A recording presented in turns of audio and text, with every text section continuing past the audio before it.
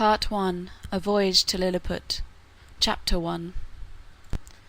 The author gives some account of himself and family. His first inducements to travel. He is shipwrecked and swims for his life. Gets safe on shore in the country of Lilliput. Is made a prisoner and carried up the country. My father had a small estate in Nottinghamshire. I was the third of 5 sons. He sent me to Emmanuel College in Cambridge at 14 years old, where I resided 3 years, and applied myself close to my studies.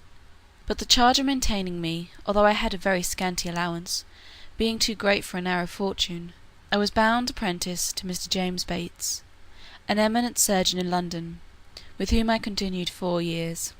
My father now and then sending me small sums of money, I laid them out in learning navigation, and other parts of the mathematics, useful to those who intend to travel, as I always believed it would be, some time or other, my fortune to do.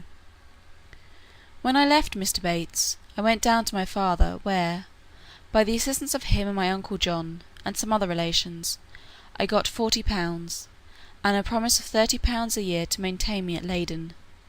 There I studied physic 2 years and 7 months, knowing it would be useful in long voyages.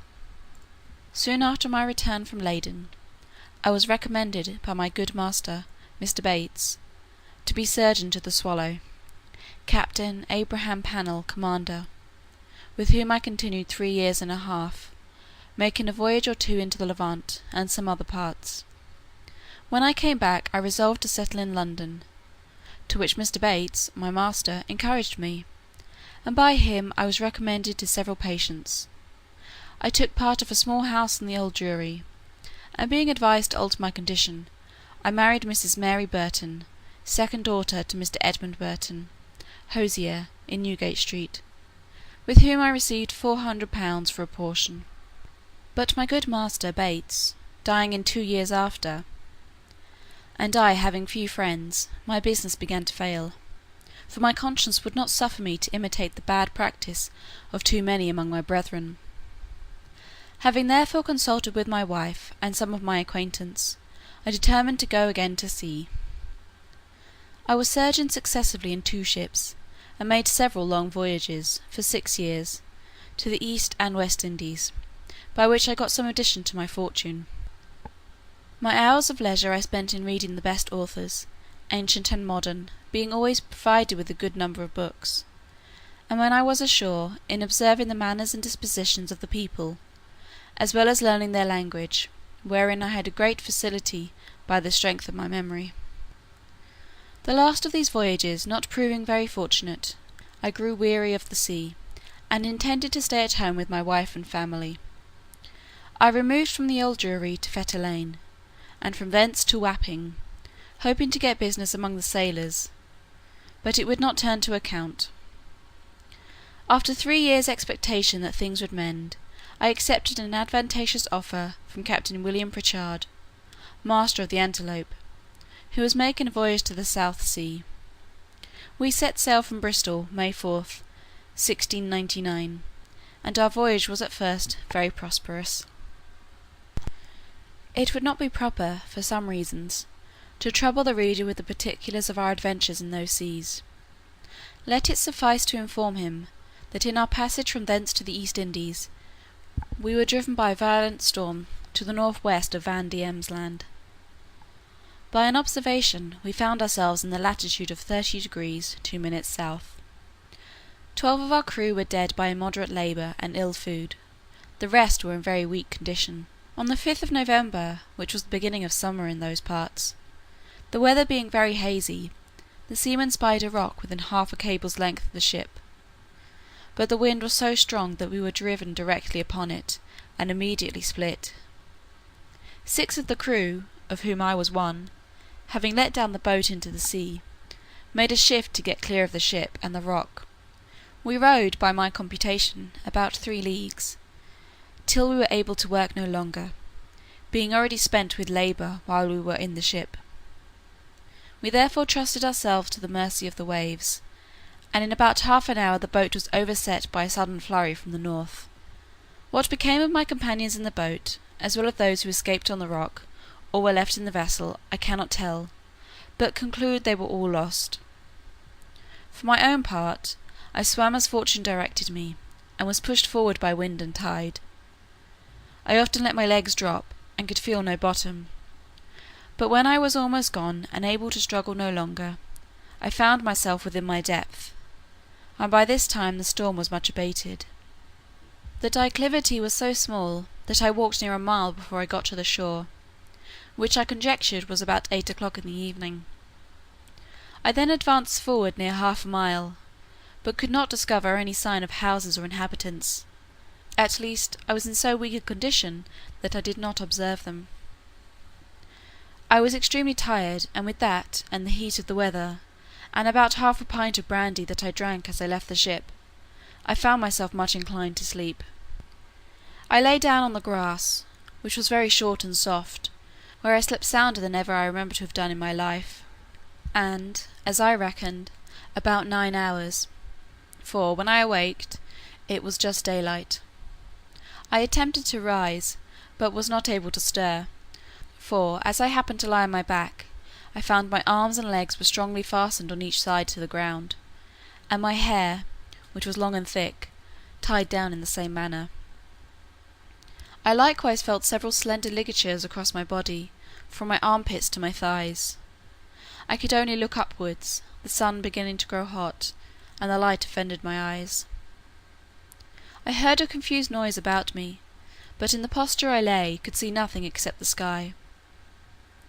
In a little time I felt something alive moving on my left leg, which, advancing gently forward over my breast, came almost up to my chin, when bending my eyes downwards as much as I could, I perceived it to be a human creature not 6 inches high, with a bow and arrow in his hands, and a quiver at his back.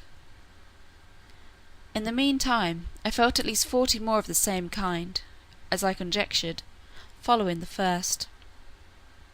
I was in the utmost astonishment, and roared so loud that they all ran back in a fright, and some of them, as I was afterwards told, were hurt with the falls they got by leaping from my sides upon the ground. However, they soon returned, and one of them, who ventured so far as to get a full sight of my face, lifting up his hands and eyes by way of admiration, cried out in a shrill but distinct voice, "Heckenaldigo!" The others repeated the same words several times, but then I knew not what they meant. I lay all this while, as the reader may believe, in great uneasiness. At length, struggling to get loose, I had the fortune to break the strings, and wrench out the pegs that fastened my left arm to the ground, for, by lifting it up to my face, I discovered the methods they had taken to bind me, and at the same time, with a violent pull, which gave me excessive pain, I a little loosened the strings that tied down my hair on the left side, so that I was just able to turn my head about 2 inches. But the creatures ran off a second time, before I could seize them, whereupon there was a great shout in a very shrill accent, and after it ceased I heard one of them cry aloud, "Toggle Funak!" when, in an instant, I felt above 100 arrows discharged on my left hand, which pricked me like so many needles, and besides, they shot another flight into the air, as we do bombs in Europe, whereof many, I suppose, fell on my body, though I felt them not, and some on my face, which I immediately covered with my left hand. When this shower of arrows was over, I fell a-groaning with grief and pain, and then again striving to get loose, they discharged another volley larger than the first, and some of them attempted, with spears, to stick me in the side, but, by good luck, I had on a buff jerkin, which they could not pierce. I thought it the most prudent method to lie still, and my design was to continue so till night, when, my left hand being already loose, I could easily free myself, and as for the inhabitants, I had reason to believe I might be a match for the greatest army they could bring against me, if they were all of the same size with him that I saw. But fortune disposed otherwise of me. When the people observed I was quiet, they discharged no more arrows, but, by the noise I heard, I knew their numbers increased, and about 4 yards from me, over against my right ear, I heard a knocking for above an hour, like that of people at work, when turning my head that way, as well as the pegs and strings would permit me, I saw a stage erected about 1.5 feet from the ground, capable of holding 4 of the inhabitants, with 2 or 3 ladders to mount it, from whence one of them, who seemed to be a person of quality, made me a long speech, whereof I understood not one syllable. But I should have mentioned, that before the principal person began his oration, he cried out 3 times, "Langaroo to Halsan!" These words, and the former, were afterwards repeated and explained to me. Whereupon, immediately, about 50 of the inhabitants came, and cut the strings that fastened the left side of my head, which gave me the liberty of turning it to the right, and of observing the person and gesture of him that was to speak. He appeared to be of a middle age, and taller than any of the other 3 who attended him, whereof one was a page that held up his train, and seemed to be somewhat longer than my middle finger. The other 2 stood one on each side to support him. He acted every part of an orator, and I could observe many periods of threatenings, and others of promises, pity, and kindness. I answered in a few words, but in the most submissive manner, lifting up my left hand and both my eyes to the sun, as calling him for a witness. And being almost famished with hunger, having not eaten a morsel for some hours before I left the ship, I found the demands of nature so strong upon me, that I could not forbear showing my impatience, perhaps against the strict rules of decency, by putting my finger frequently to my mouth, to signify that I wanted food. The Hurgo, for so they call a great lord, as I afterwards learnt, understood me very well. He descended from the stage, and commanded that several ladders should be applied to my sides, on which above 100 of the inhabitants mounted, and walked towards my mouth, laden with baskets full of meat, which had been provided and sent thither by the king's orders, upon the first intelligence he received of me. I observed there was the flesh of several animals, but could not distinguish them by their taste. There were shoulders, legs, and loins, shaped like those of mutton, and very well dressed, but smaller than the wings of a lark. I ate them by 2 or 3 at a mouthful, and took 3 loaves at a time, about the bigness of musket balls. They supplied me as fast as they could, showing 1,000 marks of wonder and astonishment at my bulk and appetite. I then made another sign that I wanted drink. They found by my eating that a small quantity would not suffice me, and being a most ingenious people, they slung up, with great dexterity, one of their largest hogsheads, then rolled it towards my hand, and beat out the top. I drank it off at a draught, which I might well do, for it did not hold half a pint, and tasted like a small wine of Burgundy, but much more delicious. They brought me a second hogshead, which I drank in the same manner, and made signs for more, but they had none to give me. When I had performed these wonders, they shouted for joy, and danced upon my breast, repeating several times as they did at first, "Hekinal Diggle!" They made me a sign that I should throw down the 2 hogsheads, but first warning the people below to stand out the way, crying aloud, "Borash Mivala!" And when they saw the vessels in the air, there was a universal shout of "Hekinal Diggle!" I confess I was often tempted, while they were passing backwards and forwards on my body, to seize 40 or 50 of the first that came in my reach, and dash them against the ground. But the remembrance of what I had felt, which probably might not be the worst they could do, and the promise of honour I made them, for so I interpreted my submissive behaviour, soon drove out these imaginations. Besides, I now considered myself as bound by the laws of hospitality, to a people who had treated me with so much expense and magnificence. However, in my thoughts, I could not sufficiently wonder at the intrepidity of these diminutive mortals, who durst venture to mount and walk upon my body, while one of my hands was at liberty, without trembling at the very sight of so prodigious a creature, as I must appear to them. After some time, when they observed that I made no more demands for meat, there appeared before me a person of high rank, from his Imperial Majesty. His Excellency, having mounted on the small of my right leg, advanced forwards up to my face, with about a dozen of his retinue, and producing his credentials under the signet royal, which he applied close to my eyes, spoke about 10 minutes without any signs of anger, but with a kind of determinate resolution, often pointing forwards, which, as I afterwards found, was towards the capital city, about 1/2 mile distance, whither it was agreed by his Majesty in council that I must be conveyed. I answered in few words, but to no purpose. I made a sign with my hand that was loose, putting it to the other, but over his Excellency's head, for fear of hurting him or his train, and then to my own head and body, to signify that I desired my liberty. It appeared that he understood me well enough, for he shook his head by way of disapprobation, and held his hand in a posture to show that I must be carried as a prisoner. However, he made other signs to let me understand that I should have meat and drink enough, and very good treatment. Whereupon I once more thought of attempting to break my bonds, but again, when I felt the smart of their arrows upon my face and hands, which were all in blisters, and many of the darts still sticking in them, and observing likewise that the number of my enemies increased, I gave tokens to let them know that they might do with me as they pleased. Upon this, the Hergo and his train withdrew, with much civility and cheerful countenances.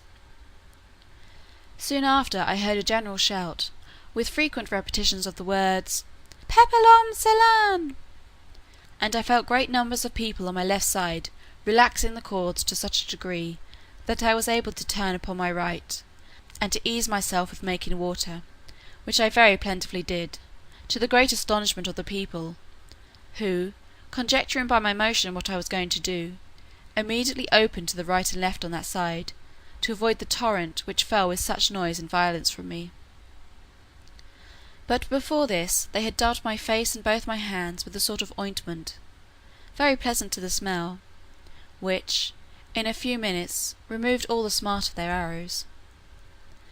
These circumstances, added to the refreshment I had received by their victuals and drink, which were very nourishing, disposed me to sleep.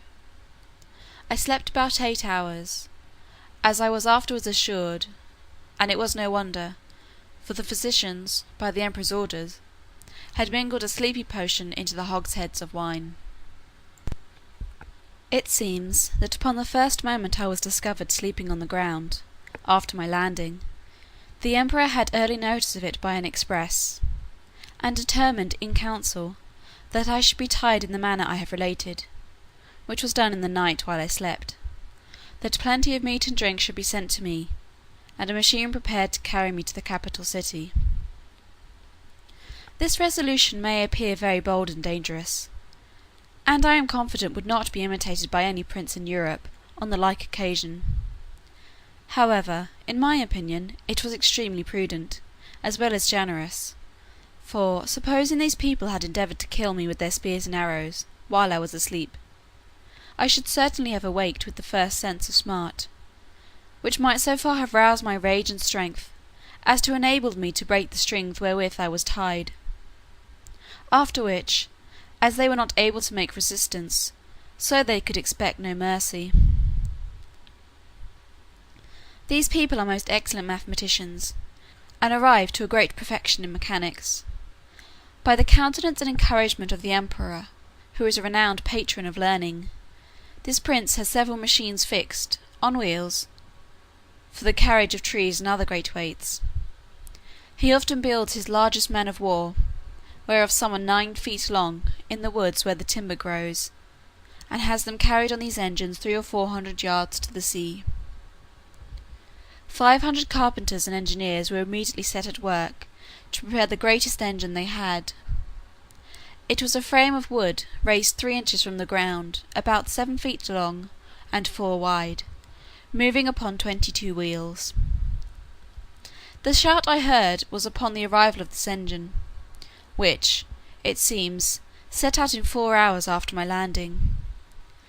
It was brought parallel to me as I lay, but the principal difficulty was to raise and place me in this vehicle. 80 poles, each of 1 foot high, were erected for this purpose, and very strong cords, of the bigness of packthread, were fastened by hooks to many bandages, which the workmen had girt round my neck, my hands, my body, and my legs. 900 of the strongest men were employed to draw up these cords, by many pulleys fastened on the poles, and thus, in less than 3 hours, I was raised and slung into the engine, and there tied fast. All this I was told, for, while the operation was performing, I lay in a profound sleep, by the force of that soporiferous medicine infused into my liquor. 1500 of the emperor's largest horses, each about 4.5 inches high, were employed to draw me towards the metropolis, which, as I said, was 1/2 mile distant. About 4 hours after we began our journey, I awaked by a very ridiculous accident; for the carriage being stopped a while, to adjust something that was out of order, 2 or 3 of the young natives had the curiosity to see how I looked when I was asleep. They climbed up into the engine, and advancing very softly to my face, one of them, an officer in the guards, put the sharp end of his half-pike a good way up into my left nostril, which tickled my nose like a straw, and made me sneeze violently, whereupon they stole off unperceived, and it was 3 weeks before I knew the cause of my waking so suddenly. We made a long march the remaining part of the day, and rested at night with the 500 guards on each side of me, half with torches, and half with bow and arrows, ready to shoot me if I should offer to stir. The next morning, at sunrise, we continued our march, and arrived within 200 yards of the city gates about noon. The emperor, and all his court, came out to meet us, but his great officers would by no means suffer his majesty to endanger his position by mounting on to my body. At the place where the carriage stopped there stood an ancient temple, esteemed to be the largest in the whole kingdom, which, having been polluted some years before by an unnatural murder, was, according to the zeal of those people, looked upon as profane, and therefore had been applied to common use, and all the ornaments and furniture carried away. In this edifice it was determined I should lodge. The great gate fronting to the north was about 4 feet high and almost 2 feet wide, through which I could easily creep. On each side of the gate was a small window, not above 6 inches from the ground. Into that on the left side the king's smith conveyed 411 chains, like those that hang to a lady's watch in Europe, and almost as large, which were locked to my left leg with 36 padlocks. Over against this temple, on the other side of the great highway, at 20 feet distance, there was a turret at least 5 feet high. Here the emperor ascended, with many principal lords of his court, to have an opportunity of viewing me, as I was told, for I could not see them. It was reckoned that above 100,000 inhabitants came out of the town upon the same errand, and in spite of my guards, I believe there could not be fewer than 10,000 at several times, who mounted my body by the help of ladders. But a proclamation was soon issued to forbid it upon pain of death. When the workmen found it was impossible for me to break loose, they cut all the strings that bound me, whereupon I rose up, with as melancholy a disposition as ever I had in my life. But the noise and astonishment of the people, at seeing me rise and walk, are not to be expressed. The chains that held my left leg were about 2 yards long, and gave me not only the liberty of walking backwards and forwards in a semicircle, but, being fixed within 4 inches of the gate, allowed me to creep in and lie at my full length in the temple. Chapter 2. The Emperor of Lilliput, attended by several of the nobility, comes to see the author in his confinement. The emperor's person and habit described. Learned men appointed to teach the author their language. He gains favour by his mild disposition. His pockets are searched, and his sword and pistols taken from him. When I found myself on my feet, I looked about me, and must confess I never beheld a more entertaining prospect. The country around appeared like a continued garden, and the enclosed fields, which were generally 40 feet square, resembled so many beds of flowers. These fields were intermingled with woods of half a stang, and the tallest trees, as I could judge, appeared to be 7 feet high. I viewed the town on my left hand, which looked like the painted scene of a city in a theatre. I had been for some hours extremely pressed by the necessities of nature, which was no wonder, it being almost 2 days since I had last disburdened myself. I was under great difficulties between urgency and shame. The best expedient I could think of was to creep into my house, which I accordingly did, and shutting the gate after me, I went as far as the length of my chain would suffer, and discharged my body of that uneasy load. But this was the only time I was ever guilty of so uncleanly an action, for which I cannot but hope the candid reader will give some allowance, after he has maturely and impartially considered my case and the distress I was in. From this time my constant practice was, as soon as I rose, to perform that business in open air, at the full extent of my chain, and due care was taken every morning before company came that the offensive matter should be carried off in wheelbarrows, by 2 servants appointed for that purpose. I would not have dwelt so long upon a circumstance that, perhaps at first sight, may appear not very momentous, if I had not thought it necessary to justify my character, in point of cleanliness, to the world, which, I am told, some of my maligners have been pleased, upon this and other occasions, to call in question. When this adventure was at an end, I came back out of my house, having occasion for fresh air.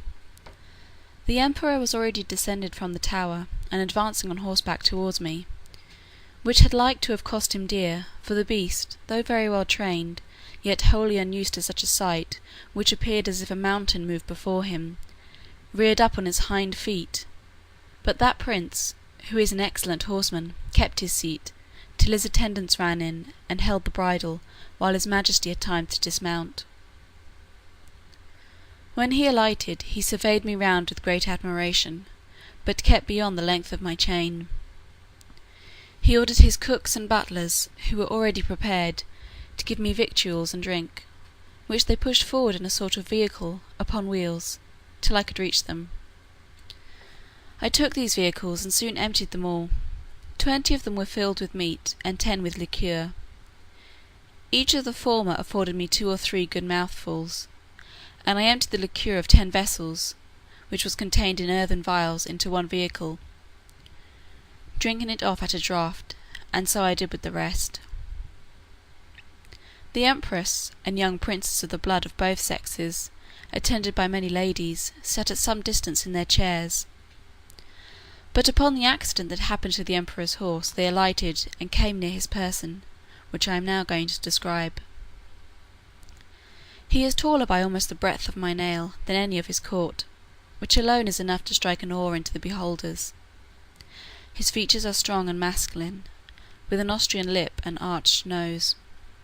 His complexion olive, his countenance erect, his body and limbs well proportioned, all his motions graceful, and his deportment majestic. He was then past his prime, being 28 years and 3/4 old, of which he had reigned about 7 in great felicity, and generally victorious. For the better convenience of beholding him, I lay on my side, so that my face was parallel to his, and he stood but 3 yards off. However, I have had him since many times in my hand, and therefore cannot be deceived in the description.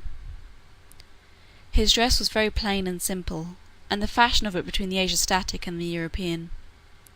But he had on his head a light helmet of gold, adorned with jewels and a plume on the crest. He held his sword drawn in his hand to defend himself, if I should happen to break loose.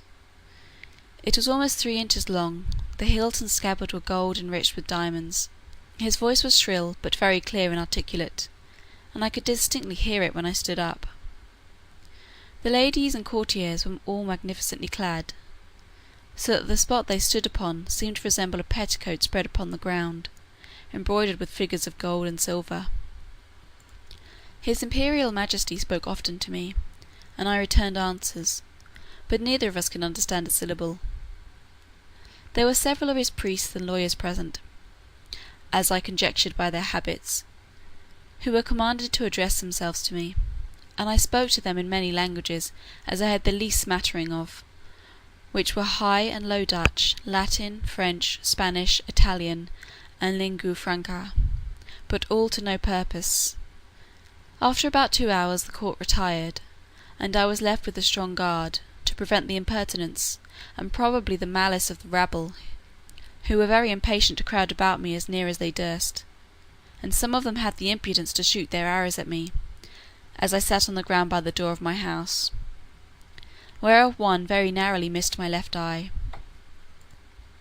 But the colonel ordered 6 of the ringleaders to be seized, and thought no punishment so proper as to deliver them bound into my hands, which some of his soldiers accordingly did, pushing them forward with the butt ends of their pikes into my reach.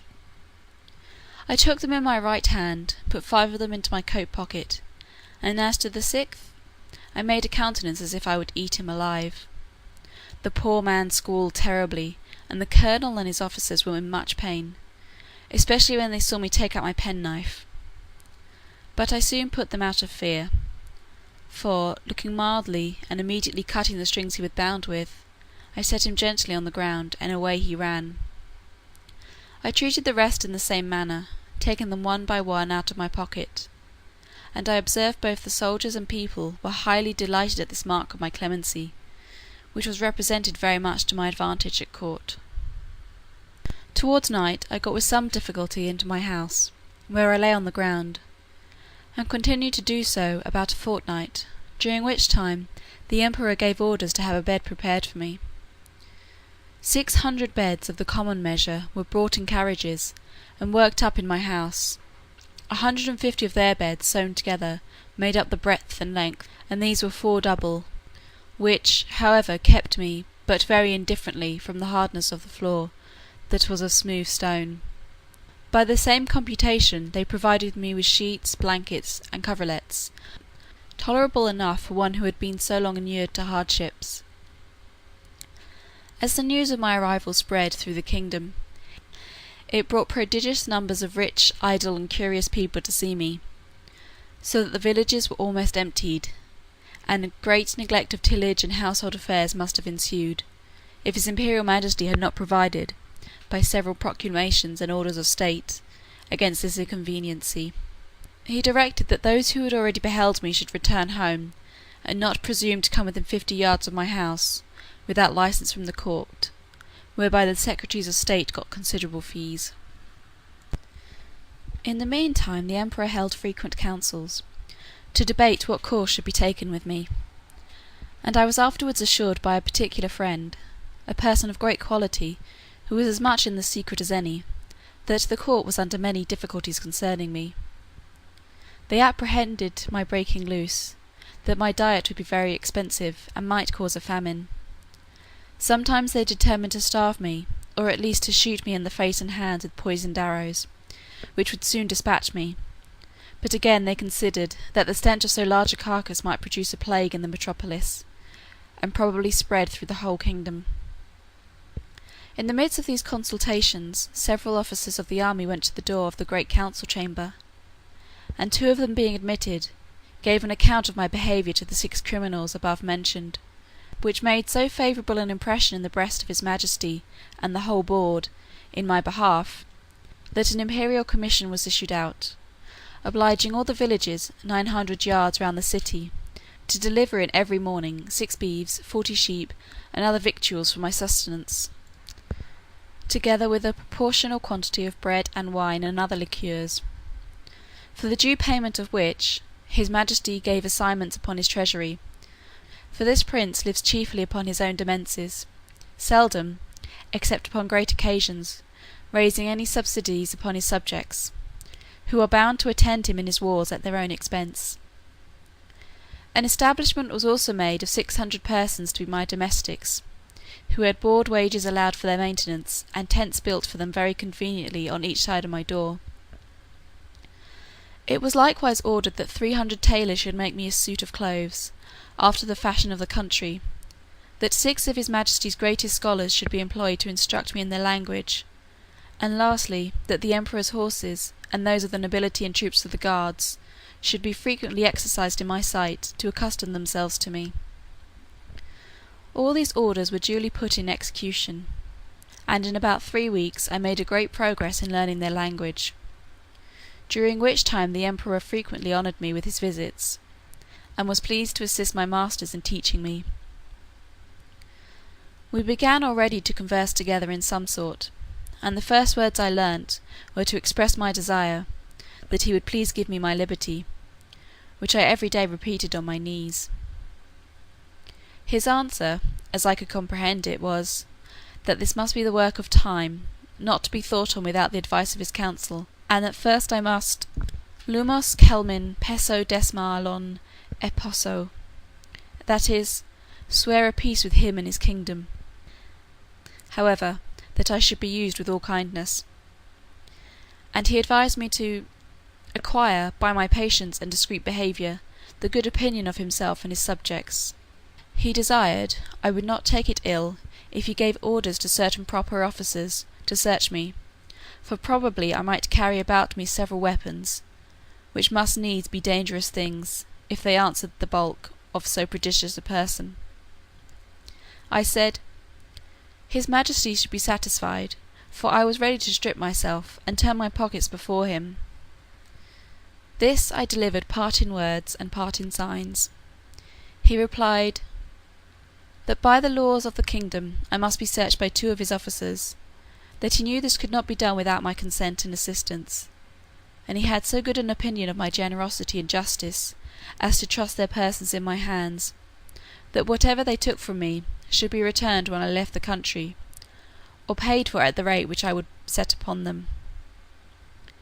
I took up the 2 officers in my hands, put them first in my coat pockets, and then into every other pocket about me, except my 2 fobs, and another secret pocket, which I had no mind should be searched, wherein I had some little necessities that were of no consequence to any but myself.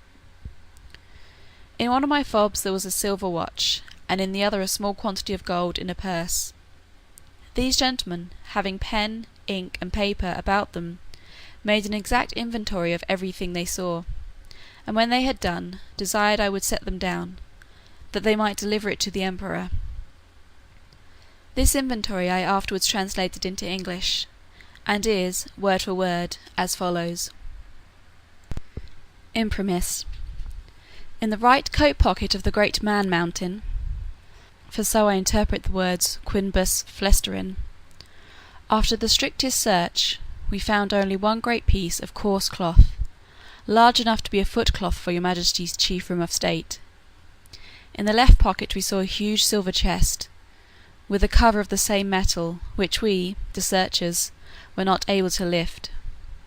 We desired it should be opened, and one of us stepping into it, found himself up to the mid-leg in a sort of dust, some part whereof flying up to our faces set us both a-sneezing for several times together. In his right waistcoat pocket we found a prodigious bundle of white thin substances, folded one over another, about the bigness of 3 men, tied with a strong cable, and marked with black figures, which we humbly conceived to be writings, every letter almost half as large as the palm of our hands. In the left there was a sort of engine, from the back of which were extended 20 long poles, resembling the palisadoes before your majesty's court, wherewith we conjectured the Man Mountain combs his head, for we did not always trouble him with questions, because we found it a great difficulty to make him understand us.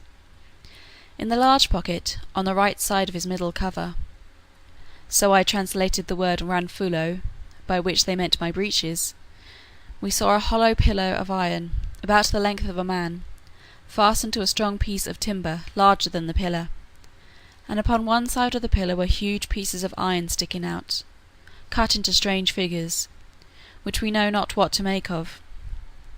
In the left pocket, another engine of the same kind. In the smaller pocket on the right side were several round flat pieces of white and red metal, of different bulk. Some of the white, which seemed to be silver, were so large and heavy that my comrade and I could hardly lift them. In the left pocket were 2 black pillars irregularly shaped, We could not, with difficulty, reach the top of them, as we stood at the bottom of his pocket. One of them was covered, and seemed all of a piece, but at the upper end of the other there appeared a white round substance, about twice the bigness of our heads. Within each of these were enclosed a prodigious plate of steel, which, by our orders, we obliged him to show us, because we apprehended they might be dangerous engines. He took them out of their cases, and told us, that in his own country his practice was to shave his beard with one of these, and cut his meat with the other. There were 2 pockets which we could not enter. These he called his fobs. They were 2 large slits cut into the top of his middle cover, but squeezed closed by the pressure of his belly. Out of the right fob hung a great silver chain, with a wonderful kind of engine at the bottom. We directed him to draw out whatever was at the end of that chain, which appeared to be a globe, half silver and half of some transparent metal, for, on the transparent side, we saw certain strange figures circularly drawn, and thought we could touch them, till we found our figures stopped by the lucid substance. He put this engine into our ears, which made an incessant noise, like that of a water-mill, and we conjecture it is either some unknown animal, or the god that he worships; but we are more inclined to the latter opinion, because he assured us, if we understood him right, for he expressed himself very imperfectly, that he seldom did anything without consulting it. He called it his oracle, and said, it pointed out the time for every action of his life. From the left fob he took out a net almost large enough for a fisherman, but contrived to open and shut like a purse, and served him for the same use. We found therein several massy pieces of yellow metal, which, if they be real gold, must be of immense value. Having thus, in obedience to your Majesty's commands, diligently searched all his pockets, we observed a girdle about his waist made of the hide of some prodigious animal, from which, on the left side, hung a sword of the length of 5 men, and on the right, a bag or pouch divided into 2 cells, each cell capable of holding 3 of your Majesty's subjects. In each of these cells were several globes, or balls, of a most ponderous metal, about the bigness of our heads, and requiring a strong hand to lift them. The other cell contained a heap of black grains, but of no great bulk or weight, for we could hold above 50 of them in the palm of our hands. This is an exact inventory of what we found about the body of the Man-Mountain, who used us with great civility, and due respect to your Majesty's commission.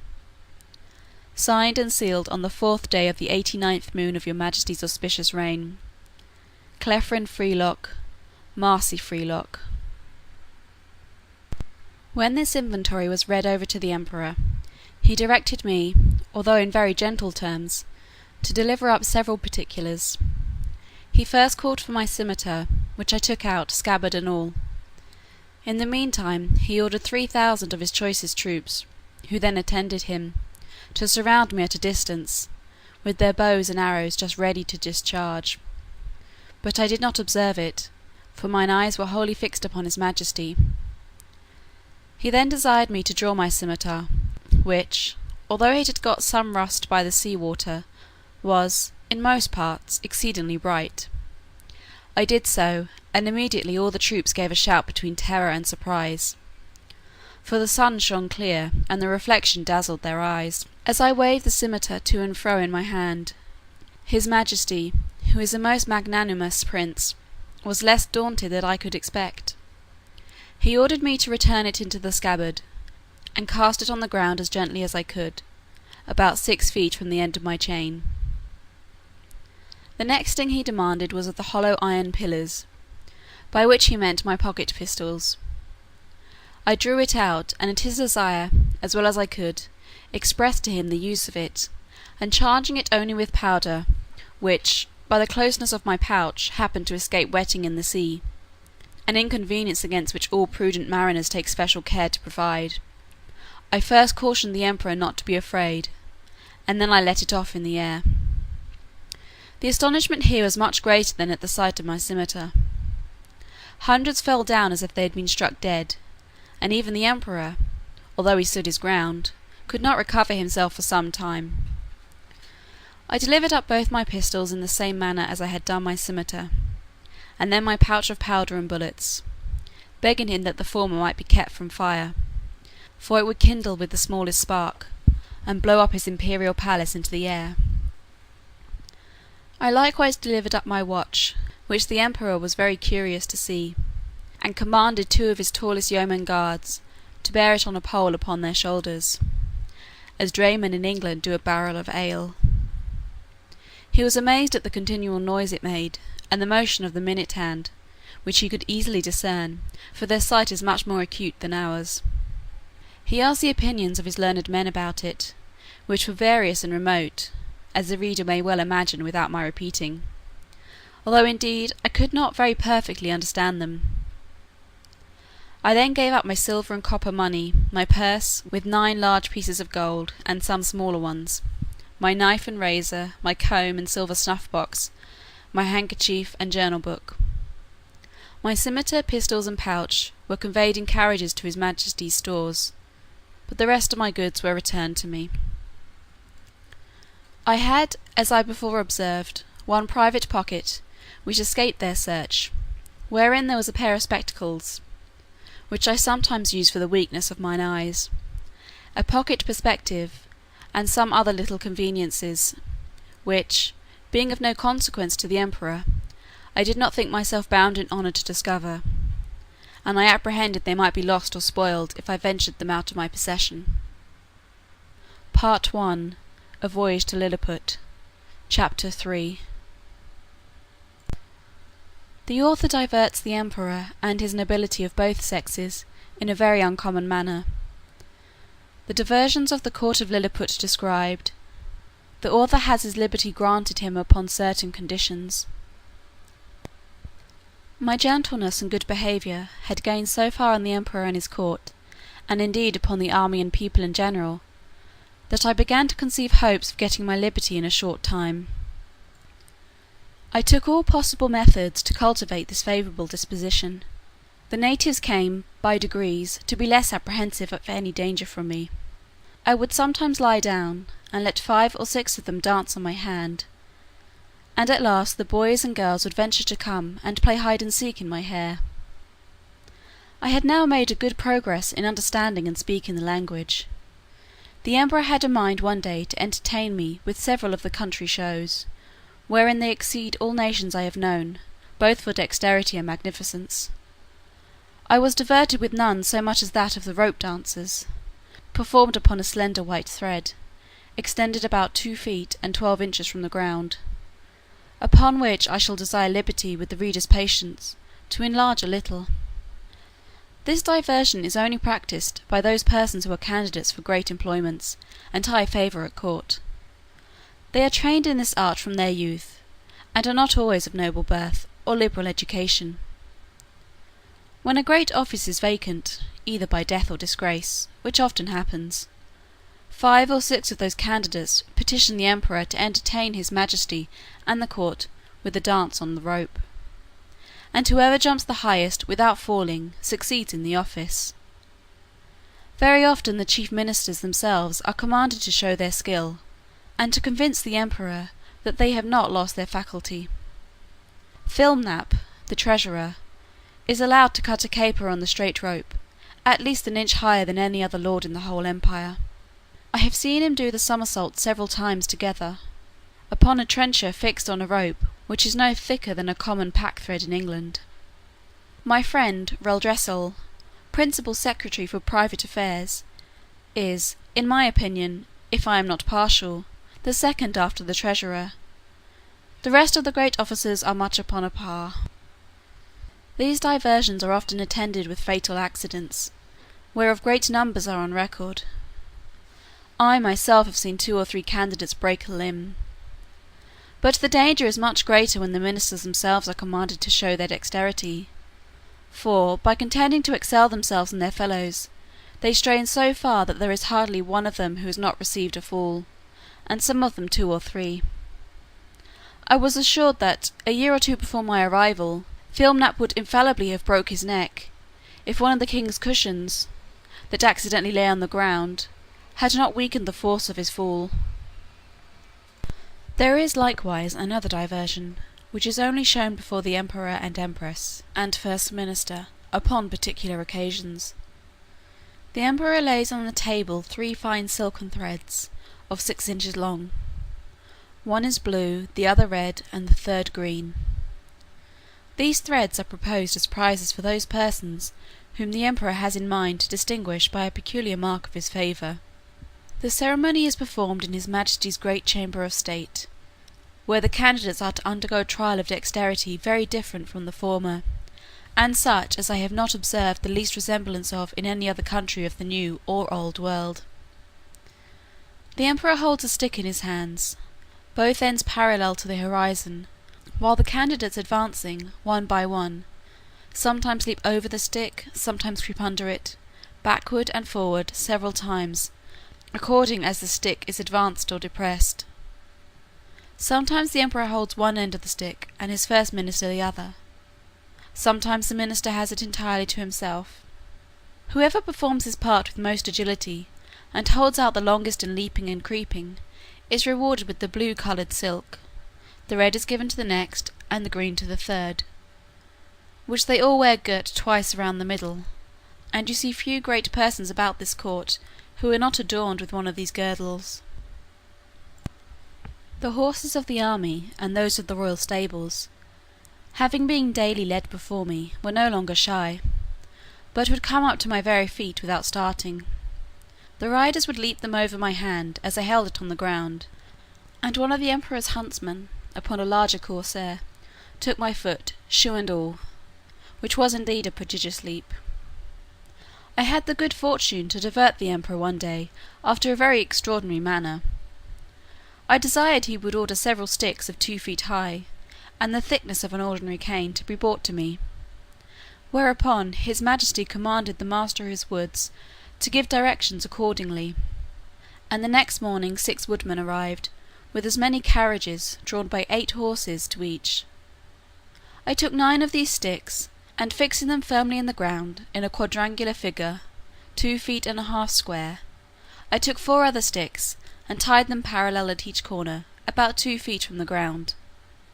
Then I fastened my handkerchief to the 9 sticks that stood erect, and extended it on all sides, till it was tight as the top of a drum, and the 4 parallel sticks, rising about 5 inches higher than the handkerchief, served as ledges on each side. When I had finished my work, I desired the emperor to let a troop of his best horses, 24 in number, come and exercise upon this plain. His majesty approved of the proposal, and I took them up, one by one, in my hands, ready mounted and armed, with the proper officers to exercise them.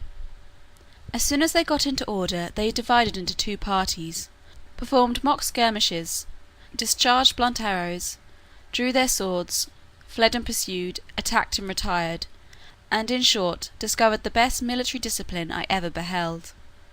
The parallel sticks secured them and their horses from falling over the stage, and the emperor was so much delighted that he ordered this entertainment to be repeated several days, and once was pleased to be lifted up and give the word of command, and with great difficulty persuaded even the empress herself to let me hold her in her close chair within 2 yards of the stage, when she was able to take a full view of the whole performance. It was my good fortune that no ill accident happened in these entertainments. Only once a fiery horse, that belonged to one of the captains, pawing with his hoof, struck a hole in my handkerchief, and his foot slipping, he overthrew his rider and himself, but I immediately relieved them both, and covering the hole with one hand, I set down the troop with the other in the same manner as I took them up.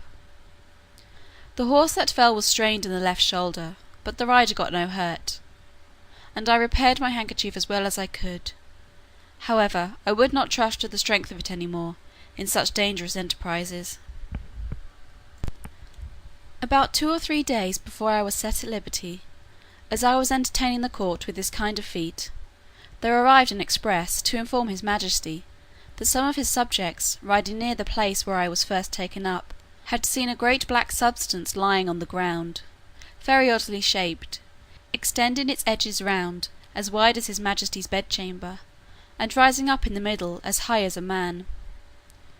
that it was no living creature, as they at first apprehended, for it lay on the grass without motion, and some of them had walked round it several times; that, by mounting upon each other's shoulders, they had got to the top, which was flat and even, and stamping upon it, they found that it was hollow within; that they humbly conceived it might be something belonging to the Man-Mountain, and if his majesty pleased, they would undertake to bring it with only 5 horses. I presently knew what they meant, and was glad at heart to receive this intelligence. It seems, upon my first reaching the shore after our shipwreck, I was in such confusion, that before I came to the place where I went to sleep, my hat, which I had fastened with a string to my head while I was rowing, and had stuck on all the time I was swimming, fell off after I came to land; the string, as I conjecture, breaking by some accident which I never observed, but thought my hat to be lost at sea. I entreated his imperial majesty to give orders it might be brought to me as soon as possible, describing to him the use and nature of it; and the next day his waggoners arrived with it, but not in very good condition. They had bored 2 holes in the brim, within 1.5 inches of the edge, and fastened 2 hooks in the holes. These hooks were tied by a long cord to the harness, and thus my hat was dragged along for above half an English mile. But, the ground in that country being extremely smooth and level, it received less damage than I expected. 2 days after this adventure, the emperor, having ordered that part of his army which quarters in and about his metropolis to be in readiness, took a fancy of diverting himself in a very singular manner. He desired I would stand like a colossus, with my legs as far asunder as I conveniently could. He then commanded his general, who was an old experienced leader, and a great patron of mine, to draw up the troops in close order, and march them under me, the foot by 24 abreast, and the horse by 16, with drums beating, colours flying, and pikes advanced. This body consisted of 3,000 foot and 1,000 horse. His majesty gave orders, upon pain of death, that every soldier in his march should observe the strictest decency with regard to my person, which, however, could not prevent some of the younger officers from turning up their eyes as they passed under me; and, to confess the truth, my breeches were at the time in so ill a condition, that they afforded some opportunities for laughter and admiration.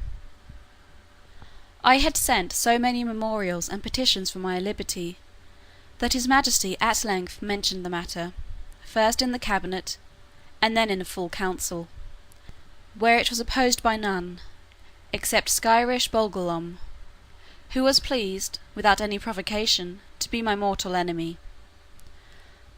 But it was carried against him by the whole board, and confirmed by the emperor. That minister was Galbert, or admiral of the realm, very much in his majesty's confidence, and a person well versed in affairs, but of a morose and sour complexion. However, he was at length persuaded to comply, but prevailed that the articles and conditions upon which I should be set free, and to which I must swear, should be drawn up by himself. These articles were brought to me by Skyrish Bolgolam, in person, attended by 2 under-secretaries, and several persons of distinction.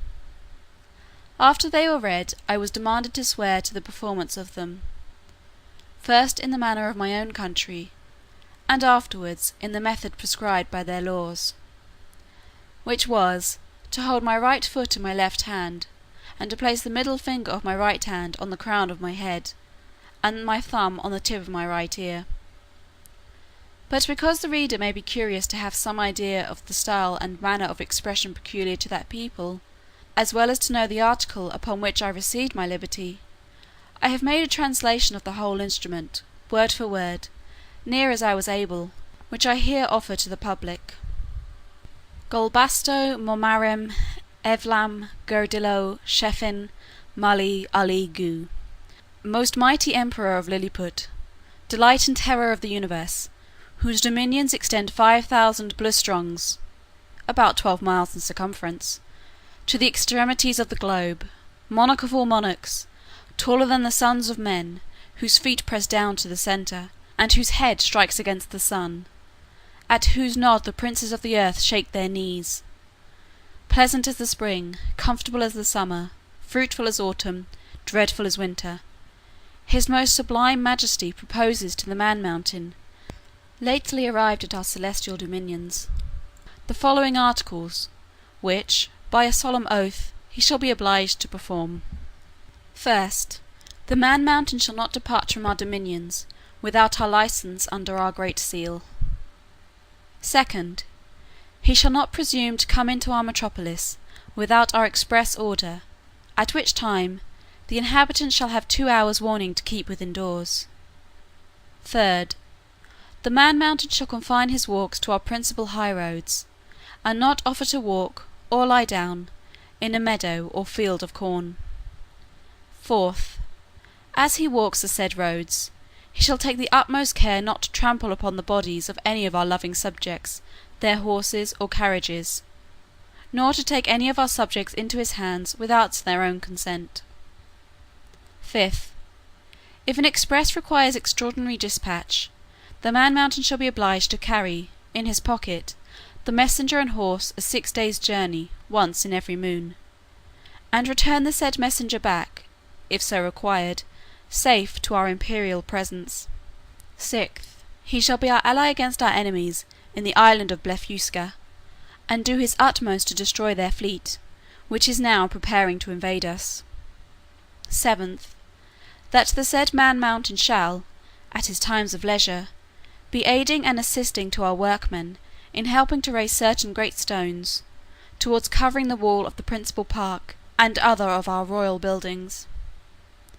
Eighth, that the said Man-Mountain shall, in 2 moons' time, deliver an exact survey of the circumference of our dominions, by a computation of his own paces round the coast. Lastly, that, upon his solemn oath to observe all the above articles, the said Man-Mountain shall have a daily allowance of meat and drink sufficient for the support of 1,724 of our subjects, with free access to our royal person and other marks of our favour, given at our palace at Belfaborac, the 12th day of the 91st moon of our reign. I swore and subscribed to these articles with great cheerfulness and content, although some of them were not so honourable as I could have wished, which proceeded wholly from the malice of Skyresh Bogolam, the High Admiral.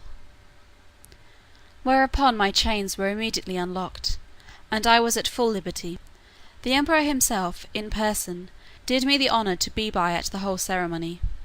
I made my acknowledgments by prostrating myself at his Majesty's feet, but he commanded me to rise, and after many gracious expressions, which, to avoid the censure of vanity, I shall not repeat, he added, that he hoped I should prove a useful servant, and well deserve all the favours he had already conferred upon me, or might do for the future. The reader may please observe, that, in the last article of the recovery of my liberty, the Emperor stipulates to allow me a quantity of meat and drink sufficient for the support of 1,724 Lilliputians. Some time after, asking a friend at court how they came to fix on that determined number, he told me that his Majesty's mathematicians, having taken the height of my body by the help of a quadrant, and finding it to exceed theirs in the proportion of 12 to 1, they concluded from the similarity of their bodies that mine must contain at least 1,724 of theirs, and consequently would require as much food as was necessary to support that number of Lilliputians, by which the reader may conceive an idea of the ingenuity of that people, as well as the prudent and exact economy of so great a prince. Part I. A Voyage to Lilliput. Chapter 4. Mildendo, the metropolis of Lilliput, described, together with the Emperor's palace. A conversation between the author and a principal secretary, concerning the affairs of that empire. The author's offers to serve the Emperor in his wars. The first request I made, after I had obtained my liberty, was, that I might have license to see Mildendo, the metropolis, which the Emperor easily granted me, but with the special charge to do no hurt either to the inhabitants or their houses. The people had notice, by proclamation, of my design to visit the town. The wall which encompassed it is 2 feet and a half high, and at least 11 inches broad, so that a coach and horses may be driven very safely round it, and it is flanked with strong towers at 10 feet distance. I stepped over the great western gate, and passed very gently and sidling through the 2 principal streets, only in my short waistcoat, for fear of damaging the roofs and eaves of the houses with the skirts of my coat. I walked with the utmost circumspection, to avoid treading on any stragglers who might remain in the streets, although the orders were very strict, that all people should keep in their houses, at their own peril. The garret windows and tops of houses were so crowded with spectators, that I thought in all my travels I had not seen a more populous place. The city is an exact square, each side of the wall being 500 feet long. The 2 great streets, which run across and divide it into 4 quarters, are 5 feet wide. The lanes and alleys, which I could not enter, but only view them as I passed, are from 12 to 18 inches. The town is capable of holding 500,000 souls. The houses are from 3 to 5 stories, the shops and markets well provided. The emperor's palace is in the centre of the city, where the 2 great streets meet. It is enclosed by a wall of 2 feet high, and 20 feet distance from the buildings. I had his majesty's permission to step over this wall, and, the space being so wide between that and the palace, I could easily view it on every side. The outward court is a square of 40 feet, and includes 2 other courts. In the innermost are the royal apartments, which I was very desirous to see, but found it extremely difficult, for the great gates, from one square into another, were but 18 inches high, and 7 inches wide. Now the buildings of the outer court were at least 5 feet high, and it was impossible for me to stride over them, without infinite damage to the pile, though the walls were strongly built of hewn stone, and 4 inches thick. At the same time the emperor had a great desire that I should see the magnificence of his palace, but this I was not able to do till 3 days after, which I spent in cutting down with my knife some of the largest trees in the royal park, about 100 yards distant from the city. Of these trees I made 2 stools, each about 3 feet high, and strong enough to bear my weight. The people having received notice a second time, I went again through the city to the palace, with my 2 stools in my hands. When I came to the side of the outer court, I stood upon one stool, and took the other in my hand. This I lifted over the roof, and gently set it down on the space between the first and second court, which was 8 feet wide. I then stepped over the building, very conveniently, from one stool to the other, and drew up the first after me with a hooked stick. By this contrivance I got to the innermost court, and lying down upon my side, I applied my face to the window of the middle stories, which were left open on purpose, and discovered the most splendid apartments that can be imagined. There I saw the empress and the young princes, in their several lodgings, with their chief attendants about them. Her imperial majesty was pleased to smile very graciously upon me, and gave me out of the window her hand to kiss. But I shall not anticipate the reader with further descriptions of this kind, because I reserve them for a greater work, which is now almost ready for the press, containing a general description of this empire, from its first erection, through a long series of princes, with a particular account of their wars and politics, laws, learning, and religion, their plants and animals, their peculiar manners and customs, with other matters very curious and useful. My chief design, at present, being only to relate such events and transactions as happened to the public or to myself during a residence of about 9 months in that empire. One morning, about a fortnight after I had obtained my liberty, Reldresal, principal secretary, as they style him, for private affairs, came to my house attended only by one servant. He ordered his coach to wait at a distance, and desired I would give him an hour's audience, which I readily consented to, on account of his quality and personal merits, as well as of the many good offices he had done me during my solicitations at court. I offered to lie down, that he might the more conveniently reach my ear, but he chose rather to let me hold him in my hand during our conversation. He began with compliments on my liberty, said, he might pretend to some merit in it, but however added, that if it had not been for the present situation of things at court, perhaps I might not have obtained it so soon, for, said he, as flourishing a condition as we may appear to be unto foreigners, we labour under two mighty evils, a violent faction at home, and the danger of an invasion, by a most potent enemy from abroad. As to the first, you are to understand that for about 70 moons past there have been two struggling parties in this empire, under the names of Tramecksan and Slamecksan, from the high and low heels of their shoes, by which they distinguish themselves. It is alleged, indeed, that the high heels are most agreeable to our ancient constitution, but, however this be, his Majesty has determined to make use of only low heels in the administration of the government, and all offices in the gift of the crown, as you cannot but observe, and particularly that his Majesty's imperial heels are lower at least by a drur than any of his court. Drur is a measure about the 14th part of an inch. The animosities between these two parties run so high that they will neither eat nor drink nor talk with each other. We compute the Tramecksan or high heels to exceed us in number, but the power is wholly on our side. We apprehend his Imperial Highness, the heir to the crown, to have some tendency towards the high heels. At least we can plainly discover that one of his heels is higher than the other, which gives him a hobble in his gait. Now, in the midst of these intense disquiets, we are threatened with an invasion from the island of Blefuscu, which is the other great empire of the universe, almost as large and powerful as that of his Majesty. For as to what we have heard you affirm, that there are other kingdoms and states in the world inhabited by human creatures as large as yourself, our philosophers are in much doubt, and would rather conjecture that you dropped from the moon, or one of the stars, because it is certain that 100 mortals of your bulk would in a short time destroy all the fruits and cattle of his Majesty's dominions.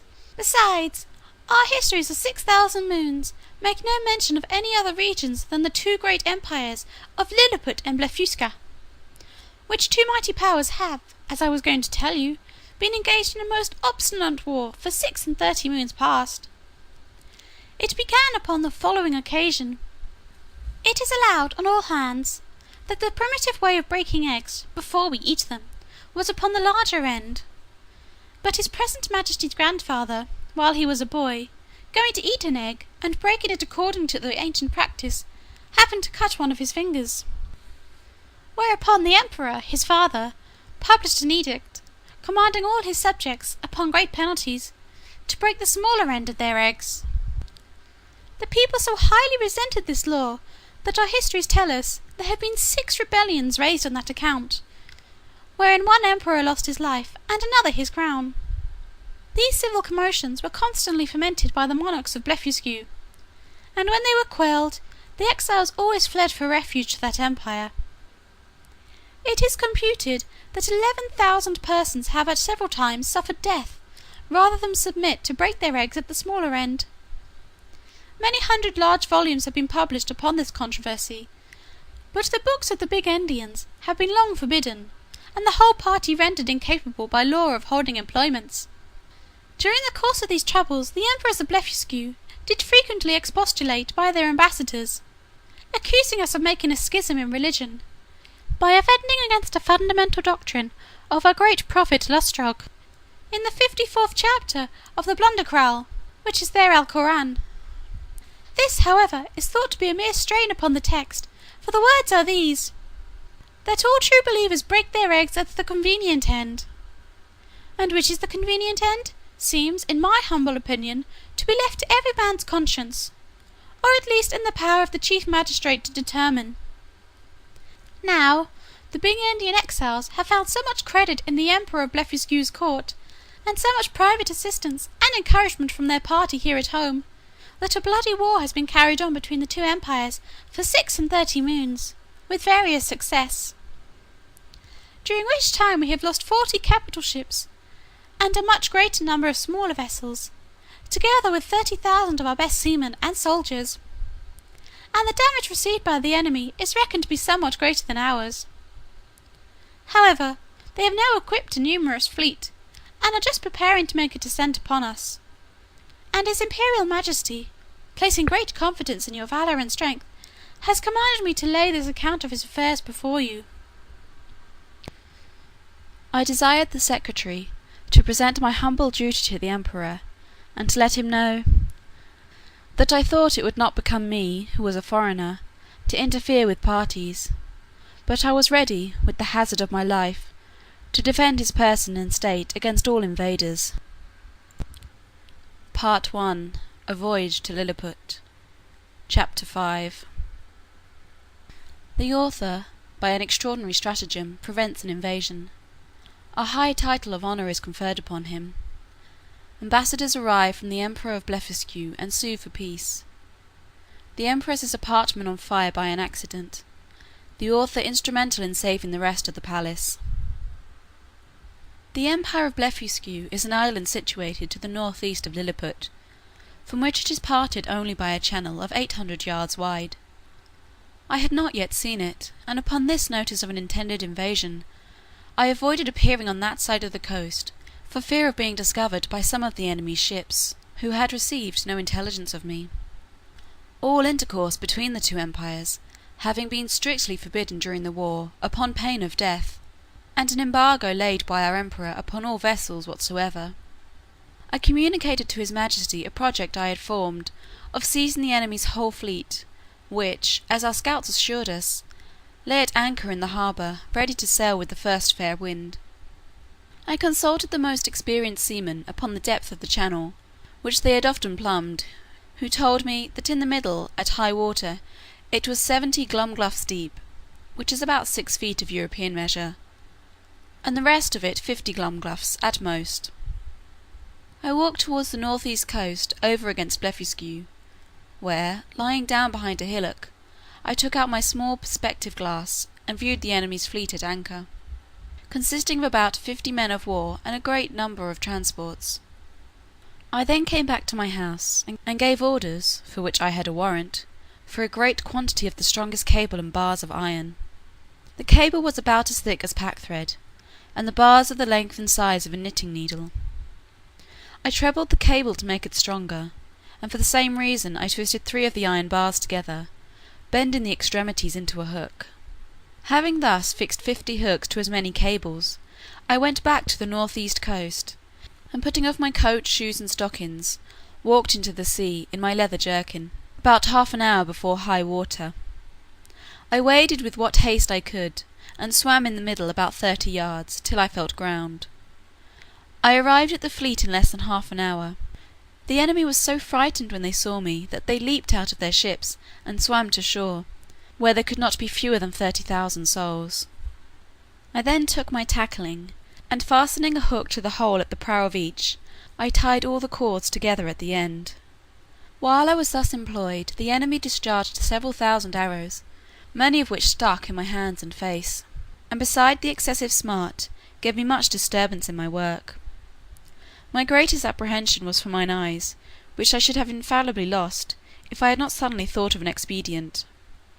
I kept, among my other little necessities, a pair of spectacles in a private pocket, which, as I observed before, had escaped the emperor's searchers. These I took out, and fastened as strongly as I could upon my nose, and thus armed went on boldly with my work, in spite of the enemy's arrows, many of which struck against the glasses of my spectacles, but without any other effect, further than a little to decompose them. I had now fastened all the hooks, and taking the knot in my hand began to pull, but not a ship would stir, for they were all too fast held by their anchors, so that the boldest part of my enterprise remained. I therefore let go of the cord, and leaving the hooks fixed to the ships, I resolutely cut with my knife the cables that fastened the anchors, receiving about 200 shots in my face and hands. Then I took up the knotted end of the cables, to which my hooks were tied, and with great ease drew 50 of the enemy's largest men of war after me. The Blefuscudians, who had not the least imagination of what I intended, were at first confounded with astonishment. They had seen me cut the cables, and thought my design was only to let the ships run adrift, or fall foul of each other. But when they perceived the whole fleet moving in order, and saw me pulling at the end, they set up such a scream of grief and despair as it is almost impossible to describe or conceive. When I had got out of danger, I stopped a while to pick out the arrows that had stuck in my hands and face, and rubbed on some of the same ointment that was given me at my first arrival, as I have formerly mentioned. I then took off my spectacles, and waiting about an hour till the tide was a little fallen, I waded through the middle with my cargo, and arrived safe at the royal port of Lilliput. The emperor and his whole court stood on the shore, expecting the issue of this great adventure. They saw the ships move forward in a large half moon, but could not discern me, who was up to my breast in water. When I advanced to the middle of the channel, they were yet in more pain, because I was under water to my neck. The emperor concluded me to be drowned, and that the enemy's fleet was approaching in a hostile manner.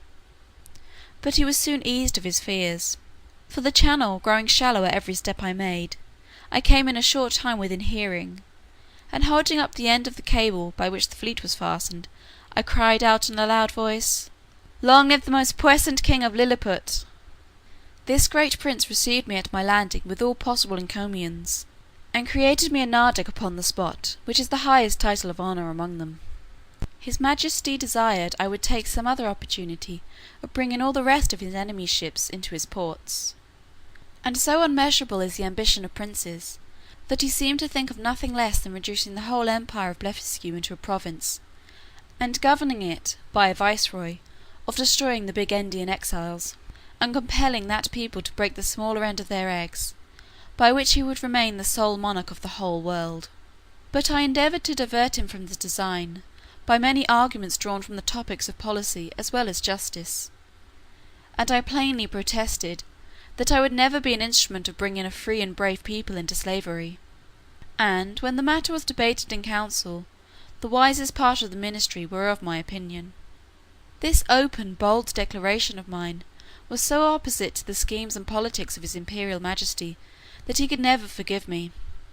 He mentioned it in a very artful manner at council, where I was told that some of the wisest appeared, at least by their silence, to be of my opinion, but others, who were my secret enemies, could not forbear some expressions, which, by a side wind, reflected on me.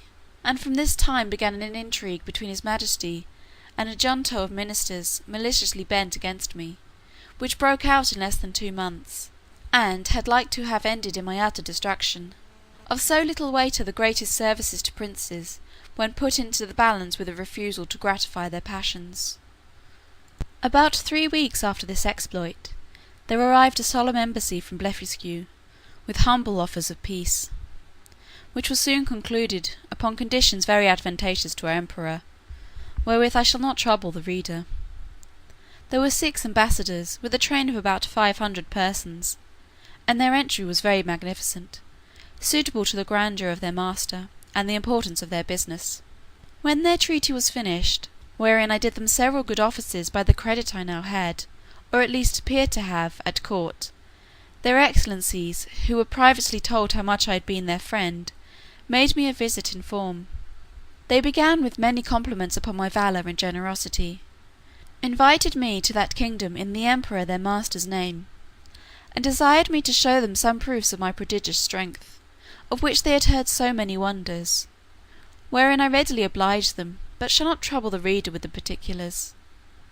When I had for some time entertained their excellencies, to their infinite satisfaction and surprise, I desired they would do me the honour to present my most humble respects to the emperor their master, the renown of whose virtues has so justly filled the whole world with admiration, and whose royal person I resolved to attend, before I returned to my own country. Accordingly, the next time I had the honour to see our emperor, I desired his general license to wait on the Blefuscudian monarch, which he was pleased to grant me, as I could perceive, in a very cold manner, but could not guess the reason, till I had a whisper from a certain person, that Flimnap and Bolgolam had represented my intercourse with those ambassadors as a mark of disaffection, from which I am sure my heart was wholly free, and this was the first time I began to conceive some imperfect idea of courts and ministers. It is to be observed that these ambassadors spoke to me by an interpreter, the languages of both empires differing as much from each other as any two in Europe, and each nation priding itself upon the antiquity, beauty, and energy of their own tongue, with an avowed contempt for that of their neighbour. Yet our emperor, standing upon the advantage he had gotten by the seizure of their fleet, obliged them to deliver their credentials and make their speech in the Lilliputian tongue. And it must be confessed that from the great intercourse of trade and commerce between both realms, from the continual reception of exiles which is mutual among them, and from the custom in each empire to send their young nobility and richer gentry to the other, in order to polish themselves by seeing the world and understanding men and manners, there are few persons of distinction, or merchants, or seamen who dwell in the maritime parts, but what can hold conversation in both tongues, as I found some weeks after, when I went to pay my respects to the Emperor of Blefuscu, which, in the midst of great misfortunes, through the malice of my enemies, proved a very happy adventure to me, as I shall relate in its proper place. The reader may remember that when I signed these articles upon which I recovered my liberty, there were some which I had disliked, upon account of their being too servile.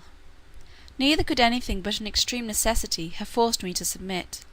But being now a Nardac of the highest rank in that empire, such offices were looked upon as below my dignity, and the emperor, to do him justice, never once mentioned them to me. However, it was not long before I had opportunity of doing his majesty, at least as I then thought, a most signal service. I was alarmed at midnight with the cries of many hundred people at my door, by which, being suddenly awaked, I was in some kind of terror. I heard the word burglum repeated incessantly. Several of the emperor's court, making their way through the crowd, entreated me to come immediately to the palace, where her imperial majesty's apartment was on fire, by the carelessness of a maid of honour, who fell asleep while she was reading a romance. I got up in an instant, and orders being given to clear the way before me, and it being likewise a moonshine night, I made a shift to get to the palace without trampling on any of the people. I found they had already applied ladders to the walls of the apartment, and were well provided with buckets, but the water was at some distance. These buckets were about the size of large thimbles, and the poor people supplied me with them as fast as they could, but the flames were so violent that they did little good. I might easily have stifled it with my coat, which I had unfortunately left behind me for haste, and came away only in my leather jerkin. The case seemed wholly desperate and deplorable, and this magnificent palace would have been infallibly burnt down to the ground, if, by a presence of mind unusual to me, I had not suddenly thought of an expedient. I had, the evening before, drunk plentifully of a most delicious wine, called Glimigrim. The Blefuscudians call it Flunec, but ours is esteemed the better sort, which is very diuretic. By the luckiest chance in the world I had not discharged myself of any part of it, which I avoided in such a quantity, and applied so well to the proper places, that in 3 minutes the fire was wholly extinguished, and the rest of that noble pile, which had cost so many ages in erecting, preserved from destruction.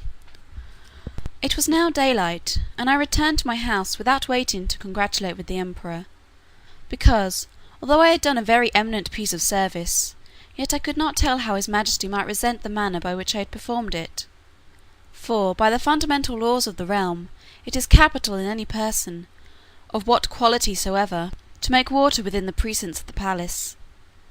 But I was a little comforted by a message from his majesty, that he would give orders to the grand justiciary for passing my pardon in form, which, however, I could not obtain, and I was privately assured, that the empress, conceiving the greatest abhorrence of what I had done, removed to the most distant side of the court, firmly resolved that those buildings should never be repaired for her use, and in the presence of her chief confidants could not forbear vowing revenge. Part I. A Voyage to Lilliput. Chapter 6. Of the inhabitants of Lilliput, their learning, laws, and customs, the manner of educating their children, the author's way of living in that country, his vindication of a great lady. Although I intend to leave the description of this empire to a particular treatise, yet, in the meantime, I am content to gratify the curious reader with some general ideas, As the common size of the natives is somewhat under 6 inches high, so there is an exact proportion in all other animals, as well as plants and trees. For instance, the tallest horse and oxen are between 4 and 5 inches in height, the sheep an inch and a half, more or less, the geese about the bigness of a sparrow, and so the several gradations downwards till you come to the smallest, which to my sight were almost invisible. But nature has adapted the eyes of the Lilliputians to all objects proper for their view. They see with great exactness, but at no great distance. And, to show the sharpness of their sight towards objects that are near, I have been much pleased with observing a cook pulling a lark, which was not so large as a common fly, and a young girl threading an invisible needle with invisible silk. Their tallest trees are about 7 feet high. I mean some of those in the great royal park, the tops whereof I could but just reach with my fist clenched. The other vegetables are in the same proportion, but this I leave to the reader's imagination. I shall say but little at present of their learning, which for many ages has flourished in all its branches among them, but their manner of writing is very peculiar, being neither from the left to the right like the Europeans, nor from the right to the left like the Arabians, nor from up to down like the Chinese, but aslant from one corner of the paper to the other, like ladies in England. They bury their dead with their heads directly downward, because they hold an opinion that in 11,000 moons they are all to rise again, in which period the earth, which they conceive to be flat, will turn upside down, and by this means they shall, at their resurrection, be found ready standing on their feet. The learned among them confess the absurdity of this doctrine, but the practice still continues, in compliance to the vulgar. There are some laws and customs in this empire very peculiar, and if they were not so directly contrary to those of my own dear country, I should be tempted to say a little in their justification. It is only to be wished they were as well executed. The first I shall mention relates to informers. All crimes against the state are punished here with the utmost severity, but if the person accused makes his innocence plainly to appear upon his trial, the accuser is immediately put to an ignominious death, and out of his goods or lands the innocent person is quadruply recompensed for the loss of his time, for the danger he underwent, for the hardship of his imprisonment, and for all the charges he had been at in making his defence. Or, if that fund be deficient, it is largely supplied by the crown. The emperor also confers on him some public mark of his favour, and proclamation is made of his innocence through the whole city. They look upon fraud as a greater crime than theft, and therefore seldom fail to punish it with death, for they allege that care and vigilance, with a very common understanding, may preserve a man's goods from thieves, but honesty has no defence against superior cunning. And, since it is necessary that there should be a perpetual intercourse of buying and selling and dealing upon credit, where fraud is permitted and connived at, or has no law to punish it, the honest dealer is always undone, and the knave gets the advantage. I remember when I was once interceding with the emperor for a criminal who had wronged his master of a great sum of money, which he had received by order and ran away with, and happening to tell his majesty, by way of extenuation, that it was only a breach of trust, the emperor thought it monstrous in me to offer as a defence the greatest aggravation of the crime, and truly I had little to say in return, farther than the common answer, that different nations had different customs, for, I confess, I was heartily ashamed. Although we usually call reward and punishment the two hinges upon which all government turns, yet I could never observe this maxim to be put in practice by any nation except that of Lilliput. Whoever can there bring sufficient proof that he has strictly observed the laws of his country for 73 moons, has a claim to certain privileges, according to his quality or condition of life, with a proportional sum of money out of a fund appropriated for that use. He likewise acquires the title of Snilpal, or legal, which is added to his name, but does not descend to his posterity.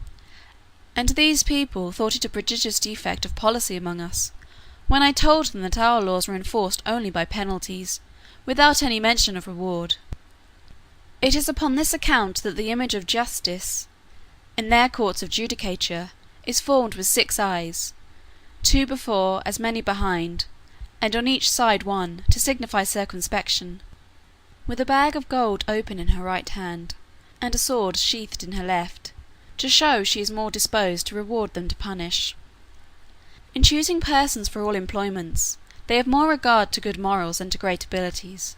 For, since government is necessary to mankind, they believe that the common size of human understanding is fitted to some station or other, and that Providence never intended to make the management of public affairs a mystery, to be comprehended only by a few persons of sublime genius, of which there are seldom 3 born in an age. But they suppose truth, justice, temperance, and the like, to be in every man's power, the practice of which virtues, assisted by experience and a good intention, would qualify any man for the service of his country, except where a course of study is required. But they thought the want of moral virtues was so far from being supplied by superior endowments of the mind, that employments could never be put into such dangerous hands as those of persons so qualified, and, at least, that the mistakes committed by ignorance, in a virtuous disposition, would never be of such fatal consequence to the public weal, as the practices of a man whose inclinations led him to be corrupt, and who had great abilities to manage, to multiply, and defend his corruptions. In like manner, the disbelief of a divine providence renders a man incapable of holding any public station. For, since kings avow themselves to be the deputies of Providence, the Lilliputians think nothing can be more absurd than for a prince to employ such men as disown their authority under which he acts. In relating these and the following laws, I would only be understood to mean the original institutions, and not the most scandalous corruptions, into which these people are fallen by the degenerate nature of man. For, as to that infamous practice of acquiring great employments by dancing on the ropes, or badges of favour and distinction by leaping over sticks and creeping under them, the reader is to observe that they were first introduced by the grandfather of the emperor now reigning, and grew to the present height by the gradual increase of party and faction. Ingratitude is, among them, a capital crime, as we read it to have been in some other countries, for they reason thus, that whoever makes ill returns to his benefactor must needs be a common enemy to the rest of mankind, from whom he has received no obligation, and therefore such a man is not fit to live. Their notions relating to the duties of parents and children differ extremely from ours. For, since the conjunction of male and female is founded upon the great law of nature, in order to propagate and continue the species, the Lilliputians will needs have it, that men and women are joined together, like other animals, by the motives of concupiscence, and that their tenderness towards their young proceeds from the like nature principle, for which reason they will never allow that a child is under any obligation to his father for begetting him, or to his mother for bringing him into the world, which, considering the miseries of human life, was neither a benefit in itself, nor intended so by his parents, whose thoughts, in their love encounters, were otherwise employed. Upon these and the like reasonings, their opinion is, that parents are the last of all others to be trusted with the education of their own children, and therefore they have in every town public nurseries, where all parents, except cottagers and labourers, are obliged to send their infants of both sexes to be reared and educated, when they come to the age of 20 moons, at which time they are supposed to have some rudiments of docility. These schools are of several kinds, suited to different qualities and both sexes. They have certain professors well skilled in preparing children for such a condition of life as befits the rank of their parents, and their own capacities, as well as inclinations. I shall first say something of the male nurseries, and then of the female. The nurseries for males of noble or eminent birth are provided with grave and learned professors, and their several deputies. The clothes and food of the children are plain and simple. They are bred up in the principles of honour, justice, courage, modesty, clemency, religion, and love of their country. They are always employed in some business, except in the times of eating and sleeping, which are very short, and 2 hours for diversions consisting of bodily exercises. They are dressed by men till 4 years of age, and then are obliged to dress themselves, although their quality be ever so great, and the women attendant, who are aged proportionally to ours at 50, perform only the most menial offices. They are never suffered to converse with servants, but go together in smaller or greater numbers to take their diversions, and always in the presence of a professor or one of his deputies, whereby they avoid these early bad impressions of folly and vice to which our children are subject. Their parents are suffered to see them only twice a year. The visit is to last but an hour. They are allowed to kiss the child at meeting and parting, but a professor, who always stands by on those occasions, will not suffer them to whisper, or use any fondling expressions, or bring any presents of toys, sweetmeats, and the like. The pension from each family for the education and entertainment of a child, upon failure of due payment, is levied by the emperor's officers. The nurseries for children of ordinary gentlemen, merchants, traders, and handicrafts, are managed proportionally after the same manner. Only those designed for trades are put out apprentices at 11 years old, whereas those of persons of quality continue in their exercises till 15, which answers to 21 with us, but the confinement is gradually lessened for the last 3 years. In the female nurseries, the young girls of quality are educated much like the males, only they are dressed by orderly servants of their own sex, but always in the presence of a professor or deputy, till they come to dress themselves, which is at 5 years old. And if it be found that the nurses ever presume to entertain the girls with frightful or foolish stories, or the common follies practised by chambermaids among us, they are publicly whipped thrice about the city, imprisoned for a year, and banished for life to the most desolate part of the country. Thus the young ladies are as much ashamed of being cowards and fools as the men, and despise all personal ornaments beyond decency and cleanliness.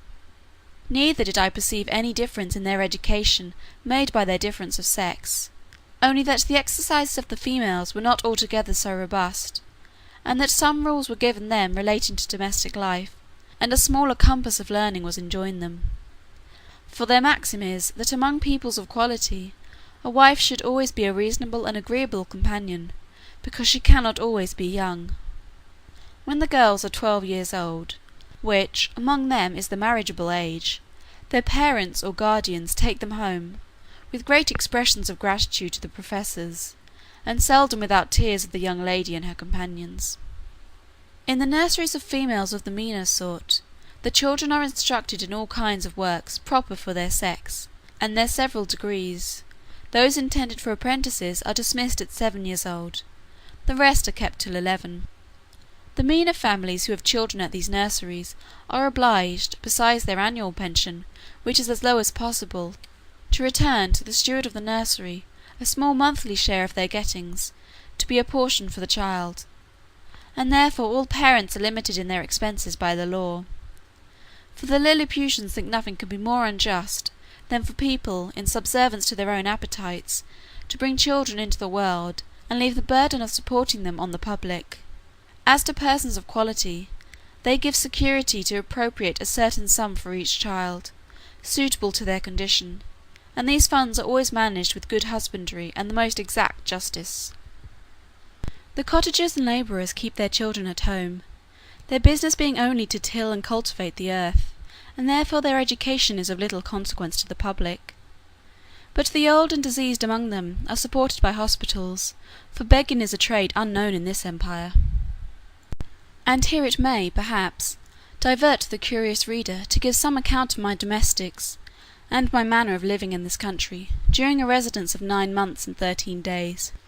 Having a head mechanically turned, and being likewise forced by necessity, I had made for myself a table and chair, convenient enough, out of the largest trees in the royal park. 200 seamstresses were employed to make me shirts, and linen for my bed and table, all of the strongest and coarsest kind they could get, which, however, they were forced to quilt together in several folds, for the thickest was some degrees finer than lawn. Their linen is usually 3 inches wide, and 3 feet make a piece. The seamstresses took my measure as I lay on the ground, one standing at my neck, and another at my mid-leg, with a strong cord extended, that each held by the end, while a third measured the length of the cord with a rule of 1 inch long. Then they measured my right thumb, and desired no more, for, by a mathematical computation, that twice round the thumb is once round the wrist, and so on to the neck and the waist, and by the help of my old shirt, which I displayed on the ground before them for a pattern, They fitted me exactly. 300 tailors were employed in the same manner to make me clothes, but they had another contrivance for taking my measure. I kneeled down, and they raised a ladder from the ground to my neck. Upon this ladder one of them mounted, and let fall a plumb line from my collar to the floor, which just answered the length of my coat, but my waist and arms I measured myself. When my clothes were finished, which was done in my house, for the largest of theirs would not have been able to hold them, they looked like the patchwork made by the ladies in England, only that mine were all of a colour. I had 300 cooks to dress my victuals, in little convenient huts built about my house, where they and their families lived, and prepared me 2 dishes apiece. I took up 20 waiters in my hand, and placed them on the table. 100 more attended below on the ground, some with dishes of meat, and some with barrels of wine and other liqueurs slung on their shoulders, all which the waiters above drew up, as I wanted, in a very ingenious manner, by certain cords, as we draw the bucket up a well in Europe. A dish of their meat was a good mouthful, and a barrel of their liqueur a reasonable draught. Their mutton yielded to ours, but their beef is excellent. I have had a sirloin so large that I have been forced to make 3 bites of it, but this is rare. My servants were astonished to see me eat it, bones and all, as in our country we do the leg of a lark. Their geese and turkeys I usually ate at a mouthful, and I confess they far exceeded ours. Of their smaller fowl I could take up 20 or 30 at the end of my knife.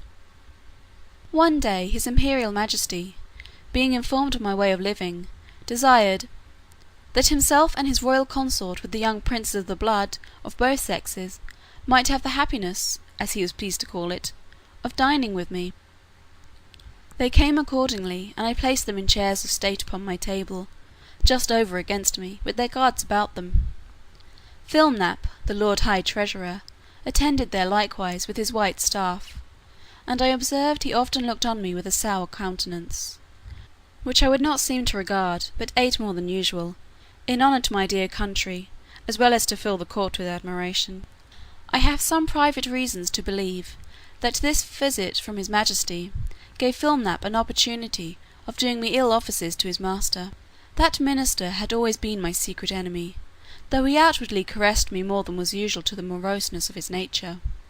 He represented to the emperor the low condition of his treasury, that he was forced to make up money at a great discount, that exchequer bills would not circulate under 9% below par, that I had cost his majesty above 1.5 million of sprugs, their greatest gold coin, about the bigness of a spangle, and upon the whole that it would be advisable in the emperor to take the first fair occasion of dismissing me.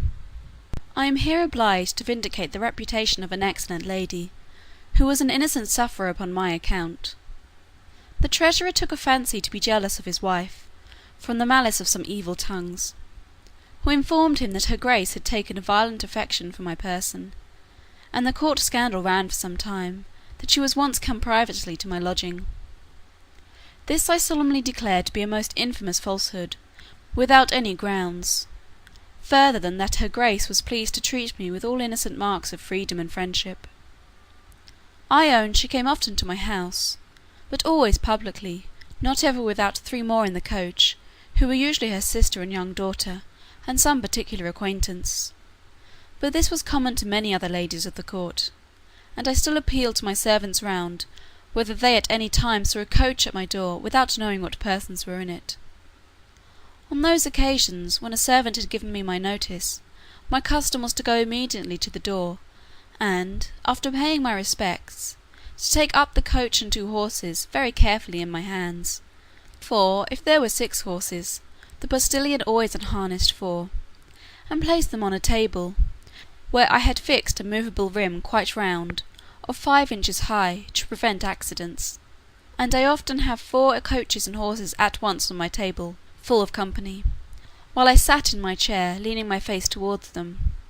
And when I was engaged with one set, the coachman would gently drive the others round my table. I have passed many an afternoon very agreeably in these conversations, but I defy the treasurer, or his 2 informers, I will name them, and let them make the best of it, Clustril and Drunlow, to prove that any person ever came to me incognito, except the secretary Veldresel, who was sent by express command of his imperial majesty, as I have before related. I should not have dwelt so long upon this particular, if it had not been a point wherein the reputation of a great lady is so nearly concerned, to say nothing of my own, though I then had the honour to be a nardac, which the treasurer himself is not, for all the world knows that he is only a glumglum, a title inferior by 1 degree, as that of a marquis is to a duke in England. Yet I allow he preceded me in right of his post. These false informations, which I afterwards came to the knowledge of by an accident not proper to mention, made the treasurer show his lady for some time an ill countenance, and me a worse; and although he was at last undeceived and reconciled to her, yet I lost all credit with him, and found my interest decline very fast with the emperor himself, who was indeed too much governed by that favourite. Part I. A Voyage to Lilliput. Chapter 7. The author, being informed of a design to accuse him of high treason, makes his escape to Blefuscu. His reception there. Before I proceed to give an account of my leaving this kingdom, it may be proper to inform the reader of a private intrigue which had been for 2 months forming against me. I had been hitherto, all my life, a stranger to courts, for which I was unqualified by the meanness of my condition. I had indeed heard and read enough of the dispositions of great princes and ministers, but never expected to have found such terrible effects of them in so remote a country, governed, as I thought, by very different maxims from those in Europe. When I was just preparing to pay my attendance on the Emperor of Blefuscu, a considerable person at court, to whom I had been very serviceable at a time when he lay under the highest displeasure of his imperial majesty, came to my house very privately at night, in a close chair, and, without sending his name, desired admittance. The chairman was dismissed. I put the chair, with his lordship in it, into my coat pocket, and, giving orders to a trusty servant, to say I was indisposed and gone to sleep, I fastened the door of my house, placed the chair on the table, according to my usual custom, and sat down by it. After the common salutations were over, observing his lordship's countenance full of concern, and inquiring into the reason, he desired I would hear him with all patience in a manner that highly concerned my honour and my life. His speech was to the following effect, for I took notes of it as soon as he left me. "You ought to know," said he, "that several committees of council have been lately called in the most private manner on your account, and it is but 2 days since his majesty came to a full resolution. You are very sensible that Skyrish Bogglum, Galbet, or High Admiral, has been your mortal enemy almost ever since your arrival. His original reasons I know not, but his hatred is increased since your great success against Blefuscu, by which his glory as admiral is much obscured. This lord, in conjunction with Philnap the High Treasurer, whose enmity against you is notorious on account of his lady, Limtock the General, Lacon the Chamberlain, and Balmoff the Grand Justiciary, have prepared articles of impeachment against you for treason and other capital crimes." This preface made me so impatient, being conscious of my own merits and innocence, that I was going to interrupt him, when he entreated me to be silent, and thus proceeded. "Out of the gratitude for the favours you have done me, I procured information of the whole proceedings, and a copy of the articles, wherein I venture my head for your service. Articles of Impeachment against Quinbullis Flestrin, the Man Mountain. Article 1. Whereas by a statute made in the reign of his Imperial Majesty Calin Defar Plun, it is enacted that whoever shall make water within the precincts of the royal palace shall be liable to the pains and penalties of high treason. Notwithstanding, the said Quinbus Flestrin, in open breach of the said law, under colour of extinguishing the fire kindled in the apartment of his Majesty's most dear imperial consort, did maliciously, treacherously, and devilishly, by discharge of his urine, put out the said fire kindled in the said apartment, lying and being within the precincts of the said royal palace, against the statute in that case provided, etc., against the duty, etc. Article 2. That the said Quinbus Flestrin, having brought the imperial fleet of Blefuscu into the royal port, and being afterwards commanded by his imperial majesty to seize all the other ships of the said empire of Blefuscu, and reduce that empire to a province, to be governed by a viceroy from hence, and to destroy and put to death not only all the Bigendian exiles, but likewise all the people of that empire, who would not immediately forsake the Bigendian heresy, he, the said Flestrian, like a false traitor against his most auspicious, serene, imperial majesty, did petition to be excused from the said service, upon pretence of the unwillingness to force the consciences or destroy the liberties and lives of an innocent people. Article 3. That, whereas certain ambassadors arrived from the court of Blefuscu to sue for peace in his majesty's court, he, the said Flestrian, did, like a false traitor, aid, abet, comfort, and divert the said ambassadors, although he knew them to be servants to a prince who was lately an open enemy to his imperial majesty, and in an open war against his said imperial majesty. Article 4. That the said Quinbus Flestrian, contrary to the duty of a faithful subject, is now preparing to make a voyage to the court and empire of Blefuscu, for which he has received only verbal license from his imperial majesty, and, under colour of the said license, does falsely and treacherously intend to take the said voyage, and thereby to aid, comfort, and abet the emperor of Blefuscu, so lately an enemy, and in open war with his imperial majesty, as foresaid. There are some other articles, but these are the most important, of which I have read you an abstract. In the several debates upon this impeachment, it must be confessed that his majesty gave many marks of his great lenity, often urging the services you had done him, and endeavouring to extenuate your crimes. The treasurer and admiral insisted that you should be put to the most painful and ignominious death, by setting fire to your house at night, and the general was to attend with 20,000 men, armed with poisoned arrows, to shoot you on the face and hands. Some of your servants were to have private orders to strew a poisonous juice on your shirts and sheets, which would soon make you tear your own flesh and die in the utmost torture. The general came into the same opinion, so that for a long time there was a majority against you. But his majesty resolving, if possible, to spare your life, at last brought off the chamberlain. Upon this incident Reldresal, principal secretary for private affairs, who always approved himself your true friend, was commanded by the emperor to deliver his opinion, which he accordingly did, and therein justified the good thoughts you have of him. He allowed your crimes to be great, but that still there was room for mercy, the most commendable virtue in a prince, and for which his majesty was so justly celebrated. He said, the friendship between you and him was so well known to the world, that perhaps the most honourable board might think him partial. However, in obedience to the command he had received, he would freely offer his sentiments. That if his majesty, in consideration of your services, and pursuant to his own merciful disposition, would please to spare your life, and only give orders to put out both your eyes, he humbly conceived that this expedient justice might in some measure be satisfied, and all the world would applaud the lenity of the emperor, as well as the fair and generous proceedings of those who have the honour to be his counsellors. That the loss of your eyes would be no impediment to your bodily strength, by which you might still be useful to his majesty. That blindness, in addition to courage, by concealing dangers from us. That the fear you had for your eyes was the greatest difficulty in bringing over the enemy's fleet, and it would be sufficient for you to see by the eyes of the ministers, since the great princes do no more. This proposal was received with the utmost disapprobation by the whole board. Bogolom, the admiral, could not preserve his temper, but rising up in fury, said, he wondered how the secretary durst presume to give his opinion for preserving the life of a traitor.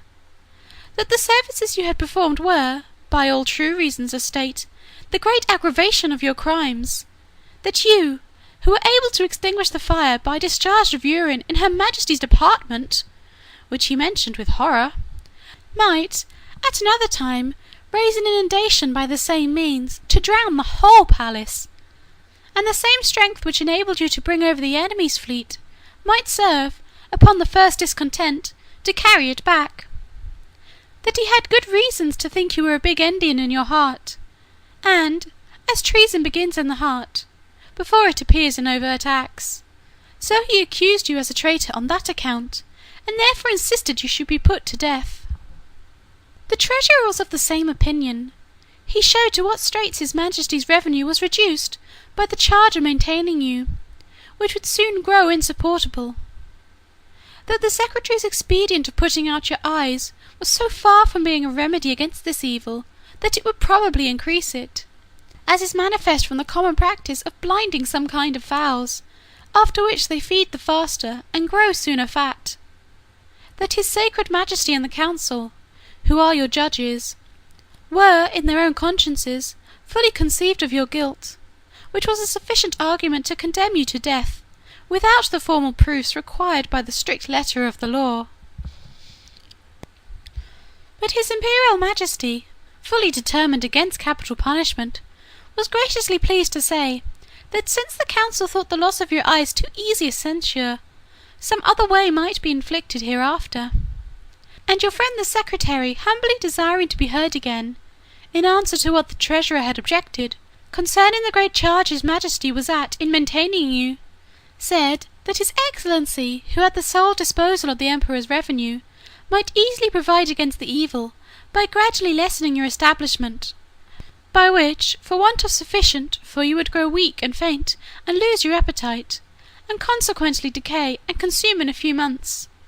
Neither would the stench of your carcass be then so dangerous, when it should become more than half diminished. And immediately upon your death, 5,000 or 6,000 of his majesty's subjects might, in 2 or 3 days, cut your flesh from your bones, and take it away by cartloads, and bury it in distant parts, to prevent infection, leaving the skeleton as a monument of admiration to posterity. Thus, by the great friendship of the secretary, the whole affair was compromised. It was strictly enjoined that the project of starving you by degrees should be kept a secret.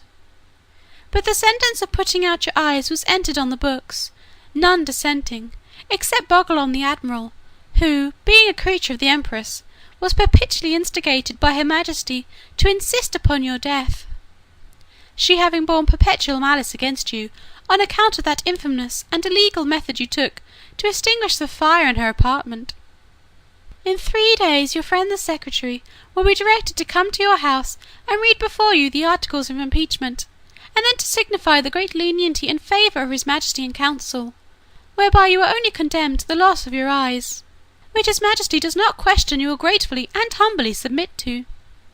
And 20 of his majesty's surgeons will attend, in order to see the operation well performed, by discharging very sharp-pointed arrows into the balls of your eyes as you lie on the ground.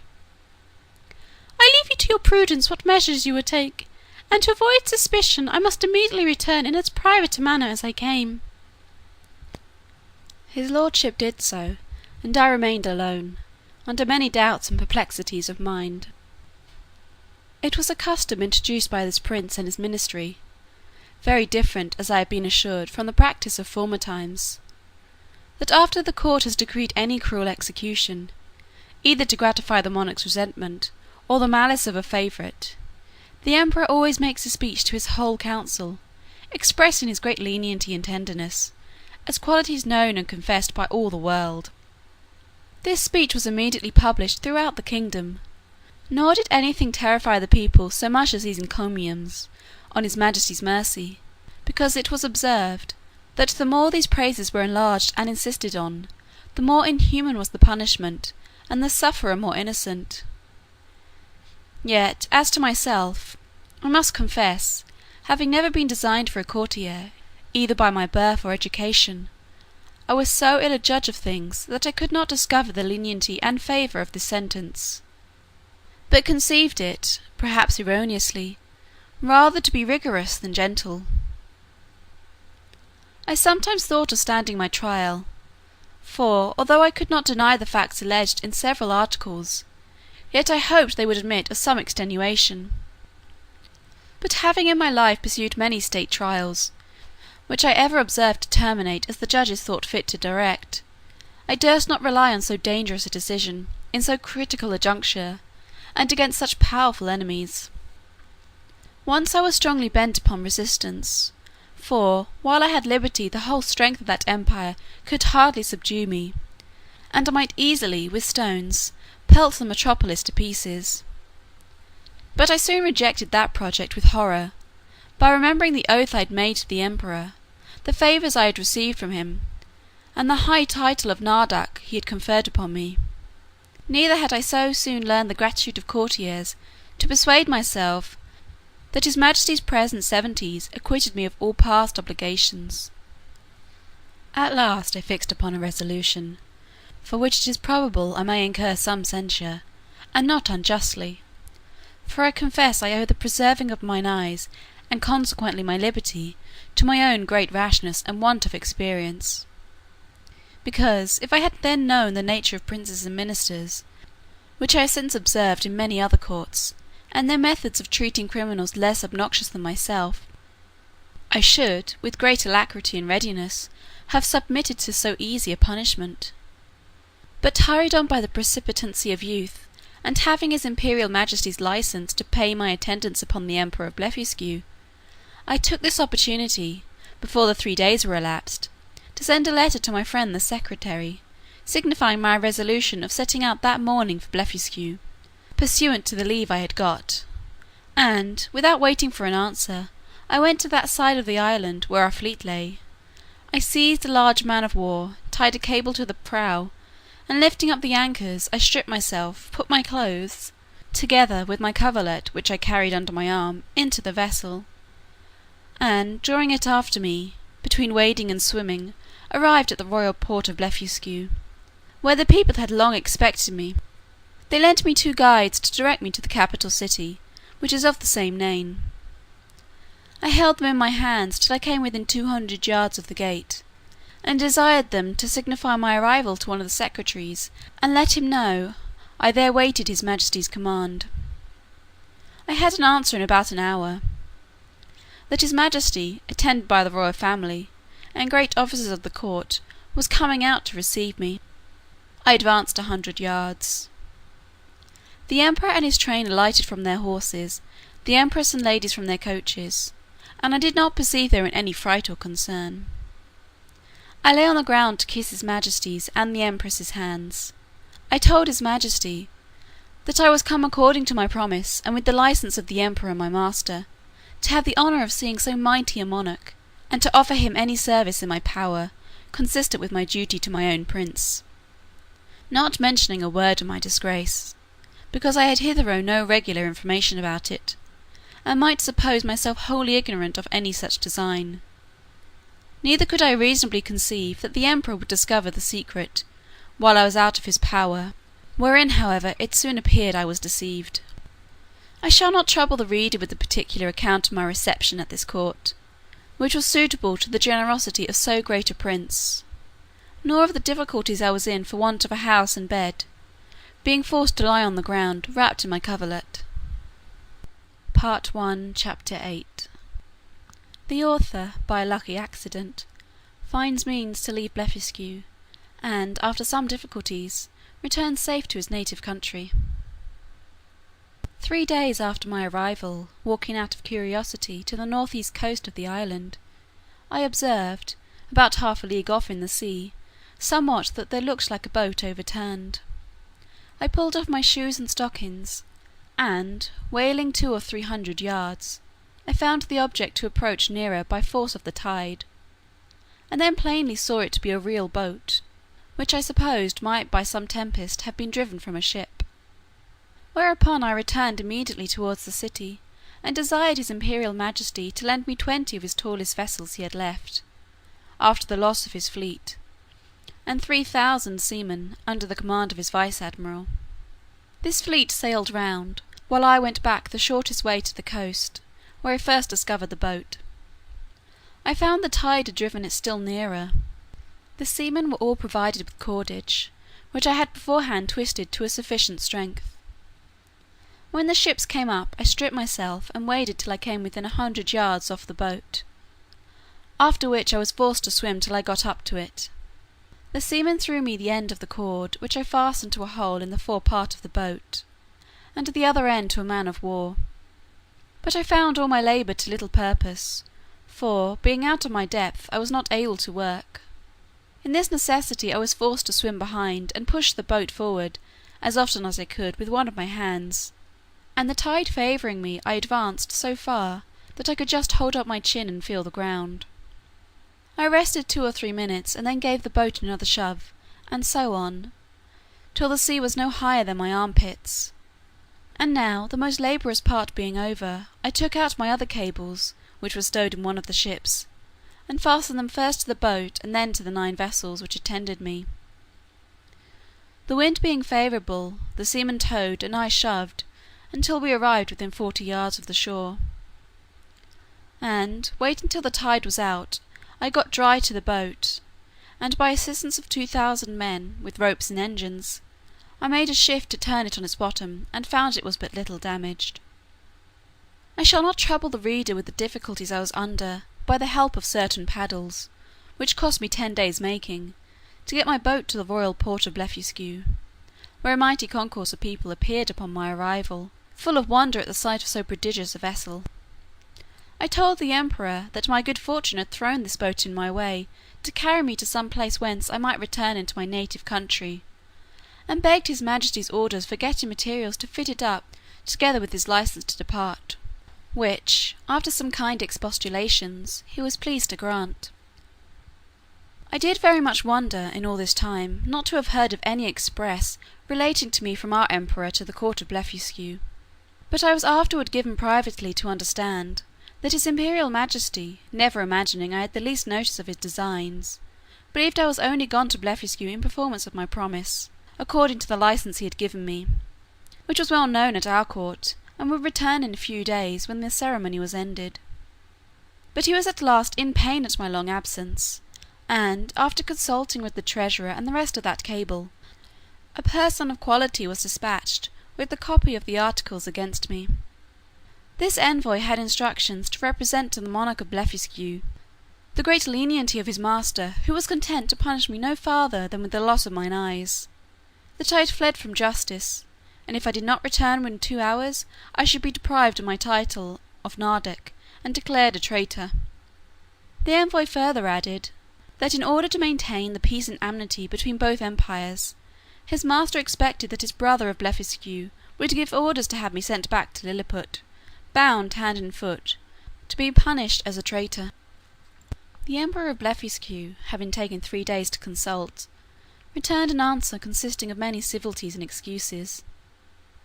He said, that as for sending me bound, his brother knew it was impossible; that, although I had deprived him of his fleet, yet he owed great obligations to me for many good offices I had done him in making the peace; that, however, both their majesties would soon be made easy, for I had found a prodigious vessel on the shore, able to carry me on the sea, which he had given orders to fit up, with my own assistance and direction; and he hoped, in a few weeks, both empires would be freed from so insupportable an encumbrance.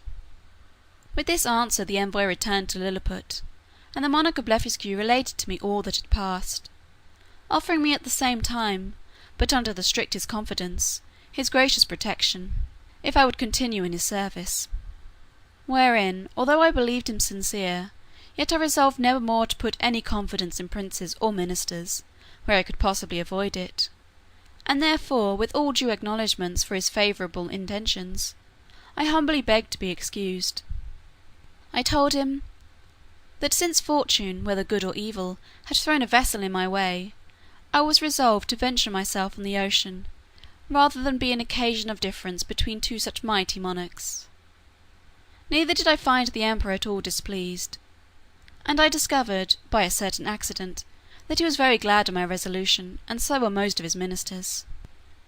These considerations moved me to hasten my departure somewhat sooner than I intended; to which the court, impatient to have me gone, very readily contributed. 500 workmen were employed to make 2 sails to my boat, according to my directions, by quilting 13 folds of their strongest linen together. I was at the pains of making ropes and cables, by twisting 10, 20, or 30 of the thickest and strongest of theirs. A great stone that I happened to find, after a long search, by the seashore, served me for an anchor. I had the tallow of 300 cows for greasing my boat, and other uses. I was at incredible pains in cutting down some of the largest timber trees for oars and masts, wherein I was, however, much assisted by his majesty's ship carpenters, who helped me in smoothing them after I had done the rough work. In about a month, when all was prepared, I sent to receive his majesty's commands, and to take my leave. The emperor and royal family came out of the palace. I lay down on my face to kiss his hand, which he very graciously gave me. So did the empress and young princes of the blood. His majesty presented me with 50 purses of 200 sprugs apiece, together with his picture at full length, which I immediately put into one of my gloves, to keep it from being hurt. The ceremonies at my departure were too many to trouble the reader with at this time. I stored the boat with the carcasses of 100 oxen and 300 sheep, with bread and drink proportionable, and as much meat ready dressed as 400 cooks could provide. I took with me 6 cows and 2 bulls alive, with as many ewes and rams, intending to carry them into my own country, and propagate the breed. And to feed them on board I had a good bundle of hay and a bag of corn. I would gladly have taken a dozen of the natives, but this was a thing the emperor would by no means permit; and besides a diligent search into my pockets, his majesty engaged my honour not to carry away any of his subjects, although with their own consent and desire. Having thus prepared all things as well as I was able, I set sail on the 24th day of September 1701, at 6 in the morning; and when I had gone about 4 leagues to the northward, the wind being at south east, at 6 in the evening I descried a small island about half a league to the north west. I advanced forward, and cast anchor on the lee side of the island, which seemed to be uninhabited. I then took some refreshment, and went to my rest. I slept well, and as I conjectured, at least 6 hours, for I found the day broke in 2 hours after I waked. It was a clear night. I ate my breakfast before the sun was up, and heaving anchor, the wind being favourable, I steered the same course that I had done the day before, wherein I was directed by my pocket compass. My intention was to reach, if possible, one of those islands which I had reason to believe lay to the north east of Van Diemen's Land. I discovered nothing all that day, but upon the next, about 3 in the afternoon, when I had, by my computation, made 24 leagues from Blefuscu, I descried a sail steering to the south east. My course was due east. I hailed her, but could get no answer, yet I found I gained upon her, for the wind slackened. I made all the sail I could, and in half an hour she spied me, then hung out her ancient and discharged a gun. It is not easy to express the joy I was in, upon the unexpected hope of once more seeing my beloved country, and the dear pledges I left in it. The ship slackened her sails, and I came up with her between 5 and 6 in the evening, September 26th. But my heart leaped within me to see her English colours. I put my cows and sheep into my coat pockets, and got on board with all my little cargo of provisions. The vessel was an English merchantman, returning from Japan by the North and South Seas.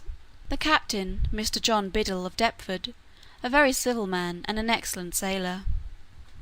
We were now in the latitude of 30 degrees south. There were about 50 men in the ship, and here I met an old comrade of mine, one Peter Williams, who gave me a good character to the captain. This gentleman treated me with kindness, and desired I would let him know what place I had come from last, and whither I was bound, which I did in a few words; but he thought I was raving, and that the dangers I underwent had disturbed my head. Whereupon I took my black cattle and sheep out of my pocket, which, after great astonishment, clearly convinced him of my veracity. I then showed him the gold given me by the Emperor of Blefuscu, together with his majesty's picture at full length, and some other rarities of that country. I gave him 2 purses of 200 sprugs each, and promised, when we arrived in England, to make him a present of a cow and sheep big with young. I shall not trouble the reader with a particular account of this voyage, which was very prosperous for the most part. We arrived in the Downs on the 13th of April 1702. I had only one misfortune, that the rats on board carried away one of my sheep. I found her bones in a hole, picked clean from the flesh. The rest of my cattle I got safe ashore, and set them a gazing in a bowling green at Greenwich, where the fineness of the grass made them feed very heartily, though I had always feared the contrary. Neither could I possibly have preserved them in so long a voyage, if the captain had not allowed me some of his best biscuit, which, rubbed to powder and mingled with water, was their constant food. The short time I continued in England I made a considerable profit by showing my cattle to many persons of quality and others, and before I began my second voyage I sold them for £600. Since my last return I find the breed is considerably increased, especially the sheep, which I hope will prove much to the advantage of the woollen manufacturer by the fineness of the fleeces. I stayed but 2 months with my wife and family, for my insatiable desire of seeing foreign countries would suffer me to continue no longer. I left £1,500 with my wife, and fixed her a good house in Redriff. My remaining stock I carried with me, part in money and part in goods, in hopes to improve my fortunes. My eldest uncle John had left me an estate in land, near Epping, of about £30 a year, and I had a long lease of the Black Bull in Fetter Lane, which yielded me as much more, so that I was not in any danger of leaving my family upon the parish. My son Johnny, named so after his uncle, was at the grammar school, and a towardly child. My daughter Betty, who is now well married and has children, was then at her needlework. I took leave of my wife and boy and girl, with tears on both sides, and went on board the Adventurer, a merchant ship of 300 tons, bound for Surat, Captain John Nicholas of Liverpool commander. But my account of this voyage must be referred to the second part of my travels.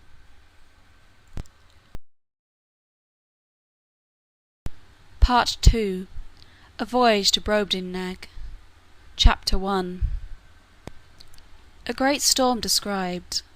The long boat sent to fetch water. The author goes with it to discover the country. He is left on shore, is seized by one of the natives, and carried to a farmer's house. His reception, with several accidents that happened there. A description of the inhabitants. Having been condemned by nature and fortune to active and restless life, in 2 months after my return I again left my native country, and took shipping in the Downs, on the 20th day of June, 1702, in the Adventure, Captain John Nicholas, a Cornishman, commander, bound for Surat. We had a very prosperous gale till we arrived at the Cape of Good Hope, where we landed for fresh water, but discovering a leak we unshipped our goods and wintered there, for the captain falling sick of an ague, we could not leave the Cape till the end of March. We then set sail and had a good voyage till we passed the Straits of Madagascar, but having got northward of that island, and to about 5 degrees south latitude, the winds, which in those seas are observed to blow a constant equal gale between the north and west, from the beginning of December to the beginning of May, on the 19th of April began to blow with much greater violence, and more westerly than usual, continuing so for 20 days together, during which time we were driven a little to the east of the Molucca Islands, and about 3 degrees northwards of that line, as our captain found by an observation he took the 2nd of May, at which time the wind ceased, and it was a perfect calm, whereat I was not a little rejoiced. But he, being a man well experienced in the navigation of those seas, bid us all prepare against a storm, which accordingly happened the day following, for the southern wind, called the southern monsoon, began to set in. Finding it was likely to overblow, we took in our sprit sail, and stood by to hand the foresail. But making foul weather, we looked the guns were all fast, and handed the mizzen. The ship lay very broad off, so we thought it better spooning before the sea, than trying or hulling. We reefed the foresail, and set him, and hauled aft the foresheet. The helm was harder weather. The ship wore bravely. We belayed the fore downhaul, but the sail was split, and we hauled down the yard, and got the sail into the ship, and unbound all the things clear of it. It was a very fierce storm. The sea broke strange and dangerous. We hauled off upon the lanyard of the whipstaff, and helped the man at the helm. We would not get down our topmast, but let it stand, because she scudded before the sea very well, and we knew that the topmast being aloft, the ship was the wholesomer, and made better way through the sea, seeing as we had sea room. When the storm was over, we set foresail and mainsail, and brought the ship to. Then we set the mizzen, main topsail, and the fore topsail, Our course was east-north-east, the wind was at south-west. We got the starboard tacks aboard. We cast off our weather braces and lifts. We set in the lee braces, and hauled forward by the weather bowings, and hauled them tight, and belayed them, and hauled over the mizzen tack to windward, and kept her full and by as near as she would lie. During this storm, which was followed by a strong wind west-south-west, we were carried, by my computation, about 500 leagues to the east, so that the oldest sailor on board could not tell in what part of the world we were. Our provisions held out well, our ship was staunch, and our crew all in good health, but we lay in the utmost distress for water. We thought it best to hold on the same course, rather than turn more northerly, which might have brought us to the north-west part of Great Tartary, and into the frozen sea. On the 16th day of June, 1703, a boy on the topmast discovered land. On the 17th we came in full view of a great island, or continent, for we knew not whether. On the south side whereof was a small neck of land, jutting out into the sea, and a creek too shallow to hold a ship of above 100 tons. We cast anchor within a league of this creek, and our captain sent a dozen of his men well armed in the longboat, with vessels for water, if any could be found. I desired his leave to go with them, that I might see the country, and make what discoveries I could. When we came to land we saw no river or spring, nor any sign of inhabitants. Our men thereof wandered on the shore to find out some fresh water near the sea, and I walked alone about a mile on the other side, where I observed the country all barren and rocky. I now began to be weary, and seeing nothing to entertain my curiosity, I returned gently down towards the creek, and, the sea being full in my view, I saw our men already got out into the boat, and rowing for life to the ship. I was going to holler after them, although it had been to little purpose, when I observed a huge creature walking after them in the sea, as fast as he could. He waded not much deeper than his knees, and he took prodigious strides, but our men had the start of him half a league, and, the sea thereabouts being full of sharp-pointed rocks, the monster was not able to overtake the boat.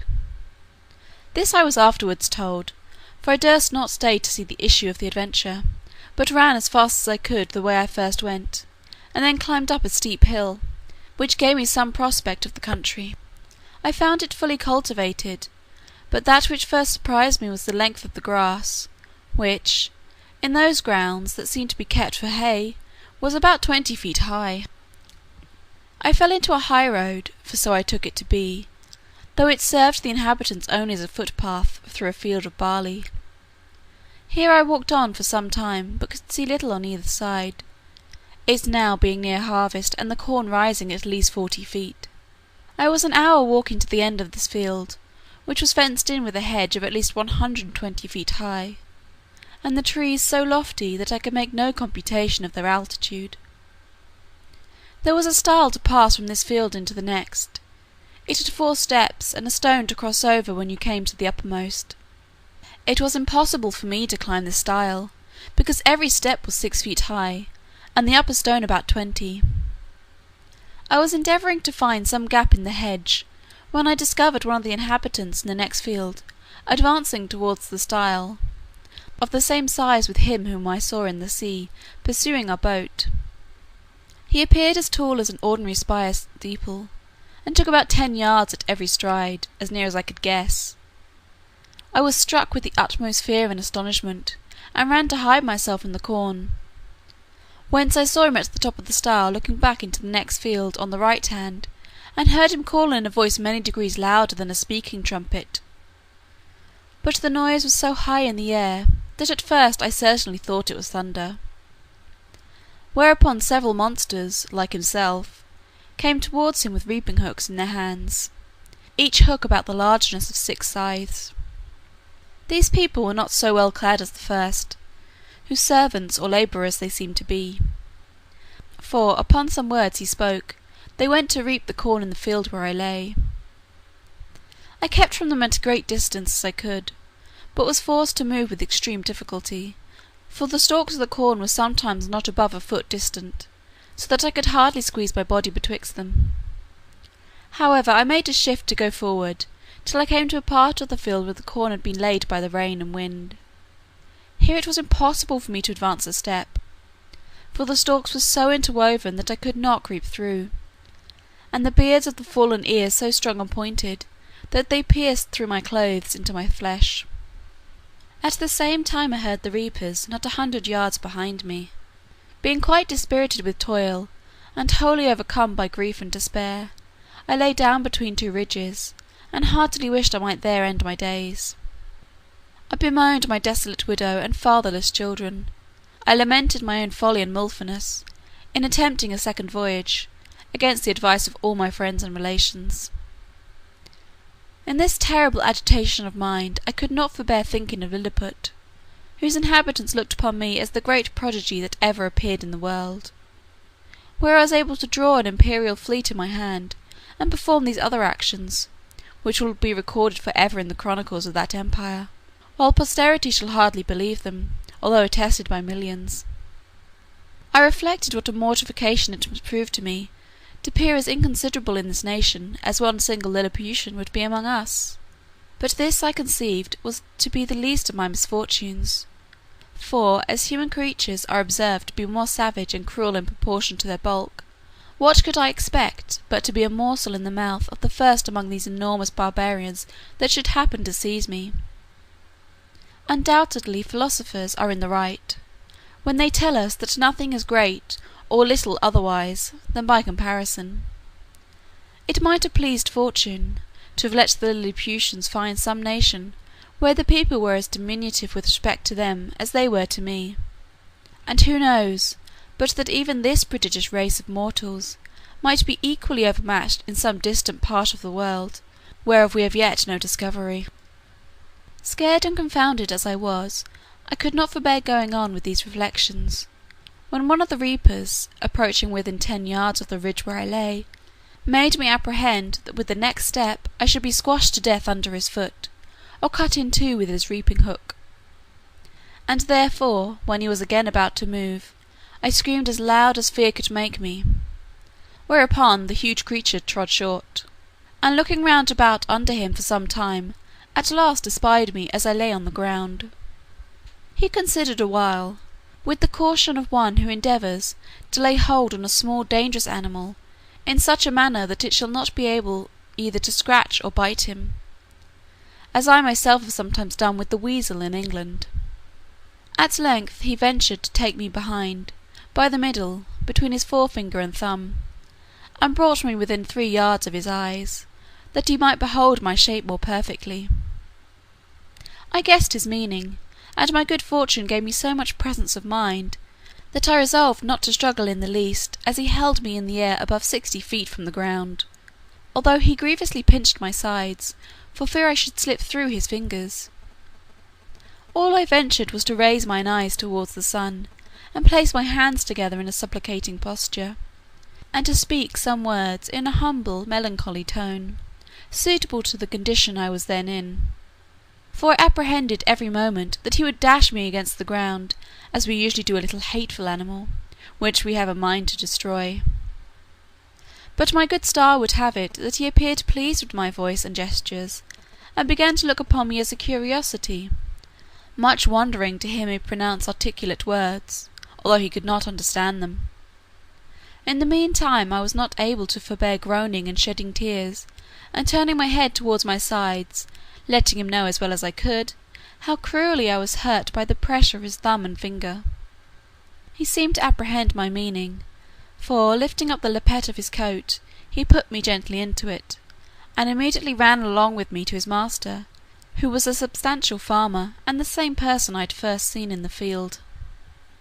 The farmer having, as I suppose by their talk, received such an account of me as his servant could give him, took a piece of small straw, about the size of a walking staff, and therewith lifted up the lappets of my coat, which it seems he thought to be some kind of covering that nature had given me.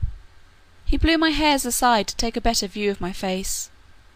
He called his hands about him, and asked them, as I afterwards learned, whether they had ever seen in the fields any little creature that resembled me. He then placed me softly on the ground upon all fours, but I immediately got up and walked slowly backwards and forward, to let the people see I had no intent to run away. They all sat down in a circle about me, the better to observe my motions. I pulled off my hat, and made a low bow towards the farmer. I fell on my knees, and lifted up my hands and eyes, and spoke several words as loud as I could. I took a purse of gold out of my pocket, and humbly presented it to him. He received it on the palm of his hand, then applied it close to his eyes to see what it was, and afterwards turned it several times with the point of a pin, which he took out of his sleeve, but could make nothing of it. Whereupon I made a sign that he should place his hand on the ground. I then took the purse, and, opening it, poured all the gold into his palm. There were 6 Spanish pieces of 4 pistoles each, besides 20 or 30 smaller coins. I saw him wet the tip of his little finger upon his tongue, and take up one of my largest pieces, and then another, but he seemed to be wholly ignorant of what they were. He made me a sign to put them again into my purse, and the purse again into my pocket, which, after offering it to him several times, I thought it best to do. The farmer, by this time, was convinced I must be a rational creature.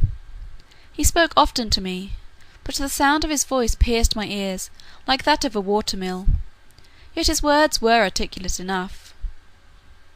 I answered as loud as I could in several languages, and he often laid his ear within 2 yards of me, but all in vain, for we were wholly unintelligible to each other.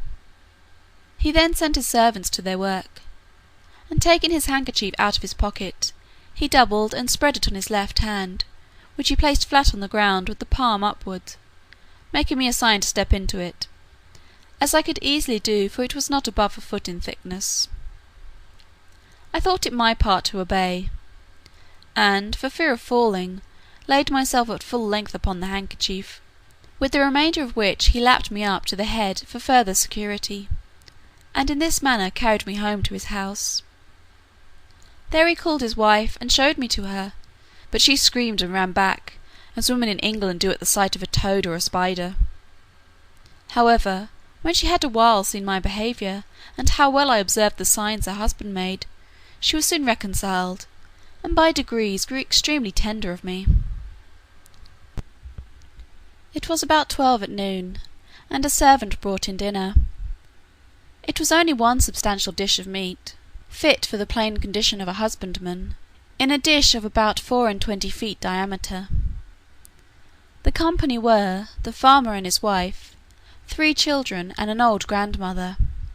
When they were sat down, the farmer placed me at some distance from him on the table, which was 30 feet high from the floor. I was in a terrible fright, and kept as far as I could from the edge, for fear of falling. The wife minced a bit of meat, then crumbled some bread on a trencher, and placed it before me. I made her a low bow, took out my knife and fork, and fell to eat, which gave them exceeding delight. The mistress sent her maid for a small dram cup, which held about 2 gallons, and filled it with a drink. I took up the vessel with much difficulty in both hands, and in a most respectful manner drank to her ladyship's health, expressing the words as loud as I could in English, which made the company laugh so heartily that I was almost deafened with the noise. This liqueur tasted like a small cider, and was not unpleasant. Then the master made me a sign to come to his trencher side, but as I walked on the table, being in great surprise all the time, as the indulgent reader will easily conceive an excuse, I happened to stumble against a crust, and fell flat on my face, but received no hurt. I got up immediately, and observing the good people to be in much concern, I took my hat, which I held under my arm out of good manners, and waving it over my head, made 3 huzzas, to show I had got no mischief by the fall. But advancing forwards towards my master, as I shall henceforth call him, his youngest son, who sat next to him, an arch boy of about 10 years old, took me up by the legs, and held me so high in the air that I trembled every limb. But his father snatched me from him, and at the same time gave him such a box to the left ear as would have felled an European troop of horse to the earth. ordering him to be taken from the table. But being afraid the boy might owe me a spite, and well remembering how mischievous all children among us naturally are to sparrows, rabbits, young kittens, and puppy dogs, I fell on my knees, and pointing to the boy, made my master to understand, as well as I could, that I desired his son might be pardoned. The father complied, and the lad took his seat again, whereupon I went to him and kissed his hand, which my master took and made him stroke me gently with it. In the midst of dinner my mistress's favourite cap leapt into her lap. I heard a noise behind me like that of a dozen stocking weavers at work, and turning my head, I found it proceeded from the purring of that animal, who seemed to be 3 times larger than an ox, as I computed by the view of her head, and one of her paws, while her mistress was feeding and stroking her. The fierceness of this creature's countenance altogether discomposed me, though I stood at the farther end of the table, above 50 feet off, and although my mistress held her fast, for fear she might give a spring and seize me in her talons. But it happened there was no danger, for the cat took not the least notice of me when my master placed me within 3 yards of her.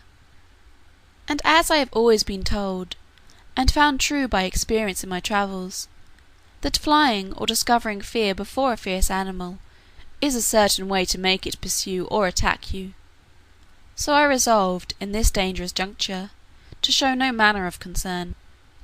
I walked with intrepidity 5 or 6 times before the very head of the cat, and came within half a yard of her, whereupon she drew herself back, as if she were more afraid of me.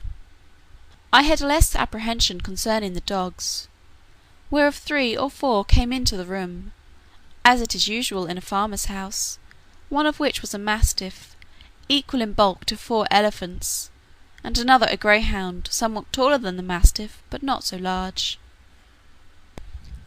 When dinner was almost done, the nurse came in with a child of a year old in her arms, who immediately spied me, and began a squall that you might have heard from London Bridge to Chelsea, after the usual oratory of infants, to get me for a plaything. The mother, out of pure indulgence, took me up and put me towards the child, who presently seized me by the middle, and got my head into his mouth, where I roared so loud that the urchin was frightened, and let me drop, and I should infallibly have broke my neck, if the mother had not held her apron under me. The nurse, to quiet her babe, made use of a rattle, which was a kind of hollow vessel filled with great stones, and fastened by a cable to the child's waist, but all in vain, so that she was forced to apply the last remedy by giving it suck. I must confess no object ever disgusted me so much as the sight of her monstrous breast, which I cannot tell what to compare with, so as to give the curious reader an idea of its bulk, shape, and colour. It stood prominent 6 feet, and could not be less than 16 in circumference. The nipple was about half the bigness of my head, and the hue both of that and the dug so varied with spots, pimples, and freckles, that nothing could appear more nauseous. For I had a near sight of her, she sitting down the more conveniently to give suck, and I standing on the table. This made me reflect upon the fair skins of our English ladies, who appear so beautiful to us, only because they are of our own size, and their defects not to be seen but through a magnifying glass, where we find, by experiment, that the smoothest and whitest skins look rough and coarse and ill-coloured. I remember, when I was at Lilliput, the complexion of those diminutive people appeared to me the fairest in the world. And talking upon this subject with a person of learning there, who was an intimate friend of mine, he said that my face appeared much fairer and smoother when he looked on me from the ground than it did upon a nearer view, when I took him up in my hand and brought him close, which he confessed was at first a very shocking sight. He said, he could discover great holes in my skin, that the stumps of my beard were 10 times stronger than the bristles of a boar, and my complexion made up several colours altogether disagreeable. Although I must beg leave to say for myself, that I am as fair as most of my sex and country, and very little sunburnt by all my travels. On the other side, discoursing of the ladies of that emperor's court, he used to tell me, One had freckles, another too wide a mouth, a third too large a nose, nothing of which I was able to distinguish. I confess this reflection was obvious enough, which, however, I could not forbear, lest the reader might think those vast creatures were actually deformed; for I must do them the justice to say they are a comely race of people, and particularly the features of my master's countenance, although he was but a farmer, when I beheld him from the height of 60 feet, appeared very well proportioned. When dinner was done, my master went out to his labourers, and, as I could discover by his voice and gesture, gave his wife strict charge to take care of me. I was very much tired, and disposed to sleep, which my mistress perceiving, she put me on her own bed, and covered me with a clean white handkerchief, but larger and coarser than the mainsail of a man of war. I slept about 2 hours, and dreamt I was at home, with my wife and children, which aggravated my sorrows when I awaked, and found myself alone in a vast room, between 200 and 300 feet wide, and above 200 high, lying in a bed 20 yards wide. My mistress was gone about her household affairs, and had locked me in. The bed was 8 yards from the floor. Some natural necessities required me to get down. I durst not presume to call, and if I had, it would have been in vain, with such a voice as mine, at so great a distance from the room where I lay to the kitchen, where the family kept. While I was under these circumstances, 2 rats crept up the curtain, and ran smelling backwards and forwards on the bed. One of them came up almost to my face, whereupon I rose in a fright, and drew out my hanger to defend myself. These horrible animals had the boldness to attack me on both sides, and one of them held his 4 feet at my collar, but I had the good fortune to rip up his belly before he could do me any mischief. He fell down at my feet, and the other, seeing the fate of his comrade, made his escape, but not without one good wound on the back, which I gave him as he fled, and made the blood run trickling from him. After this exploit I walked gently to and fro on the bed, to recover my breath and loss of spirits. These creatures were the size of a large mastiff, but infinitely more nimble and fierce, so that if I had taken off my belt before I went to sleep, I must have infallibly been torn to pieces and devoured. I measured the tail of the dead rat, and found it to be 2 yards long, wanting an inch. But it went against my stomach to drag the carcass off the bed, where it lay still bleeding. I observed it yet had some life, but with a strong slash across the neck I thoroughly dispatched it. Soon after my mistress came into the room, who seeing me all bloody ran and took me up in her hand. I pointed to the dead rat, smiling and making other signs to show I was not hurt, whereat she was extremely rejoiced, calling to the maid to take up the dead rat with a pair of tongs, and throw it out of the window. Then she set me on a table, where I showed her my hanger all bloody, and wiping it on the lappet of my coat, returned it to the scabbard. I was pressed to do more than one thing which another could not do for me, and therefore endeavoured to make my mistress understand that I desired to be set down on the floor, which after she had done, my bashfulness would not suffer me to express myself farther, than by pointing to the door, and bowing several times. The good woman, with much difficulty, at last perceived what I would be at, and taking me up again in her hand, walked into the garden, where she set me down. I went on one side about 200 yards, and beckoning to her not to look or to follow me, I hid myself between 2 leaves of sorrel, and there discharged the necessities of nature.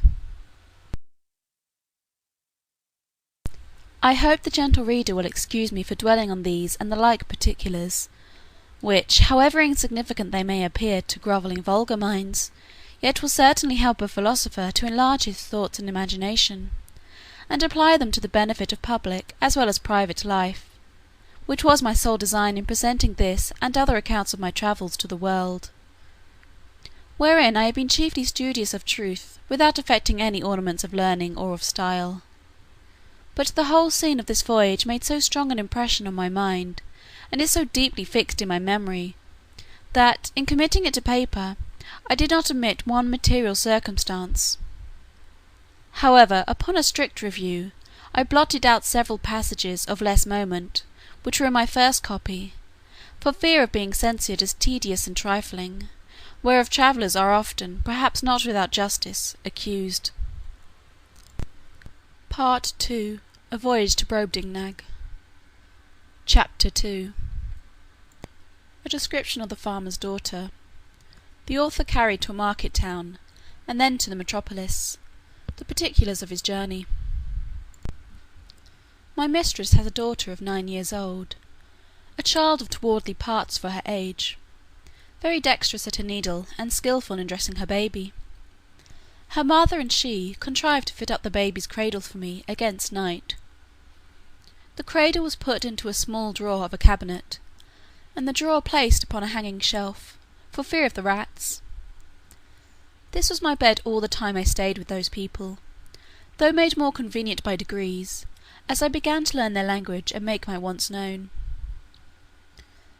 This young girl was so handy, that after I had once or twice pulled off my clothes before her, she was able to dress and undress me, though I never gave her that trouble when she would let me do either myself. She made me 7 shirts, and some other linen of as fine a cloth as could be got, which indeed was coarser than sackcloth, and these she constantly washed for me with her own hands. She was likewise my schoolmistress, to teach me the language. When I pointed to anything, she told me the name of it in her own tongue, so that in a few days I was able to call for whatever I had a mind to. She was very good-natured, and not above 40 feet high, being little for her age. She gave me the name of Grildrig, which the family took up, and afterwards the whole kingdom. The word imports what the Latins call nonunculus, the Italians homoceltino, and the English manikin. To her I chiefly owe my preservation in that country. We never parted while I was there. I called her my Glumdalclitch, or little nurse, and should be guilty of great ingratitude, if I omitted this honourable mention of her care and affection towards me, which I heartily wish it lay in my power to requite as she deserves, instead of being the innocent but unhappy instrument of a disgrace, as I have too much reason to fear. It now began to be known, and talked of in the neighbourhood, that my master had found a strange animal in the field, about the bigness of a splachnock, but exactly shaped in every part like a human creature, which it likewise imitated in all its actions, seemed to speak in a little language of its own, had already learned several words of theirs, went erect upon 2 legs, was tame and gentle, would come when it was called, do whatever it was bid, had the finest limbs in the world, and a complexion fairer than a nobleman's daughter of 3 years old. Another farmer, who lived hard by, and was a particular friend of my master, came on a visit on purpose to inquire into the truth of this story. I was immediately produced, and placed upon a table, where I walked as I was commanded, drew my hanger, put it up again, made my reverence to my master's guest, asked him in his own language how he did, and told him he was welcome, just as my little nurse had instructed me. This man, who was old and dim-sighted, put on his spectacles to behold me better, at which I could not forbear laughing very heartily, for his eyes appeared like the full moon shining into a chamber at 2 windows. Our people, who discovered the cause of my mirth, bore my company in laughing, at which the old fellow was fool enough to be angry and out of countenance. He had the character of a great miser, and to my misfortune he well deserved it, by the cursed advice he gave my master, to show me as a sight upon a market day in the next town, which was 1/2 an hour's riding, and 22 miles from our house. I guessed there was some mischief when I observed my master and his friend whispering together, sometimes pointing at me, and my fears made me fancy that I overheard and understood some of their words. But the next morning Glumdalclitch, my little nurse, told me the whole matter, which she had cunningly picked out from her mother. The poor girl laid me on her bosom, and fell a-weeping with shame and grief. She apprehended some mischief would happen to me, from rude vulgar folks, who might squeeze me to death, or break one of my limbs by taking me in their hands. She had also observed how modest I was in my nature, how nicely I regarded my honour, and what an indignity I should conceive it, to be exposed for money as a public spectacle to the meanest of the people. She said her papa and mamma had promised that Grildrig should be hers, but now she found they meant to serve her as they did last year, when they pretended to give her a lamb, and yet, as soon as it was fat, sold it to a butcher. For my own part, I may truly affirm that I was less concerned than my nurse. I had a strong hope, which never left me, that I should one day recover my liberty; and as to the ignominy of being carried about for a monster, I considered myself to be a perfect stranger in the country, and that such a misfortune could never be charged upon me as a reproach, if ever I should return to England, since the King of Great Britain himself, in my condition, must have undergone the same distress. My master, pursuant to the advice of his friend, carried me in a box the next market day to the neighbouring town, and took along with him his little daughter, my nurse, upon a pillion behind him. The box was close on every side, with a little door for me to go in and out, and a few gimlet holes to let in air. The girl had been so careful as to put the quilt of her baby's bed into it, for me to lie down on it.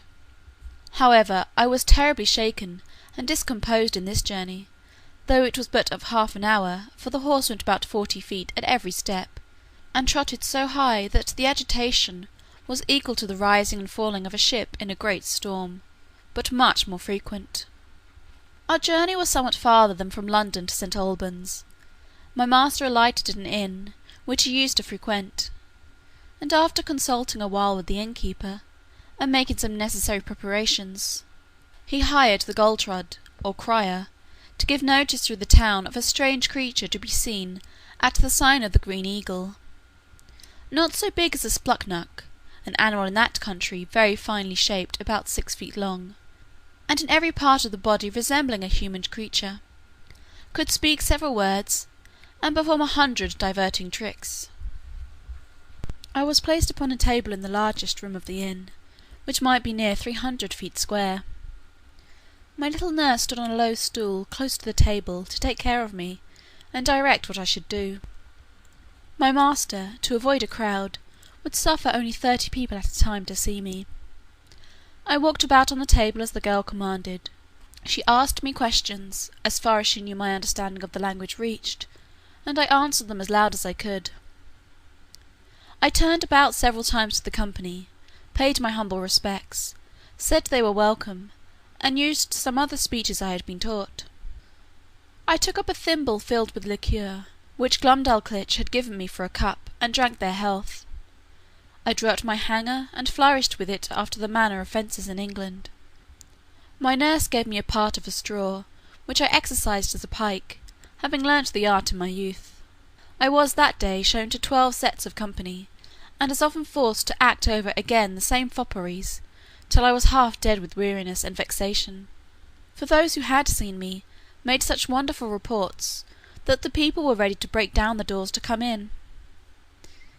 My master, for his own interest, would not suffer any one to touch me except my nurse, and to prevent danger, benches were set round the table at a distance as to put me out of everybody's reach. However, an unlucky schoolboy aimed a hazelnut directly at my head, which very narrowly missed me. Otherwise it came with so much violence, that it would have infallibly knocked out my brains, for it was almost as large as a small pumpkin. But I had the satisfaction to see the young rogue well beaten, and turned out of the room. My master gave public notice that he would show me again the next market day, and in the meantime he prepared a covenant vehicle for me, which he had reason enough to do, for I was so tired with my first journey, and with entertaining company for 8 hours together, that I could hardly stand upon my legs, or speak a word. It was at least 3 days before I recovered my strength, and that I might have no rest at home, all the neighbouring gentlemen from 100 miles round, hearing of my fame, came to see me at my master's own house. There could not be fewer than 30 persons with their wives and children, for the country is very populous, and my master demanded the rate of a full room whenever he showed me at home, although it were only to a single family, so that for some time I had but little ease every day of the week, except Wednesday, which is their Sabbath, although I were not carried to the town. My master, finding how profitable I was likely to be, resolved to carry me to the most considerable cities of the kingdom. Having therefore provided himself with all the things necessary for a long journey, and settled his affairs at home, he took leave of his wife, and upon the 17th of August 1703, about 2 months after my arrival, we set out for the metropolis, situated near the middle of that empire, and about 3,000 miles distant from our house. My master made his daughter Glumdalclitch ride behind him. She carried me on her lap, in a box tied about her waist. The girl had lined it on all sides with the softest cloth she could get, well quilted underneath, furnished it with her baby's bed, provided me with linen and other necessaries, and made everything as convenient as she could. We had no other company but a boy of the house, who rode after us with the luggage. My master's design was to show me in all the towns by the way, and to step out of the road for 50 or 100 miles to any village or person of quality's house, where he might expect custom. We made easy journeys, of not above 7 or 8 score miles a day, for Glumdalclitch, on purpose to spare me, complained she was tired with the trotting of the horse.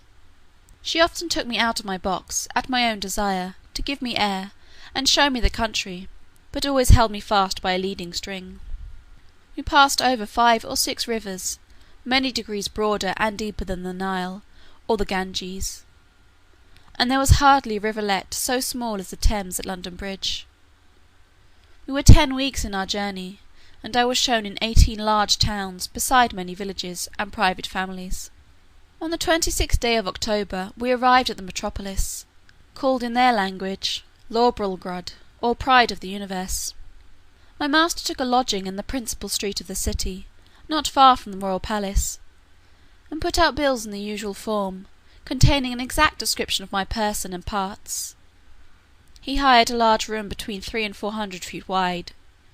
He provided a table 60 feet in diameter, upon which I was to act my part, and palisadoed it round 3 feet from the edge, and as many high, to prevent my falling over. I was shown 10 times a day, to the wonder and satisfaction of all people. I could now speak the language tolerably well, and perfectly understood every word that was spoken to me.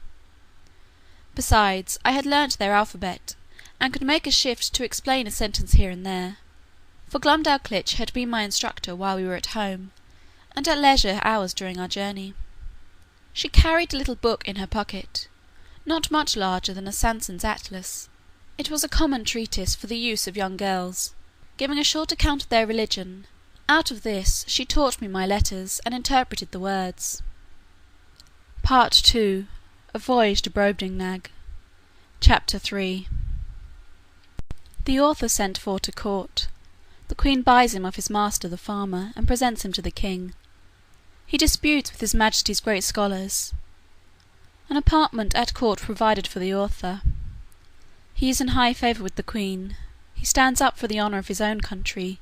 He quarrels with the queen's dwarf. The frequent labours I underwent every day made, in a few weeks, a very considerable change in my health. The more my master got by me, the more insatiable he grew. I had quite lost my stomach, and was almost reduced to a skeleton. The farmer observed it, and concluding I must soon die, resolved to make as good a hand of me as he could. While he was thus reasoning, and resolving with himself, a sardral, or gentleman usher, came from court, commanding my master to carry me immediately thither, for the diversion of the queen and her ladies. Some of the latter had already been to see me, and reported strange things of my beauty, behaviour, and good sense.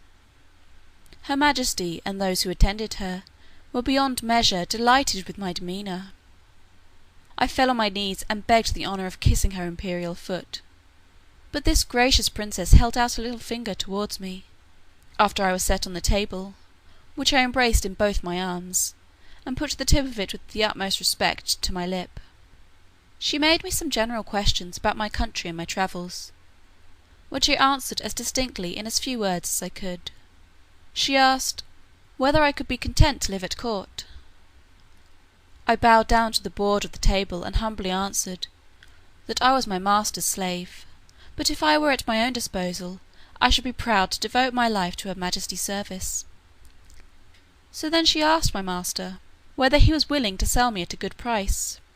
He, who apprehended I could not live a month, was ready enough to part with me, and demanded 1,000 pieces of gold, which were ordered him on the spot, each piece being about the bigness of 800 moidores. But allowing for the proportion of all things between that country and Europe, and the high price of gold among them, was hardly so great a sum as 1,000 guineas would be in England.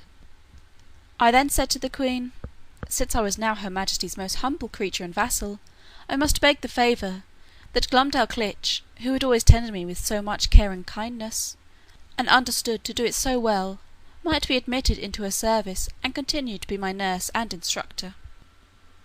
Her Majesty agreed to my petition, and easily got the farmer's consent, who was glad enough to have his daughter preferred at court, and the poor girl herself was not able to hide her joy.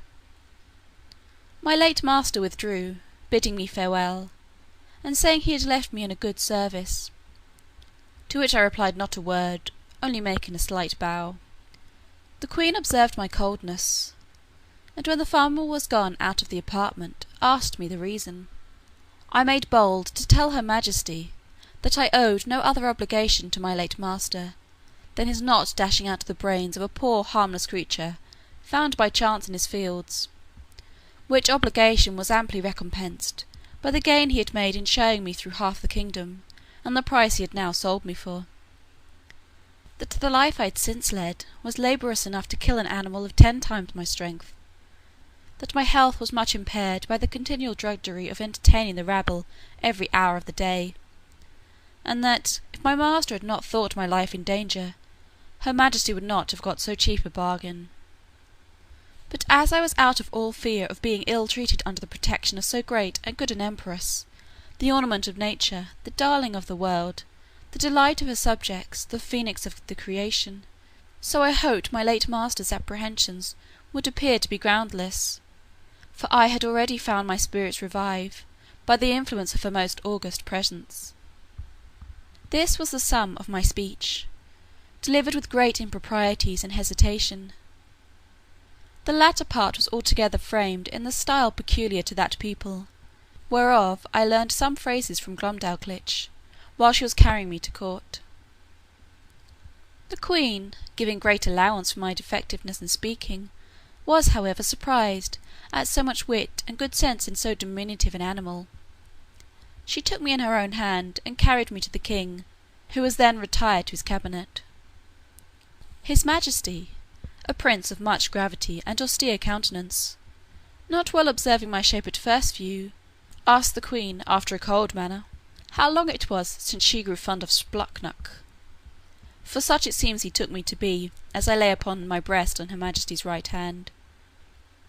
But this princess, who has an infinite deal of wit and humour, set me gently on my feet upon the scrutoire, and commanded me to give his Majesty an account of myself, which I did in a very few words. And Glumdalclitch, who attended at the cabinet door, and could not endure I should be out of her sight, being admitted, confirmed all that had passed from my arrival at her father's house. The king, although he be as learned a person as any in his dominions, had been educated in the study of philosophy, and particularly mathematics. Yet, when he observed my shape exactly, and saw me walk erect, before I began to speak, conceived I might be a piece of clockwork, which is, in that country, arrived to a very great perfection, contrived by some ingenious artist. But when he heard my voice, and found what I delivered to be regular and rational, he could not conceal his astonishment. He was by no means satisfied with the relation I gave him of the manner I came into his kingdom, but thought it a story concerted between Glumdalclitch and her father, who had taught me a set of words to make me sell at a better price. Upon this imagination he put several other questions to me, and still received rational answers, no otherwise defective than by a foreign accent, and an imperfect knowledge in the language, with some rustic phrases which I had learned at the farmer's house, and did not suit the polite style of a court. His Majesty sent for 3 great scholars, who were then in their weekly waiting, according to the custom in that country.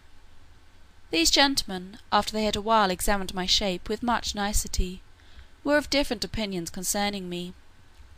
They all agreed that I could not be produced according to the regular laws of nature, because I was not framed with the capacity of preserving my life, either by swiftness, or climbing of trees, or digging holes in the earth. They observed by my teeth, which they viewed with great exactness, that I was a carnivorous animal; yet most quadrupeds being an overmatch for me, and field mice, with some others, too nimble, they could not imagine how I should be able to support myself, unless I fed upon snails and other insects, which they offered, by my learned arguments, to conceive that I could not possibly do. One of these virtuosi seemed to think that I might be an embryo, or abortive birth; but this opinion was rejected by the other two, who observed my limbs to be perfect and finished, and that I had lived several years, as it was manifest from my beard, the stumps whereof they plainly discovered through a magnifying glass. They would not allow me to be a dwarf, because my littleness was beyond all degrees of comparison; for the queen's favourite dwarf, the smallest ever known in that kingdom, was near 30 feet high. After much debate, they concluded unanimously that I was only rel plum scalcath, which is interpreted literally lusus naturae, a determination exactly agreeable to the modern philosophy of Europe, whose professors, disdaining the old evasion of occult cases, whereby the followers of Aristotle endeavoured in vain to disguise their ignorance, have invented this wonderful solution of all difficulties, to the unspeakable advancement of human knowledge. After this decisive conclusion, I entreated to be heard a word or two.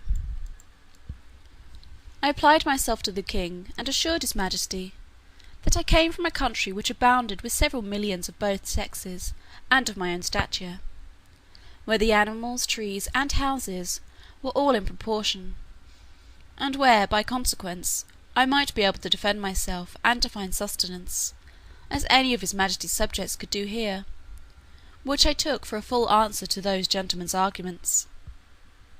To this they only replied with a smile of contempt, saying, that the farmer had instructed me very well in my lesson.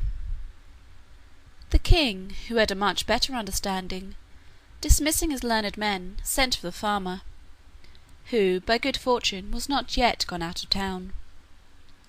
Having therefore first examined him privately, and then confronted him with me and the young girl, his majesty began to think that what we told him might possibly be true.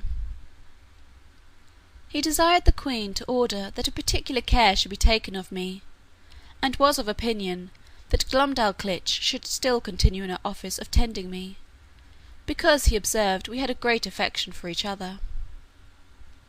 A convenient apartment was provided for her at court. She had a sort of governess appointed to take care of her education, a maid to dress her, and 2 other servants for menial offices; but the care of me was wholly appointed to herself. The queen commanded her own cabinet maker to contrive a box, that might serve me for a bedchamber, after the model that Glumdalclitch and I should agree upon. This man was a most ingenious artist, and according to my direction, in 3 weeks finished for me a wooden chamber of 16 feet square and 12 feet high, with sash windows, a door, and 2 closets, like a London bedchamber. The board that made the ceiling was to be lifted up and down by 2 hinges, to put in a bed ready furnished by her majesty's upholsterer, which Glumdalclitch took out every day to air, made it with her own hands, and letting it down at night, locked up the roof over me. A nice workman, who was famous for little curiosities, undertook to make me 2 chairs, with backs and frames, of a substance not unlike ivory, and 2 tables with a cabinet to put my things in. The room was quilted on all sides, as well as the floor and the ceiling, to prevent any accident from the carelessness of those who carried me, and to break the force of a jolt when I went in a coach. I desired a lock for my door, to prevent rats and mice from coming in. The smith, after several attempts, made the smallest that ever was seen among them, for I have known a larger at the gate of the gentleman's house in England. I made a shift to keep the key in my pocket of my own, fearing Glumdalclitch might lose it. The queen likewise ordered the thinnest silks that could be gotten, to make me clothes not much thicker than an English blanket, very cumbersome till I was accustomed to them. They were after the fashion of the kingdom, partly resembling the Persian and partly the Chinese, and are a very grave and decent habit. The queen became so fond of my company that she could not dine without me. I had a table placed upon the same at which her majesty ate, just at her left elbow, and a chair to sit on. Glumdalclitch stood on a stool on the floor near my table, to assist and take care of me. I had an entire set of silver dishes and plates, and other necessaries, which, in proportion to those of the queen, were not much bigger than what I have seen in a London toy shop, for the furniture of a baby house. These my nurse kept in her pocket in a silver box, and gave me at meals as I wanted them, always cleaning them herself. No person dined with the queen but the two princesses royal, the eldest 16 years old, and the younger at that time 13 and a month.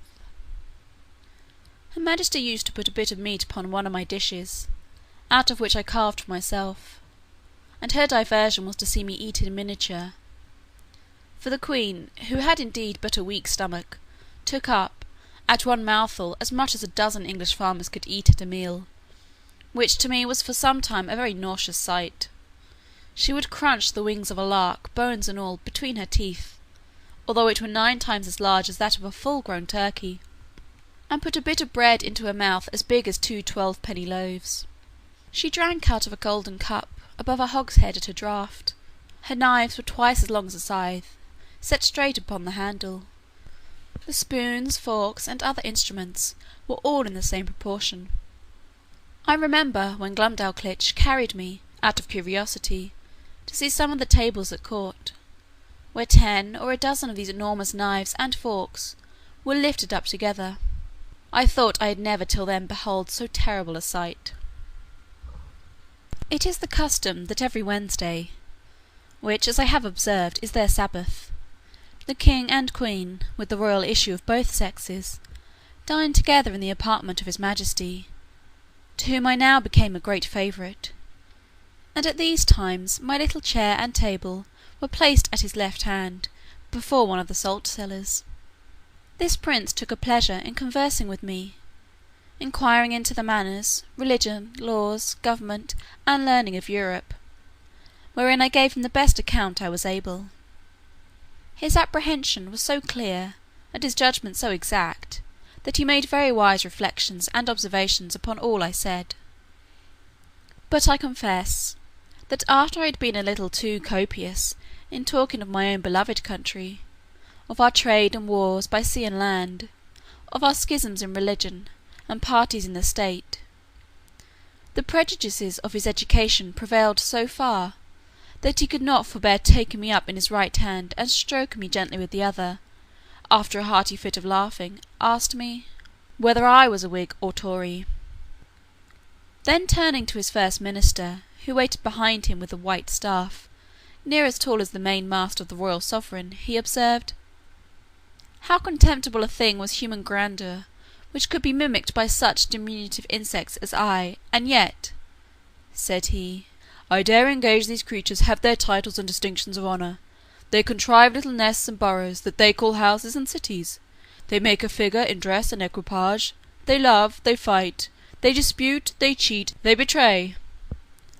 And thus he continued on, while my colour came and went several times, with indignation to hear our noble country, the mistress of arts and arms, the scourge of France, the arbitress of Europe, the seat of virtue, piety, honour, and truth, the pride and envy of the world, so contemptuously treated.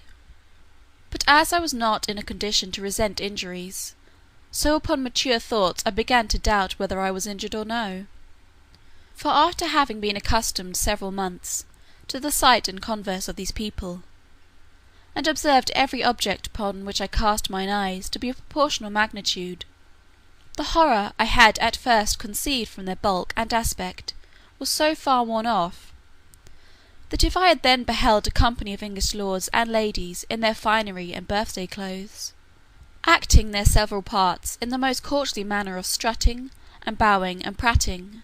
To say the truth, I should have been strongly tempted to laugh as much at them as the king and his grandees did at me. Neither indeed could I forbear smiling at myself, when the queen used to place me upon her hand towards a looking glass, by which both our persons appeared before me in full view, and there could be nothing more ridiculous than the comparison; so that I really began to imagine myself dwindled many degrees below my usual size.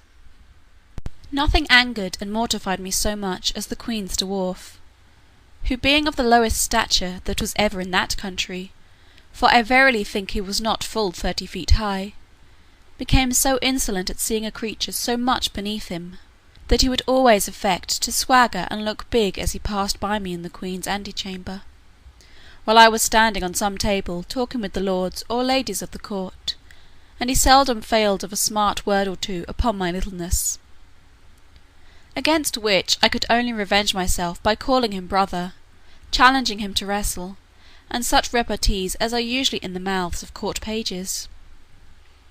One day, at dinner, this malicious little cub was so nettled with something I had said to him, that raising himself upon the frame of her majesty's chair, he took me up by the middle as I was sitting down, not thinking any harm, and let me drop into a large silver bowl of cream, and then ran away as fast as he could. I fell over head and ears, and if I had not been a good swimmer, it might have gone very hard with me; for Glumdalclitch, in that instant, happened to be at the other end of the room, and the queen was in such a fright that she wanted presence of mind to assist me; but my little nurse ran to my relief, and took me out, after I had swallowed above a quart of cream. I was put to bed; however, I received no other damage than the loss of a suit of clothes, which was utterly spoiled. The dwarf was soundly whipped, and as a further punishment forced to drink up the bowl of cream into which he had thrown me. Neither was he ever restored to favour, for soon after the queen bestowed him on a lady of high quality, so that I saw him no more, to my very great satisfaction, for I could not tell to what extremities such a malicious urchin might have carried his resentment.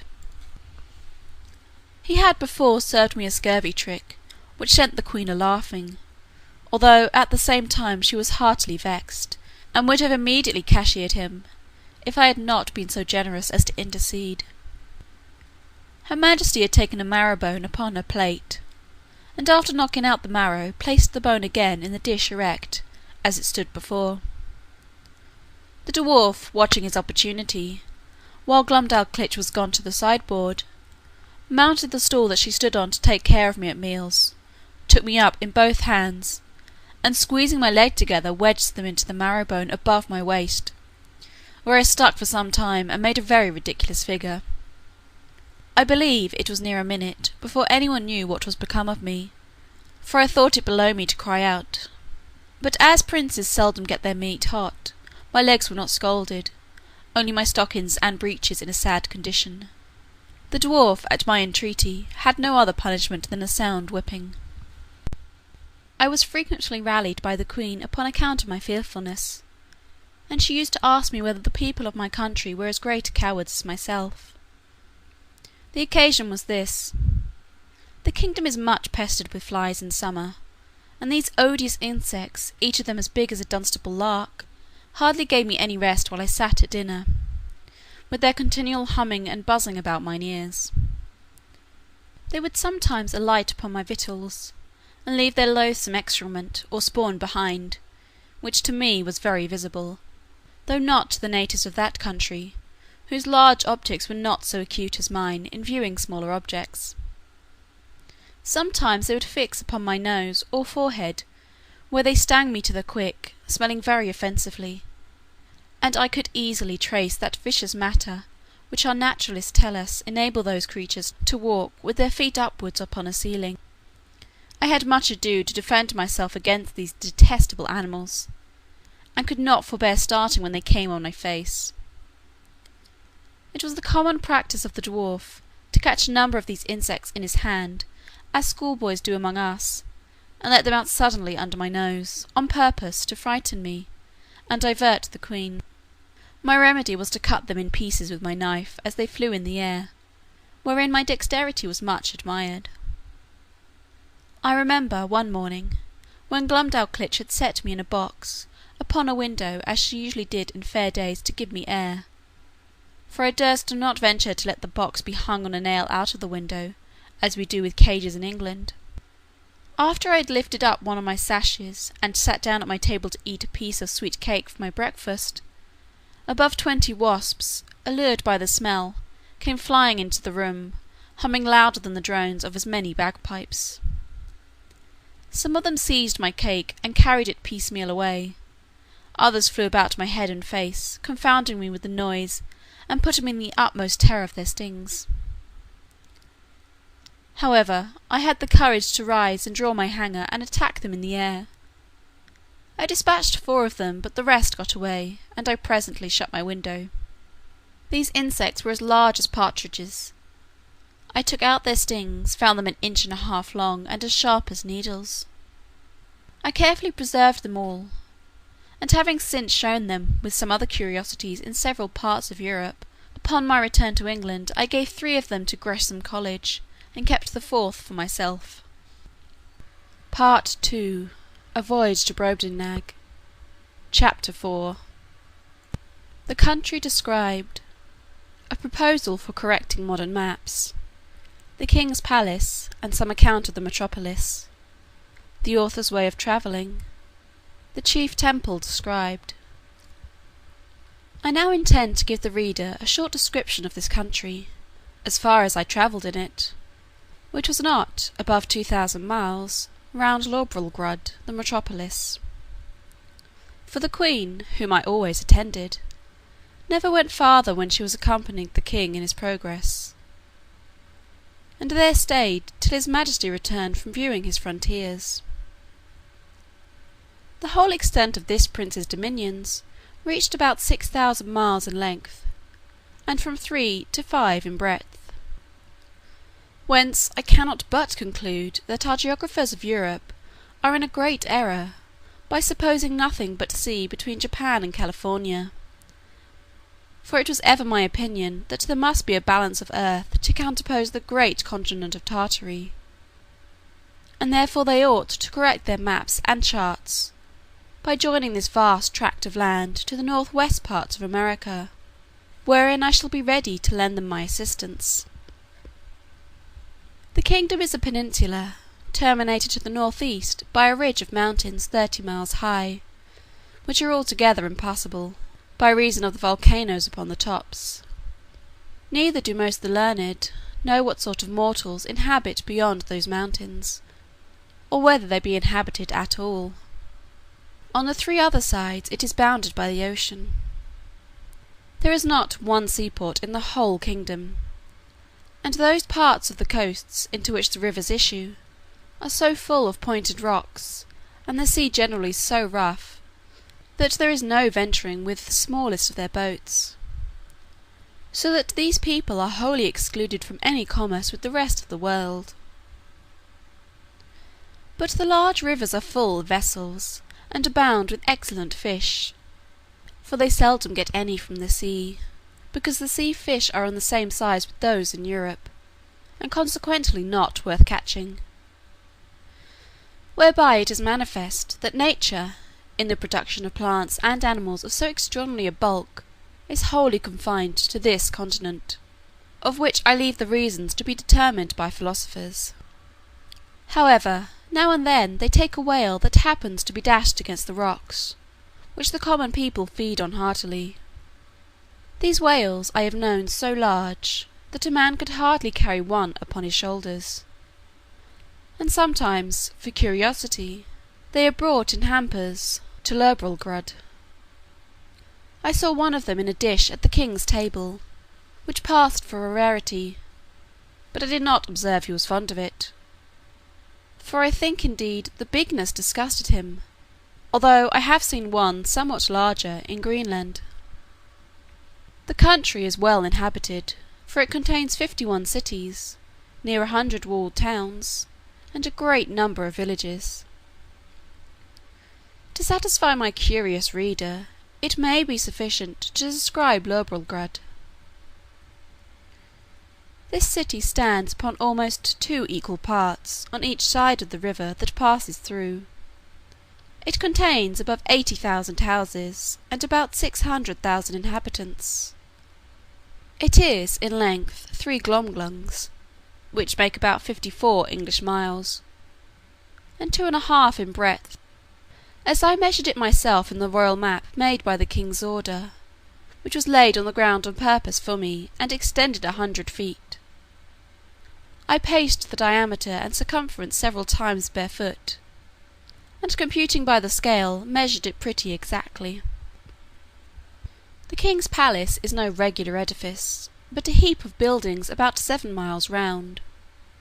The chief rooms are generally 240 feet high, and broad and long in proportion. A coach was allowed to Glumdalclitch and me, wherein her governess frequently took her out to see the town, or go among the shops, and I was always of the party, carried in my box, although the girl, at my own desire, would often take me out, and hold me in her hand, that I might more conveniently view the houses and the people, as we passed along the streets. I reckoned our coach to be about a square of Westminster Hall, but not altogether so high. However, I cannot be very exact. One day the governess ordered our coachman to stop at several shops, where the beggars, watching their opportunity, crowded to the sides of the coach, and gave me the most horrible spectacle that ever a European eye beheld. There was a woman with a cancer in her breast, swelled to a monstrous size, full of holes, in 2 or 3 of which I could easily have crept, and covered my whole body. There was a fellow with a wen in his neck, larger than 5 woolpacks, and another with a couple of wooden legs, each about 20 feet high. But the most hateful sight of all was the lice crawling on their clothes. I could see distinctly the limbs of these vermin with my naked eye, much better than those of a European louse through a microscope, and their snouts, with which they rooted like swine. They were the first I had ever beheld, and I should have been curious enough to dissect one of them, if I had had proper instruments, which I unluckily left behind me in the ship, although indeed the sight was so nauseous, that it perfectly turned my stomach. Besides the large box in which I was usually carried, the queen ordered a smaller one to be made for me, of about 12 feet square and 10 high, for the convenience of travelling, because the other was somewhat too large for Glumdalclitch's lap, and cumbersome in the coach. It was made by the same artist, whom I am directed in the whole contrivance. This travelling closet was an exact square, with a window in the middle of 3 of the squares, and each window was latticed with iron wire on the outside, to prevent accidents in long journeys.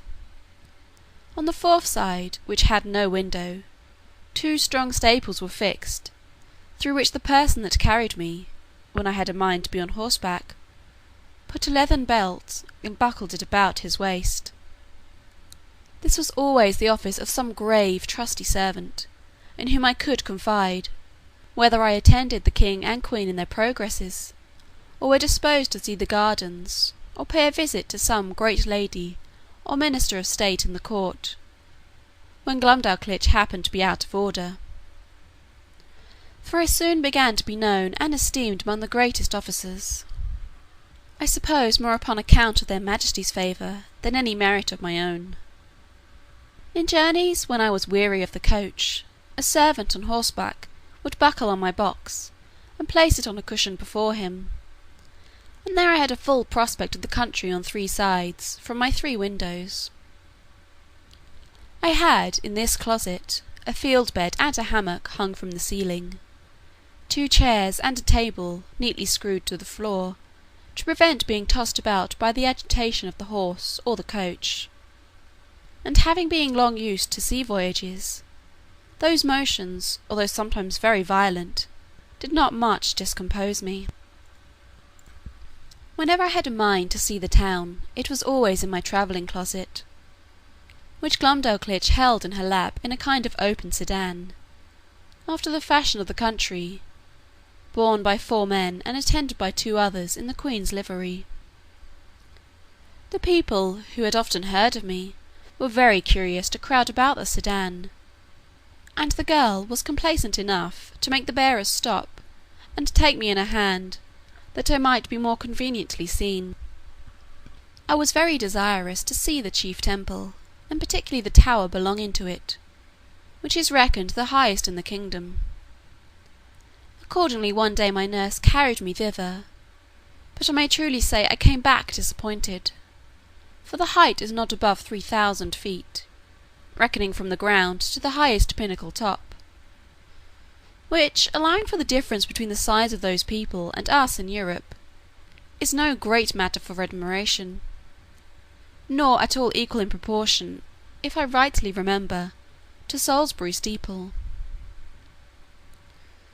But not to detract from a nation, to which during my life I shall acknowledge myself extremely obliged, it must be allowed, that whatever this famous tower wants in height, is amply made up in beauty and strength, for the walls are near 100 feet thick, built of hewn stone, whereof each is about 40 feet square, and adorned on all sides with statues of gods and emperors cut in marble, larger than life, placed in several niches.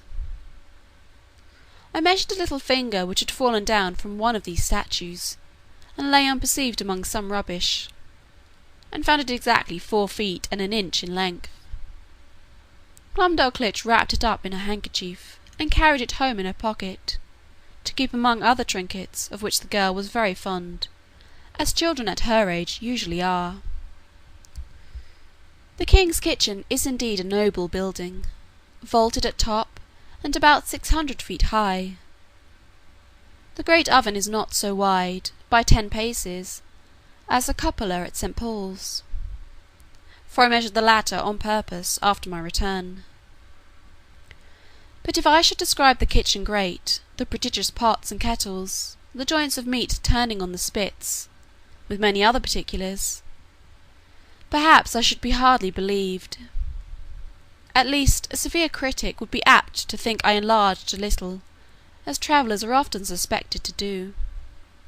To avoid which censure I fear I have run too much into the other extreme, and that if this treatise should happen to be translated into the language of Brobdingnag, which is the general name of that kingdom, and transmitted thither, the king and his people would have reason to complain that I had done them an injury, by a false and diminutive representation. His Majesty seldom keeps above 600 horses in his stables. They are generally from 54 to 60 feet high.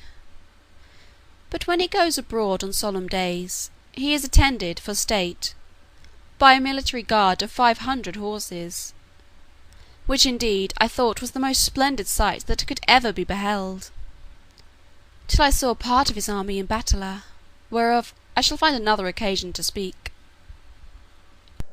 Part II. A Voyage to Brobdingnag. Chapter 5. Several adventures that happened to the author. The execution of a criminal. The author shows his skill in navigation.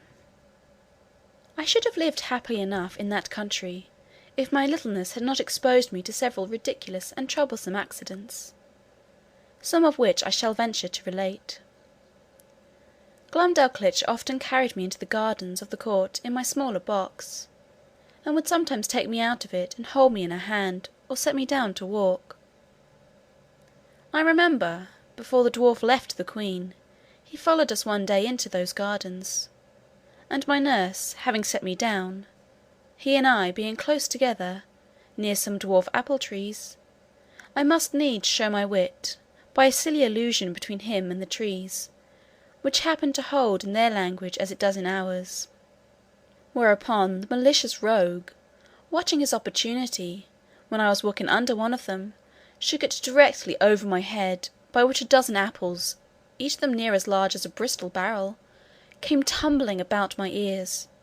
One of them hit me on the back as I chanced to stoop, and knocked me down flat on my face. But I received no other hurt, and the dwarf was pardoned at my desire, because I had given the provocation. Another day Glumdalclitch left me on a smooth grass plot to divert myself, while she walked at some distance with her governess. In the meantime there suddenly fell such a violent shower of hail that I was immediately by the force of it struck to the ground; and when I was down, the hailstones gave me such cruel bangs all over the body, as if I had been pelted with tennis balls. However, I made a shift to creep on all fours, and shelter myself by lying flat on my face on the lee side of a border of lemon thyme, but so bruised from head to foot that I could not go abroad in 10 days. Neither is this at all to be wondered at, because nature, in that country, observing the same proportion through all her operations, a hailstone is near 1800 times as large as one in Europe, which I can assert upon experience, having been so curious as to weigh and measure them. But a more dangerous accident happened to me in the same garden, when my little nurse, believing she had put me in a secure place, which I often entreated her to do that I might enjoy my own thoughts, and having left my box at home, to avoid the trouble of carrying it, went to another part of the garden with her governess and some ladies of her acquaintance. While she was absent and out of hearing, a small white spaniel that belonged to one of the chief gardeners, having got by accident into the garden, happened to range near the place where I lay. The dog, following the scent, came directly up, and taking me in his mouth ran straight to his master, wagging his tail, and set me gently on the ground. By good fortune he had been so well taught that I was carried between his teeth without the least hurt, or even tearing my clothes. But the poor gardener, who knew me well, and had a great kindness for me, was in a terrible fright. He gently took me up in both hands, and asked me how I did. But I was so amazed and out of breath that I could not speak a word. In a few minutes I came to myself, and he carried me safe to my little nurse, who by this time had returned to the place where she left me, and was in cruel agonies when I did not appear, nor answer when she called. She severely reprimanded the gardener on account of his dog, but the thing was hushed up and never known at court, for the girl was afraid of the queen's anger. And truly, as to myself, I thought it would not be for my reputation that such a story should go about. This accident absolutely determined Glumdalclitch never to trust me abroad for the future out of her sight. I had been long afraid of this resolution, and therefore concealed from her some little unlucky adventures that happened in those times while I was left by myself.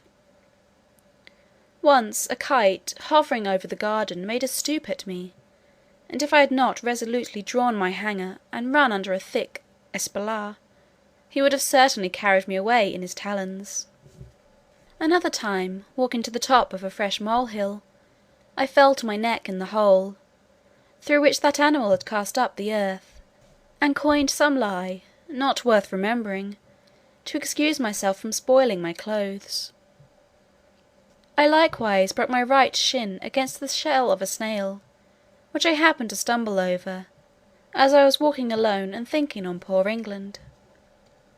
I cannot tell whether I was more pleased or mortified to observe in these solitary walks that the smaller birds did not appear to be at all afraid of me, but would hop about within a yard's distance, looking for worms and other food, with as much indifference and security as if no creature at all were near them. I remember a thrush had the confidence to snatch out of my hand, with his bill, a bit of cake that Glumdalclitch had just given me for my breakfast. When I attempted to catch any of these birds, they would boldly turn against me, endeavouring to peck my fingers, which I durst not venture within their reach, and then they would hop back unconcerned, to hunt for worms or snails, as they did before. But one day I took a thick cudgel, and threw it with all my strength so luckily at a linnet, that I knocked him down, and seizing him by the neck with both my hands, ran with him in triumph to my nurse. However, the bird, who had only been stunned, recovering himself, gave me so many boxes with his wings on both sides of my head and body, though I held him at arm's length, and was out of reach of his claws, that I was 20 times thinking to let him go. But I was soon relieved by one of our servants, who wrung off the bird's neck, and I had him the next day for dinner by the queen's command. This linnet, as near as I can remember, seemed to be somewhat larger than an English swan. The maids of honour often invited Glumdalclitch to their apartments, and desired she would bring me along with her, on purpose to have the pleasure of seeing and touching me. They would often strip me naked from toe to toe, and lay me at full length in their bosoms, wherewith I was much disgusted, because, to say the truth, a very offensive smell came from their skins, which I do not mention or intend to the disadvantage of those excellent ladies, for whom I have all manner of respect; but I conceive that my sense was more acute in proportion to my littleness, and that those illustrious persons were no more disagreeable to their lovers, or to each other, than people of the same quality are with us in England. And after all, I found the natural smell was much more supportable than when they used perfumes, under which I immediately swooned away. I cannot forget that an intimate friend of mine in Lilliput took the freedom in a warm day, when I had used a good deal of exercise, to complain of a strong smell about me, although I am as little faulty that way as most of my sex. But I suppose his faculty of smelling was as nice with regard to me as mine was to that of this people. Upon this point I cannot forbear doing justice to the queen my mistress, and Glumdalclitch my nurse, whose persons were as sweet as those of any lady in England. That which gave me most uneasiness among these maids of honour, when my nurse carried me to visit them, was to see them use me without any manner of ceremony, like a creature who had no sort of consequence; for they would strip themselves to the skin, and put on their smocks in my presence, while I was placed on their toilet, directly before their naked bodies, which I am sure to me was very far from being a tempting sight, or from giving me any other emotions than those of horror and disgust. Their skins appeared so coarse and uneven, so variously coloured when I saw them near, with a mole here and there as broad as a trencher, and hairs hanging from it thicker than pack-threads, to say nothing farther concerning the rest of their persons. Neither did they at all scruple, when I was by, to discharge what they had drunk to the quantity of at least 2 hogsheads, in a vessel that held above 3 tons. The handsomest among these maids of honour, a pleasant frolicsome girl of 16, would sometimes set me astride one of her nipples, with many other tricks, wherein the reader will excuse me for not being over particular.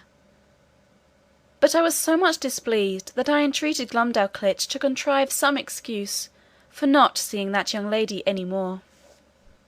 One day a young gentleman, who was nephew to my nurse's governess, came and pressed them both to see an execution. It was of a man who had murdered one of that gentleman's intimate acquaintance. Glumdalclitch was prevailed on to be one of the company, very much against her inclination, for she was naturally tender-hearted; and as for myself, although I abhorred such kind of spectacles, yet my curiosity tempted me to see something that I thought must be extraordinary. The malefactor was fixed in a chair upon a scaffold, erected for that purpose, and his head was cut off at one blow, with a sword of about 40 feet long.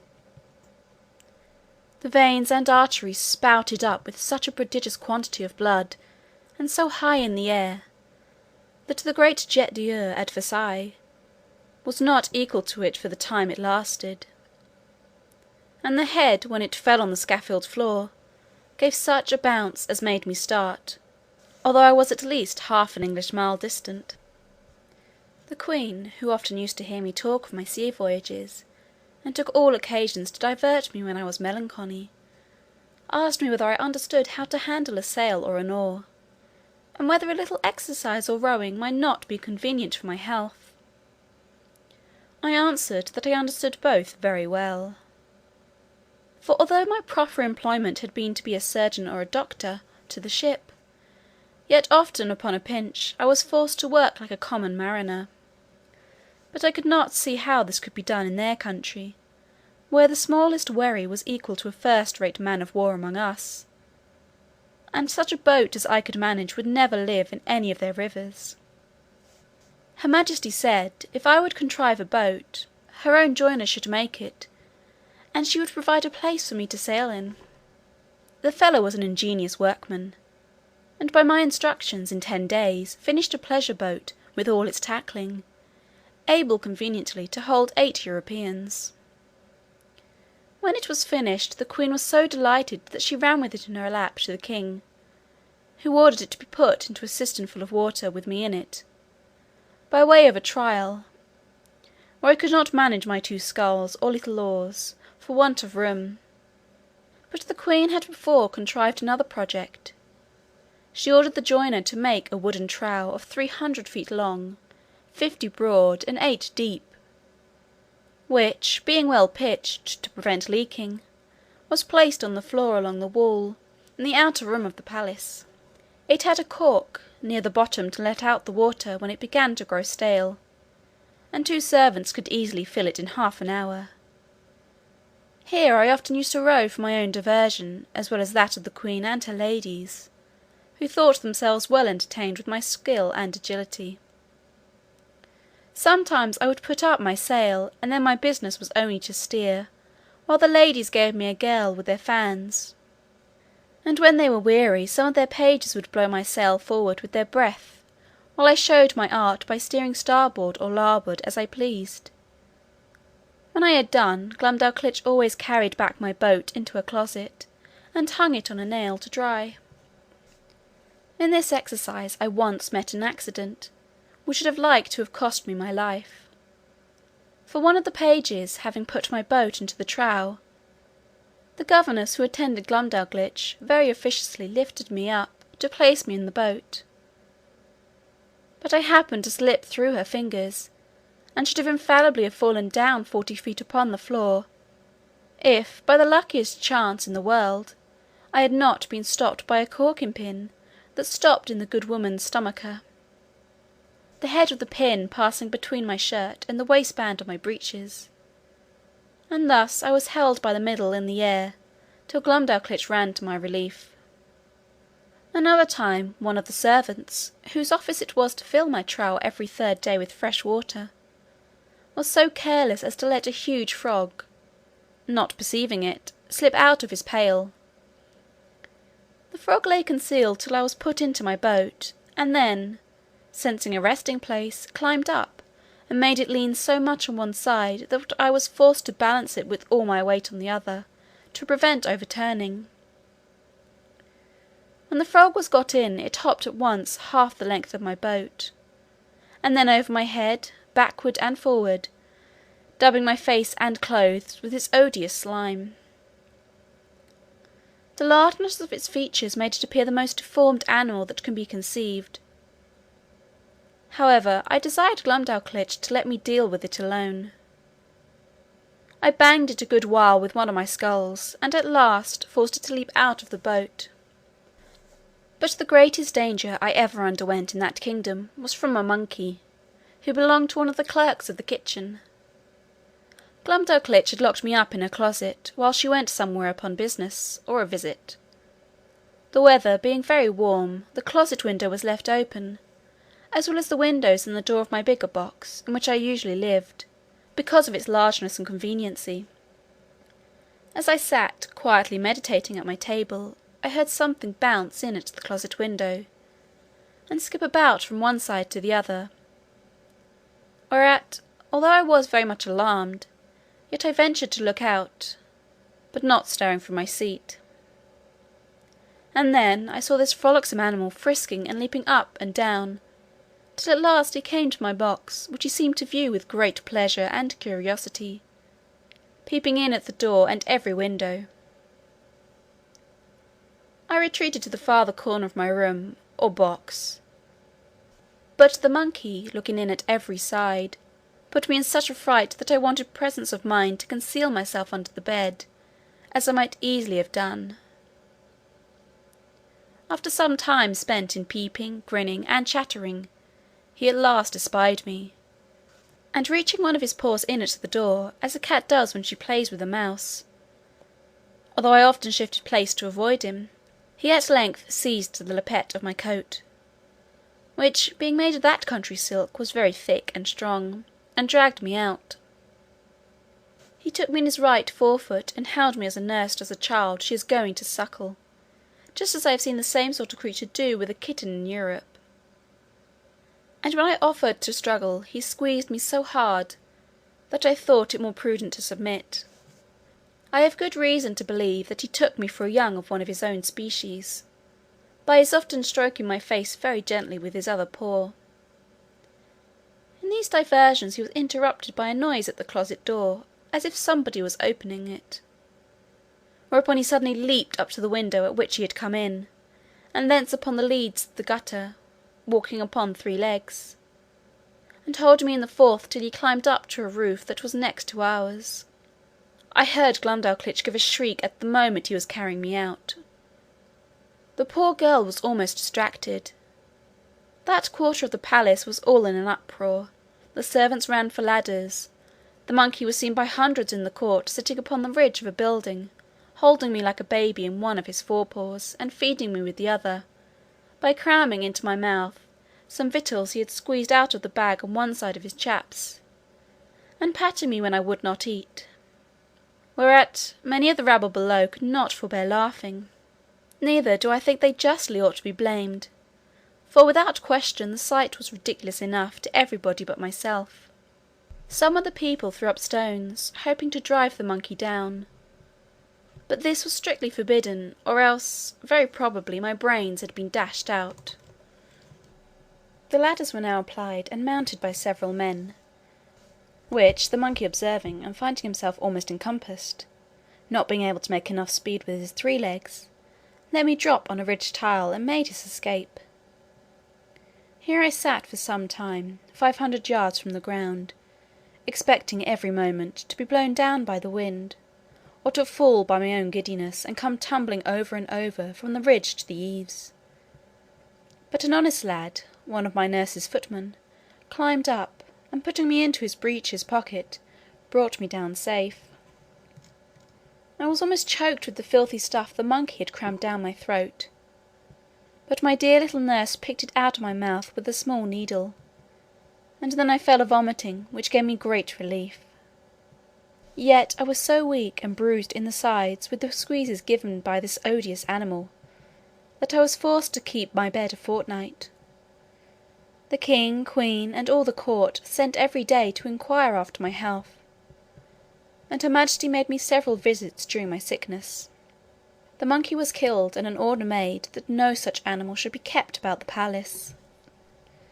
When I attended the king after my recovery, to return him thanks for his favours, he was pleased to rally me a good deal upon this adventure. He asked me, what my thoughts and speculations were while I lay in the monkey's paw, how I liked the victuals he gave me, his manner of feeding, and whether the fresh air on the roof had sharpened my stomach. He desired to know what I would have done upon such an occasion in my own country. I told his majesty, that in Europe we had no monkeys, except such as were bought for curiosity from other places, and so small that I could deal with a dozen of them together, if they presumed to attack me. And as of that monstrous animal with whom I am so lately engaged, it was indeed as large as an elephant. If my fears had suffered me to think so far as to make use of my hanger, looking fiercely and clapping my hand on the hilt as I spoke, when he poked his paw into my chamber, perhaps I should have given him such a wound as would have made him glad to withdraw it with more haste than he put it in. This I delivered in a firm tone, like a person who was jealous lest his courage should be called in question. However, my speech produced nothing else beside a loud laughter, which all the respect due to his majesty from those about him could not make them contain. This made me reflect how vain an attempt it is for a man to endeavour to himself honour among those who are out of all degree of equality or comparison with him. And yet I have seen the moral of my behaviour very frequent in England since my return, where a little contemptible varlet, without the least title to birth person, wit, or common sense, shall presume to look with importance, and put himself upon a foot with the greatest persons of the kingdom. I was every day furnishing the court with some ridiculous story; and Glumdalclitch, although she loved me to excess, yet was arch enough to inform the queen whenever I committed any folly that she thought would be diverting to her majesty. The girl, who had been out of order, was carried by her governess to take the air about an hour's distance, or 30 miles from town. They alighted out of the coach near a small footpath in a field, and Glumdalclitch setting down my travelling box, I went out of it to walk. There was a cow dung in the path, and I must needs try my activity by attempting to leap over it. I took a run, but unfortunately jumped short, and found myself just in the middle up to my knees. I waded through with some difficulty, and one of the footmen wiped me as clean as he could with his handkerchief, for I was filthy bemured, and my nurse confined me to my box till we returned home, where the queen was soon informed of what had passed, and the footmen spread it about the court, so that all the mirth for some days was at my expense. Part II. A Voyage to Brobdingnag. Chapter 6. Several contrivances of the author to please the king and queen. He shows his skill in music. The king inquires into the state of England, which the author relates to him. The king's observations thereon. I used to attend the king's levee once or twice a week, and had often seen him under the barber's hand, which indeed was at first very terrible to behold, for the razor was almost twice as long as an ordinary scythe. His majesty, according to the custom of the country, was only shaved twice a week. I once prevailed on the barber to give me some of the suds or lather, of which I picked 50 or 40 of the strongest stumps of hair. I then took a piece of fine wood, and cut it like the back of a comb, making several holes in it at equal distances, with as small a needle as I could get from Glumdalclitch. I fixed in the stumps so artificially, scraping and slopping them with my knife towards the points, that I made a very tolerable comb, which was a seasonable supply, my own being so much broken in the teeth, that it was almost useless. Neither did I know any artist in that country so nice and exact as would undertake to make me another. And this puts me in mind of an amusement, wherein I spent many of my leisure hours. I desired the queen's woman to save for me the combings of her majesty's hair, whereof, in good time, I got a good quantity, and consulting with my friend the cabinet maker, who had received general orders to do little jobs for me, I directed him to make 2 chair frames, no larger than those I had in my box, and to bore little holes with a fine awl, round those parts where I designed the backs and seats. Through these holes I wove the strongest hairs I could pick out, just after the manner of cane chairs in England. When they were finished, I made a present of them to her majesty, who kept them in her cabinet, and used to show them for curiosities, as indeed they were the wonder of every one that beheld them. The queen would have me sit upon one of these chairs, but I absolutely refused to obey her, protesting I would rather die than place a dishonourable part of my body on those precious hairs, that once adorned her majesty's head. Of these hairs, as I had always a mechanical genius, I likewise made a neat little purse, about 5 feet long, with her majesty's name deciphered in gold letters, which I gave to Glumdalclitch by the queen's consent. To say the truth, it was more for show than use, being not of strength to bear the weight of the larger coins, and therefore she kept nothing in it but some little toys that girls are fond of. The king, who delighted in music, had frequent concerts at court, at which I was sometimes carried, and set in my box on a table to hear them, but the noise was so great that I could hardly distinguish the tunes. I am confident that all the drums and trumpets of a royal army beating and sounding together just at your ears, could not equal it.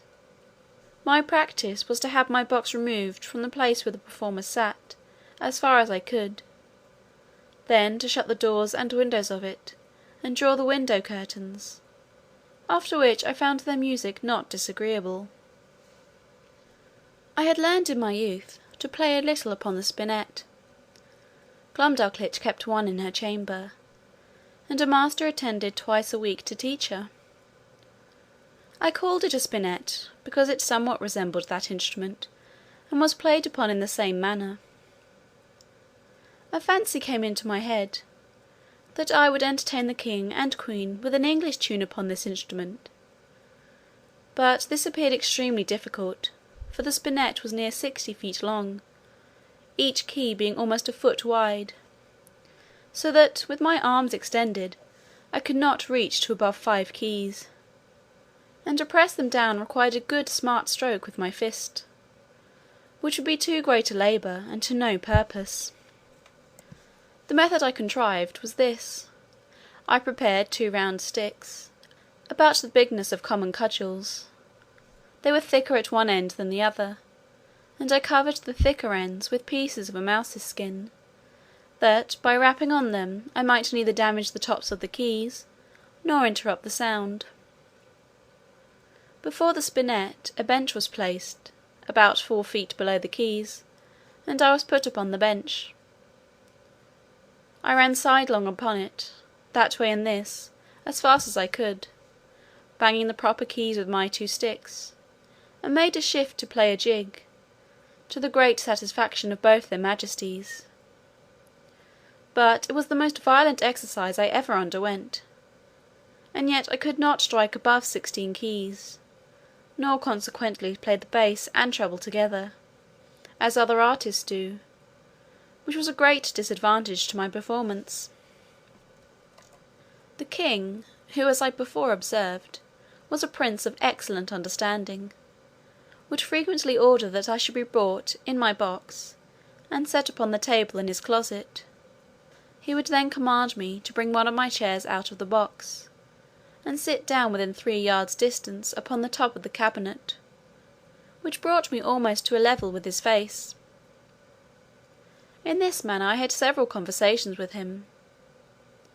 I one day took the freedom to tell his majesty, that the contempt he discovered towards Europe and the rest of the world did not seem answerable to those excellent qualities of mind that he was master of; that reason did not extend itself with the bulk of the body; on the contrary, we observed in our country, that the tallest persons were usually the least provided with it; that among other animals, bees and ants had the reputation of more industry, art, and sagacity, than many of the larger kinds; and that, as inconsiderable as he took me to be, I hoped I might live to do his majesty some signal service. The king heard me with attention, and began to conceive a much better opinion of me than he ever had before.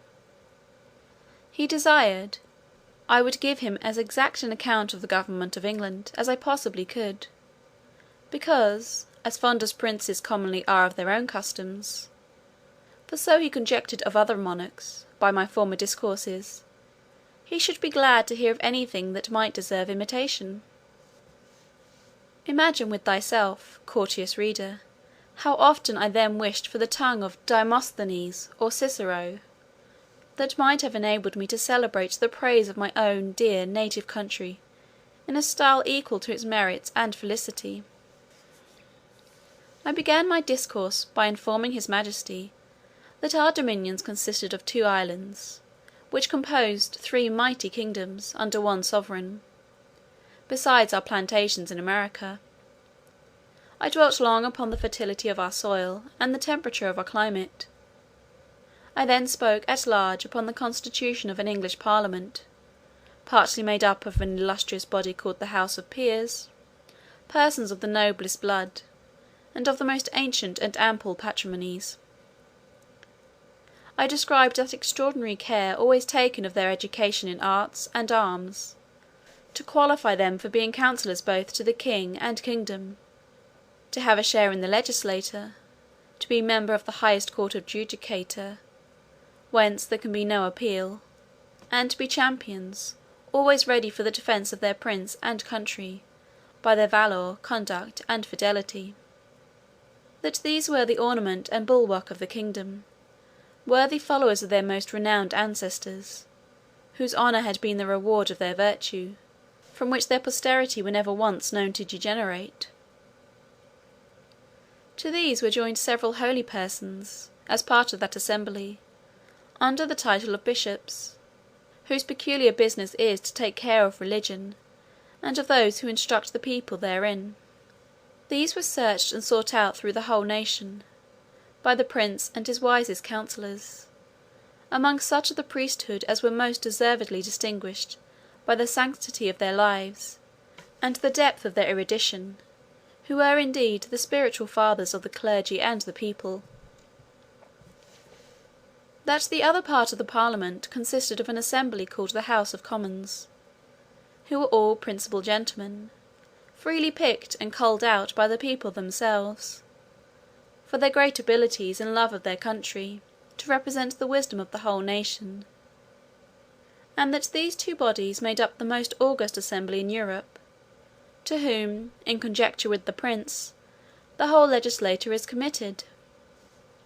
I then descended to the courts of justice, over which the judges, those venerable sages and interpreters of the law, presided, for determining the disputed rights and properties of men, as well as for the punishment of vice and protection of innocence. I mentioned the prudent management of our treasury, the valour and achievements of our forces, by sea and land. I computed the number of our people, by reckoning how many millions there might be of each religious sect or political party among us. I did not omit even our sports and pastimes, or any other particular which I thought might redound to the honour of my country; and I finished all with a brief historical account of affairs and events in England for about 100 years past. This conversation was not ended under 5 audiences, each of several hours, and the king heard the whole with great attention, frequently taking notes of what I spoke, as well as memorandums of what questions he intended to ask me.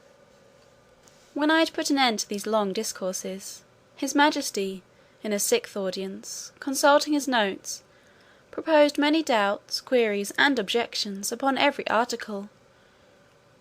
He asked, what methods were used to cultivate the minds and bodies of our young nobility, and in what kind of business they commonly spent the first and teachable parts of their lives? What course was taken to supply that assembly, when any noble family became extinct? What qualifications were necessary in those who are to be created new lords? Whether the humour of the prince, a sum of money to a court lady, or a design of strengthening a party opposite to the public interest, ever happened to be the motive in those advancements?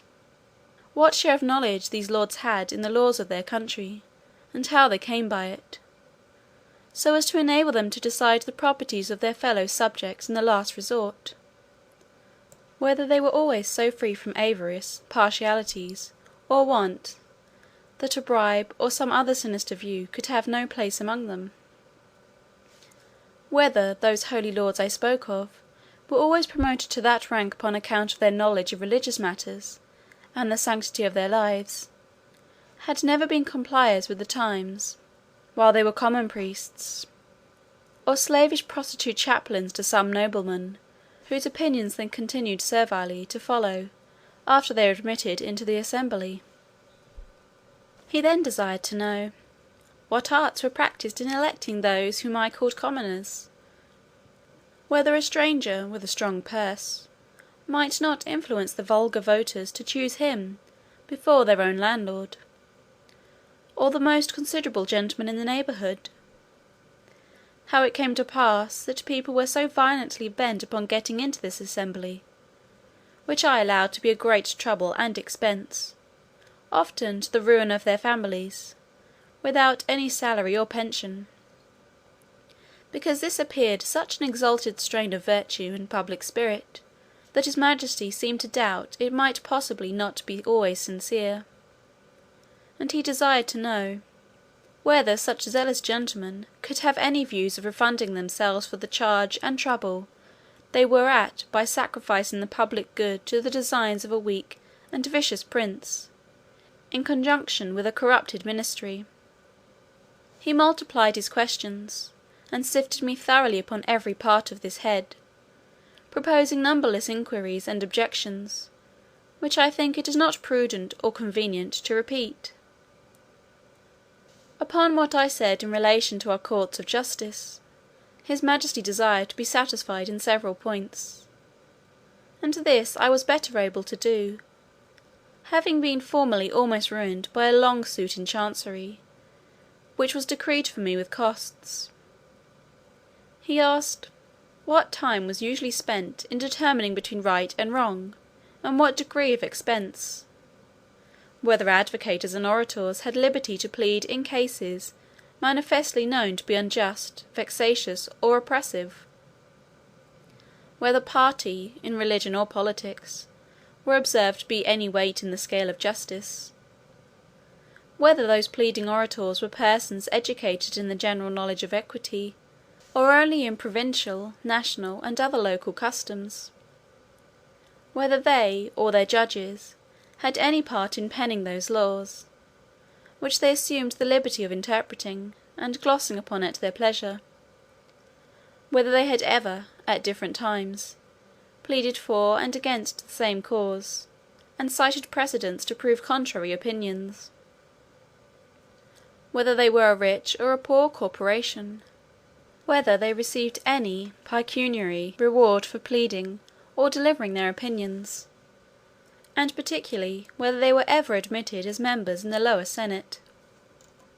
He fell next upon the management of our treasury, and said, he thought my memory had failed me, because I computed our taxes at about 5 or 6 million a year, and when I came to mention the issues, he found they sometimes amounted to more than double, for the notes he had taken were very particular in this point, because he hoped, as he told me, that the knowledge of our conduct might be useful to him, and he could not be deceived in his calculations. But if what I told him were true, he was still at a loss how a kingdom could run out of its estate like a private person. He asked me, who were our creditors, and where we found money to pay them? He wondered to hear me talk of such chargeable and expensive wars. That certainly we must be a quarrelsome people, or live among very bad neighbours, and that our generals must needs be richer than our kings. He asked, what business we had out of our own islands, unless upon the score of trade or treaty, or to defend the coasts with our fleet? Above all, he was amazed to hear me talk of a mercenary standing army, in the midst of peace and among a free people. He said, if we were governed by our own consent in the persons of our representatives, he could not imagine of whom we were afraid, or against whom we were to fight, and would hear my opinion, whether a private man's house might not be better defended by himself, his children, and his family, than by 6 rascals, picked up at a venture in the streets for small wages, who might get 100 times more by cutting their throats. He laughed at my odd kind of arithmetic, as he was pleased to call it, in reckoning the numbers of our people, by a computation drawn from the several sects among us, in religion and politics. He said, he knew no reason why those, who entertain opinions prejudicial to the public, should be obliged to change, or should not be obliged to conceal them. And as it was tyranny in any government to require the first, so it was weakness not to enforce the second, for a man may be allowed to keep poisons in his closet, but not to vend them about for cordials. He observed, that among the divisions of our nobility and gentry, I had mentioned gaming. He desired to know at what age this entertainment was usually taken up, and when it was laid down, how much of their time it employed, whether it ever went so high as to affect their fortune, whether mean, vicious people, by their dexterity in that art, might not arrive at greater riches, and sometimes keep our very nobles in dependence, as well as habituate them to vile companions, wholly take them from the improvement of their minds, and force them, by the losses they received, to learn and practise that infamous dexterity upon others. He was perfectly astonished with the historical account given him of our affairs during the last century, protesting it was only a heap of conspiracies, rebellions, murders, massacres, revolutions, banishments, the very worst effects of avarice, fiction, hypocrisy, perfidiousness, cruelty, rage, madness, hatred, envy, lust, malice, and ambition could produce. His Majesty, in another audience, was at pains to recapitulate the sum of all I had spoken, compared the questions he had made with the answers I had given. Then, taking me into his hands, and stroking me gently, delivered himself in these words, which I shall never forget, nor the manner he spoke them in. "My little friend Gilderig, you have made a most admirable panegyric upon your country. You have clearly proved that ignorance, idleness, and vice are the proper ingredients for qualifying a legislator; that laws are best explained, interpreted, and applied by those whose interest and abilities lie in perverting, confounding, and eluding them. I observe among you some lines of an institution, which, in its original, might have been tolerable; but these half erased, and the rest wholly blurred and blotted by corruptions. It does not appear, from all you have said, how any one perfection is required towards the procurement of any one station among you; much less, that men are ennobled on account of their virtue, that priests are advanced for their piety or learning, soldiers for their conduct or valour, judges for their integrity, senators for the love of their country, or counsellors for their wisdom. As for yourself," continued the king, "who have spent the greatest part of your life in travelling, I am well disposed to hope you may hitherto have escaped many vices of your country; but, by what I have gathered from your own relation, and the answers I have with much pains wrung and extorted from you, I cannot but conclude the bulk of your natives to be the most pernicious race of little odious vermin that nature ever suffered to crawl upon the surface of the earth." Part II. A Voyage to Brobdingnag. Chapter 7. The author's love of his country. He makes a proposal of much advantage to the king, which is rejected. The king's great ignorance in politics. The learning of that country very imperfect and confined. The laws and military affairs and parties in the state. Nothing but an extreme love of truth could have hindered me from concealing this part of my story. It was in vain to discover my resentments, which were always turned into ridicule, and I was forced to rest with patience, while my noble and beloved country was so injuriously treated. I am as heartily sorry as any of my readers can possibly be, that such an occasion was given; but this prince happened to be so curious and inquisitive upon every particular, that it could not consist either with gratitude or good manners to refuse giving him what satisfaction I was able.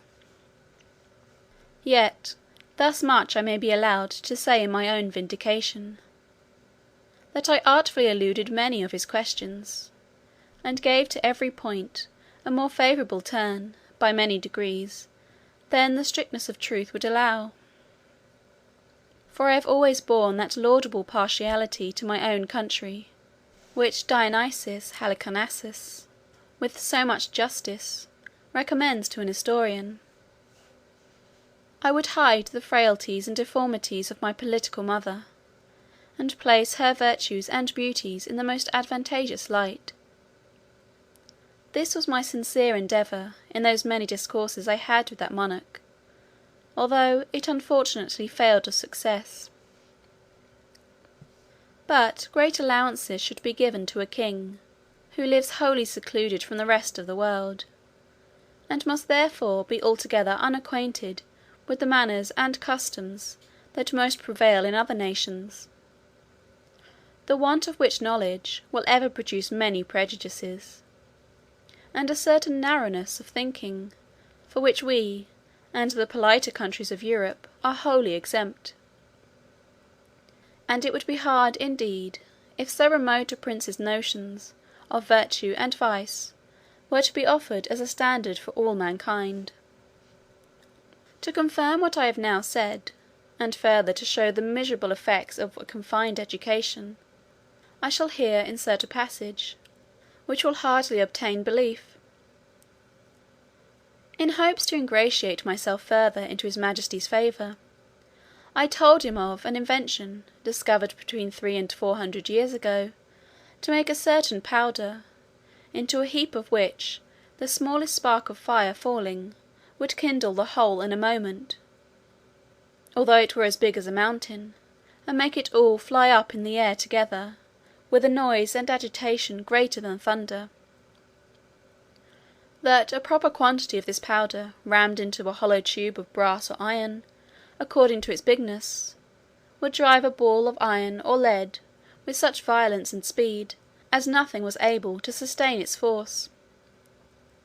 That the largest balls thus discharged would not only destroy whole ranks of an army at once, but batter the strongest walls to the ground, sink down ships, with 1,000 men in each, to the bottom of the sea, and when linked together by a chain, would cut through masts and rigging, divide hundreds of bodies in the middle, and lay all waste before them.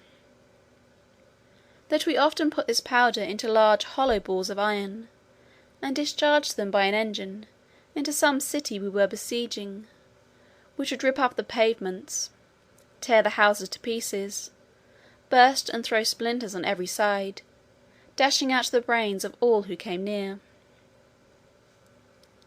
That I knew the ingredients very well, which were cheap and common.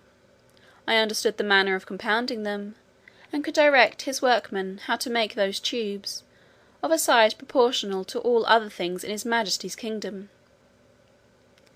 and the largest need not be above 100 feet long, 20 or 30 of which tubes, charged with the proper quantity of powder and balls, would batter down the walls of the strongest town in his dominions in a few hours, or destroy the whole metropolis, if ever it should pretend to dispute his absolute commands. This I humbly offered to his majesty, as a small tribute of acknowledgment in turn for so many marks that I had received of his royal favour and protection. The king was struck with horror at the description I had given of those terrible engines, and the proposal I had made. He was amazed how so impotent and grovelling an insect as I, these were his expressions, could entertain such inhuman ideas, and in so familiar a manner as to appear wholly unmoved at the scenes of blood and desolation which I had painted as the common effects of those destructive machines, whereof, he said, some evil genius, enemy to mankind, must have been the first contriver. As for himself, he protested, that although few things delighted him so much as new discoveries in art or in nature, yet he would rather lose half his kingdom than be privy to such a secret, which he commanded me, as I valued my life, never to mention any more. A strange effect of narrow principles and views, that the prince possessed of every quality which procures veneration, love, and esteem, of strong parts, great wisdom, and profound learning, endowed with admirable talents, and almost adored by his subjects, should, from a nice unnecessary scruple, whereof in Europe we can have no conception, let slip an opportunity put into his hands, that would have made him absolute master of the lives, the liberties, and the fortunes of his people. Neither do I say this with the least intention to detract from the many virtues of that excellent king, whose character, I am sensible, will on this account be very much lessened in the opinion of an English reader.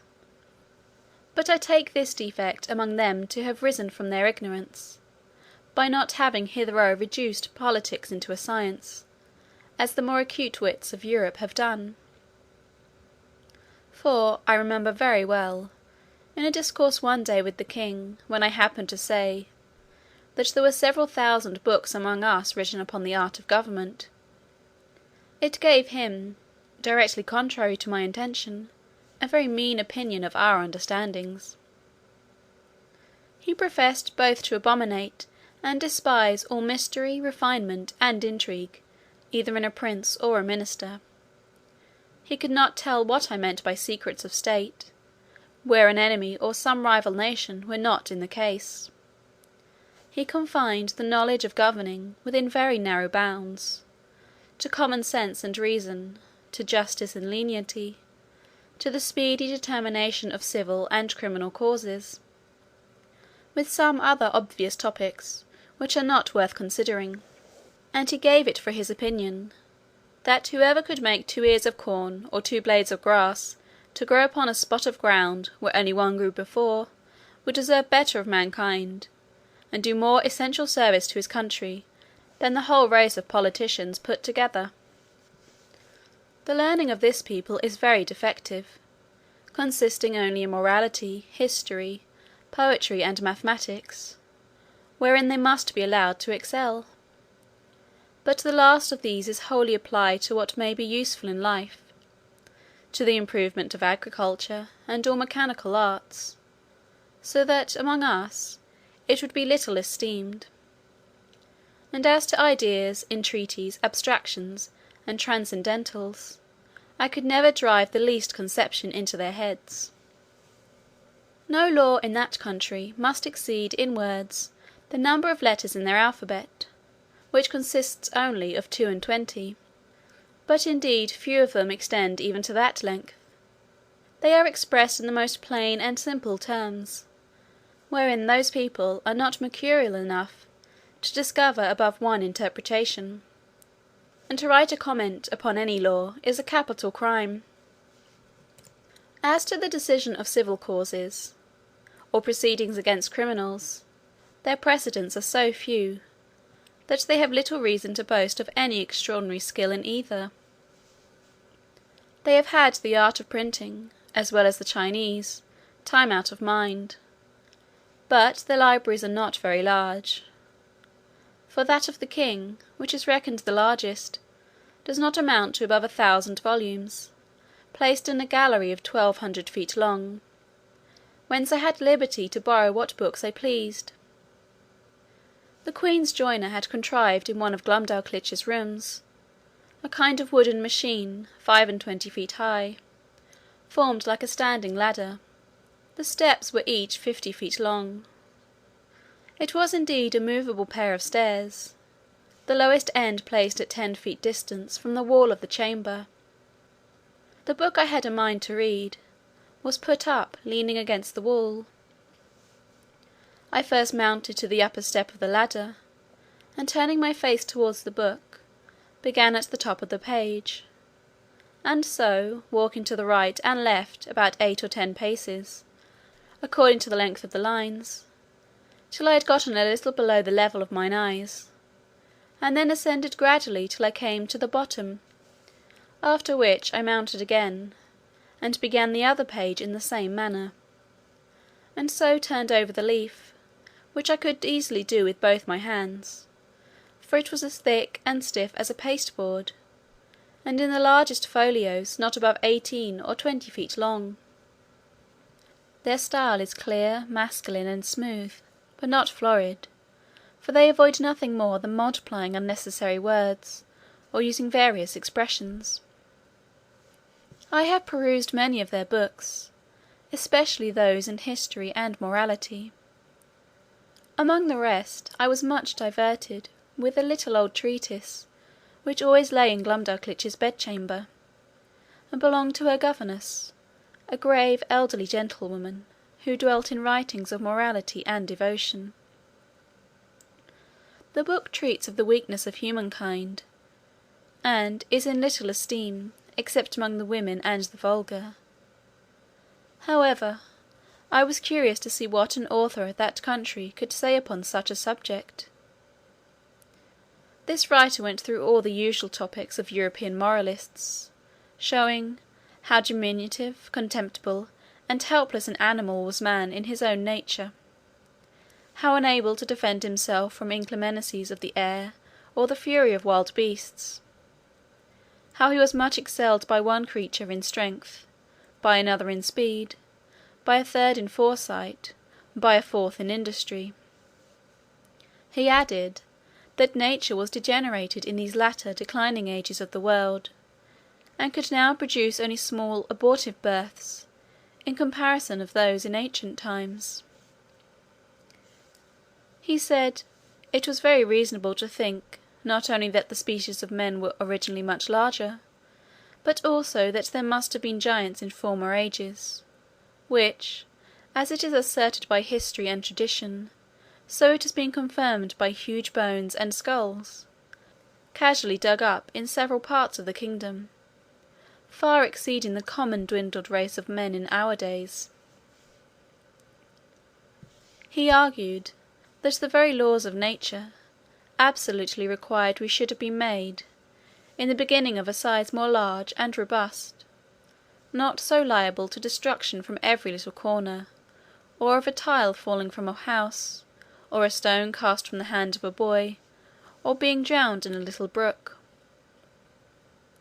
From this way of reasoning the author drew several moral applications, useful in the conduct of life, but needless here to repeat. For my own part, I could not avoid reflecting how universally this talent was spread, of drawing lectures in morality, or indeed rather matter of discontent and repining, from the quarrels we raise with nature; and I believe, upon a strict inquiry, those quarrels might be shown as ill grounded among us as they are among that people. As to their military affairs, they boast that the king's army consists of 176,000 foot, and 32,000 horse, if that may be called an army, which is made up of tradesmen in the several cities, and farmers in the country, whose commanders are only the nobility and gentry, without pay or reward. They are indeed perfect enough in their exercises, and under very good discipline, wherein I saw no great merit. For how should it be otherwise, where every farmer is under the command of his own landlord, and every citizen under that of the principal men in his own city, chosen after the manner of Venice by ballot? I have often seen the militia of Lorbrulgrud drawn out to exercise, in a great field near the city of 20 miles square. They were in all not above 25,000 foot, and 6,000 horse. But it was impossible for me to compute their number, considering the space of ground they took up. A cavalier, mounted on a large steed, might be about 90 feet high. I have seen this whole body of horse, upon a word of command, draw their swords at once, and brandish them in the air. Imagination can figure nothing so grand, so surprising, and so astonishing. It looked as if 10,000 flashes of lightning were darting at the same time from every quarter of the sky. I was curious to know how this prince, to whose dominions there is no access from any other country, came to think of armies, or to teach his people the practice of military discipline. But I was soon informed, both by conversation and reading their histories, for in the course of many ages they had been troubled with the same disease, to which the whole race of mankind is subject, the nobility often contending for power, the people for liberty, and the king for absolute dominion; all which, however happily tempered by the laws of that kingdom, have been sometimes violated by each of the three parties, and have more than once occasioned civil wars. The last whereof was happily put an end to by this prince's grandfather, in a general composition, and the militia, then settled with common consent, has been ever since kept in the strictest duty. Part 2. A Voyage to Brobdingnag. Chapter 8. The king and queen make a progress to the frontiers. The author attends them. The manner in which he leaves the country very particularly related. He returns to England. I had always a strong impulse that I should some time recover my liberty, though it was impossible to conjecture by what means, or to form any project with the least hope of succeeding. The ship in which I sailed was the first ever known to be driven within sight of that coast, and the king had given strict orders that if at any time another appeared, it should be taken ashore, and with all its crew and passengers brought in tumbril to Lorbrulgrud. He was strongly bent to get me a woman of my own size, by whom I might propagate the breed; but I think I should rather have died than undergone the disgrace of leaving a posterity to be kept in cages, like tame canary birds, and perhaps, in time, sold about the kingdom to persons of quality for curiosities. I was indeed treated with much kindness. I was the favourite of a great king and queen, and the delight of the whole court; but it was upon such a foot as ill became the dignity of humankind. I could never forget those domestic pledges I had left behind me. I wanted to be among people with whom I could converse upon even terms, and to walk about the streets and fields without being afraid of being trod to death, like a frog or a young puppy. But my deliverance came sooner than I expected, and in a manner not very common, the whole story and circumstances of which I shall faithfully relate. I had now been 2 years in this country, and about the beginning of the third, Glumdalclitch and I attended the king and queen in a progress to the south coast of the kingdom. I was carried, as usual, in my travelling box, which, as I have already described, was a very convenient closet of 12 feet wide; and I had ordered a hammock to be fixed by silken ropes from the 4 corners at the top, to break the jolts when a servant carried me before him on horseback, as I sometimes desired, and would often sleep in my hammock while we were upon the road. On the roof of my closet, not directly over the middle of the hammock, I ordered the joiner to cut out a hole of a foot square, to give me air in hot weather, as I slept; which hole I shut at pleasure with a board that drew backward and forward through a groove. When we came to our journey's end, the king thought proper to pass a few days at a palace he has near Llanflasnick, a city within 18 English miles of the seaside. Glumdalclitch and I were much fatigued. I had gotten a small cold, but the poor girl was so ill as to be confined to her chamber. I longed to see the ocean, which must be the only scene of my escape, if ever it should happen. I pretended to be worse than I really was, and desired leave to take the fresh air of the sea, with a page, whom I was very fond of, and who had sometimes been trusted with me. I shall never forget with what unwillingness Glumdalclitch consented, nor the strict charge she gave the page to be careful of me, bursting at the same time into a flood of tears, as if she had some foreboding of what was to happen. The boy took me out in my box, about half an hour's walk from the palace, towards the rocky sea-shore. I ordered him to set me down, and lifting up one of my sashes, cast many a wistful, melancholy look towards the sea. I found myself not very well, and told the page that I had a mind to take a nap in my hammock, which I hoped would do me some good. I got in, and the boy shut the window close down, to keep out the cold. I soon fell asleep, and all I can conjecture is, while I slept, the page, thinking no danger could happen, went among the rocks to look for birds' eggs, having before observed him, from my window, searching about, and picking up 1 or 2 in the clefts. Be that as it will, I found myself suddenly awaked with a violent pull upon the ring, which was fastened at the top of my box, for the conveniency of carriage.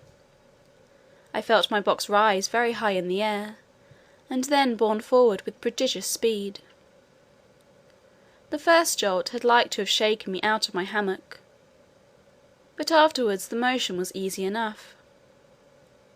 I called out several times, as loud as I could raise my voice, but all to no purpose. I looked towards my windows, and could see nothing but the clouds and sky. I heard a noise just over my head, like the clapping of wings, and then began to perceive the woeful condition I was in: that some eagle had got the ring of my box in his beak, with an intent to let it fall on a rock, like a tortoise in a shell, and then pick out my body, and devour it; for the sagacity and smell of this bird enables him to discover his quarry at a great distance, though better concealed than I could be within a 2-inch board. In a little time I observed the noise and flutter of wings to increase very fast, and my box was tossed up and down like a sign in a windy day. I heard several bangs or buffets, as I thought given to the eagle, for such I am certain it must have been that held the ring of my box in his beak; and then, all on a sudden, felt myself falling perpendicularly down for above a minute, but with such incredible swiftness that I almost lost my breath. My fall was stopped by a terrible squash, that sounded louder to my ears than the cataract of Niagara; after which I was quite in the dark for another minute, and then my box began to rise so high that I could see light from the tops of the windows. I now perceived I was fallen into the sea. My box being the weight of my body, the goods that were in it, and the broad plates of iron fixed for strength at the 4 corners of the top and the bottom, floated about 5 feet deep in water.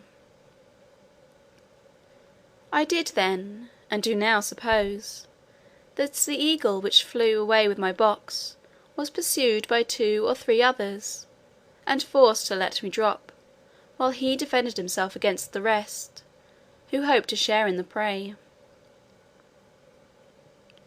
The plates of iron fastened at the bottom of the box, for those were the strongest, preserved the balance while it fell, and hindered it from being broken on the surface of the water. Every joint of it was well grooved, and the door did not move on hinges, but up and down like a sash, which kept my closet so tight that very little water came in.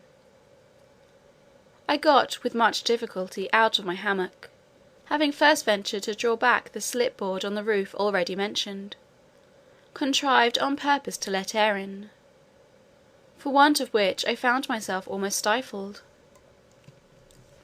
How often did I then wish myself with my dear Glumdalclitch, for whom one single hour had so far divided me! And I may say with truth, that in the midst of my own misfortunes, I could not forbear lamenting my poor nurse, the grief she would suffer for my loss, the displeasure of the queen, and the ruin of her fortune.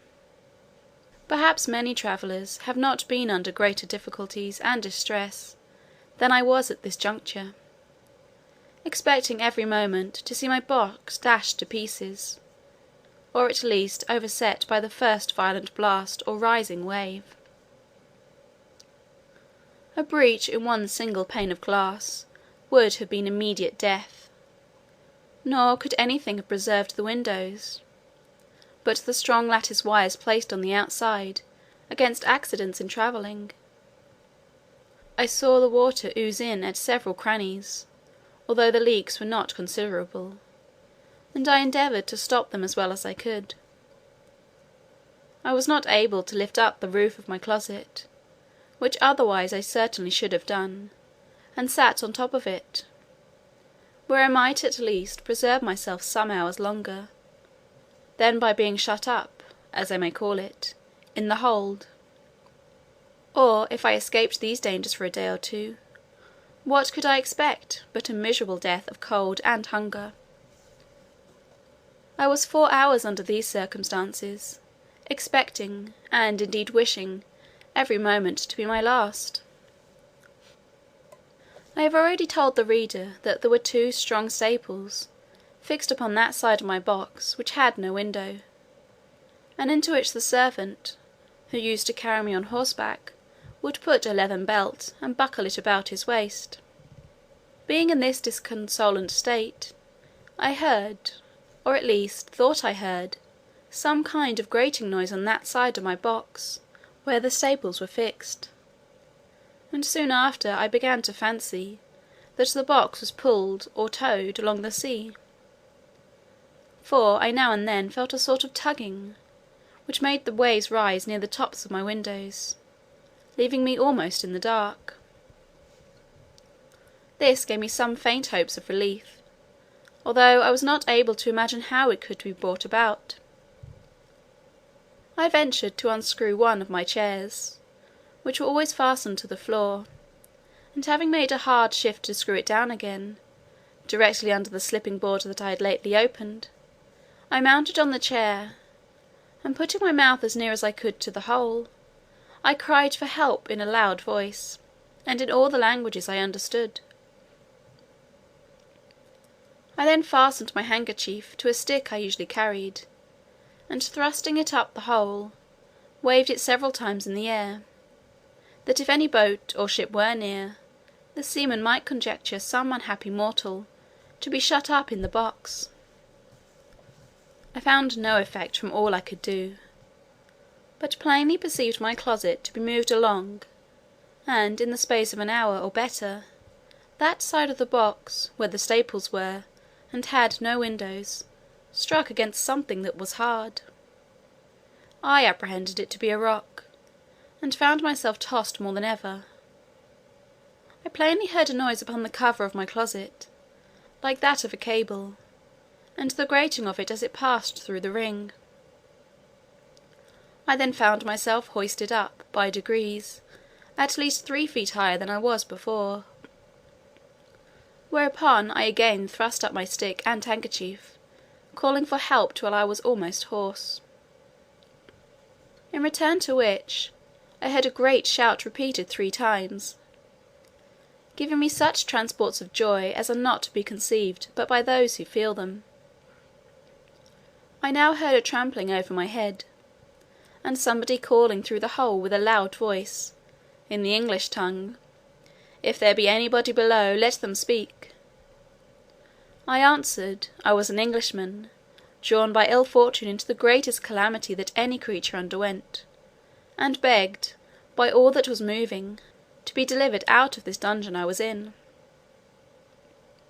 The voice replied, I was safe, for my box was fastened to their ship, and the carpenter should immediately come and saw a hole in the cover, large enough to pull me out. I answered that was needless, and would take up too much time, for there was no more to be done.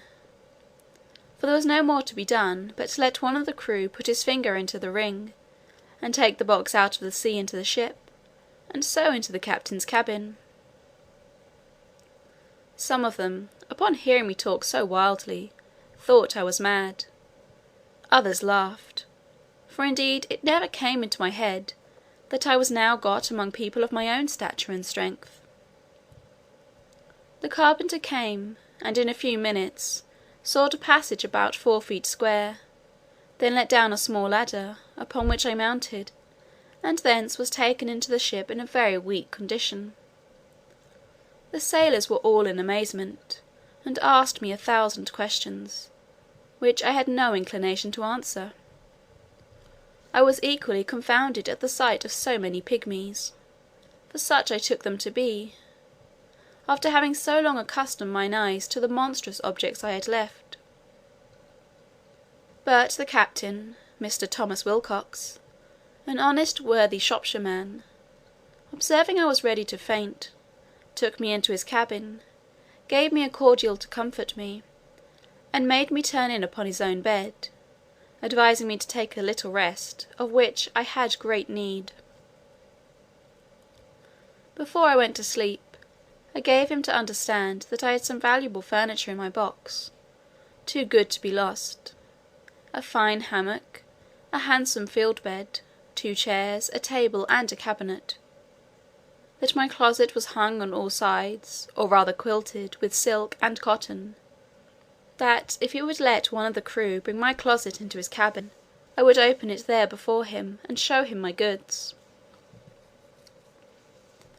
The captain, hearing me utter these absurdities, concluded I was raving. However, I suppose to pacify me, he promised to give order as I desired, and going upon deck, sent some of his men down into my closet, whence, as I afterwards found, they drew up all my goods, and stripped off the quilting; but the chairs, cabinet, and bedstand, being screwed to the floor, were much damaged by the ignorance of the seamen, who tore them up by force. Then they knocked off some of the boards for the use of the ship, and when they had got all they had mined for, let the whole drop into the sea, which, by reason of many breaches, made in the bottom and sides, sunk to rights. And indeed I was glad not to have been a spectator of the havoc they made, because I am confident it would have sensibly touched me, by bringing former passages into my mind, which I would rather have forgot. I slept some hours, but perpetually disturbed with dreams of the place I had left, and the dangers I had escaped. However, upon waking, I found myself much recovered. It was now about 8 o'clock at night, and the captain ordered supper immediately, thinking I had already fasted too long. He entertained me with great kindness, observing me not to look wildly, or talk inconsistently; and, when we were left alone, desired I would give him a relation of my travels, and by what accident I came to be set adrift in that monstrous wooden chest.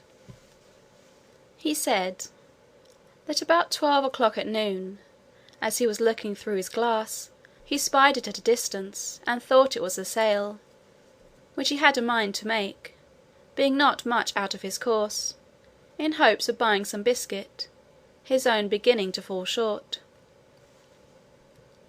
That, upon coming nearer, and finding his error, he sent out his long boat to discover what it was. That his men came back in a fright, swearing they had seen a swimming house. That he laughed at their folly, and went himself in the boat, ordering his men to take a strong cable along with them. That the weather being calm, he rowed round me several times, observing my windows and wire lattices that defended them. That he discovered 2 staples upon one side, which was of all boards, without any passage for light. He then commanded his men to row up to that side, and fastening a cable to one of the staples, ordered them to tow my chest, as they called it, towards the ship. When it was there, he gave directions to fasten another cable to the ring fixed in the cover, and to raise up my chest with pulleys, which all the sailors were not able to do above 3 or 4 feet. He said, they saw my stick and handkerchief thrust out of the hole, and concluded that some unhappy man must be shut up in the cavity. I asked, whether he or the crew had seen any prodigious birds in the air about the time he first discovered me? To which he answered, that discoursing this matter with the sailors while I was asleep, one of them said, he had observed 3 eagles flying towards the north, but remarked nothing of their being larger than the usual size, which I suppose must be imputed to the great height they were at, and he could not guess the reason of my question. I then asked the captain, how far he reckoned we might be from land. He said, by the best computation he could make, we were at least 100 leagues. I assured him, that he must be mistaken by almost half, for I had not left the country whence I had come above 2 hours before I dropped into the sea. Whereupon he began again to think that my brain was disturbed, of which he gave me a hint, and advised me to go to bed in a cabin he had provided. I assured him, I was well refreshed with his good entertainment and company, and as much in my senses as ever I was in my life. He then grew serious, and desired to ask me freely, whether I were not troubled in my mind by the consciousness of some enormous crime, for which I was punished, at the command of some prince, by exposing me in that chest, as great criminals, in other countries, have been forced to sea in a leaky vessel, without provisions. For although he should be sorry to have taken so ill a man into his ship, yet he would engage his word to set me safe ashore in the first port where we arrived. He added, that his suspicions were much increased by some very absurd speeches I had delivered at first to his sailors, and afterwards to himself, in relation to my closet or chest, as well as by my odd looks and behaviour while I was at supper. I begged his patience to hear me tell my story, which I faithfully did, from the last time I left England to the moment he first discovered me. And as truth always forces its way into rational minds, so this honest worthy gentleman, who had some tincture of learning and very good sense, was immediately convinced with my candour and veracity. But, further to confirm all I had said, I entreated him to give order that my cabinet should be brought, of which I had the key in my pocket, for he had already informed me how the seamen disposed of my closet. I opened it in his own presence, and showed him the small collection of rarities I made in the country from which I had been so strangely delivered. There was the comb I had contrived out of the stumps of the king's beard, and another of the same materials, but fixed into a paring of her majesty's thumbnail, which served for the back.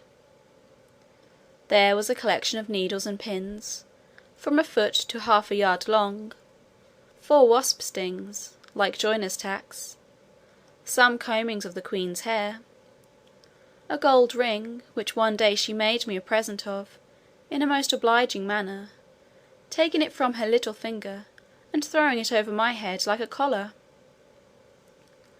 I desired the captain would please to accept this ring, in return for his civilities, which he absolutely refused.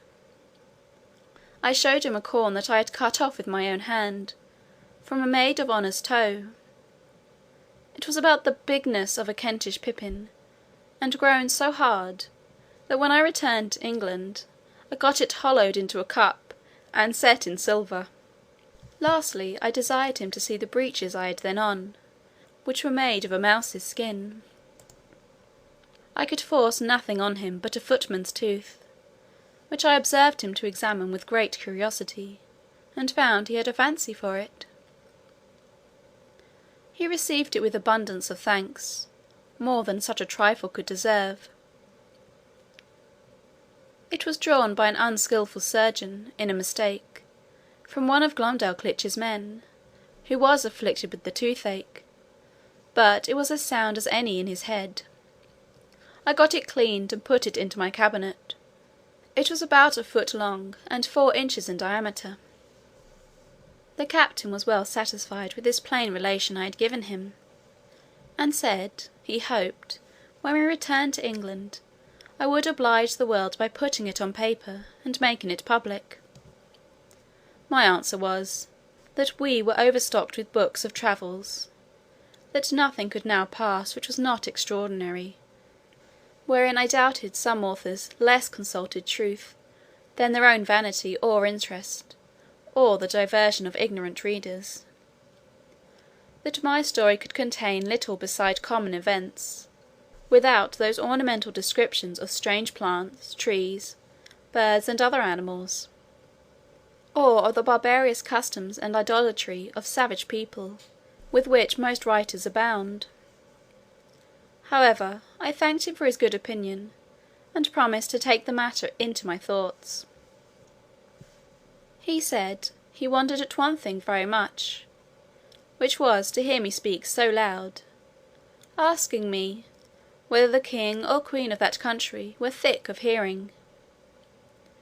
I told him, it was what I had been used to for above 2 years past, and that I admired as much at the voices of him and his men, who seemed to me only to whisper, and yet I could hear them well enough. But when I spoke in that country, it was like a man talking in the streets to another looking out from the top of a steeple, unless when I was placed on a table, or held in any person's hand. I told him, I had likewise observed another thing, that when I first got into the ship, and the sailors all stood about me, I thought they were the most little contemptible creatures I had ever beheld.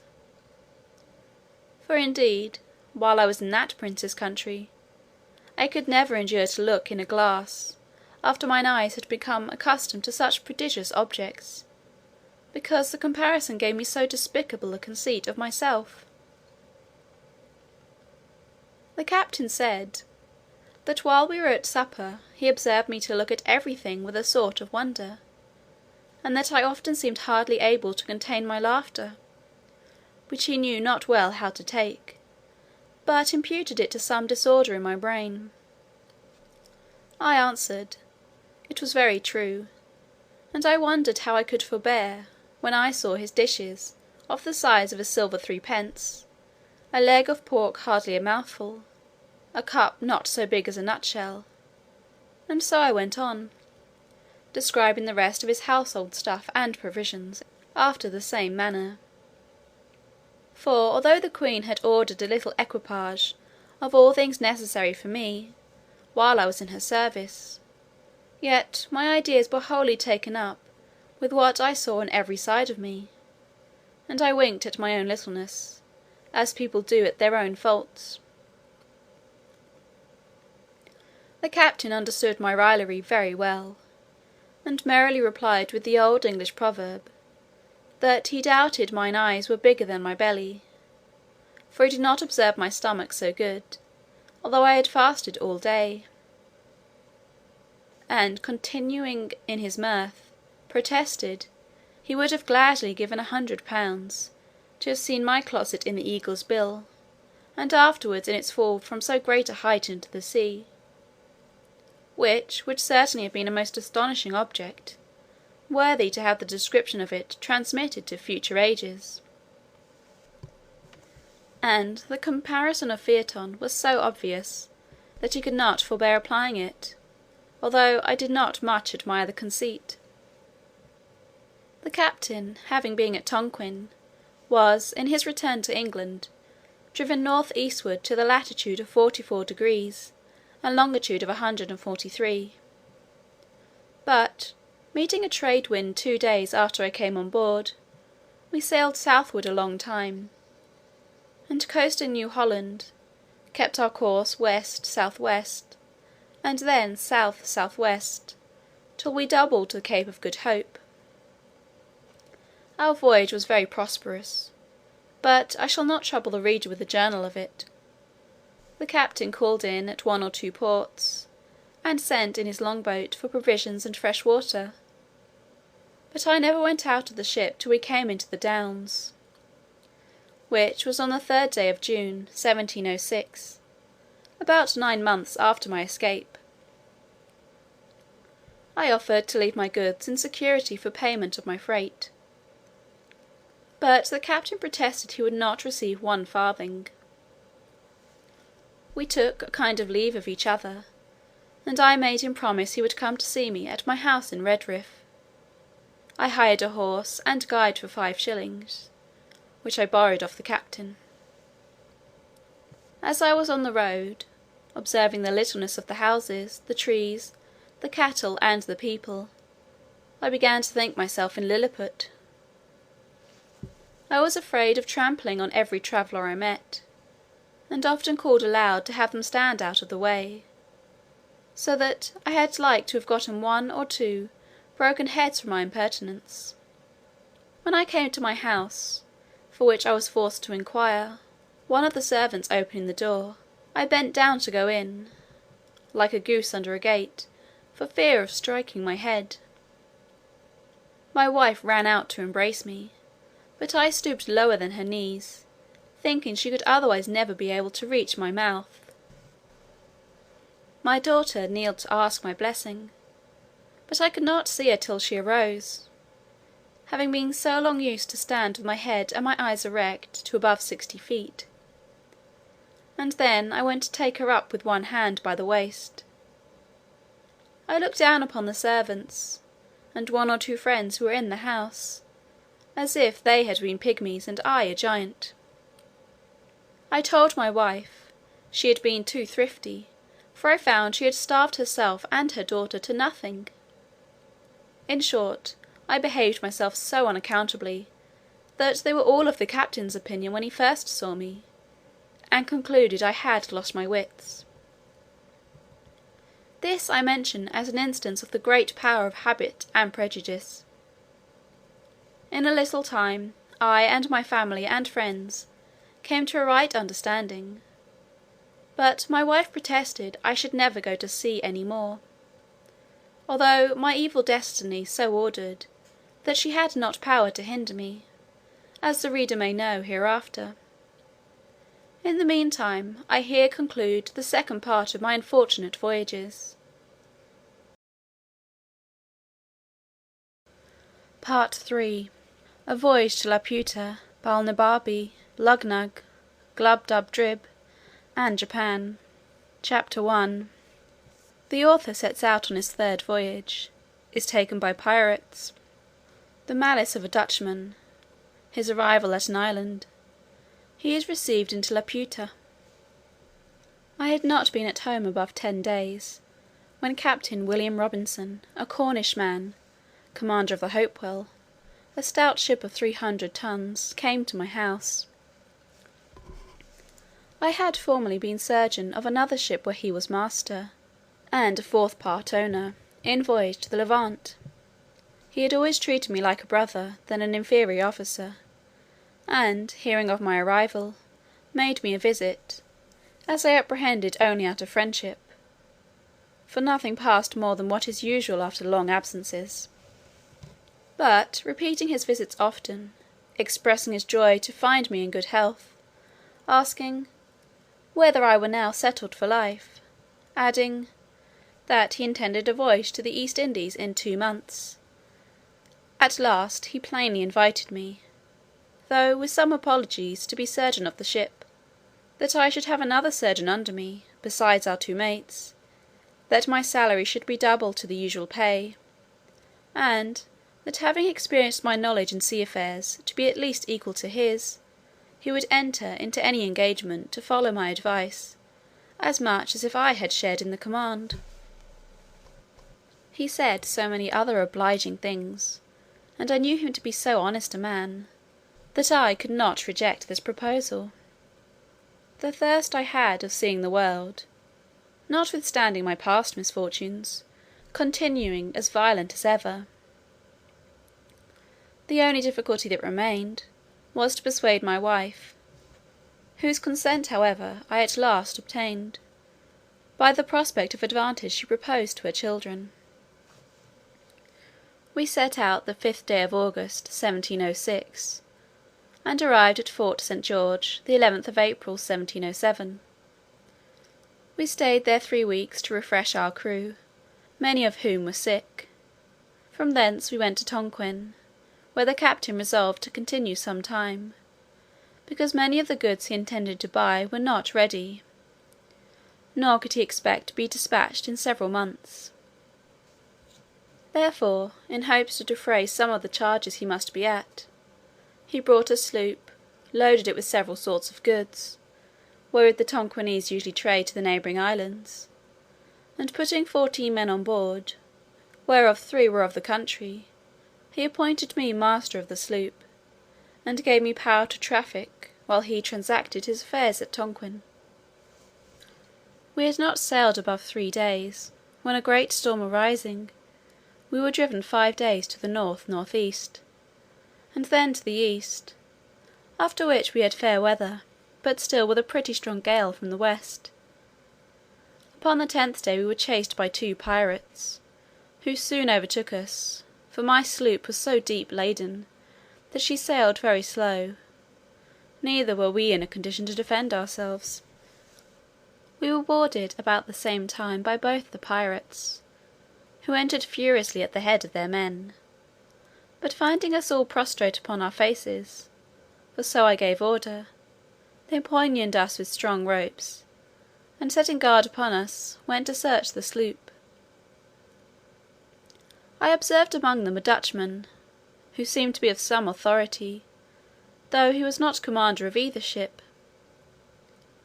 He knew us by our countenance to be Englishmen, and jabbering to us in his own language, swore we should be tied back to back and thrown into the sea. I spoke Dutch tolerably well. I told him who we were, and begged him, in consideration of our being Christians and Protestants of neighbouring countries in strict alliance, that he would move the captains to take some pity on us. This inflamed his rage. He repeated his threatenings, and turning to his companions, spoke with great vehemence in the Japanese language, as I suppose, often using the word Christianos. The largest of the two pirate ships was commanded by a Japanese captain, who spoke a little Dutch, but very imperfectly. He came up to me, and after several questions, which I answered in great humility, he said, "We should not die."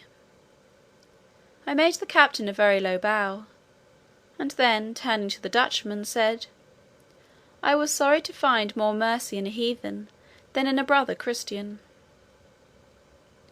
But I had soon reason to repent those foolish words; for that malicious reprobate, having often endeavoured, in vain, to persuade both the captains that I might be thrown into the sea, which they would not yield to after the promise they made me that I should not die, however, prevailed so far as to have a punishment inflicted on me worse in all human appearance than death itself. My men were sent by equal division into both the pirate ships, and my sloop new manned. As to myself, it was determined that I should be set adrift in a small canoe, with paddles and a sail, and 4 days' provisions, which last the Japanese captain was so kind to double out of his own stores, and would permit no man to search me. I got down into the canoe, while the Dutchman, standing upon the deck, loaded me with all the curses and injurious terms his language could afford. About an hour before we saw the pirates, I had taken an observation, and found we were in the latitude of 46 north, and longitude of 183. When I was at some distance from the pirates, I discovered, by my pocket glass, several islands to the south east. I set up my sail, the wind being fair, with a design to reach the nearest of those islands, which I made a shift to do in about 3 hours. It was all rocky. However, I got many birds' eggs, and, striking fire, I kindled some heath and dry seaweed, by which I roasted my eggs. I ate no other supper, being resolved to spare my provisions as much as I could. I passed the night under the shelter of a rock, strewing some heath under me, and slept pretty well. The next day I sailed to another island, and thence to a third and fourth, sometimes using my sail, and sometimes my paddles. But, not to trouble the reader with a particular account of my distresses, let it suffice, that on the 5th day I arrived at the last island in my sight, which lay south-south-east to the former. This island was at a greater distance than I expected, and I did not reach it in less than 5 hours. I encompassed it almost round, before I could find a convenient place to land in, which was a small creek, about 3 times the wideness of my canoe. I found the island to be all rocky, only a little intermingled with tufts of grass, and sweet-smelling herbs. I took out my small provisions, and after having refreshed myself, I secured the remainder in a cave, whereof there were great numbers.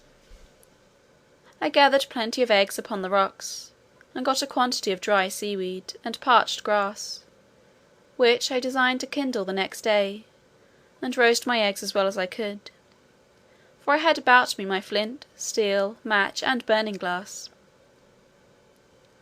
I lay all night in the cave where I had lodged my provisions. My bed was the same dry grass and seaweed which I intended for fuel. I slept very little, for the disquiets of my mind prevailed over my weariness, and kept me awake. I considered how impossible it was to preserve my life in so desolate a place, and how miserable my end must be; yet found myself so listless and desponding, that I had not the heart to rise; and before I could get spirits enough to creep out of my cave, the day was far advanced. I walked a while among the rocks. The sky was perfectly clear, and the sun so hot, that I was forced to turn my face from it; when, all on a sudden, it became obscure, as I thought, in a manner very different from what happens by the interposition of a cloud. I turned back, and perceived a vast opaque body between me and the sun moving forwards towards the island. It seemed to be about 2 miles high, and hid the sun 6 or 7 minutes. But I did not observe the air to be much colder, or the sky more darkened, than if I had stood under the shade of a mountain. As it approached nearer over the place where I was, it appeared to be a firm substance, the bottom flat, smooth, and shining very bright, from the reflection of the sea below. I stood upon a height about 200 yards from the shore, and saw this vast body descending almost to be parallel with me, at less than an English mile distance. I took out my pocket perspective, and could plainly discover numbers of people moving up and down the sides of it, which appeared to be sloping; but what those people were doing I was not able to distinguish. The natural love of life gave me some inward motion of joy, and I was ready to entertain a hope that this adventure might, some way or other, help to deliver me from the desolate place and condition I was in. But at the same time the reader can hardly conceive my astonishment to behold an island in the air, inhabited by men, who were able, as it should seem, to raise or sink, or put it into progressive motion, as they pleased. But, not being at that time in a disposition to philosophize upon this phenomenon, I rather chose to observe what course the island would take, because it seemed for a while to stand still. Yet soon after it advanced nearer, and I could see the sides of it encompassed with several gradations of galleries and stairs at certain intervals, to descend from one to the other. In the lowest gallery I beheld some people fishing with long angling rods, and others looking on.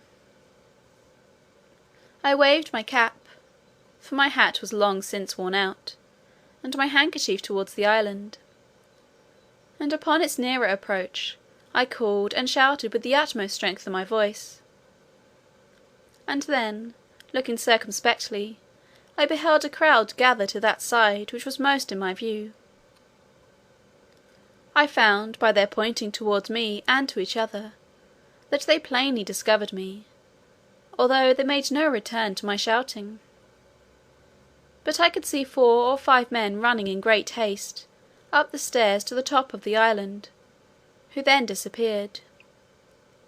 I happened rightly to conjecture that these were sent for orders to some person in authority upon this occasion. The number of people increased, and, in less than half an hour, the island was moved and raised in such a manner, that the lowest gallery appeared in a parallel of less than 100 yards distance from the height of where I stood. I then put myself in the most supplicating posture, and spoke in the humblest accent, but received no answer. Those who stood nearest over against me seemed to be persons of distinction, as I supposed by their habit. They conferred earnestly with each other, looking often upon me. At length one of them called out in a clear, polite, smooth dialect, not unlike in sound to the Italian, and therefore I returned an answer in that language, hoping at least that the cadence might be more agreeable to his ears.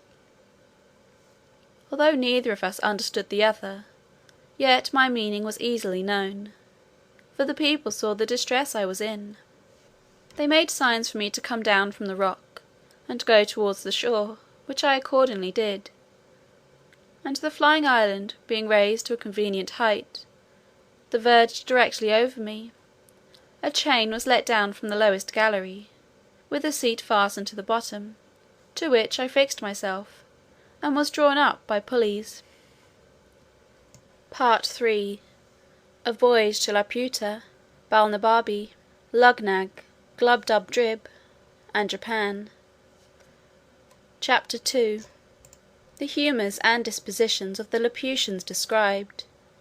An account of their learning, of the king and his court, the author's reception there, the inhabitants subject to fear and disquietudes, an account of the women. At my alighting I was surrounded with a crowd of people, but those who stood nearest seemed to be of better quality.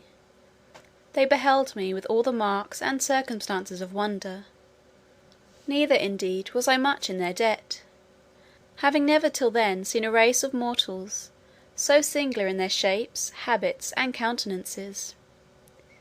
Their heads were all reclined, either to the right or the left, one of their eyes turned inward, and the other directly up to the zenith. Their outward garments were adorned with the figures of suns, moons, and stars, interwoven with those of fiddles, flutes, harps, trumpets, guitars, harpsichords, and many other musical instruments, unknown to us in Europe. I observed here and there many in the habit of servants, with a brown bladder, fastened like a flail to the end of a stick, which they carried in their hands. In each bladder was a small quantity of dried peas, or little pebbles, as I was afterwards informed. With these bladders they now and then flapped the mouths and ears of those who stood near them, of which practice I could not then conceive the meaning. It seems the mind of these people are so taken up with intense speculations, that they can neither speak, nor attend to the discourses of others, without being roused by some external taction upon the organs of speech and hearing; for which reason, those persons who are able to afford it always keep a flapper, the original is Clymnol, in their family, as one of their domestics, nor ever walk abroad, or make visits without him. And the business of this officer is, when 2, 3, or more persons are in company, gently to strike with his bladder the mouth of him who is to speak, and the right ear of him or them to whom the speaker addresses himself. This flapper is likewise employed diligently to attend his master in his walks, and upon occasion to give him a soft flap on his eyes, because he is always so wrapped up in cogitation, that he is in manifest danger of falling down every precipice, and bouncing his head against every post, and in the streets, of jostling others, or being jostled himself into the kennel. It was necessary to give the reader this information, without which he would be at the same loss with me to understand the proceedings of these people. As they conducted me up the stairs to the top of the island, and from thence to the royal palace. While we were ascending, they forgot several times what they were about, and left me to myself, till their memories were again roused by their flappers; for they appeared altogether unmoved by the sight of my foreign habit and countenance, and by the shouts of the vulgar, whose thoughts and minds were more disengaged. At last we entered the palace, and proceeded into the chamber of presence, where I saw the king seated on his throne, attended on each side by persons of prime quality. Before the throne was a large table filled with globes and spheres, and mathematical instruments of all kinds. His majesty took not the least notice of us, although our entrance was not without sufficient noise, by the concourse of all persons belonging to the court. But he was then deep in a problem, and we attended at least an hour before he could solve it. There stood by him, on each side, a young page with flaps in their hands, and when they saw he was at leisure, one of them gently struck his mouth, and the other his right ear; at which he started like one awaked on the sudden, and looking towards me and the company I was in, recollected the occasion of our coming, whereof he had been informed before. He spoke some words, whereupon immediately a young man with a flap came up to my side, and flapped me gently on the right ear; but I made signs, as well as I could, that I had no occasion for such an instrument, which, as I afterwards found, gave his majesty and the whole court a very mean opinion of my understanding. The king, as far as I could conjecture, asked me several questions, and I addressed myself to him in all the languages I had. When it was found I could neither understand nor be understood, I was conducted by his order to an apartment in his palace, this prince being distinguished above all his predecessors for his hospitality to strangers, where 2 servants were appointed to attend me. My dinner was brought, and 4 persons of quality, whom I remember to have seen very near the king's person, did me the honour to dine with me. We had 2 courses of 3 dishes each. In the first course there was a shoulder of mutton cut into an equilateral triangle, a piece of beef into a rhomboides, and a pudding into a cycloid. The second course was 2 ducks trussed up in the form of fiddles, sausages and puddings resembling flutes and hautboys, and a breast of veal in the shape of a harp.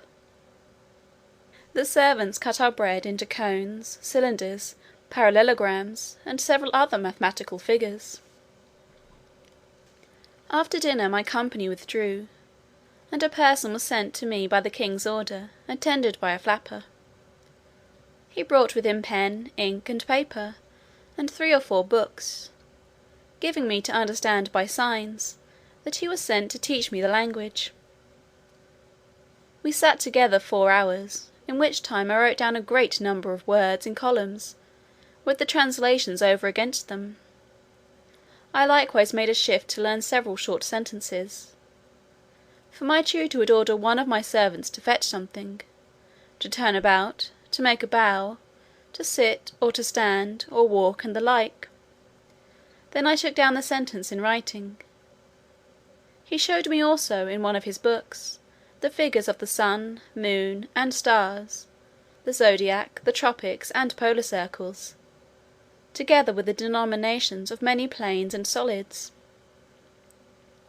He gave me the names and descriptions of all the musical instruments, and the general terms of art in playing on each of them.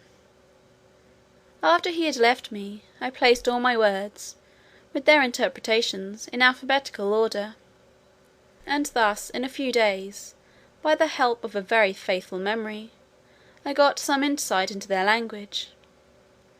The word, which I interpret the flying or floating island, is in the original Laputa, whereof I could never learn the true etymology.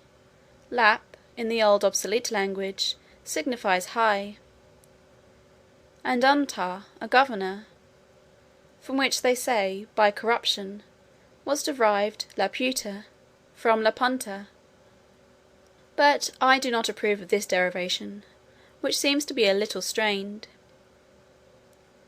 I ventured to offer to the learned among them a conjecture of my own, that Laputa was quasi lapouted, lap, signifying property, the dancing of the sunbeams in the sea, and outed, a wing; which, however, I shall not obtrude, but submit to the judicious reader.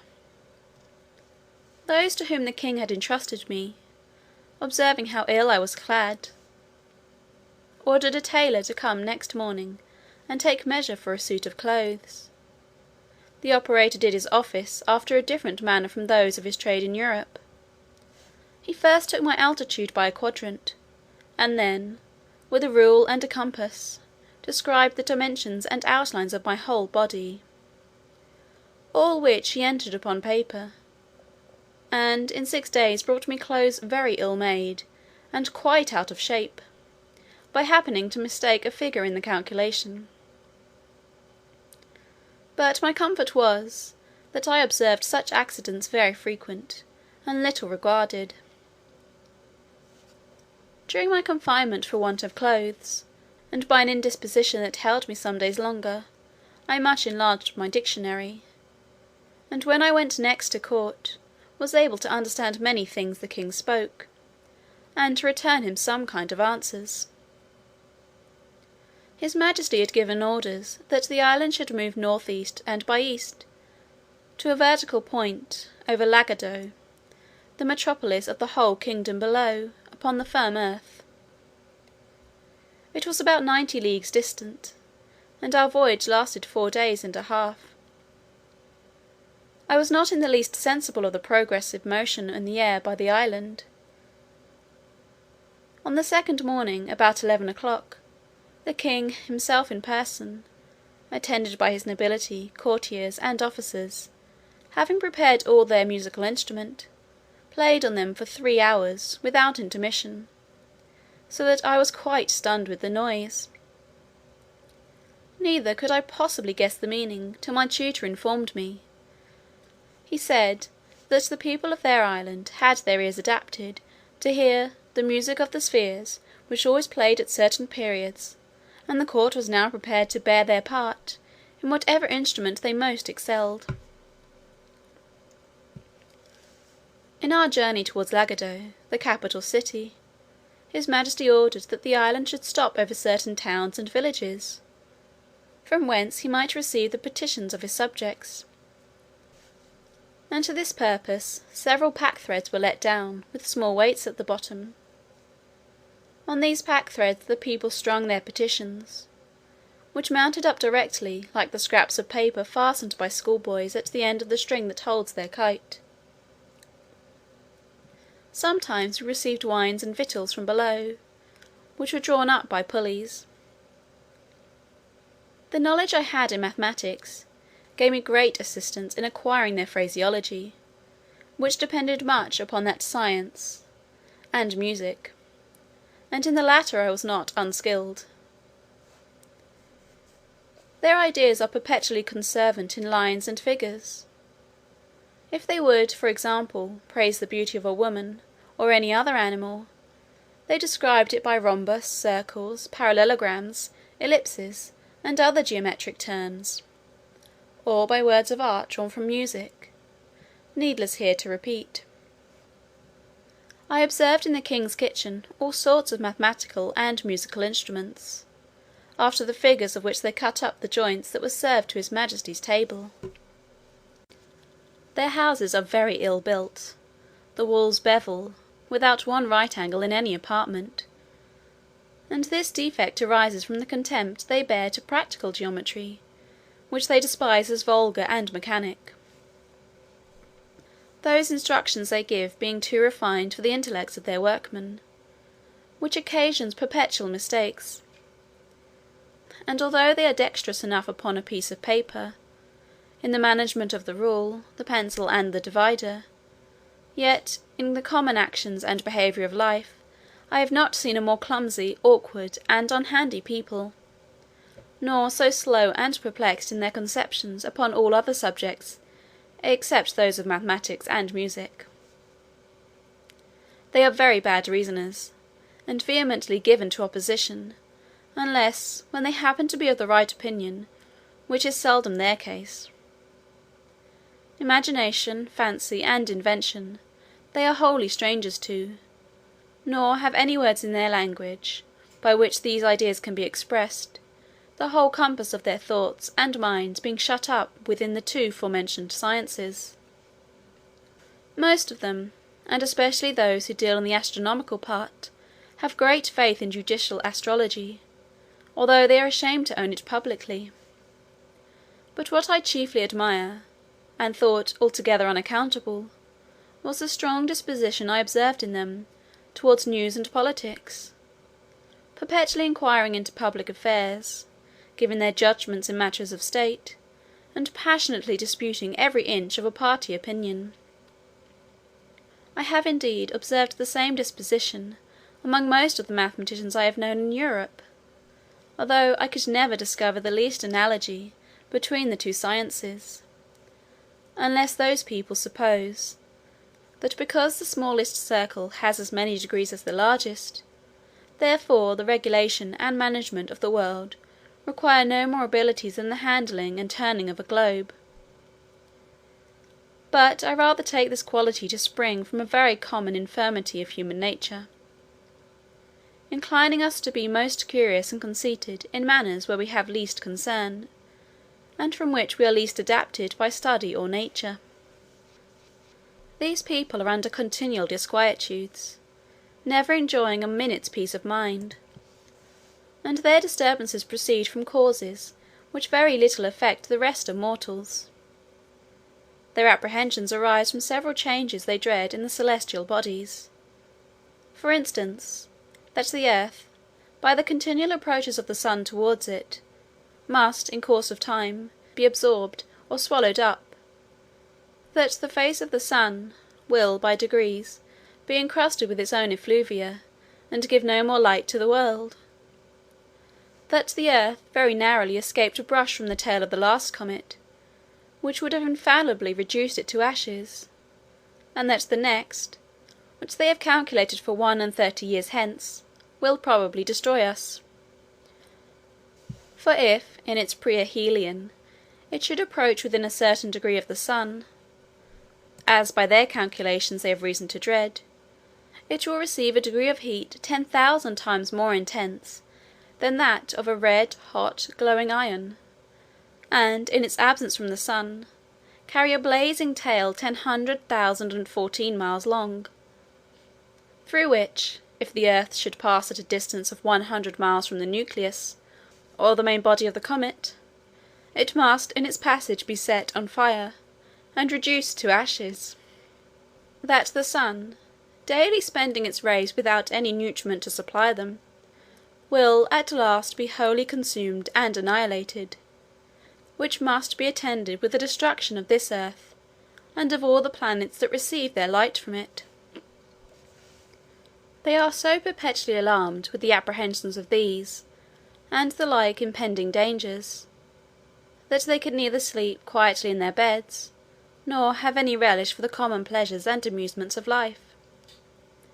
When they meet an acquaintance in the morning, the first question is about the sun's health, how he looked at his setting and rising, and what hopes they have to avoid the stroke of the approaching comet. This conversation they are apt to run into with the same temper that boys discover in delighting to hear terrible stories of spirits and hobgoblins, which they greedily listen to, and dare not go to bed for fear. The women of the island have abundance of vivacity. They contemn their husbands, and are exceedingly fond of strangers, whereof there is always a considerable number from the continent below, attending at court, either upon affairs of the several towns and corporations, or their own particular occasions, but are much despised, because they want the same endowments. Among these the ladies choose their gallants, but the vexation is, that they act with too much ease and security, for the husband is always so wrapped in speculation, that the mistress and lover may proceed to the greatest familiarities before his face, if he be but provided with paper and implements, and without his flapper at his side. The wives and daughters lament their confinement to the island, although I think it is the most delicious spot of ground in the world; and although they live here in the greatest plenty and magnificence, and are allowed to do whatever they please, they long to see the world, and take the diversions of the metropolis, which they are not allowed to do without a particular license from the king, and that is not easy to be obtained, because the people of quality have found, by frequent experience, how hard it is to persuade their women to return from below. I was told that a great court lady, who had several children, is married to the prime minister, the richest subject in the kingdom, a very graceful person, extremely fond of her, and lives in the finest palace of the island, went down to Lagado on the pretence of health, there hid herself for several months, till the king sent a warrant to search for her, and she was found in an obscure eating-house all in rags, having pawned her clothes to maintain an old deformed footman, who beat her every day, and in whose company she was taken much against her will. And although her husband received her with all possible kindness, and without the least reproach, she soon after contrived to steal down again, with all her jewels, to the same gallant, and has not been heard of since. This may perhaps pass with the reader rather for a European or English story than for one of a country so remote, but he may please to consider that the caprices of womankind are not limited by any climate or nation, and that they are much more uniform than can be easily imagined. In about a month's time, I had made a tolerable proficiency in their language, and was able to answer most of the king's questions, when I had the honour to attend him. His majesty discovered not the least curiosity to inquire into the laws, government, history, religion, or manners of the countries where I had been, but confined his questions to the state of mathematics, and received the account I gave him with great contempt and indifference, though often roused by his flapper on each side. Part III. A Voyage to Laputa, Balnibarbi, Luggnagg, Glubbdubdrib, and Japan. Chapter 3. A phenomenon solved by modern philosophy and astronomy. The Laputians' great improvements in the latter. The king's method of suppressing insurrections. I desired leave of this prince to see the curiosities of the island, which he was graciously pleased to grant, and ordered my tutor to attend me. I chiefly wanted to know to what cause in art or in nature it owed its several motions, whereof I will now give a philosophical account to the reader. The flying or floating island is exactly circular, its diameter 7,837 yards, or about 4 miles and a half, and consequently contains 10,000 acres. It is 300 yards thick. The bottom, or under surface, which appears to those who view it below, is one even regular plate of adamant, shooting up to the height of about 200 yards. Above it lie the several minerals in their usual order, and over all is a coat of rich mould, 10 or 12 feet deep. The declivity of the upper surface, from the circumference to the centre, is the natural cause why all the dews and rains, which fall upon the island, are conveyed in small rivulets towards the middle, where they are emptied into 4 large basins, each of about half a mile in circuit, and 200 yards distant from the centre. From these basins the water is continually exhaled by the sun in the daytime, which effectually prevents their overflowing. Besides, as it is in the power of the monarch to raise the island above the rain of clouds and vapours, he can prevent the falling of dews and rain whenever he pleases. For the highest clouds cannot rise above 2 miles, as naturalists agree. At least they were never known to do so in that country. At the centre of the island there is a chasm about 50 yards in diameter, whence the astronomers descend into a large dome, which is thereof called Flandona Gagnol, or the astronomers' cave, situated at the depth of 100 yards beneath the upper surface of the adamant. In this cave are 20 lamps continually burning, which, from the reflection of the adamant, cast a strong light into every part. The place is stored with great variety of sextants, quadrants, telescopes, astrolabes, and other astronomical instruments. But the greatest curiosity, upon which the fate of the island depends, is a lodestone of a prodigious size, in shape resembling a weaver's shuttle. It is in length 6 yards, and in the thickest part at least 3 yards over. This magnet is sustained by a very strong axle of adamant, passing through its middle, upon which it plays, and is poised so exactly that the weakest hand can turn it. It is hooped round with a hollow cylinder of adamant, 4 feet yards in diameter, placed horizontally, and supported by 8 adamantine feet, each 6 yards high.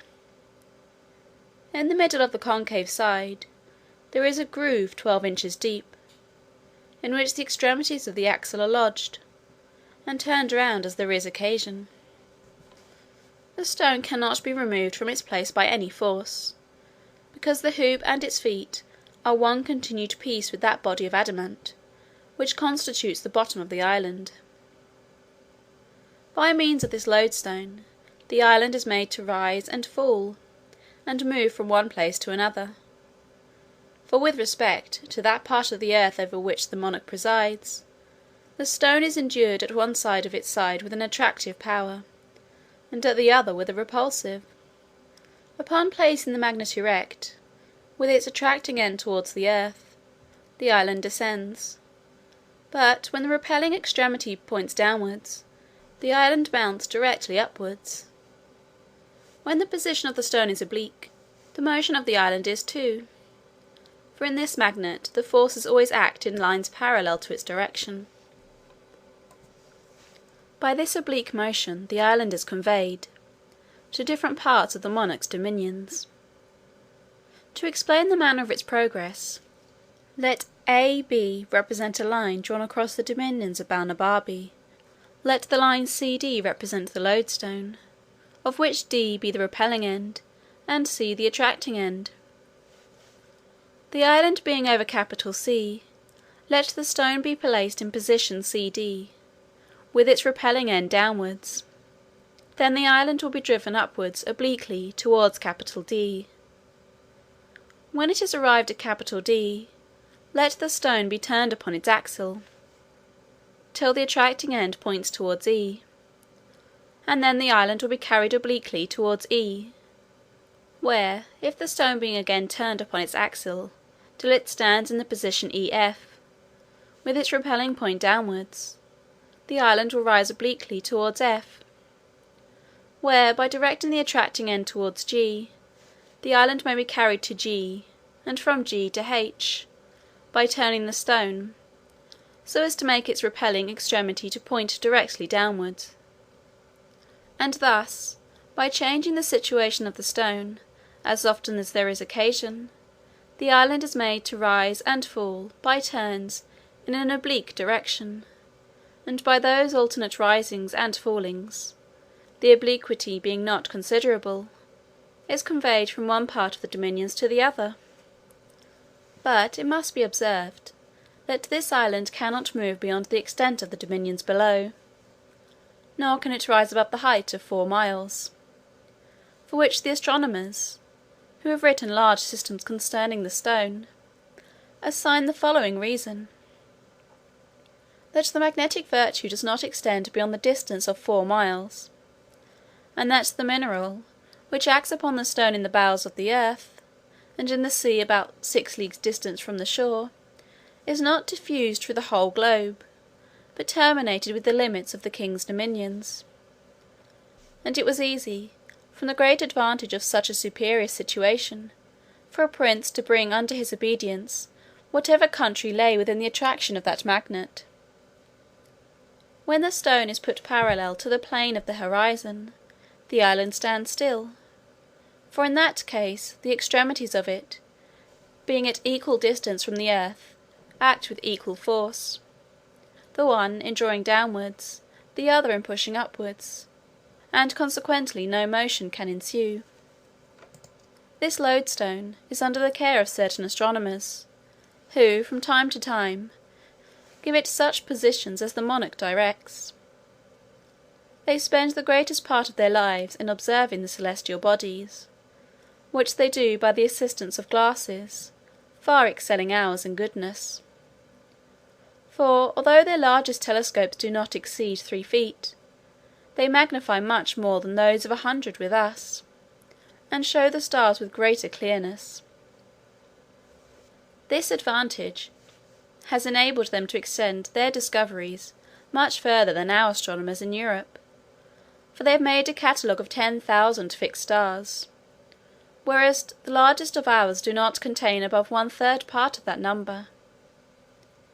They have likewise discovered 2 lesser stars, or satellites, which revolve about Mars, whereof the innermost is distant from the centre of the primary planet exactly 3 of his diameters, and the outermost 5. The former revolves in the space of 10 hours, and the latter in 21½ so that the squares of the periodical times are very near in the same proportion with the cubes of their distance from the centre of Mars, which evidently shows them to be governed by the same law of gravitation that influences the other heavenly bodies. They have observed 93 different comets, and settled their periods with great exactness. If this be true, and they affirm it with great confidence, it is much to be wished that their observations were made public, whereby the theory of comets, which at present is very lame and defective, might be brought to the same perfection with other arts of astronomy. The king would be the most absolute prince in the universe, if he could but prevail on a ministry to join with him. But these, having their estates below on the continent, and considering that the office of a favourite has a very uncertain tenure, would never consent to the enslaving of their country. If any town should engage in rebellion or mutiny, fall into violent factions, or refuse to pay the usual tribute, the king has 2 methods of reducing them to obedience. The first and mildest course is, by keeping the island hovering over such a town and the lands about it, whereby he can deprive them of the benefit of the sun and the rain, and consequently afflict the inhabitants with dearth and disease.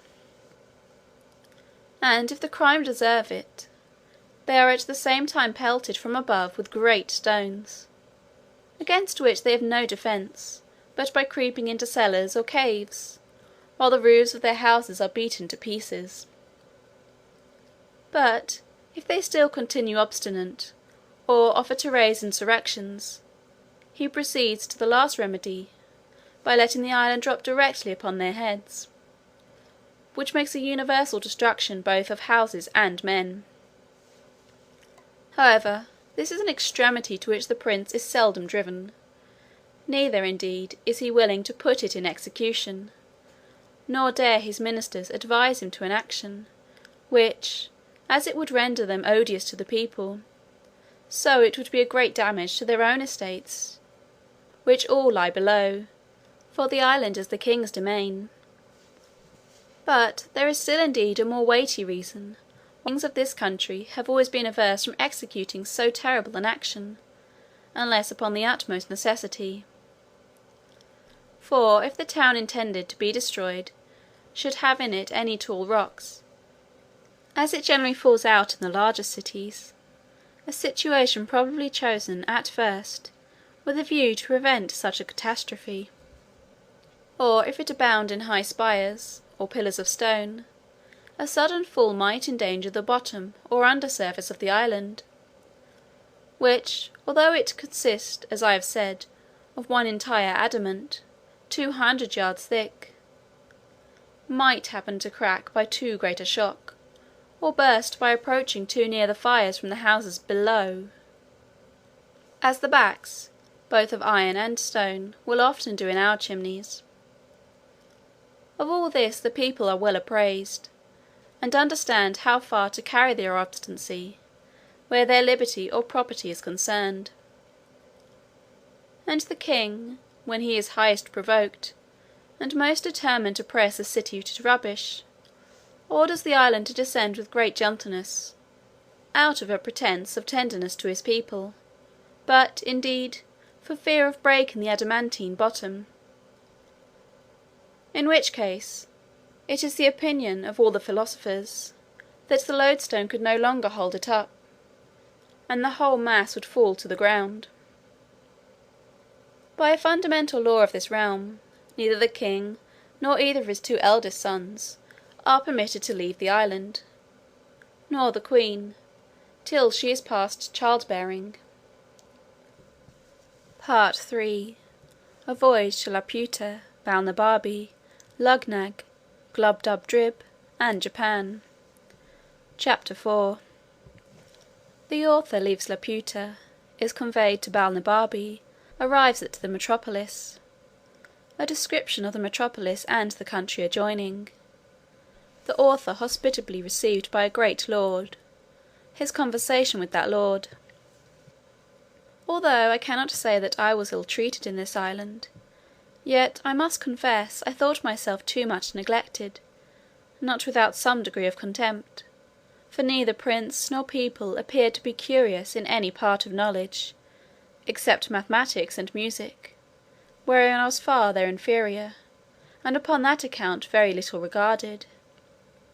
On the other side, after having seen all the curiosities of the island, I was very desirous to leave it, being heartily weary of those people. They were indeed excellent in two sciences for which I have great esteem, and wherein I am not unversed, but, at the same time, so abstracted and involved in speculation, that I have never met with such disagreeable companions. I conversed only with women, tradesmen, flappers, and court pages, during 2 months of my abode there, by which at least I rendered myself extremely contemptible, yet these were the only people from whom I could ever receive a reasonable answer. I had obtained, by hard study, a good degree of knowledge in their language. I was weary of being confined to an island where I received so little countenance, and resolved to leave it with the first opportunity. There was a great lord at court, nearly related to the king, and for that reason alone used with respect. He was universally reckoned the most ignorant and stupid person among them. He had performed many eminent services for the crown, had great natural and acquired parts, adorned with integrity and honour, but so ill an ear for music, that his detractors reported he had been often known to beat time in the wrong place. Neither could his tutors, without extreme difficulty, teach him to demonstrate the most easy proposition in the mathematics. He was pleased to show me many marks of favour, often did me the honour of a visit, desired to be informed in the affairs of Europe, the laws and customs, the manners and learning of the several countries where I had travelled. He listened to me with great attention, and made very wise observations on all I spoke. He had 2 flappers attending him for state, but never made use of them, except at court and in visits of ceremony, and would always command them to withdraw when we were alone together. I entreated this illustrious person to intercede in my behalf with his majesty, for leave to depart, which he accordingly did, as he was pleased to tell me, with great regret, for indeed he had made me several offers very advantageous, which however I refused, with expressions of the highest acknowledgment. On the 16th of February I took leave of his majesty and the court. The king made me a present to the value of about £200 English, and my protector, his kinsman, as much more, together with a letter of recommendation to a friend of his in Lagado, the metropolis. The island being then hovering over a mountain about 2 miles from it, I was let down from the lowest gallery, in the same manner I had been taken up. The continent, as far as it is subject to the monarch of the flying island, passes under the general name of Balnibarbi, and the metropolis, as I have said before, is called Lagado. I felt some little satisfaction in finding myself on firm ground. I walked to the city without any concern, being clad like one of the natives, and sufficiently instructed to converse with them. I soon found out the person's house to whom I was recommended, presented my letter from his friend the grandee in the island, and was received with much kindness. This great lord, whose name was Munodi, ordered me an apartment in his own house, where I continued during my stay, and was entertained in a most hospitable manner. The next morning after my arrival, he took me in his chariot to see the town, which is about half the bigness of London, but the houses very strangely built, and most of them out of repair. The people in the streets walked fast, looked wild, their eyes fixed, and were generally in rags. We passed through one of the town gates, and went about 3 miles into the country, where I saw many labourers working with several sorts of tools in the ground, but was not able to conjecture what they were about, neither did observe any expectation either of corn or grass, although the soil appeared to be excellent. I could not forbear admiring at these odd appearances, both in town and country; and I made bold to desire my conductor, that he would be pleased to explain to me what could be meant by so many busy heads, hands, and faces, both in the streets and the fields, because I did not discover any good effects they produced; but, on the contrary, I never knew a soil so unhappily cultivated, houses so ill contrived and so ruinous, or a people whose countenances and habit expressed so much misery and want. This Lord Munodi was a person of the first rank, and had been some years governor of Lagado, but by a cabal of ministers was discharged for insufficiency. However, the king treated him with tenderness, as a well-meaning man, but of a low contemptible understanding. When I gave that free censure of the country and its inhabitants, he made no further answer than by telling me, "that I had not been long enough among them to form a judgment, and that the different nations of the world had different customs," with other common topics to the same purpose. But when we returned to his palace, he asked me, "how I liked the building, what absurdities I observed, and what quarrel I had with the dress or look of his domestics?" This he might safely do, because everything about him was magnificent, regular, and polite. I answered, that his excellency's prudence, quality, and fortune, had exempted him from those defects, which folly and beggary had produced in others. He said, if I would go with him to his country house, about 20 miles distant, where his estate lay, there would be more leisure for this kind of conversation. I told his excellency that I was entirely at his disposal, and accordingly we set out next morning. During our journey he made me observe the several methods used by farmers in managing their lands, which to me were wholly unaccountable, for except in some very few places, I could not discover one ear of corn or blade of grass. But in 3 hours' travelling the scene was wholly altered. We came into a most beautiful country, farmers' houses at small distances neatly built, the fields enclosed, containing vineyards, corn grounds, and meadows. Neither do I remember to have seen a more delightful prospect. His excellency observed my countenance to cheer up. He told me, with a sigh, that there his estate began, and would continue the same, till we should come to his house; that his countrymen ridiculed and despised him for managing his affairs no better, and for setting so ill an example to the kingdom, which however was followed by very few, such as were old and wilful and weak like himself. We came at length to the house, which was indeed a noble structure, built according to the best rules of ancient architecture. The fountains, gardens, walks, avenues, and groves, were all disposed with exact judgment and taste.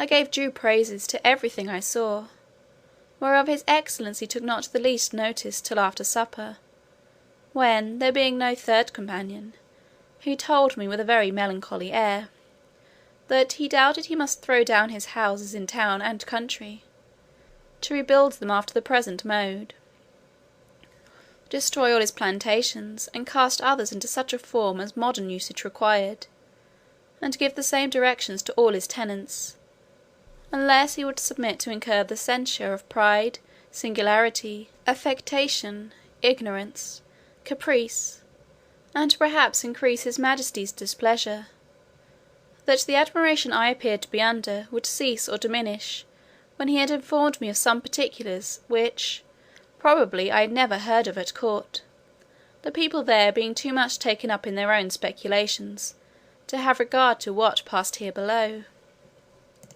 The sum of his discourse was to this effect, that about 40 years ago certain persons went up to Laputa, either upon business or diversion, and, after 5 months' continuance, came back with a very little smattering in mathematics, but full of volatile spirits acquired in that airy region. That these persons, upon their return, began to dislike the management of everything below, and fell into schemes of putting all arts, sciences, languages, and mechanics upon a new foot. To this end they procured a royal patent for erecting an academy of projectors in Lagado, and the humour prevailed so strongly among the people, that there is not a town of any consequence in the kingdom without such an academy.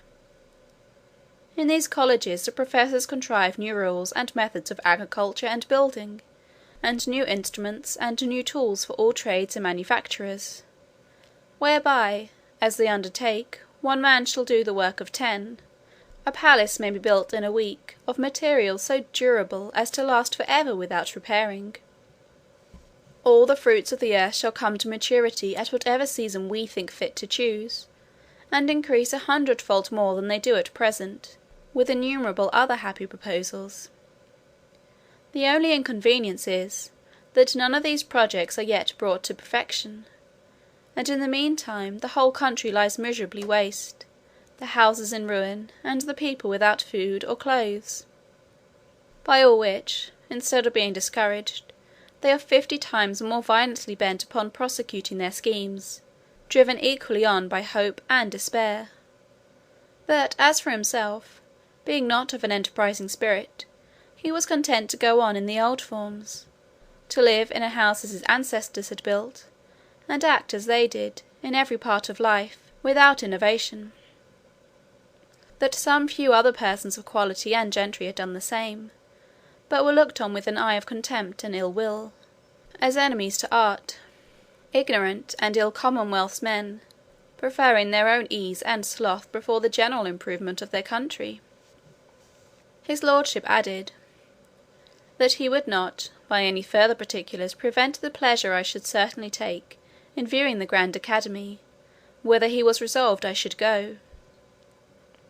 He only desired me to observe a ruined building upon the side of a mountain about 3 miles distant, of which he gave me this account. There had been a very convenient mill within 1/2 mile of his house, turned by a current from a large river, and sufficient for his own family, as well as a great number of his tenants. That about 7 years ago, a club of those projectors came to him with proposals to destroy this mill, and build another on the side of that mountain, on the long ridge whereof a long canal must be cut, for a repository of water, to be conveyed up by pipes and engines to supply the mill, because the wind and air upon a height agitated the water, and thereby made it fitter for motion, and because the water descending down a declivity would turn the mill with half the current of a river whose course is more upon a level. He said, that being then not very well with the court, and pressed by many of his friends, he complied with the proposal, and after employing 100 men for 2 years, the work miscarried, the projectors went off, laying the blame entirely upon him, railing at him ever since, and putting others upon the same experiment, with equal assurance of success, as well as equal disappointment. In a few days we came back to town, and his excellency, considering the bad character he had in the academy, would not go with me himself, but recommended me to a friend of his, to bear me company thither. My lord was pleased to represent me as a great admirer of projects, and a person of much curiosity and easy belief, which indeed was not without truth, for I had myself been a sort of projector in my younger days. Part III. A Voyage to Laputa, Balnibarbi, Luggnagg, Glubbdubdrib, and Japan. Chapter 5. The author is permitted to see the Grand Academy of Lagado. The Academy largely described. The arts wherein the professors employ themselves. This academy is not an entire single building, but a continuation of several houses on both sides of a street, which, growing waste, was purchased and applied to that use. I was received very kindly by the warden, and went for many days to the academy. Every room has in it one or more projectors, and I believe I could not be in fewer than 500 rooms. The first man I saw was of a meagre aspect, with sooty hands and face, his hair and beard long, ragged, and singed in several places. His clothes, shirt, and skin were all of the same colour. He had been 8 years upon a project for extracting sunbeams out of cucumbers, which were to be put in vials, hermetically sealed, and let out to warm the air in raw inclement summers.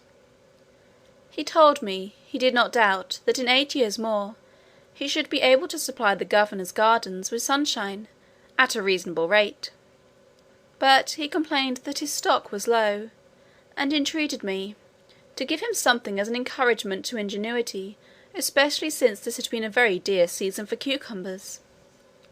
I made him a small present, for my lord had furnished me with money on purpose, because he knew their practice of begging from all who go to see them. I went into another chamber, but was ready to hasten back, being almost overcome with a horrible stink. My conductor pressed me forward, conjuring me in a whisper to give no offence, which would be highly resented, and therefore I durst not so much as stop my nose. The projector of this cell was the most ancient student of the academy. His face and beard were of a pale yellow, his hands and clothes daubed over with filth. When I was presented to him, he gave me a close embrace, a compliment I could well have excused. His employment, from his first coming into the academy, was an operation to reduce human excrement to its original food, by separating the several parts, removing the tincture which it receives from the gall, making the odour exhale, and scumming off the saliva. He had a weekly allowance from the society of a vessel filled with human ordure, about the bigness of a Bristol barrel. I saw another at work to calcine ice into gunpowder, who likewise showed me a treatise he had written concerning the malleability of fire, which he intended to publish. There was a most ingenious architect, who had contrived a new method for building houses, by beginning at the roof, and working downwards to the foundation, which he justified to me, by like the practice of those two prudent insects, the bee and the spider. There was a man born blind, who had several apprentices in his own condition. Their employment was to mix colours for painters, which their master taught them to distinguish by feeling and smelling. It was indeed my misfortune to find them at that time not very perfect in their lessons, and the professor himself happened to be generally mistaken. This artist is much encouraged and esteemed by the whole fraternity. In another apartment I was highly pleased with a projector who had found a device of ploughing the ground with hogs, to save the charges of ploughs, cattle, and labour. The method is this: in an acre of ground you bury at least 6 inches distant and 8 deep, a quantity of acorns, dates, chestnuts, and other mast or vegetables, whereof these animals are fondest. Then you drive 600 or more of them into the field, where in a few days they will root up the whole ground in search of their food, and make it fit for sowing, at the same time manuring it with their dung. It is true, upon experiment, they found the charge and trouble very great, and they had little or no crop. However, it is not doubted that this invention may be capable of great improvement. I went into another room, where the walls and ceiling were all hung round with cobwebs, except a narrow passage for the artist to go in and out. At my entrance he called to me not to disturb his webs. He lamented the fatal mistake the world had been so long in, of using silkworms, while we had such plenty of domestic insects who infinitely excelled the former, because they understood how to weave as well as spin.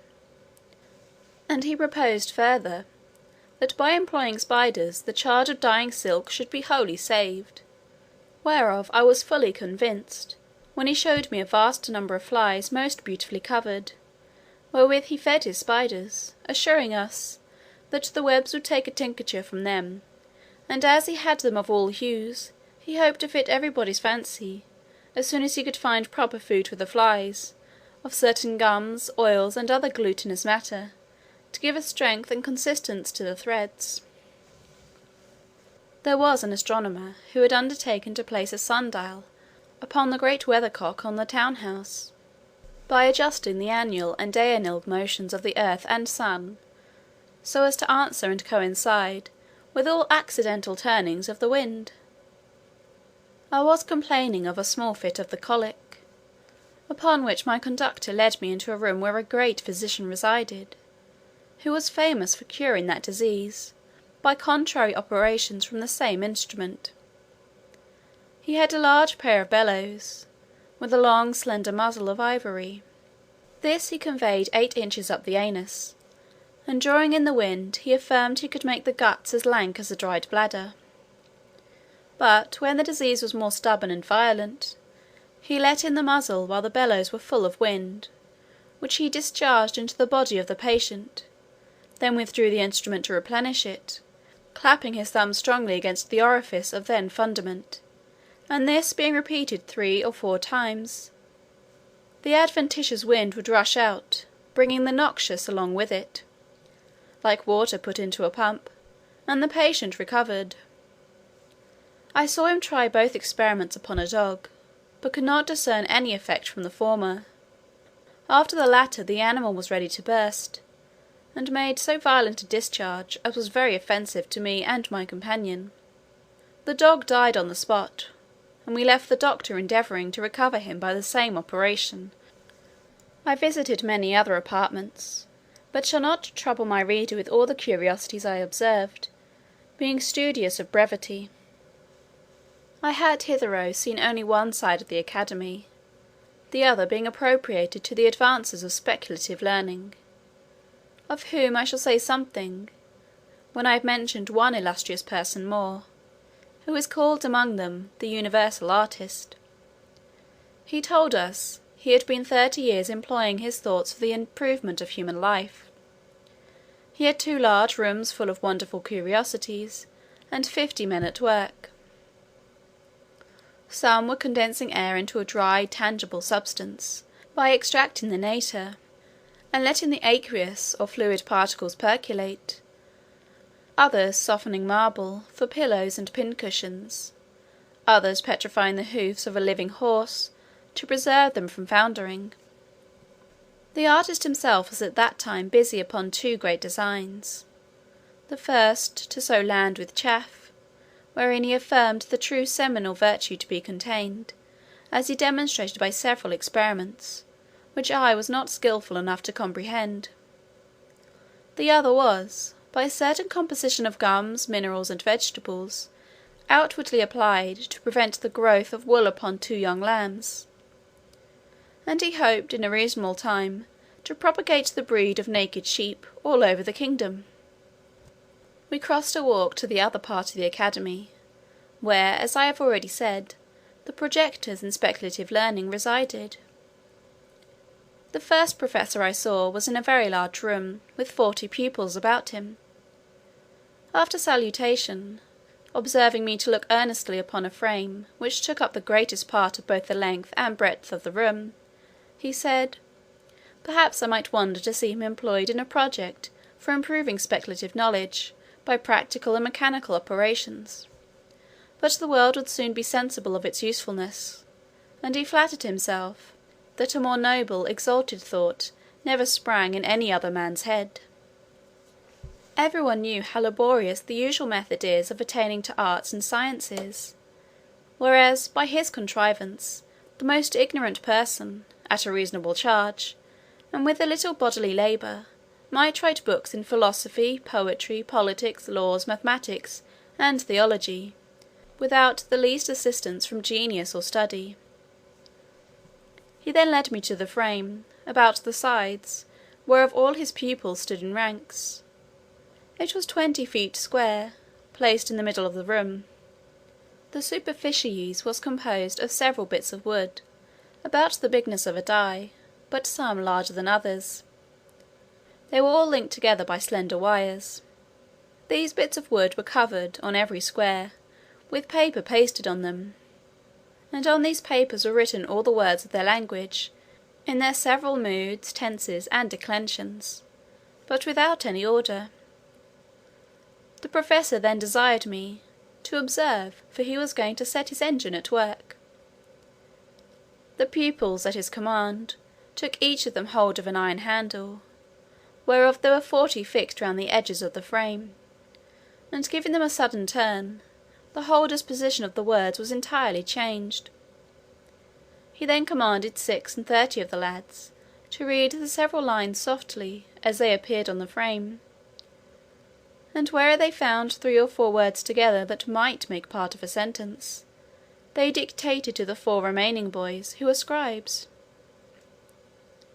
This work was repeated 3 or 4 times, and at every turn the engine was so contrived that the words shifted into new places, as the square bits of wood moved upside down.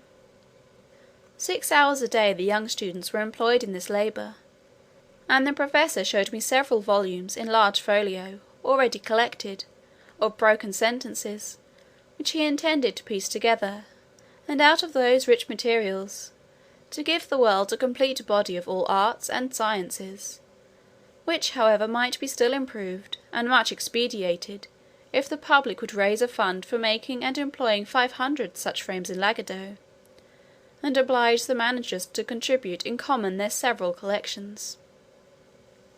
He assured me, that this invention had employed all his thoughts from his youth, and that he emptied the whole vocabulary into his frame, and made the strictest computation of the general proportion there is in books between the numbers of particles, nouns, and verbs, and other parts of speech. I made my humblest acknowledgment to this illustrious person for his great communicativeness, and promised, if ever I had the good fortune to return to my native country, that I would do him justice, as the sole inventor of this wonderful machine, the form and contrivance of which I desired to delineate on paper, as in the figure here annexed. I told him, although it were the custom of our learned in Europe to steal inventions from each other, who had thereby at least this advantage, that it became a controversy which was the right owner, yet I would take such caution that he should have the honour entire without a rival. We next went to the School of Languages, where 3 professors sat in consultation upon improving that of their own country. The first project was to shorten discourse, by cutting polysyllables into one, and leaving out verbs and participles, because, in reality, all things imaginable are but norms. The other project was a scheme for entirely abolishing all words whatsoever, and was urged as of great advantage in point of health as well as brevity. For it is plain that every word we speak is, in some degree, a diminution of our lunge by corrosion, and consequently contributes to the shortening of our lives. An expedient was therefore offered, that since words are only names for things, it would be more convenient for all men to carry about them such things as were necessary to express a particular business they are to discourse on. And this invention would certainly have taken place, to the great ease as well as health of the subject, if the women, in conjunction with the vulgar and illiterate, had not threatened to raise a rebellion, unless they might be allowed the liberty to speak with their tongues, after the manner of their forefathers. Such constant irreconcilable enemies to science are the common people. However, many of the most learned and wise adhere to the new scheme of expressing themselves by things, which has only this inconvenience attending it, that if a man's business be very great, and of various kinds, he must be obliged, in proportion, to carry a greater bundle of things upon his back, unless he can afford 1 or 2 strong servants to attend him. I have often beheld 2 of those sages almost sinking under the weight of their packs, like pedlars among us, who, when they meet in the street, would lay down their loads, open their sacks, and hold conversation for an hour together, then put up their implements, help each other to resume their burdens, and take their leave. But for short conversations a man may carry implements in his pockets and under his arms, enough to supply him, and in his house he cannot be at a loss.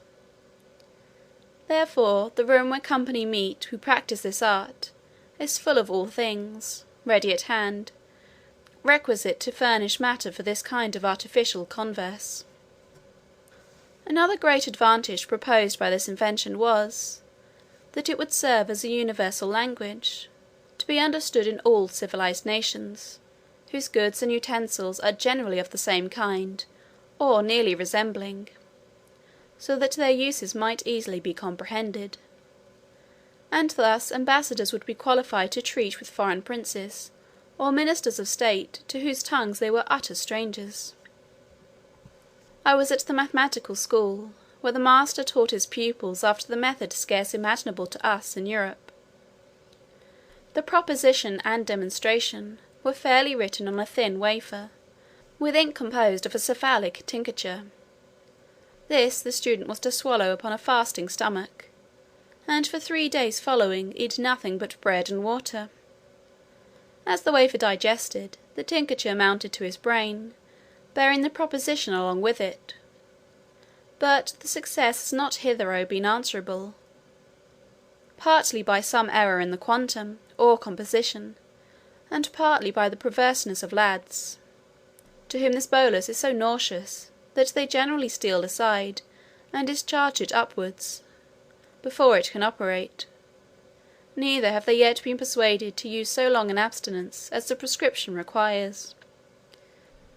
Part III. A Voyage to Laputa, Balnibarbi, Luggnagg, Glubbdubdrib, and Japan. Chapter 6. A further account of the Academy. The author proposes some improvements, which are honourably received. In the school of political projectors, I was but ill entertained, the professors appearing, in my judgment, wholly out of their senses, which is a scene that never fails to make me melancholy.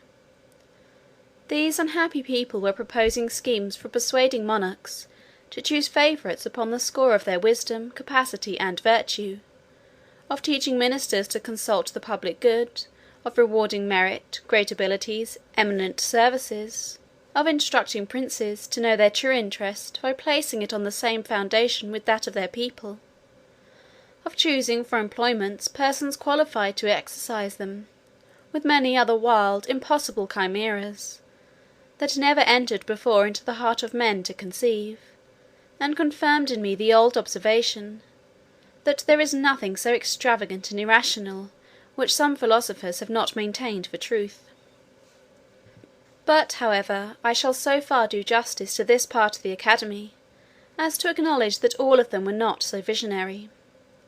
There was a most ingenious doctor, who seemed to be perfectly versed in the whole nature and system of government. This illustrious person had very usefully employed his studies in finding out effectual remedies for all diseases and corruptions to which the several kinds of public administration are subject, by the vices or infirmities of those who govern, as well as by the licentiousness of those who are to obey. For instance, whereas all writers and reasoners have agreed that there is a strict universal resemblance between the natural and the political body, can there be anything more evident than that the health of both must be preserved, and the diseases cured by the same prescriptions? It is allowed that senates and great councils are often troubled with redundant, ebullient, and other piquant humours, with many diseases of the head and more of the heart, with strong convulsions, with grievous contractions of the nerves and sinews in both hands, but especially the right, with spleen, flatus, vertigos, and deliriums, with scrofulous tumours, full of fetid, purulent matter, with sour, frothy rectations, with canine appetites, and crudeness of digestion, besides many others, needless to mention. This doctor therefore proposed, that upon the meeting of the senate certain physicians should attend it the 3 first days of their sitting, and at the close of each day's debate, feel the pulses of every senator, after which, having maturely considered and consulted upon the nature of the several maladies, and the methods of cure, They should on the fourth day return to the senate house, attended by their apothecaries stored with proper medicines, and before the members sat, administer to each of them lenitives, operatives, abstersives, corrosives, restringents, palliatives, laxatives, cephalagics, icterics, apophlegmatics, acoustics, as their several cases required, and, according as these medicines should operate, repeat, alter, or omit them at the next meeting. This project could not be of any great expense to the public, and might, in my poor opinion, be of much use for the dispatch of business in those countries where senates have any share in the legislative power, beget unanimity, shorten debates, open a few mouths which are now closed, and close many more which are now open, curb the petulance of the young, and correct the positiveness of the old, rouse the stupid, and damp the pert. Again, because it is a general complaint, that the favourites of princes are troubled with short and weak memories, the same doctor proposed, that whoever attended a first minister, after having told his business, with the utmost brevity and in the plainest words, should, at his departure, give the said minister a tweak by the nose, or a kick in the belly, or tread on his corns, or lug him thrice by both ears, or run a pin into his breech, or pinch his arms black and blue, to prevent forgetfulness, and at every levee day repeat the same operation, till the business were done or absolutely refused. He likewise directed, that every senator in the great council of a nation, after he had delivered his opinion, and argued in the defence of it, should be obliged to give his vote direct contrary, because if that were done, the result would infallibly terminate in the good of the public. When parties in a state are violent, he offered a wonderful contrivance to reconcile them.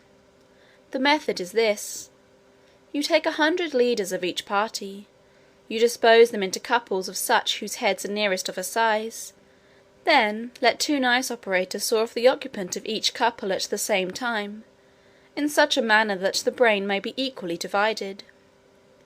Let the occupants thus cut off be interchanged, applying each to the head of his opposite party member. It seems indeed to be a work that requires some exactness, but the professor assured us, that if it were dexterously performed, the cure would be infallible. For he argued thus, that the 2 brains being left to debate the matter between themselves within the space of one skull, would soon come to a good understanding, and produce that moderation, as well as regularity of thinking, so much to be wished for in the heads of those who imagine they come into the world only to watch and govern its motion. And as to the difference of brains, in quantity or quality, among those who are directors in faction, the doctor assured us, from his own knowledge, that it was a perfect trifle. I heard a very warm debate between 2 professors, about the most commodious and effectual ways and means of raising money without grieving the subject. The first affirmed, the justest method would be to lay a certain tax upon vices and follies, and the sum fixed upon every man to be rated, after the fairest manner, by a jury of his neighbours. The second was of an opinion directly contrary, to tax those qualities of body and mind, for which men chiefly value themselves, the rate to be more or less according to the degrees of excelling, the decision whereof should be left entirely to their own breast. The highest tax was upon men who are the great favourites of the other sex, and the assessments, according to the number and nature of the favours they have received, for which they are allowed to be their own vouchers. Wit, valour, and politeness were likewise proposed to be largely taxed, and collected in the same manner, by every person's giving his own word for the quantum of what he possessed. But as to honour, justice, wisdom, and learning, they should not be taxed at all, because they are qualifications of so singular a kind, that no man will either allow them in his neighbour, or value them in himself. The women were proposed to be taxed according to their beauty and skill in dressing, wherein they had the same privilege with the men, to be determined by their own judgment. But constancy, chastity, good sense, and good nature, were not rated, because they would not bear the charge of collecting. To keep senators in the interest of the crown, it was proposed that the members should raffle for employment, every man first taking an oath, and giving security, that he would vote for the court, whether he won or not; after which the losers had, in their turn, the liberty of raffling upon the next vacancy. Thus hope and expectation would be kept alive; none would complain of broken promises, but impute their disappointments wholly to fortune, whose shoulders are broader and stronger than those of a ministry. Another professor showed me a large paper of instructions for discovering plots and conspiracies against the government. He advised great statesmen to examine into the diet of all suspected persons, their times of eating, upon which side they lay in bed, with which hand they wipe their posteriors, take a strict view of their excrements, and from the colour, the odour, the taste, the consistence, the crudeness or maturity of digestion, form a judgment of their thoughts and designs, because men are never so serious, thoughtful, and intent, as when they are at stool, which he found by frequent experiment. For in such conjectures, which he used, merely as a trial, to consider which was the best way of murdering the king, his ordure would have a tincture of green, but quite different when he thought only of raising an insurrection, or burning the metropolis. The whole discourse was written with great acuteness, containing many observations, both curious and useful for politicians, but, as I conceived, not altogether complete. This I ventured to tell the author, and offered, if he pleased, to supply him with some additions. He received my proposition with more compliance than is usual among writers, especially those of the projecting species, professing he would be glad to receive further information. I told him, that in the kingdom of Tribnia, by the natives called Langdon, where I had sojourned some time in my travels, the bulk of the people consist in a manner wholly of discoverers, witnesses, informers, accusers, prosecutors, evidences, swearers, together with the several subservient and subaltern instruments, all under the colours, the conduct, and the pay of ministers of state and their deputies. The plots, in that kingdom, are usually the workmanship of those persons who desire to raise their own characters of profound politicians, to restore new vigour to a crazy administration, to stifle or divert general discontents, to fill their coffers with forfeitures, and raise or sink the opinion of public credit, as either shall best answer their private advantage. It is first agreed and settled among them what suspected person shall be accused of a plot. Then effectual care is taken to secure all their letters and papers, and put the owners in chains. These papers are delivered to a set of artists, very dexterous in finding out the mysterious meanings of words, syllables, and letters. For instance, they can discover a close stool, to signify a privy council; a flock of geese, a senate; a lame dog, an invader; the plague, a standing army; a buzzard, a prime minister; the gout, a high priest; a gibbet, a secretary of state; a chamber pot, a committee of grandees; a sieve, a court lady; a broom, a revolution; a mousetrap, an employment; a bottomless pit, a treasury; a sink, a court; a cap and bells, a favourite; a broken reed, a court of justice; an empty tun, a general; a running saw, the administration. When this method fails, they have two others more effectual, which the learned among them call them acrostics and anagrams. First, they can decipher all initial letters into political meanings. Thus N shall signify a plot, B a regiment of horse, L a fleet at sea. Or secondly, by transposing the letters of the alphabet in any suspected paper, they can lay open the deepest designs of a discontented party. So, for example, if I should say in a letter to a friend, "Our brother Tom has just got the piles," a skilful decipherer would discover, that the same letters which composed that sentence may be analysed into the following words: resist, a plot is brought home, the tour, and this is the anagrammatic method. The professor made me great acknowledgments for communicating these observations, and promised to make honourable mention of me in his treatise. I saw nothing in this country that could invite me to a longer continuance, and began to think of returning home to England. Part III. A Voyage to Laputa, Balnibarbi, Luggnagg, Glubbdubdrib, and Japan. Chapter 7. The author leaves Lagado, arrives at Maldonada, no ship ready, he takes a short voyage to Glubbdubdrib, his reception by the governor. The continent, of which this kingdom is a part, extends itself, as I have reason to believe, eastward, to that unknown tract of America westward of California, and north to the Pacific Ocean, which is not above 150 miles from Lagado, where there is a good port and much commerce with the great island of Luggnagg, situated to the north-west about 29 degrees north latitude and 140 longitude. This island of Luggnagg stands south-eastward of Japan, about 100 leagues distant. There is a strict alliance between the Japanese emperor and the king of Luggnagg, which affords frequent opportunities of sailing from one island to the other. I determined, therefore, to direct my course this way, in order to my return to Europe. I hired 2 mules, with a guide, to show me the way, and carry my small baggage.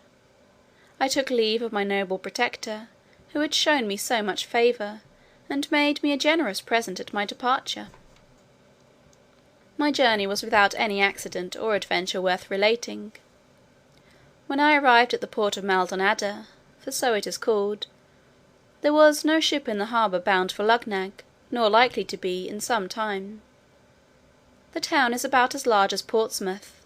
I soon fell into some acquaintance, and was very hospitably received. A gentleman of distinction said to me, that since the ships bound for Luggnagg could not be ready in less than a month, it might not be disagreeable amusement for me to take a trip to the little island of Glubbdubdrib, about 5 leagues off to the south-west. He offered himself and a friend to accompany me, and that I should be provided with a small convenient bark for the voyage. Glubbdubdrib, as nearly as I can interpret the word, signifies the island of sorcerers or magicians. It is about 1/3 as large as the Isle of Wight, and extremely fruitful. It is governed by the head of a certain tribe who are all magicians. This tribe marries only among each other, and the eldest in succession is prince or governor. He has a noble palace and a park of about 3000 acres, surrounded by a wall of hewn stone 20 feet high. In this park are several small enclosures for cattle, corn, and gardening. The governor and his family are served and attended by domestics of a kind somewhat unusual. By his skill in necromancy he has a power of calling whom he pleases from the dead, and commanding their service for 24 hours, but no longer, nor can he call the same persons up again in less than 3 months, except upon very extraordinary occasions. When we arrived at the island, which was about 11 in the morning, one of the gentlemen who accompanied me went to the governor, and desired admittance for a stranger, who came on purpose to have the honour of attending on his highness. This was immediately granted, and we all 3 entered the gate of the palace between 2 rows of guards, armed and dressed in a very antic manner, and with something in their countenances that made my flesh creep with a horror I cannot express. We passed through several apartments, between servants of the same sort, ranked on each side as before, till we came to the chamber of presence, where, after 3 profound obeisances, and a few general questions, we were permitted to sit on 3 stools near the lowest step of his highness's throne. He understood the language of Balnibarbi, although it was different from that of this island. He desired me to give him some account of my travels, and to let me see that I should be treated without ceremony, he dismissed all his attendants with a turn of his finger, at which, to my great astonishment, they vanished in an instant, like visions in a dream when we awake on a sudden. I could not recover myself in some time, till the governor assured me that I should receive no hurt; and observing my two companions to be under no concern, who had been often entertained in the same manner, I began to take courage, and related to his highness a short history of my several adventures, yet not without some hesitation, and frequently looking behind me to the place where I had seen those domestic spectres. I had the honour to dine with the governor, where a new set of ghosts served up the meat, and waited at table. I now observed myself to be less terrified than I had been in the morning. I stayed till sunset, but humbly desired his highness to excuse me for not accepting his invitation of lodging in the palace. My two friends and I lay at a private house in the town adjoining, which is the capital of this little island; and the next morning we returned to pay our duty to the governor, as he was pleased to command us. After this manner we continued in the island for 10 days, most part of every day with the governor, and at night in our lodging. I soon grew so familiarized to the sight of spirits, that after the 3rd or 4th time they gave me no emotion at all; or, if I had any apprehensions left, my curiosity prevailed over them. For his highness the governor ordered me to call up whatever persons I would choose to name, and in whatever numbers, among all the dead from the beginning of the world to the present time, and command them to answer any questions I should think fit to ask, with this condition, that my questions must be confined within the compass of the times they lived in; and one thing I might depend upon, that they would certainly tell me the truth, for lying was a talent of no use in the lower world. I made my humble acknowledgments to his highness for so great a favour.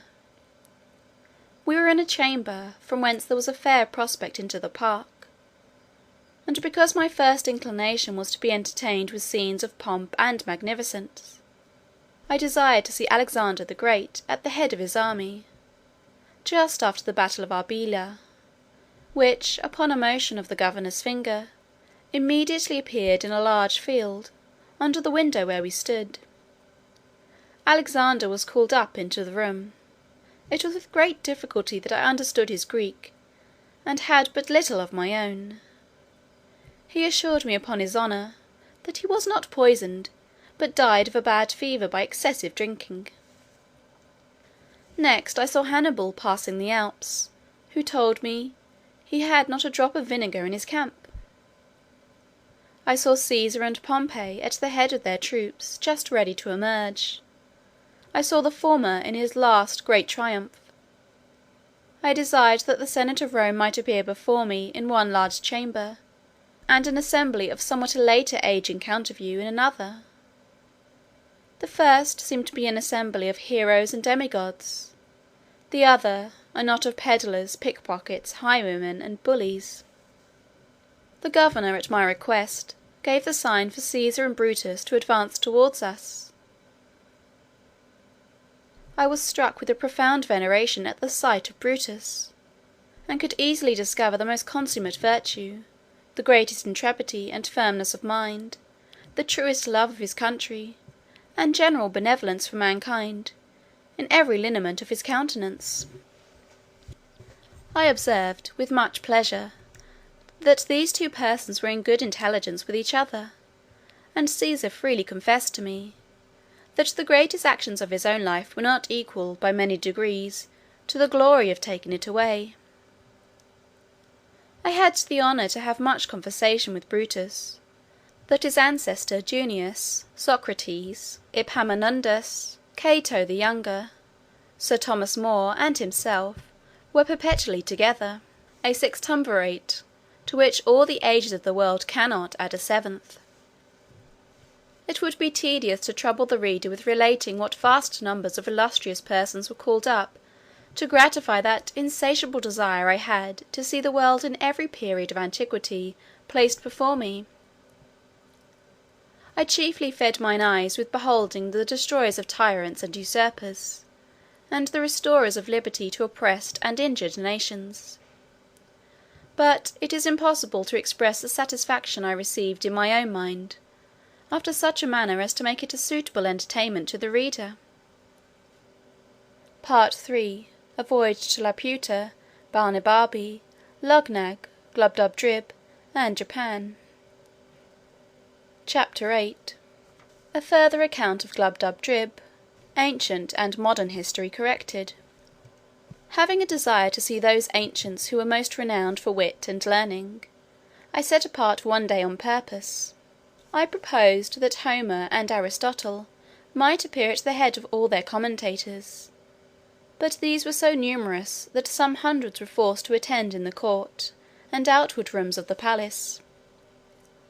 I knew and could distinguish those two heroes at first sight, not only from the crowd, but from each other.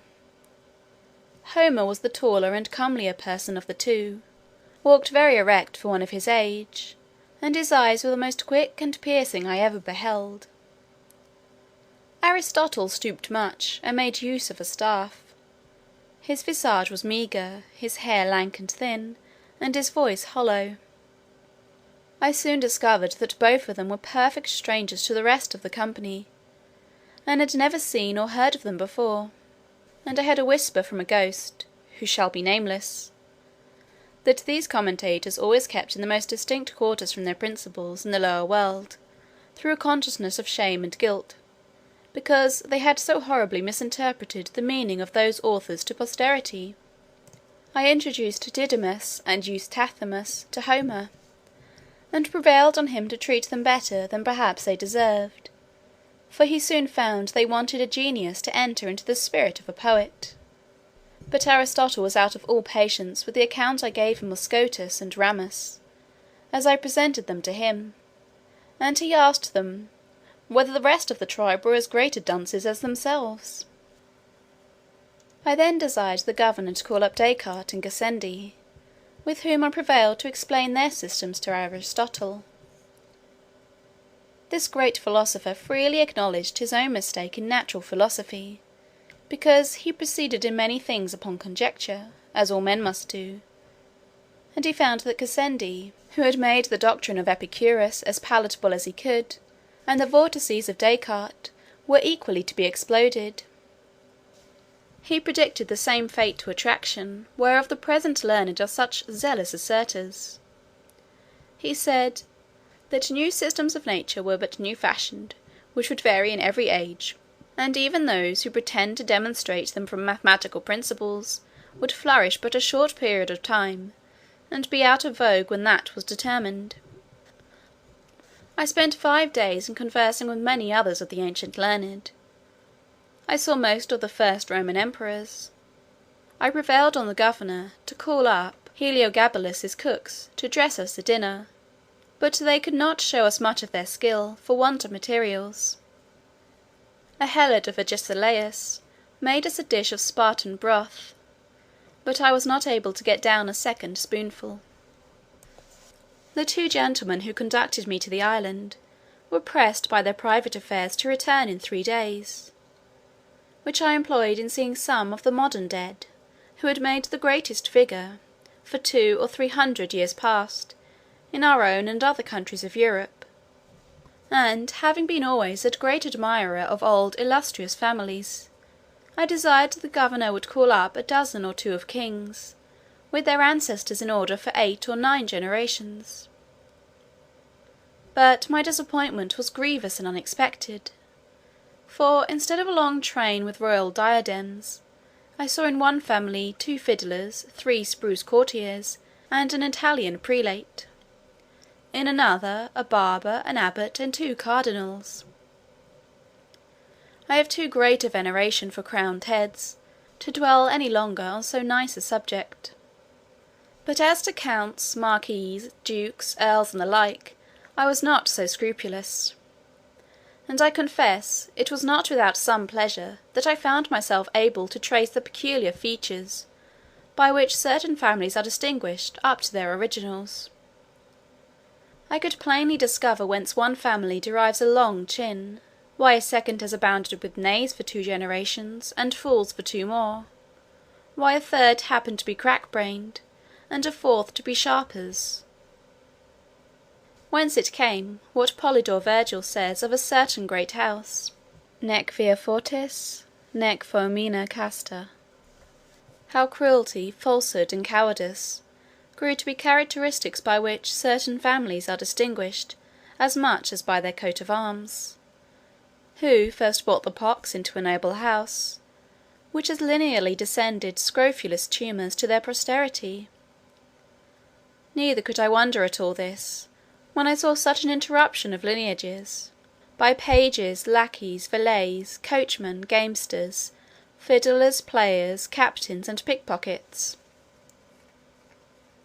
I was chiefly disgusted with modern history, for having strictly examined all the persons of greatest name in the courts of princes for 100 years past, I found how the world had been misled by prostitute writers, to ascribe the greatest exploits in war to cowards, the wisest counsel to fools, sincerity to flatterers, Roman virtue to betrayers of their country, piety to atheists, chastity to sodomites, truth to informers; how many innocent and excellent persons had been condemned to death or banishment by the practising of great ministers upon the corruption of judges, and the malice of factions; how many villains had been exalted to the highest places of trust, power, dignity, and profit; how great a share in the motions and events of courts, councils, and senates might be challenged by bawds, whores, pimps, parasites, and buffoons;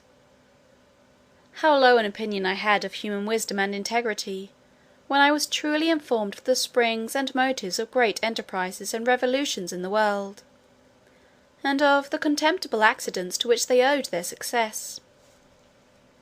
Here I discovered the roguery and ignorance of those who pretended to write anecdotes, or secret history, who send so many kings to their graves with a cup of poison; will repeat the discourse between a prince and chief minister, where no witness was by; unlock the thoughts and cabinets of ambassadors and secretaries of state, and have the perpetual misfortune to be mistaken. Here I discovered the true cause of many great events that have surprised the world; how a whore can govern the backstairs a council, and the council a senate. A general confessed in my presence, that he got a victory purely by the force of cowardice and ill conduct; and an admiral, that for want of proper intelligence he beat the enemy, to whom he intended to betray the fleet. 3 kings protested to me, that in their whole reigns they never did once prefer any person of merit, unless by mistake, or treachery of some minister in whom they confided; neither would they do it if they were to live again. And they showed, with great strength of reason, that the royal throne could not be supported without corruption, because that positive, confident, restive temper, which virtue infused into a man, was a perpetual clog to public business. I had the curiosity to inquire, in a particular manner, by which methods great numbers had procured to themselves high titles of honour and prodigious estates; and I confined my inquiry to a very modern period, however, without grating upon present times, because I would be sure to give no offence even to foreigners; for I hope the reader need not be told, that I do not in the least intend my own country, in what I say upon this occasion. A great number of persons concerned were called up, and, upon a very slight examination, discovered such a scene of infamy, that I cannot reflect upon it without some seriousness. Perjury, oppression, subornation, fraud, pandarism, and the like infirmities, were among the most excusable arts they had to mention; and for these I gave, as it was reasonable, great allowance. But when some confessed they owed their greatness and wealth to sodomy or incest, others to the prostituting of their own wives and daughters, others to the betraying of their country or their prince, some to poisoning, more to the perverting of justice in order to destroy the innocent, I hope I may be pardoned, if these discoveries inclined me a little to abate of that profound veneration, which I am naturally apt to pay to persons of high rank, who ought to be treated with the utmost respect due to their sublime dignity by us their inferiors. I had often read of some great services done to princes and states, and desired to see the persons by whom those services were performed. Upon inquiry, I was told, that their names were to be found on no record, except a few of them, whom the history has represented as the vilest of rogues and traitors. As to the rest, I had never once heard of them. They all appeared with dejected looks, and in the meanest habit, most of them telling me, they died in poverty and disgrace, and the rest on a scaffold or gibbet. Among others, there was one person whose case appeared a little singular. He had a youth about 18 years old standing by his side.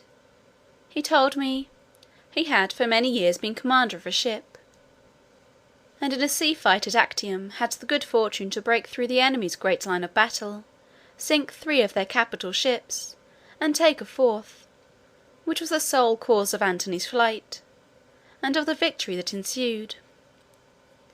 That the youth standing by him, his only son, was killed in the action. He added, that upon the confidence of some merit, the war being at an end, he went to Rome, and solicited at the court of Augustus to be preferred to a greater ship, whose commander had been killed. But, without any regard to his pretensions, it was given to a boy who had never seen the sea, the son of Libertina, who waited on one of the emperor's mistresses. Returning back to his own vessel, he was charged with neglect of duty, and the ship given to a favourite page of Publicola, the vice-admiral, whereupon he retired to a poor farm at a great distance from Rome, and there ended his life. I was so curious to know the truth of this story, that I desired Agrippa might be called, who was admiral in that fight.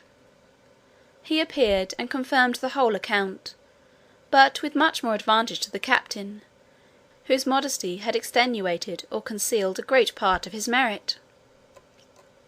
I was surprised to find corruption grown so high and so quick in that empire, by the force of luxury so lately introduced, which made me less wonder at many parallel cases in other countries, where vices of all kinds have reigned so much longer, and where the whole praise, as well as pillage, has been engrossed by the chief commander, who perhaps had the least title to either.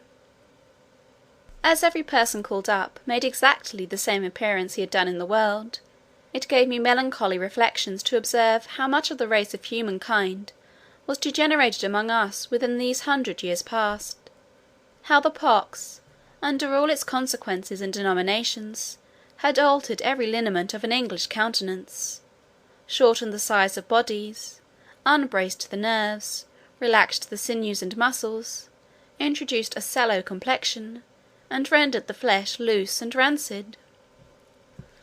I descended so low as to desire some English yeoman of the old stamp might be summoned to appear, once so famous for the simplicity of their manners, diet, and dress, for justice in their dealings, for their true spirit of liberty, for their valour and love of their country.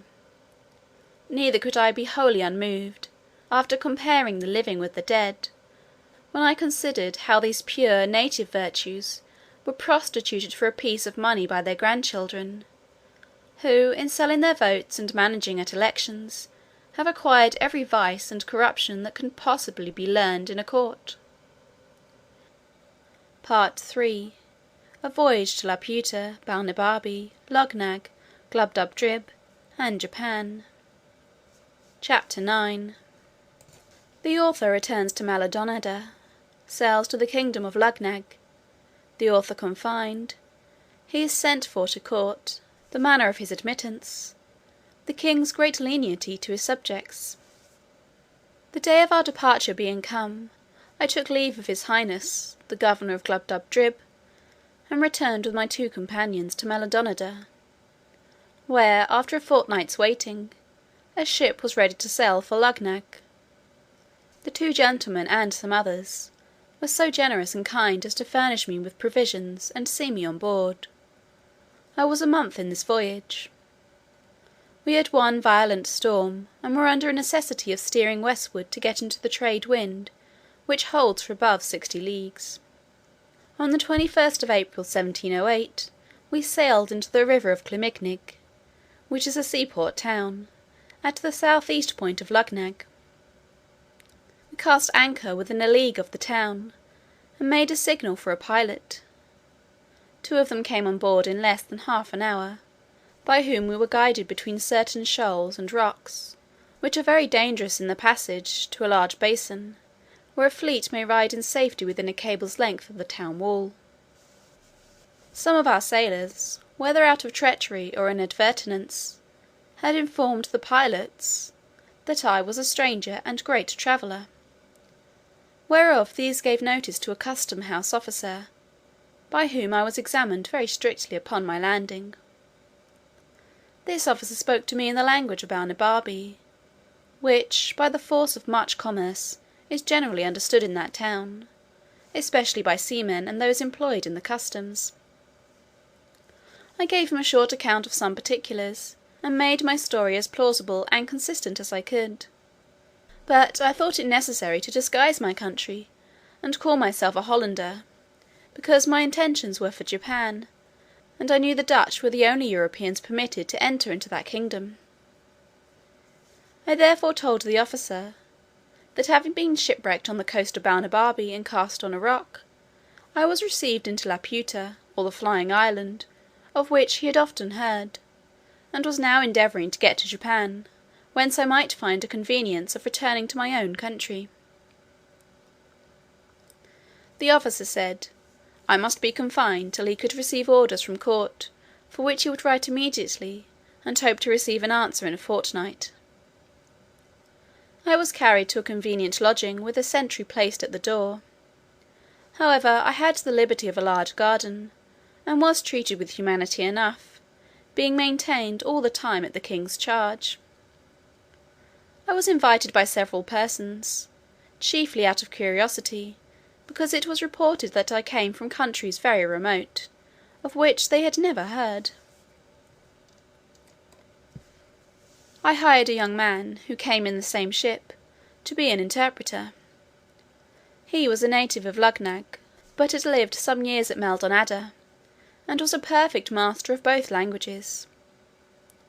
By his assistance I was able to hold a conversation with those who came to visit me, but this consisted only of their questions and my answers.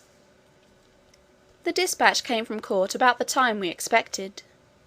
It contained a warrant for conducting me and my retinue to Traldrag Dub, or Trildrog Drib, for it is pronounced both ways as near as I can remember, by a party of 10 horse. All my retinue was that poor lad for an interpreter, whom I persuaded into my service, and, at my humble request, we had each of us a mule to ride on. A messenger was dispatched half a day's journey before us, to give the king notice of my approach, and to desire, that his majesty would please to appoint a day and hour, when it would, by his gracious pleasure, that I might have the honour to lick the dust before his footstool. This is the court style, and I found it to be more than matter of form; for upon my admittance 2 days after my arrival, I was commanded to crawl upon my belly, and lick the floor as I advanced; but on account of my being a stranger, care was taken to have it made so clean, that the dust was not offensive. However, this was a peculiar grace, not allowed to any but persons of the highest rank, when they desire an admittance. Nay, sometimes the floor is strewed with dust on purpose, when the person to be admitted happens to have powerful enemies at court; and I have seen a great lord with his mouth so crammed, that when he had crept to the proper distance from the throne, he was not able to speak a word. Neither is there any remedy, because it is capital for those, who receive an audience, to spit or wipe their mouths in his majesty's presence. There is indeed another custom, which I cannot altogether approve of, when the king has a mind to put any of his nobles to death in a gentle indulgent manner, he commands the floor to be strewed with a certain brown powder of a deadly composition, which, being licked up, infallibly kills him in 24 hours. But in justice to this prince's great clemency, and the care he has of his subjects' lives, wherein it were much to be wished that the monarchs of Europe would imitate him, it must be mentioned for his honour, that strict orders are given to have the infected parts of the floor well washed after every such execution; which, if his domestics neglect, they are in danger of incurring his royal displeasure.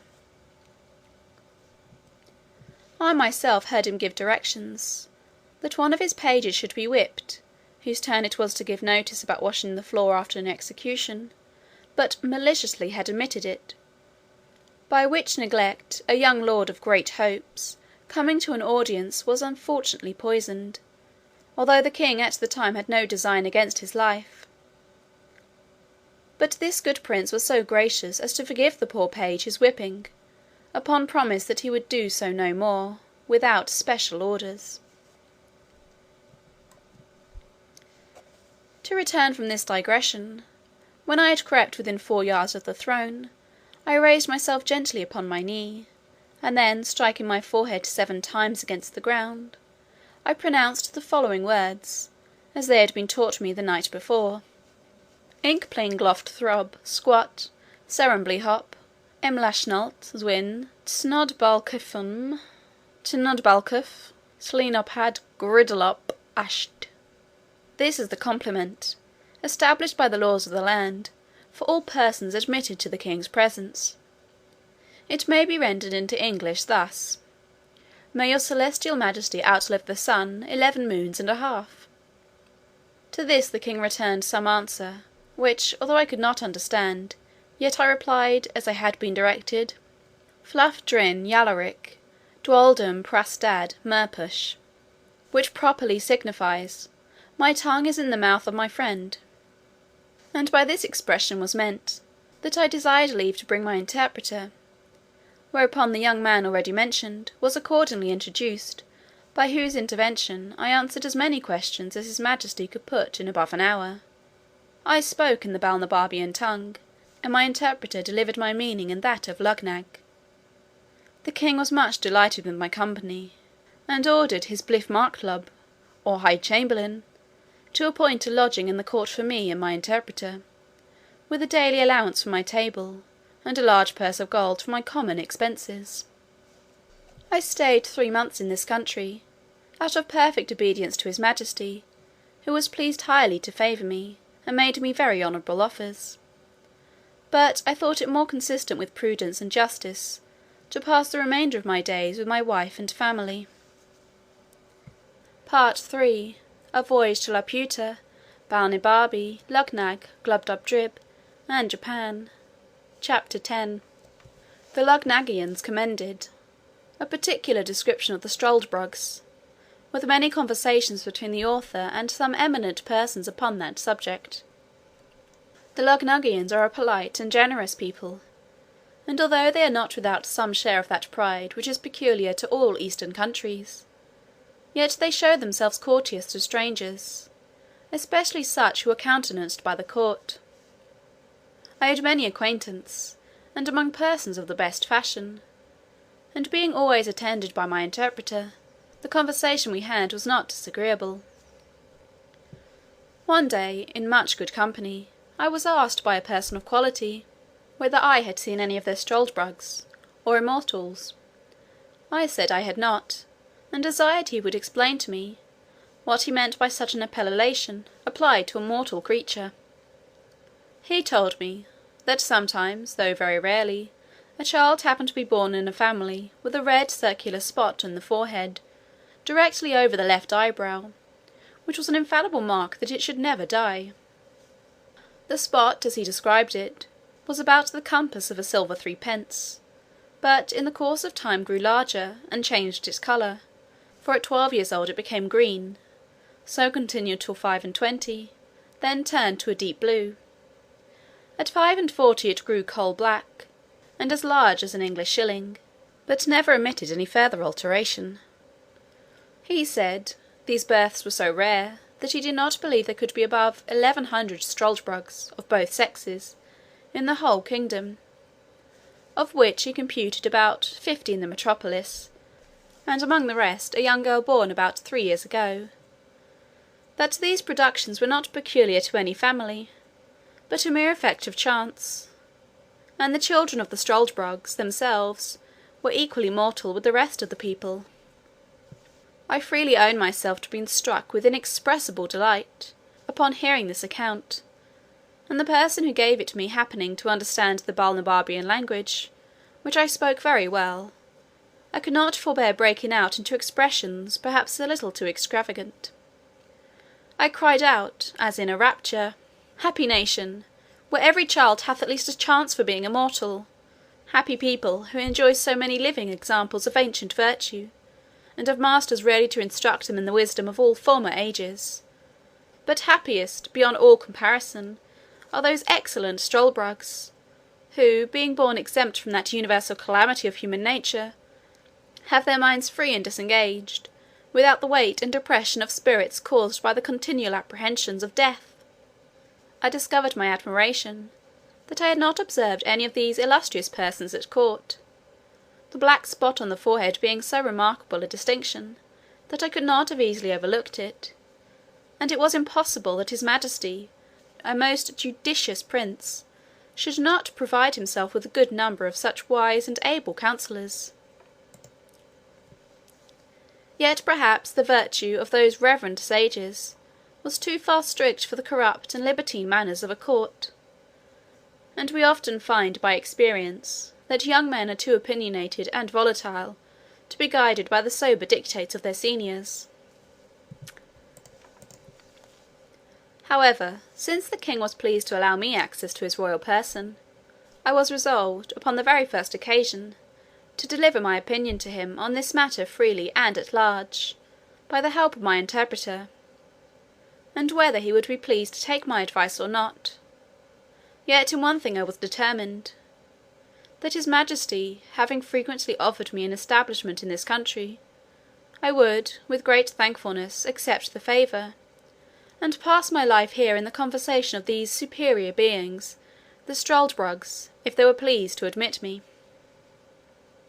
The gentleman to whom I addressed my discourse, because, as I have already observed, he spoke the language of Balnibarbi, said to me, with a sort of smile which usually arises from pity to the ignorant, that he was glad of any occasion to keep me among them, and desired my permission to explain to the company what I had spoke. He did so, and they talked together for some time in their own language, whereof I understood not a syllable, neither could I observe by their countenances what impression my discourse had made on them. After a short silence, the same person told me, that his friends and mine, so he thought fit to express himself, were very much pleased with the judicious remarks I had made on the great happiness and advantages of immortal life, and they were desirous to know, in a particular manner, what scheme of living I should have formed to myself, if it had fallen to my lot to have been born a Struldbrug. I answered, it was easy to be eloquent on so copious and delightful a subject, especially to me, who had been often apt to amuse myself with visions of what I should do, if I were a king, a general, or a great lord; and upon this very case, I had frequently run over the whole system, how I should employ myself, and pass the time, if I were sure to live for ever; that, if it had been my good fortune to come into the world a Struldbrug, as soon as I could discover my own happiness, by understanding the difference between life and death, I would first resolve, by all arts and methods, whatsoever to procure myself riches; in the pursuit of which, by thrift and management, I might reasonably expect, in about 200 years, to be the wealthiest man in the kingdom. In the second place, I would, from my earliest youth, apply myself to the study of arts and sciences, by which I should arrive in time to excel all others in learning. Lastly, I would carefully record every action and event of consequence that happened in the public, impartially draw the characters of the several successions of princes and great ministers of state, with my own observations on every point. I would exactly set down the several changes in customs, language, fashion of dress, diet, and diversions; by all which acquirements I should be a living treasure of knowledge and wisdom, and certainly become the oracle of the nations. I would never marry after 60, but live in a hospitable manner, yet still on the saving side. I would entertain myself in forming and directing the minds of hopeful young men, by convincing them, from my own remembrance, experience, and observation, fortified by numerous examples, of the usefulness of virtue in public and private life. But my choice and constant companions should be a set of my own immortal brotherhood, among whom I would elect a dozen from the most ancient down to my own contemporaries. Where any of these wanted fortunes, I would provide them with convenient lodges round my own estate, and have some of them always at my table, only mingling a few of the most valuable among you mortals, whom length of time would harden me to lose with little or no reluctance, and treat your posterity after the same manner, just as a man diverts himself with the annual succession of pinks and tulips in his garden, without regretting the loss of those which withered the preceding year. These struldbrugs and I would mutually communicate our observations and memorials through the course of time, remark the several gradations by which corruption steals into the world, and oppose it in every step, by giving perpetual warning and instruction to mankind, which, added to the strong influence of our own example, would probably prevent that continual degeneracy of human nature so justly complained of in all ages. Add to this the pleasure of seeing the various revolutions of states and empires, the changes in the lower and upper world, ancient cities in ruins, and obscure villages becoming the seats of kings, famous rivers lessening into shallow brooks, the ocean leaving one coast dry and overwhelming another, the discovery of many countries yet unknown, barbarity overrunning the politest nations, and the most barbarous becoming civilized. I should then see the discovery of the longitude, the perpetual motion, the universal medicine, and many other great inventions brought to the utmost perfection. What wonderful discovery should we make in astronomy, by outliving and confirming our own predictions, by observing the progress and return of comets, with the changes of motion in the sun, moon, and stars! I enlarged upon many other topics, which the natural desire of endless life, and sublunary happiness, could easily furnish me with. When I had ended, and the sum of my discourse had been interpreted, as before, to the rest of the company, there was a good deal of talk among them in the language of the country, not without some laughter at my expense. At last, the same gentleman who had been my interpreter said, he was desired by the rest to set me right in a few mistakes, which I had fallen into through the common imbecility of human nature, and upon that allowance was less answerable for them. That this breed of struldbrugs was peculiar to their country, for there were no such people in Balnibarbi or Japan, where he had the honour to be ambassador for his majesty, and found the natives in both those kingdoms very hard to believe that the fact was possible; and it appeared from my astonishment when he first mentioned the matter to me, that I received it as a thing wholly new, and scarcely to be credited. That in the 2 kingdoms above mentioned, where, during his residence, he had conversed very much, he observed long life to be the universal desire and wish of mankind; that whoever had one foot in the grave was sure to hold back the other as strongly as he could; that the oldest had still hopes of living one day longer, and looked on death as the greatest evil, from which nature always prompted him to retreat. Only in this island of Luggnagg, the appetite for living was not so eager, from the continual example of the struldbrugs before their eyes. That the system of living contrived by me was unreasonable and unjust, because it supposed a perpetuity of youth, health, and vigour, which no man could be so foolish to hope, however extravagant he may be in his wishes. That the question therefore was not, whether a man would choose to be always in the prime of youth, attended with prosperity and health, but how he would pass a perpetual life under all the usual disadvantages which old age brings along with it. For although few men will avow their desires of being immortal upon such hard conditions, yet in the 2 kingdoms before mentioned, of Balnibarbi and Japan, He observed that every man desired to put off death sometimes longer, let it approach ever so late, and he rarely heard of any man who died willingly, except he were incited by the extremity of grief or torture. And he appealed to me, whether in those countries I had travelled, as well as my own, I had not observed the same general disposition. After this preface, he gave me a particular account of the struldbrugs among them. He said, they commonly acted like mortals till about 30 years old, after which, by degrees, they grew melancholy and dejected, increasing in both till they came to 80. This he learned from their own confession, for otherwise there not being above 2 or 3 of that species born in the same age, there were too few to form a general observation by. When they came to 80 years, which is reckoned the extremity of living in this country, they had not only all the follies and infirmities of other old men, but many more which arose from the dreadful prospect of never dying. They were not only opinionative, peevish, covetous, morose, vain, talkative, but incapable of friendship, and dead to all natural affection, which never descended below their grandchildren. Envy and impotent desires are their prevailing passions. But those objects against which their envy seems principally directed are the vices of the younger sort and the deaths of the old.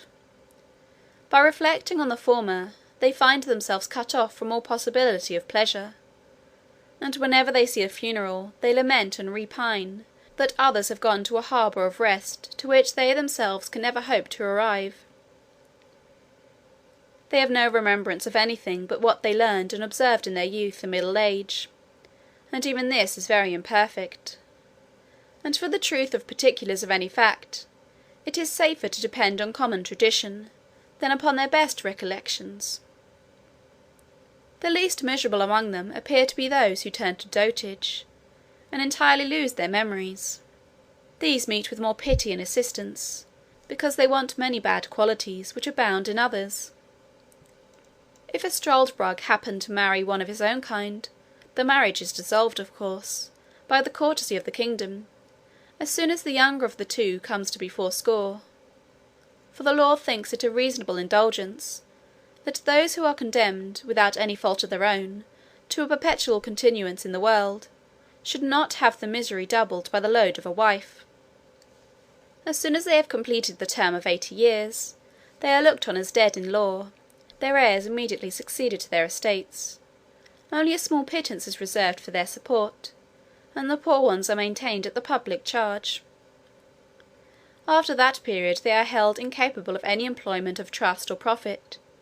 They cannot purchase lands or take leases, neither are they allowed to be witnesses in any cause, either civil or criminal, not even for the decision of meres and bounds. At 90 they lose their teeth and hair. They have at that age no distinction of taste, but eat and drink whatever they can get, without relish or appetite. The diseases they were subject to still continue, without increasing or diminishing. In talking, they forget the common appellation of things and the names of persons, even those who are their nearest friends and relations. For the same reason they can never amuse themselves with reading, because their memory will not serve to carry them from the beginning of a sentence to the end, and by this defect they are deprived of the only entertainment whereof they might otherwise be capable. The language of this country being always upon the flux, the struldbrugs of one age do not understand those of another, neither are they able, after 200 years, to hold any conversation, farther than by a few general words, with their neighbours the mortals, and thus they lie under the disadvantage of living like foreigners in their own country. This was the account given me of the struldbrugs, as near as I can remember. I afterwards saw 5 or 6 of different ages, the youngest not above 200 years old, who were brought to me at several times by some of my friends. But although they were told that I was a great traveller, and had seen all the world, they had not the least curiosity to ask me a question, only desired I would give them slumskudask, or a token of remembrance, which is a modest way of begging, to avoid the law that strictly forbids it, because they are provided for by the public, although indeed with a very scanty allowance. They are despised and hated by all sorts of people. When one of them is born, it is reckoned ominous, and their birth is recorded very particularly, so that you may know their age by consulting the register, which, however, has not been kept above 1,000 years past, or at least has been destroyed by time or public disturbances. But the usual way of computing how old they are is by asking them what kings or great persons they can remember, and then consulting history, for infallibly the last prince in their mind did not begin his reign after they were 80 years old. They were the most mortifying sight I ever beheld, and the women more horrible than the men. Besides the usual deformities in extreme old age, they acquired an additional ghastliness, in proportion to their number of years, which is not to be described, and among 6 I soon distinguished which was the eldest, although there was not above a century or two between them. The reader will easily believe, that from what I had heard and seen, my keen appetite for perpetuity of life was much abated. I grew heartily ashamed of the pleasing visions I had formed, and thought no tyrant could invent a death into which I would not run with pleasure from such a life. The king heard of all that had passed between me and my friends upon this occasion, and rallied me very pleasantly, wishing I could send a couple of struldbrugs to my own country, to arm our people against the fear of death; but this it seems is forbidden by the fundamental laws of the kingdom, or else I should have been well content with the trouble and expense of transporting them. I could not but agree, that the laws of this kingdom, relative to the struldbrugs, were founded upon the strongest reasons, and such as any other country would be under the necessity of enacting in the like circumstances. Otherwise, as avarice is the necessary consequence of old age, those immortals would in time become proprietors of the whole nation, and engross the civil power, which, for want of abilities to manage, must end in the ruin of the public. Part 3. A Voyage to Laputa, Balnibarbi, Luggnagg, Glubbdubdrib, and Japan. Chapter 11.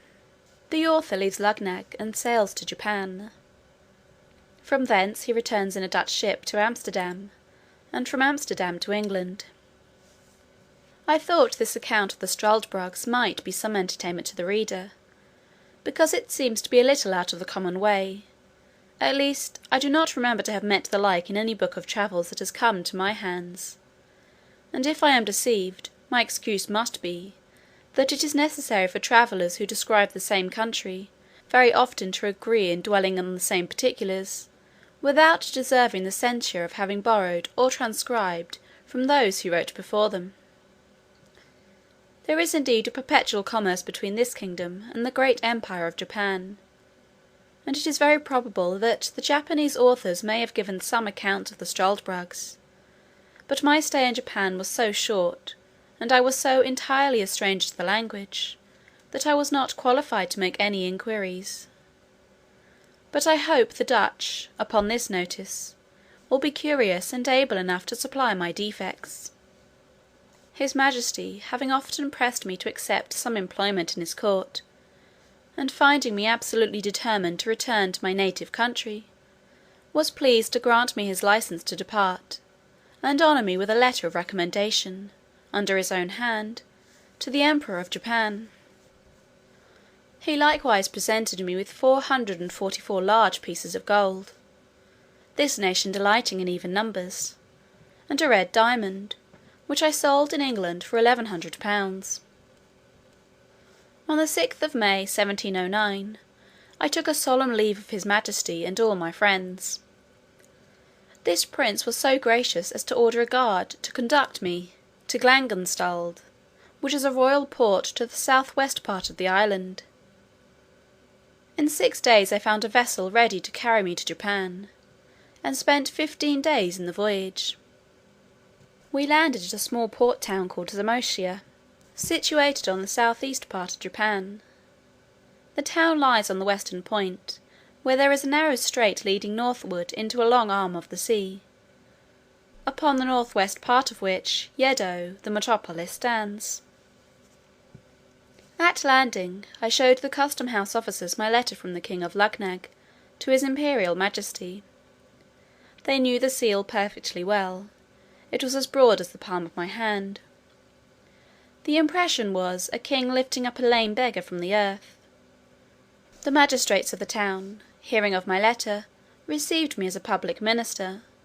They provided me with carriages and servants, and bore my charges to Yedo, where I was admitted to an audience, and delivered my letter, which was opened with great ceremony, and explained to the emperor by an interpreter, who then gave me notice, by his majesty's order, that I should signify my request, and whatever it were, it should be granted for the sake of his royal brother of Luggnagg. This interpreter was a person employed to transact affairs with the Hollanders.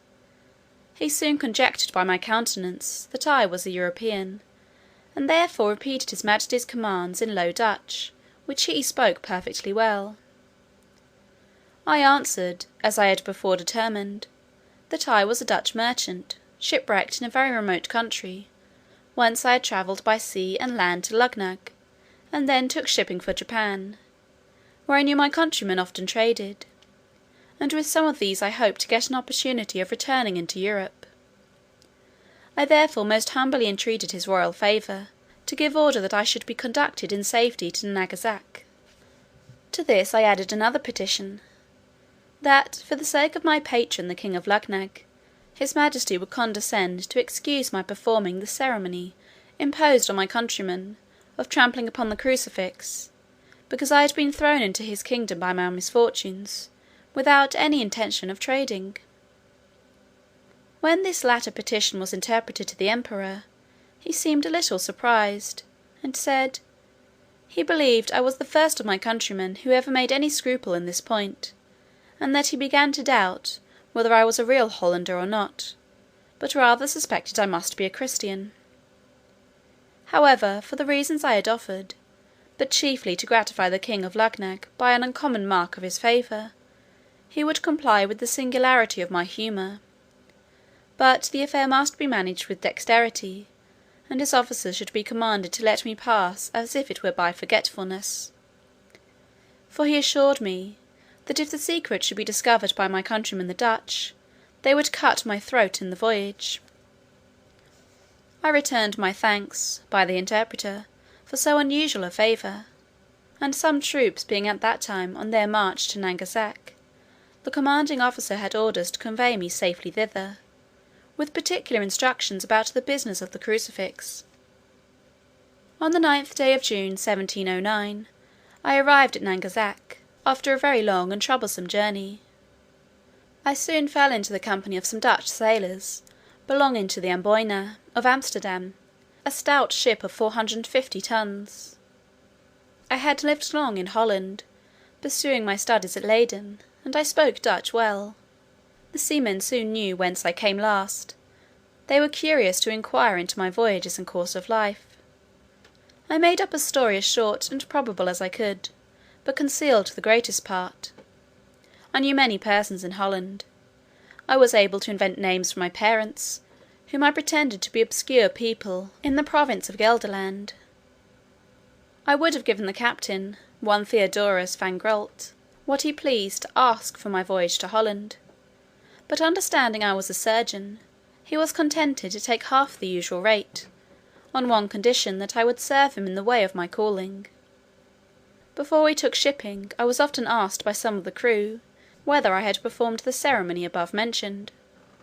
I evaded the question by general answers, that I had satisfied the emperor and court in all particulars. However, a malicious rogue of a skipper went to an officer, and pointing to me told him, I had not yet trampled on the crucifix; but the other, who had received instructions to let me pass, gave the rascal 20 strokes on the shoulders with a bamboo, after which I was no more troubled with such questions. Nothing happened worth mentioning in this voyage. We sailed with a fair wind to the Cape of Good Hope, where we stayed only to take in fresh water. On the 10th of April 1710, we arrived safe at Amsterdam, having lost only 3 men by sickness in the voyage, and a fourth, who fell from the foremast into the sea, not far from the coast of Guinea. From Amsterdam I soon after set sail for England, in a small vessel belonging to that city. On the 16th of April we put in at the Downs. I landed next morning, and saw once more my native country, after an absence of 5 years and 6 months complete. I went straight to Redriff, where I arrived the same day at 2 in the afternoon, and found my wife and family in good health. Part IV. A Voyage to the Country of the Houyhnhnms. Chapter I. The author sets out as captain of a ship. His men conspire against him, confine him a long time to his cabin, and set him on shore in an unknown land. He travels up into the country.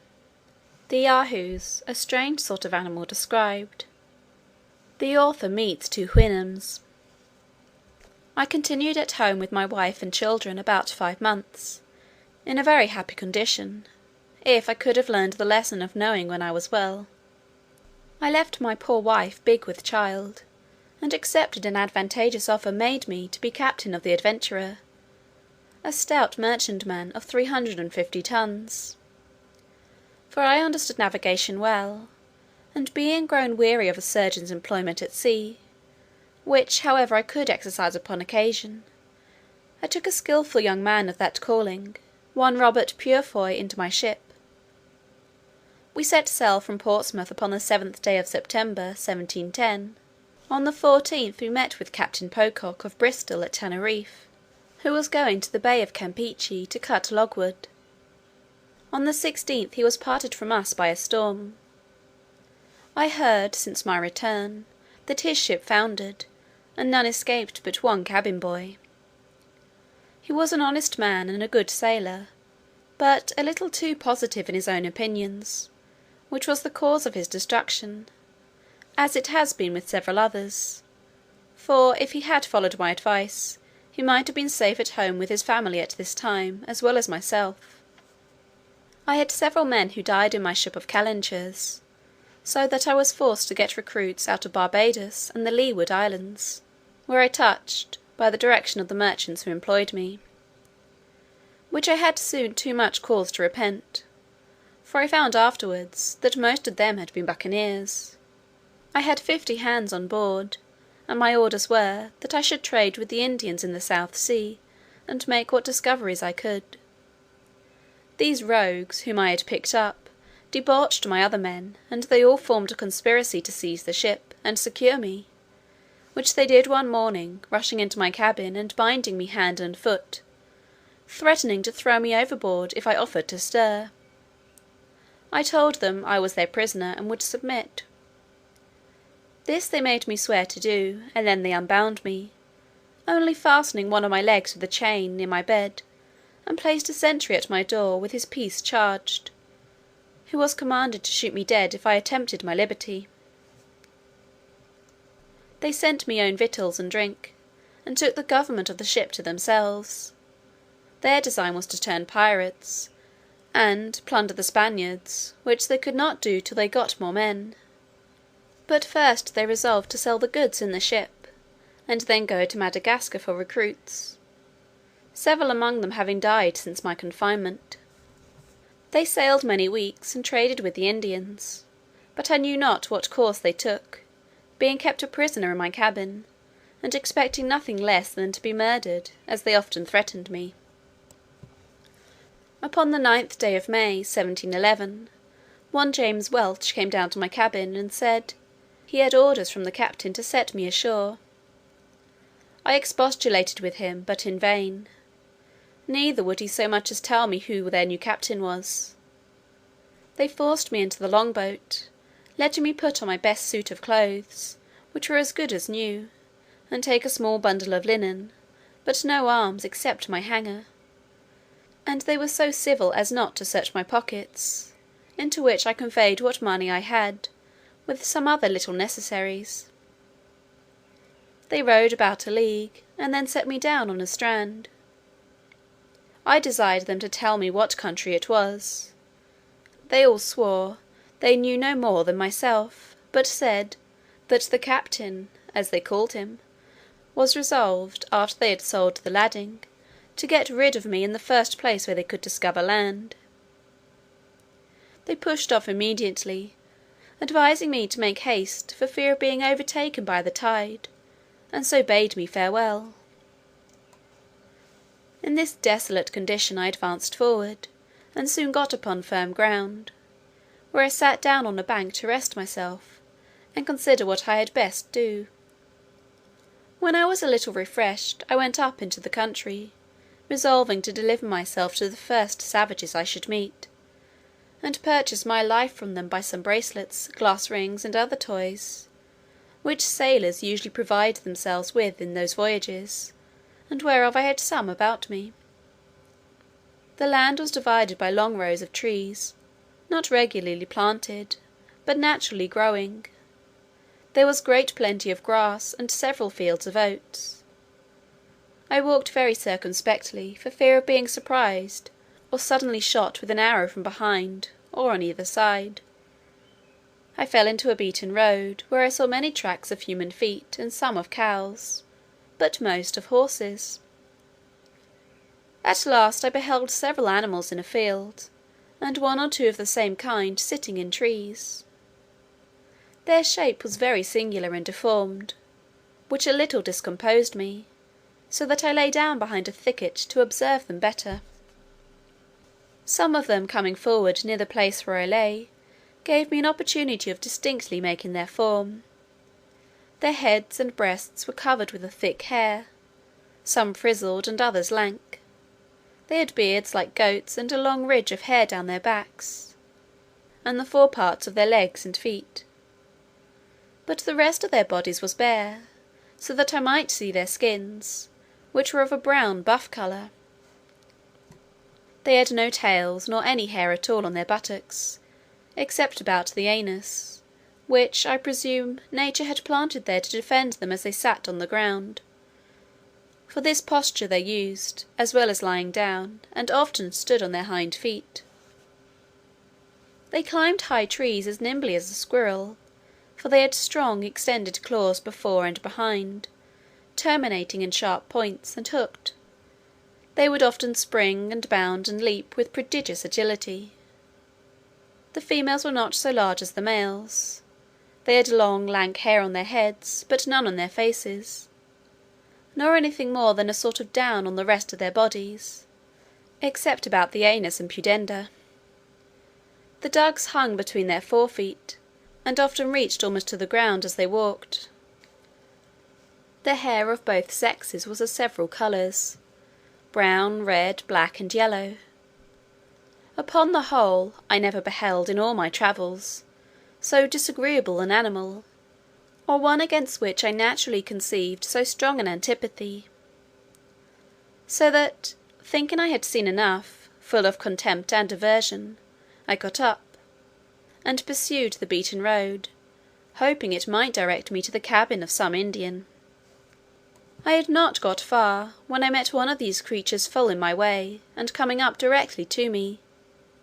The ugly monster, when he saw me, distorted several ways, every feature of his visage, and stared, as at an object he had never seen before. Then approaching nearer, lifted up his forepaw, whether out of curiosity or mischief I could not tell, but I drew my hanger, and gave him a good blow with the flat side of it, for I durst not strike with the edge, fearing the inhabitants might be provoked against me, if they should come to know that I had killed or maimed any of their cattle.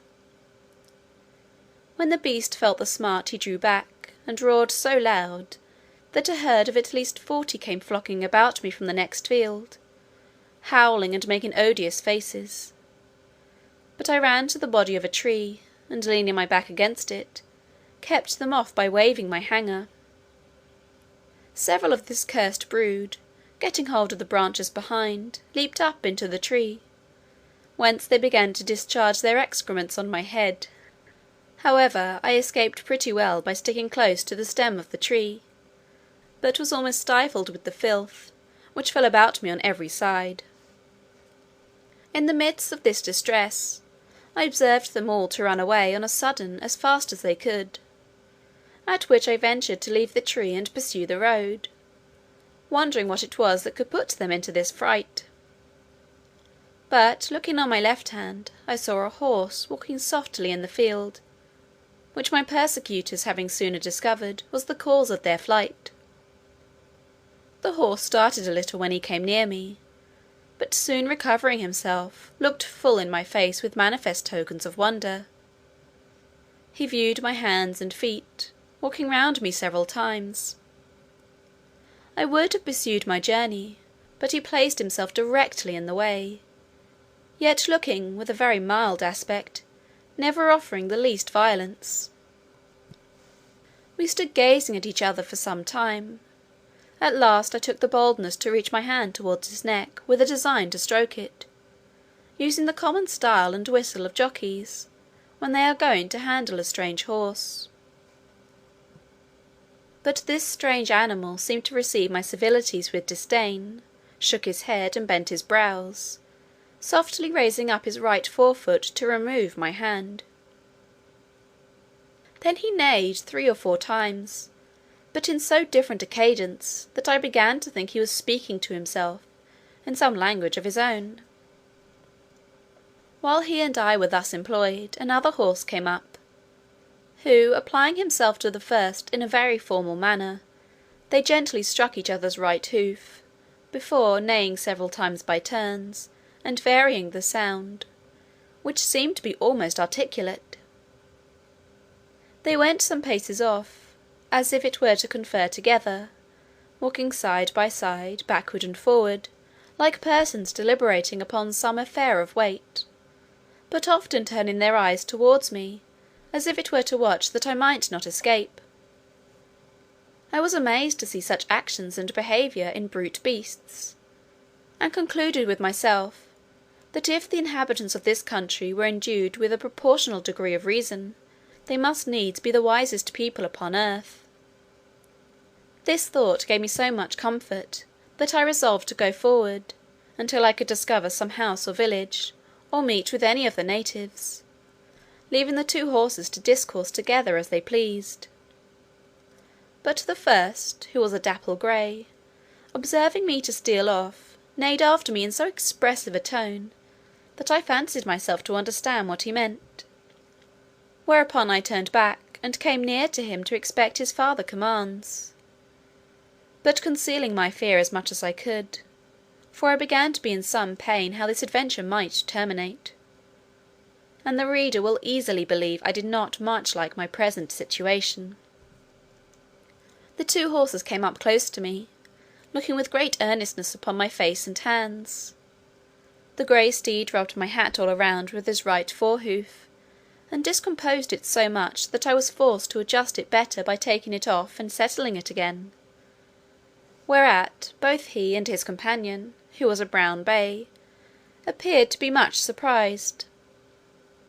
The latter felt the lappet of my coat, and finding it to hang loose about me, they both looked with new signs of wonder.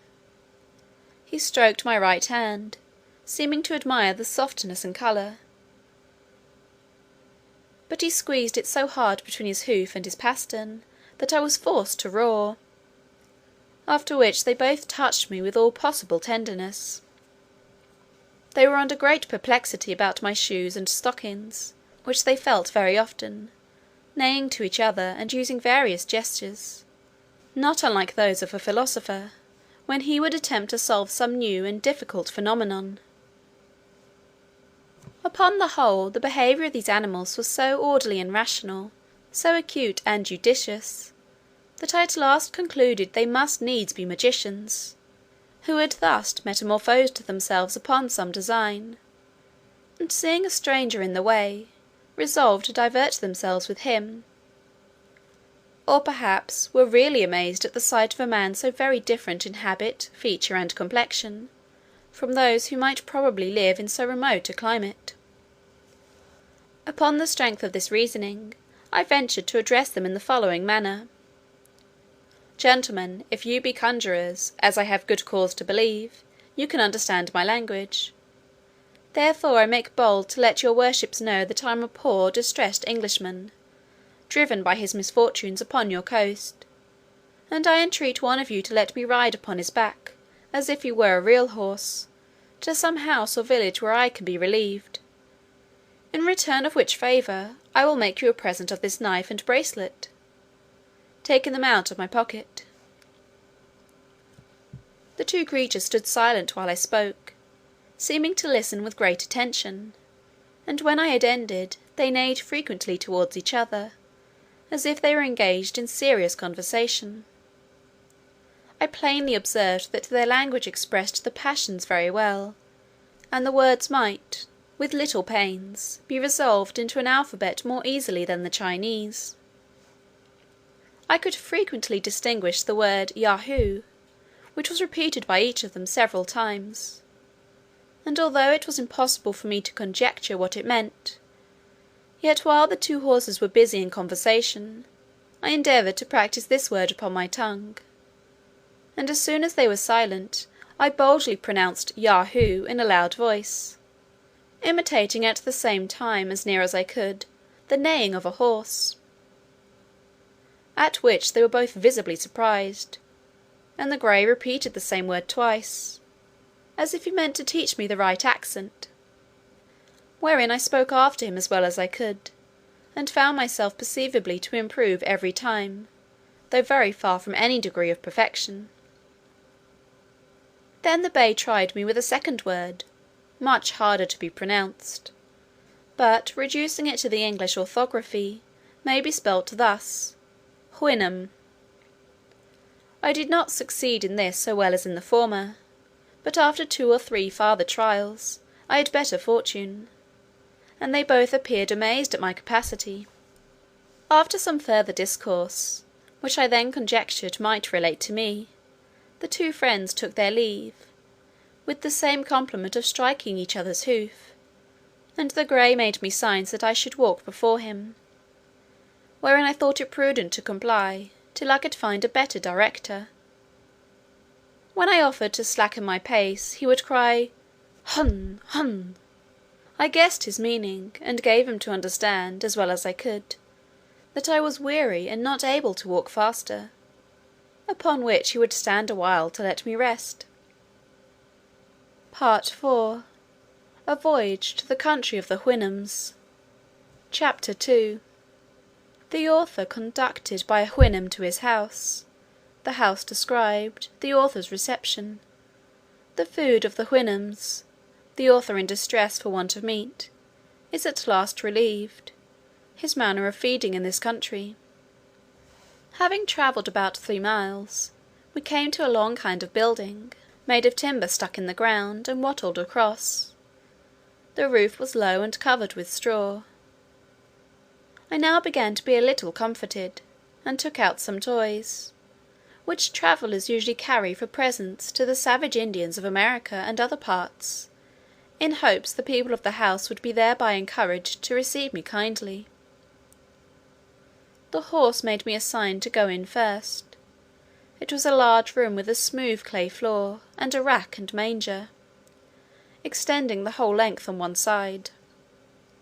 There were 3 nags and 2 mares, not eating, but some of them sitting down upon their hands, which I very much wondered at, but wondered more to see the rest employed in domestic business.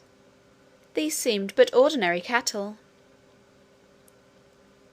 However, this confirmed my first opinion, that a people who could so far civilize brute animals, must needs excel in wisdom all the nations of the world.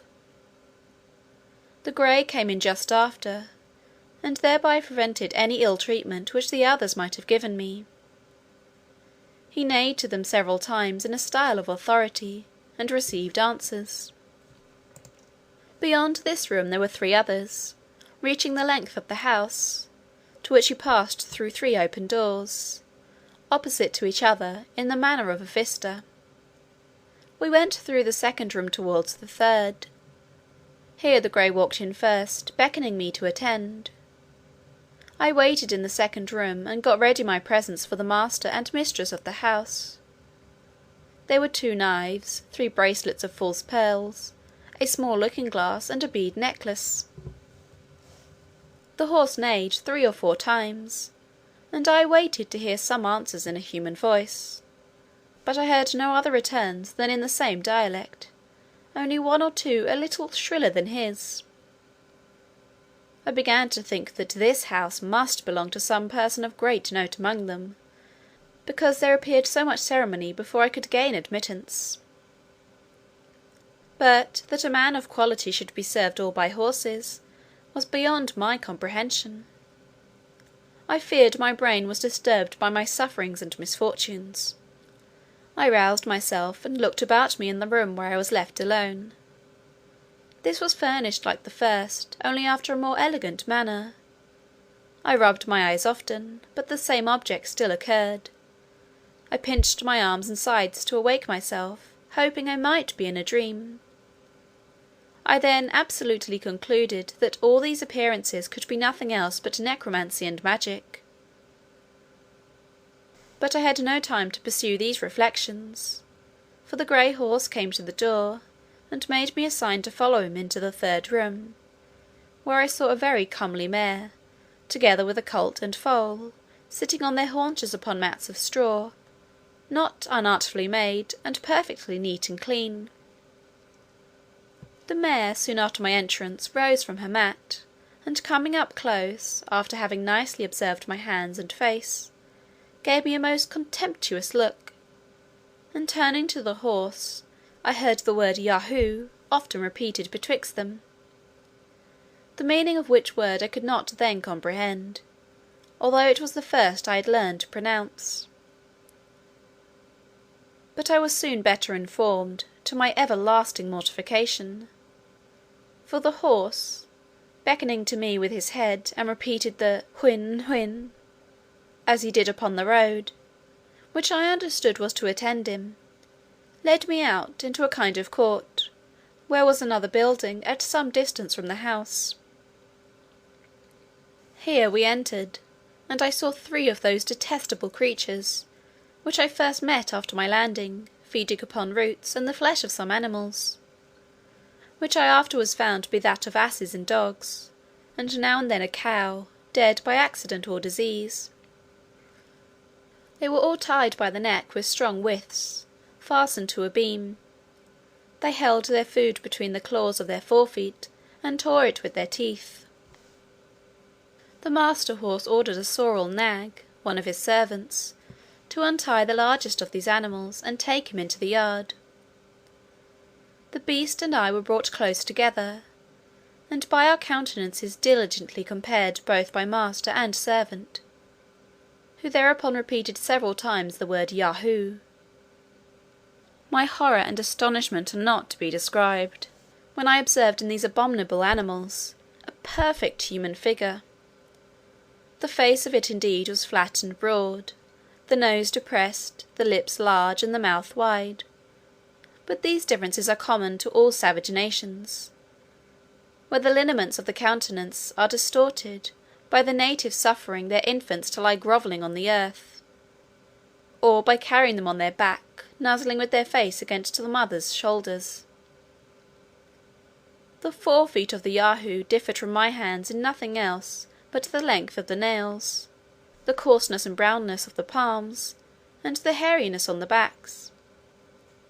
There was the same resemblance between our feet, with the same differences, which I knew very well, though the horses did not, because of my shoes and stockings. The same in every part of our bodies, except as to hairiness and colour, which I have already described. The great difficulty that seemed to stick with the 2 horses was to see the rest of my body so very different from that of a Yahoo, for which I was obliged to my clothes, whereof they had no conception. The sorrel nag offered me a root, which he held, after their manner as we shall describe in its proper place, between his hoof and pastern. I took it in my hand, and having smelt it, returned it to him again as civilly as I could. He brought out of the Yahoo's kennel a piece of ass's flesh, but it smelt so offensively that I turned from it with loathing. He then threw it to the Yahoo, by whom it was greedily devoured. He afterwards showed me a wisp of hay and a fetlock full of oats, but I shook my head, to signify that neither of these were food for me; and indeed I now apprehended that I must absolutely starve, if I did not get to some of my own species; for as to those filthy Yahoos, although there were few greater lovers of mankind at that time than myself, yet I confess I never saw any sensitive being so detestable on all accounts; and the more I came near them the more hateful they grew, while I stayed in that country. This the master horse observed by my behaviour, and therefore sent the Yahoo back to his kennel. He then put his fore hoof to his mouth, at which I was much surprised, although he did it with ease, and with a motion that appeared perfectly natural, and made other signs to know what I would eat; but I could not return him such an answer as he was able to apprehend; and if he had understood me, I did not see how it was possible to contrive any way for finding myself nourishment. While we were thus engaged, I observed a cow passing by, whereupon I pointed to her, and expressed a desire to go and milk her. This had its effect, for he led me back into the house, and ordered a mare servant to open a room, where a good store of milk lay in earthen and wooden vessels, after a very orderly and cleanly manner. She gave me a large bowlful, of which I drank very heartily, and found myself well refreshed. About noon I saw come in towards the house a kind of vehicle drawn like a sledge by 4 Yahoos. There was in it an old steed, who seemed to be of quality. He alighted with his hind feet forward, having by accident got hurt in his left fore foot. He came to dine with our horse, who received him with great civility. They dined in the best room, and had oats boiled in milk for the second course, which the old horse ate warm, but the rest cold. Their mangers were placed circular in the middle of the room, and divided into several partitions, round which they sat on their haunches, upon bosses of straw. In the middle was a large rack, with angles answering to every partition of the manger, so that each horse and mare ate their own hay, and their own mash of oats and milk, with much decency and regularity. The behaviour of the young colt and foal appeared very modest, and that of the master and mistress extremely cheerful and complaisant to their guest. The grey ordered me to stand by him, and much discourse passed between him and his friend concerning me, as I found by the strangers often looking on me, and the frequent repetition of the word Yahoo. I happened to wear my gloves, which the master grey observing, seemed perplexed, discovering signs of wonder what I had done to my forefeet.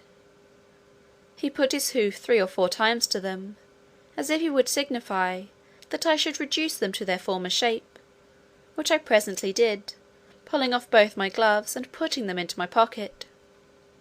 This occasioned farther talk, and I saw the company was pleased with my behaviour, whereof I soon found the good effects. I was ordered to speak the few words I understood, and while they were at dinner, the master taught me the names for oats, milk, fire, water, and some others, which I could readily pronounce after him, having from my youth a great facility in learning languages. When dinner was done, the master horse took me aside, and by signs and words made me understand the concern he was in that I had nothing to eat. Oats in their tongue are called hulna. The word I pronounced 2 or 3 times, for although I had refused them at first, yet upon second thoughts I considered that I could contrive to make of them a kind of bread, which might be sufficient with milk to keep me alive, till I could make my escape to some other country, and to creatures of my own species. The horse immediately ordered a white mare servant of his family to bring me a good quantity of oats in a sort of wooden tray. These I heated before the fire, as well as I could, and rubbed them till the husks came off, which I made a sift to winnow from the grain. I ground and beat them between 2 stones, then took water, and made them into a paste or cake, which I toasted at the fire and ate warm with milk. It was at first a very insipid diet, though common enough in many parts of Europe, but grew tolerable by time; and having often been reduced to hard fare in my life, this was not the first experiment I had made how easily nature is satisfied. And I cannot but observe, that I never had 1 hour's sickness while I stayed in this island. It is true I sometimes made a shift to catch a rabbit or bird, by springs made of Yahoos' hairs; and I often gathered wholesome herbs, which I boiled, and ate as salads with my bread; and now and then, for a rarity, I made a little butter, and drank the whey. I was at first at a great loss for salt, but custom soon reconciled me to the want of it; and I am confident that the frequent use of salt among us is an effect of luxury, and was first introduced only as a provocative to drink, except where it is necessary for preserving flesh in long voyages, or in places remote from great markets; for we observe no animal to be fond of it but man; and as to myself, when I left this country, it was a great while before I could endure the taste of it in anything that I ate. This is enough to say upon the subject of my diet, wherewith other travellers fill their books, as if the reader were personally concerned whether we fare well or ill. However, it was necessary to mention this matter, lest the world should think it impossible that I could find sustenance for 3 years in such a country, and among such inhabitants. When it grew towards evening, the master horse ordered a place for me to lodge in. It was but 6 yards from the house, and separated from the stable of the Yahoos. Here I got some straw, and covering myself with my own clothes, slept very sound. But I was in a short time better accommodated, as the reader shall know hereafter, when I come to treat more particularly about my way of living. Part IV. A voyage to the country of the Houyhnhnms. Chapter 3. The author studies to learn the language. The Houyhnhnm, his master, assists in teaching him the language described. Several Houyhnhnms of quality come out of curiosity to see the author. He gives his master a short account of his voyage. My principal endeavour was to learn the language, which my master, for so I shall henceforth call him, and his children, and every servant of his house, were desirous to teach me; for they looked upon it as a prodigy, that a brute animal should discover such marks of a rational creature. I pointed to everything, and inquired the name of it, which I wrote down in my journal book when I was alone, and corrected my bad accent by desiring those of the family to pronounce it often. In this employment a sorrel nag, one of the under servants, was very ready to assist me. In speaking they pronounced through the nose and throat, and their language approaches nearest to the High Dutch or German of any I know in Europe, but is much more graceful and significant. The Emperor Charles V. made almost the same observation when he said, that if he were to speak to his horse, it should be in High Dutch. The curiosity and impatience of my master was so great that he spent many hours of his leisure to instruct me.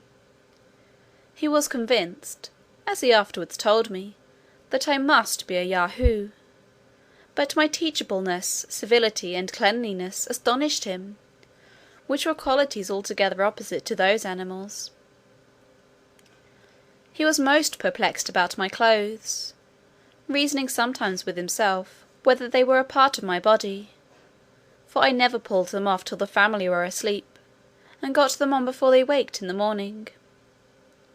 My master was eager to learn whence I came, how I acquired those appearances of reason, which I discovered in all my actions, and to know my story from my own mouth, which he hoped he should soon do by the great proficiency I made in learning and pronouncing their words and sentences.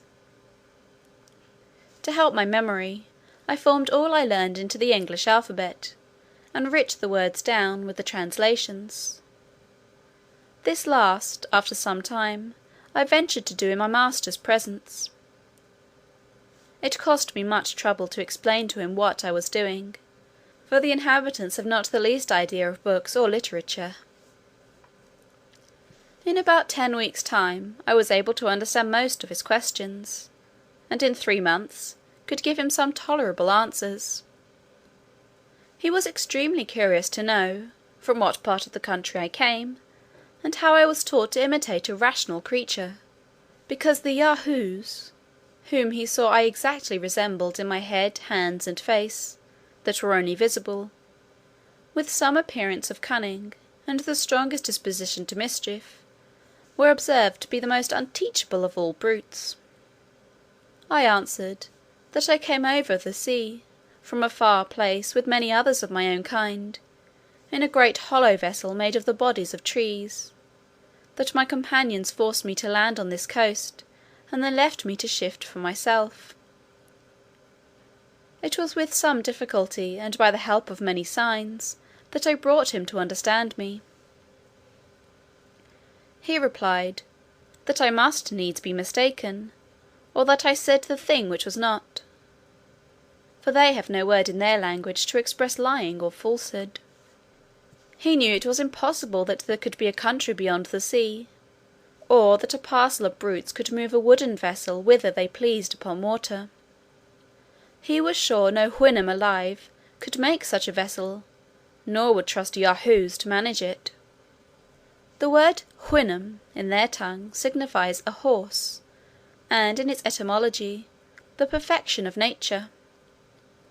I told my master, that I was at a loss for expression, but would improve as fast as I could, and hoped in a short time I would be able to tell him wonders. He was pleased to direct his own mare, his colt and foal, and the servants of the family, to take all opportunities of instructing me; and every day, for 2 or 3 hours, he was at the same pains himself. Several horses and mares of quality in the neighbourhood came often to our house, upon the report spread of a wonderful Yahoo that could speak like a Houyhnhnm, and seemed in his words and actions to discover some glimmerings of reason. These delighted to converse with me. They put many questions, and received such answers as I was able to return. By all these advantages I made so great a progress, that in 5 months from my arrival I understood whatever was spoken, and could express myself tolerably well. The Houyhnhnms, who came to visit my master out of a design of seeing and talking with me, could hardly believe me to be a right Yahoo, because my body had a different covering from others of my kind. They were astonished to observe me without the usual hair or skin, except on my head, face, and hands. But I discovered that secret to my master upon an accident which happened about a fortnight before. I have already told the reader, that every night, when the family were gone to bed, it was my custom to strip and cover myself with my clothes. It happened one morning early, that my master sent for me by the sorrel nag, who was his valet. When he came I was fast asleep, my clothes fallen off on one side, and my shirt above my waist. I awaked at the noise he made, and observed him to deliver his message in some disorder; after which he went to my master, and in a great fright gave him a very confused account of what he had seen.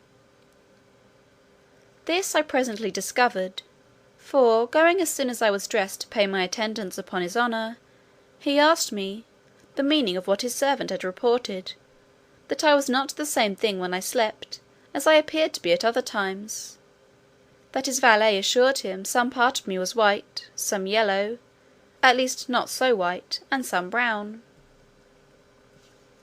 I had hitherto concealed the secret of my dress, in order to distinguish myself, as much as possible, from that cursed race of Yahoos; but now I found it in vain to do so any longer.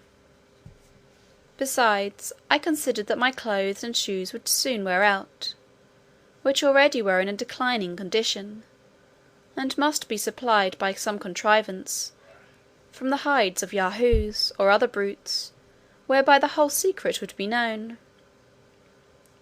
I therefore told my master, that in the country whence I came, those of my kind always covered their bodies with the hairs of certain animals prepared by art, as well for decency as to avoid the inclemencies of air, both hot and cold; of which, as to my own person, I would give him immediate conviction, if he pleased to command me, only desiring his excuse, if I did not expose those parts that nature taught us to conceal. He said, my discourse was all very strange, but especially the last part; for he could not understand why nature should teach us to conceal what nature had given; that neither himself nor family were ashamed of any parts of their bodies; but, however, I might do as I pleased. Whereupon I first unbuttoned my coat, and pulled it off. I did the same with my waistcoat. I drew off my shoes, stockings, and breeches. I let my shirt down to my waist, and drew up the bottom, fastening it like a girdle about my middle, to hide my nakedness. My master observed the whole performance with great signs of curiosity and admiration. He took up all my clothes in his pastern, one piece after another, and examined them diligently. He then stroked my body very gently, and looked round me several times. After which he said, it was plain I must be a perfect Yahoo, but that I differed very much from the rest of my species in the softness, whiteness, and smoothness of my skin, my want of hair in several parts of my body, the shape and shortness of my claws behind and before, and my affectation of walking continually on my two hinder feet. He desired to see no more, and gave me leave to put on my clothes again, for I was shuddering with cold. I expressed my uneasiness at his giving me so often the appellation of Yahoo, an odious animal, for which I had so utter a hatred and contempt. I begged he would forbear applying that word to me, and make the same order in his family and among his friends whom he suffered to see me. I requested likewise, that the secret of my having a false covering to my body might be known to none but himself, at least as long as my present clothing should last; for as to what the sorrel nag, his valet, had observed, his honour might command him to conceal it. All this my master very graciously consented to, and thus the secret was kept till my clothes began to wear out, which I was forced to supply by several contrivances that shall hereafter be mentioned. In the meantime he desired I would go on with my utmost diligence to learn their language, because he was more astonished at my capacity for speech and reason, than at the figure of my body, whether it were covered or not; adding, that he waited with some impatience to hear the wonders which I promised to tell him. Thenceforward he doubled the pains he had been at to instruct me. He brought me into all company, and made them treat me with civility, because, as he told them privately, this would put me into good humour, and make me more diverting. Every day when I waited on him, beside the trouble he was at in teaching, he would ask me several questions concerning myself, which I answered as well as I could, and by these means he had already received some general ideas, though very imperfect. It would be tedious to relate the several steps by which I advanced to a more regular conversation; but the first account I gave of myself in any order and length was to this purpose: that I came from a very far country, as I already had attempted to tell him, with about 50 more of my own species; that we travelled upon the seas in a great hollow vessel made of wood, and larger than his honour's house.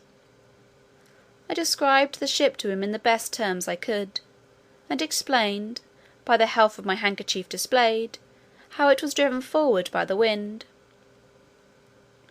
That upon a quarrel among us, I was set on shore on this coast, where I walked forward, without knowing whither, till he had delivered me from the persecution of those execrable Yahoos. He asked me, who made the ship, and how it was possible that the Houyhnhnms of my country would leave it to the management of brutes. My answer was, that I durst proceed no further in my relation, unless he would give me his word and honour that he would not be offended, and then I would tell him the wonders I had so often promised.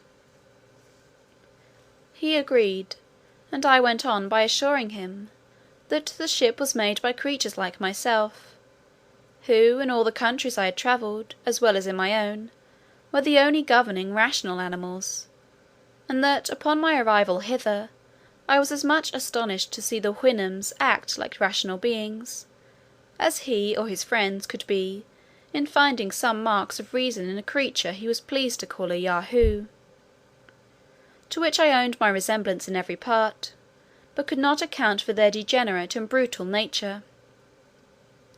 I said farther, that if good fortune ever restored me to my native country, to relate my travels hither as I resolved to do, everybody would believe that I said the thing that was not, that I invented the story out of my own head, and, with all possible respect to himself, his family, and his friends, and under his promise of not being offended, our countrymen would hardly think it probable that a Houyhnhnm should be the presiding creature of a nation, and a Yahoo the brute. Part IV. A voyage to the country of the Houyhnhnms. Chapter 4.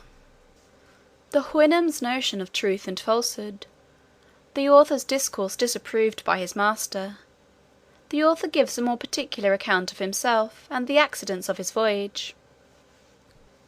My master heard me with great appearances of uneasiness in his countenance, because doubting, or not believing, are so little known in this country, that the inhabitants cannot tell how to behave themselves under such circumstances. And I remember, in frequent discourses with my master concerning the nature of manhood in other parts of the world, having occasion to talk of lying and false reputation, it was with much difficulty that he comprehended what I meant, although he had otherwise a most acute judgment. For he argued thus, that the use of speech was to make us understand one another, and to receive information of facts. Now, if any one said the thing which was not, these ends were defeated, because I cannot properly be said to understand him, and I am so far from receiving information, that he leaves me worse than in ignorance, for I am led to believe a thing black when it is white, and short when it is long. And these were all the notions he had concerning the faculty of lying, so perfectly well understood, and so universally practised among human creatures. To return from this digression, when I asserted that the Yahoos were the only governing animals in my country, which my master said was altogether past his conception, he desired to know, whether we had Houyhnhnms among us, and what was their employment. I told him, we had great numbers; that in summer they grazed in the fields, and in winter were kept in houses with hay and oats, where Yahoo servants were employed to rub their skins smooth, comb their manes, pick their feet, serve them with food, and make their beds. I understand you well, said my master. It is now very plain, from all you have spoken, that whatever share of reason the Yahoos pretend to, the Houyhnhnms are your masters. I heartily wish our Yahoos would be so tractable. I begged his honour would please to excuse me from proceeding any further, because I was very certain that the account he expected from me would be highly displeasing. But he insisted in commanding me to let him know the best and the worst. I told him he should be obeyed. I owned that the Houyhnhnms among us, whom we call horses, were the most generous and comely animals we had, that they excelled in strength and swiftness, and when they belonged to persons of quality, were employed in travelling, racing, or drawing chariots. They were treated with much kindness and care, till they fell into disease, or became foundered in the feet, but then they were sold, and used to all kind of drudgery till they died.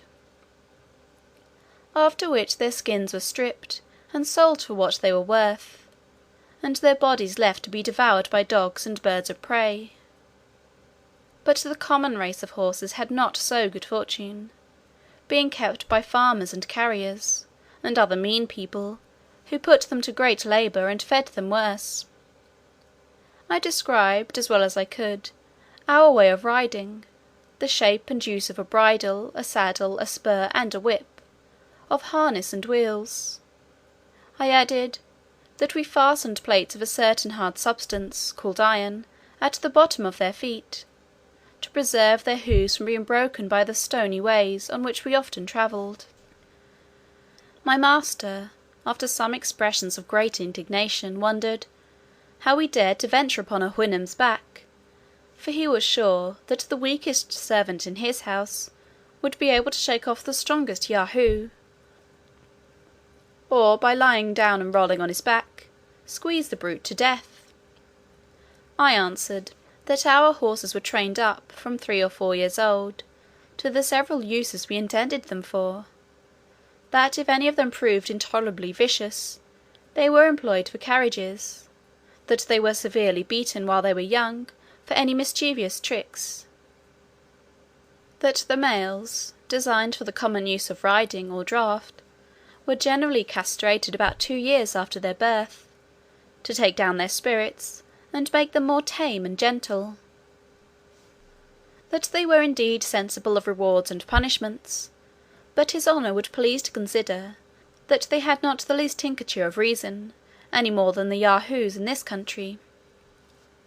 It put me to the pains of many circumlocutions, to give my master a right idea of what I spoke; for their language does not abound in variety of words, because their wants and passions are fewer than among us. But it is impossible to express his noble resentment at our savage treatment of the Houyhnhnm race, particularly after I had explained the manner and use of castrating horses among us, to hinder them from propagating their kind, and to render them more servile. He said, if it were possible there could be any country where Yahoos alone were endued with reason, they certainly must be the governing animal, because reason in time will always prevail against brute strength. But, considering the frame of our bodies, and especially of mine, he thought no creature of equal bulk was so ill contrived for employing that reason in the common offices of life. Whereupon he desired to know whether those among whom I lived resembled me, or the Yahoos of his country. I assured him, that I was as well shaped as most of my age, but the younger and the females were much more soft and tender, and the skins of the latter generally as white as milk. He said, I differed indeed from other Yahoos, being much more cleanly, and not altogether so deformed; but, in point of real advantage, he thought I differed from the worse, that my nails were of no use either to my fore or hinder feet. As to my forefeet, he could not properly call them by that name, for he never observed me to walk upon them; that they were too soft to bear the ground; that I generally went with them uncovered; neither was the covering I sometimes wore on them of the same shape, or so strong as that on my feet behind; that I could not walk without any security, for if either of my hinder feet slipped, I must inevitably fail. He then began to find fault with other parts of my body: the flatness of my face, the prominence of my nose, mine eyes placed directly in front, so that I could not look on either side without turning my head; that I was not able to feed myself without lifting one of my 4 feet to my mouth, and therefore nature had placed those joints to answer that necessity.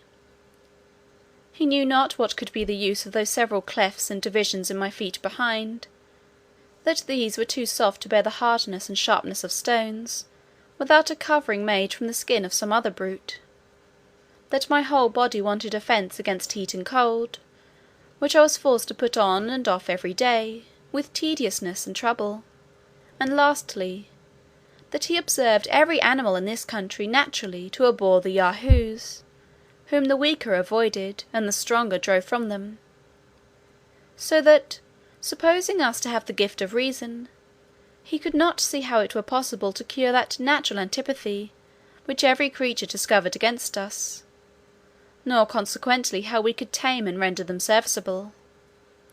However, he would, as he said, debate the matter no farther, because he was more desirous to know my own story, the country where I was born, and the several actions and events of my life before I came hither. I assured him, how extremely desirous I was that he should be satisfied on every point; but I doubted much whether it would be possible for me to explain myself on several subjects, whereof his honour could have no conception, because I saw nothing in his country to which I could resemble them. However, that I would do my best, and strive to express myself by similitudes, humbly desiring his assistance when I wanted proper words, which he was pleased to promise me. I said, my birth was of honest parents, in an island called England, which was remote from his country, as many days' journey as the strongest of his honour's servants could travel in the annual course of the sun; that I was bred a surgeon, whose trade it was to cure wounds and hurts in the body, gotten by accident or violence; that my country was governed by a female man, whom we called queen; that I left to get riches, whereby I might maintain myself and family, when I should return; that in my last voyage I was commander of the ship, and had about 50 Yahoos under me, many of which died at sea, and I was forced to supply them by others picked out from several nations; that our ship was twice in danger of being sunk, the first time by a great storm, and the second by striking against a rock. Here my master interposed, by asking me, "How I could persuade strangers, out of different countries, to venture with me, after the losses I had sustained, and the hazards I had run?" I said, they were fellows of desperate fortunes, forced to fly from the places of their birth on account of their poverty or their crimes. Some were undone by lawsuits; others spent all they had in drinking, whoring, and gaming; others fled for treason; many for murder, theft, poisoning, robbery, perjury, forgery, coining false money, for committing rapes, or sodomy, for flying from their colours, or deserting to the enemy; and most of them had broken prison. None of these durst return to their native countries, for fear of being hanged, or of starving in a jail; and therefore they were under the necessity of seeking a livelihood in other places. During this discourse my master was pleased to interrupt me several times. I had made use of many circumlocutions in describing to him the nature of the several crimes, for which most of our crew had been forced to fly their country. This labour took up several days' conversation, before he was able to comprehend me. He was wholly at a loss to know what could be the use or necessity of practising those vices. To clear up which, I endeavoured to give some ideas of the desire of power and riches, of the terrible effects of lust, intemperance, malice, and envy. All this I was forced to define and describe, by putting cases and making suppositions. After which, like one whose imagination was struck with something never seen or heard of before, he would lift up his eyes with amazement and indignation. Power, government, war, law, punishment, and 1,000 other things, had no terms wherein that language could express them, which made the difficulty almost insuperable, to give my master any conception of what I meant. But, being of an excellent understanding, much improved by contemplation and converse, he at last arrived at a competent knowledge of what human nature, in our parts of the world, is capable to perform, and desired I would give him some particular account of that land which we call Europe, but especially of my own country. Part IV. A voyage to the country of the Houyhnhnms. Chapter V. The author, at his master's command, informs him of the state of England, the causes of war among the princes of Europe.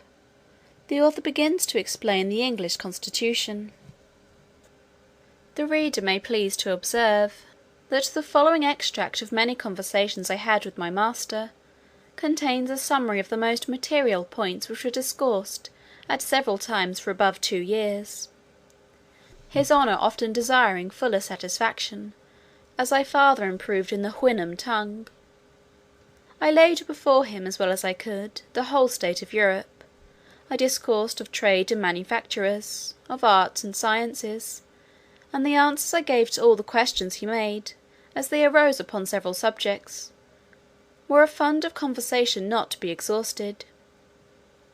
But I shall here only set down the substance of what passed between us concerning my own country, reducing it in order as well as I can, without any regard to time or other circumstances, while I strictly adhere to truth.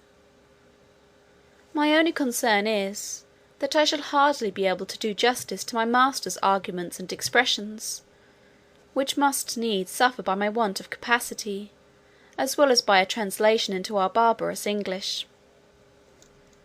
In obedience, therefore, to his honour's commands, I related to him the revolution under the Prince of Orange, the long war with France, entered into by the said prince, and renewed by his successor, the present queen, wherein the greatest powers of Christendom were engaged, and which still continued.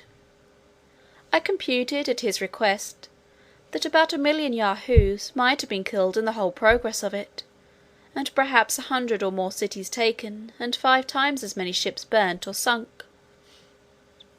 He asked me, what were the usual causes or motives that made one country go to war with another? I answered, they were innumerable, but I should only mention a few of the chief.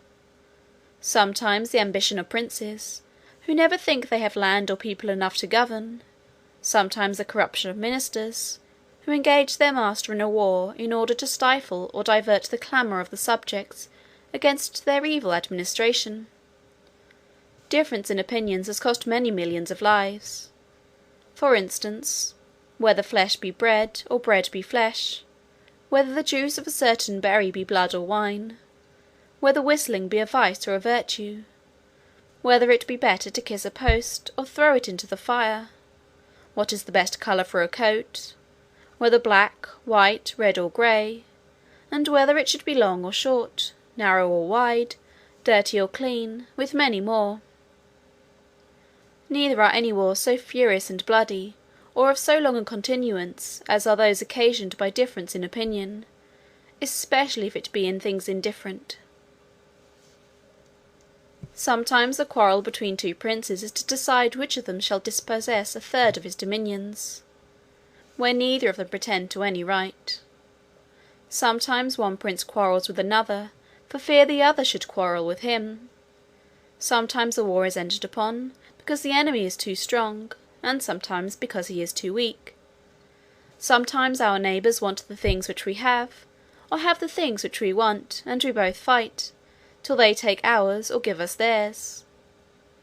It is a very justifiable cause of war, to invade a country after the people have been wasted by famine, destroyed by pestilence, or embroiled by factions among themselves. It is justifiable to enter into a war against our nearest ally, when one of his towns lies convenient for us, or a territory of land that would render our dominions round and complete.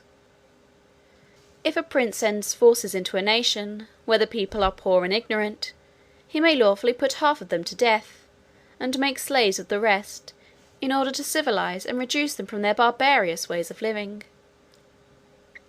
It is a very kingly, honourable, and frequent practice, when one prince desires the assistance of another, to secure him against an invasion, that the assistant, when he has driven out the invader, should seize on the dominions himself, and kill, imprison, or banish the prince he came to relieve. Alliance by blood or marriage is a frequent cause of war between princes, and the nearer the kindred is, the greater their disposition to quarrel. Poor nations are hungry, and rich nations are proud, and pride and hunger will ever be at variance. For these reasons, the trade of a soldier is held to the most honourable of all others, because a soldier is a Yahoo hired to kill, in cold blood, as many of his own species, who have never offended him, as possibly he can. There is likewise a kind of beggarly princes in Europe, not able to make war by themselves, who hire out their troops to richer nations, for so much a day to each man, of which they keep 3/4 to themselves, and it is the best part of their maintenance. Such are those in many northern parts of Europe. "What you have told me," said my master, "upon the subject of war, does indeed discover most admirably the effects of that reason you pretend to. However, it is happy that the shame is greater than the danger, and that nature has left you utterly incapable of doing much mischief. For, your mouths lying flat with your faces, you can hardly bite each other to any purpose, unless by consent. Then as to the claws upon your feet before and behind, they are so short and tender, that one of our Yahoos would drive a dozen of yours before him.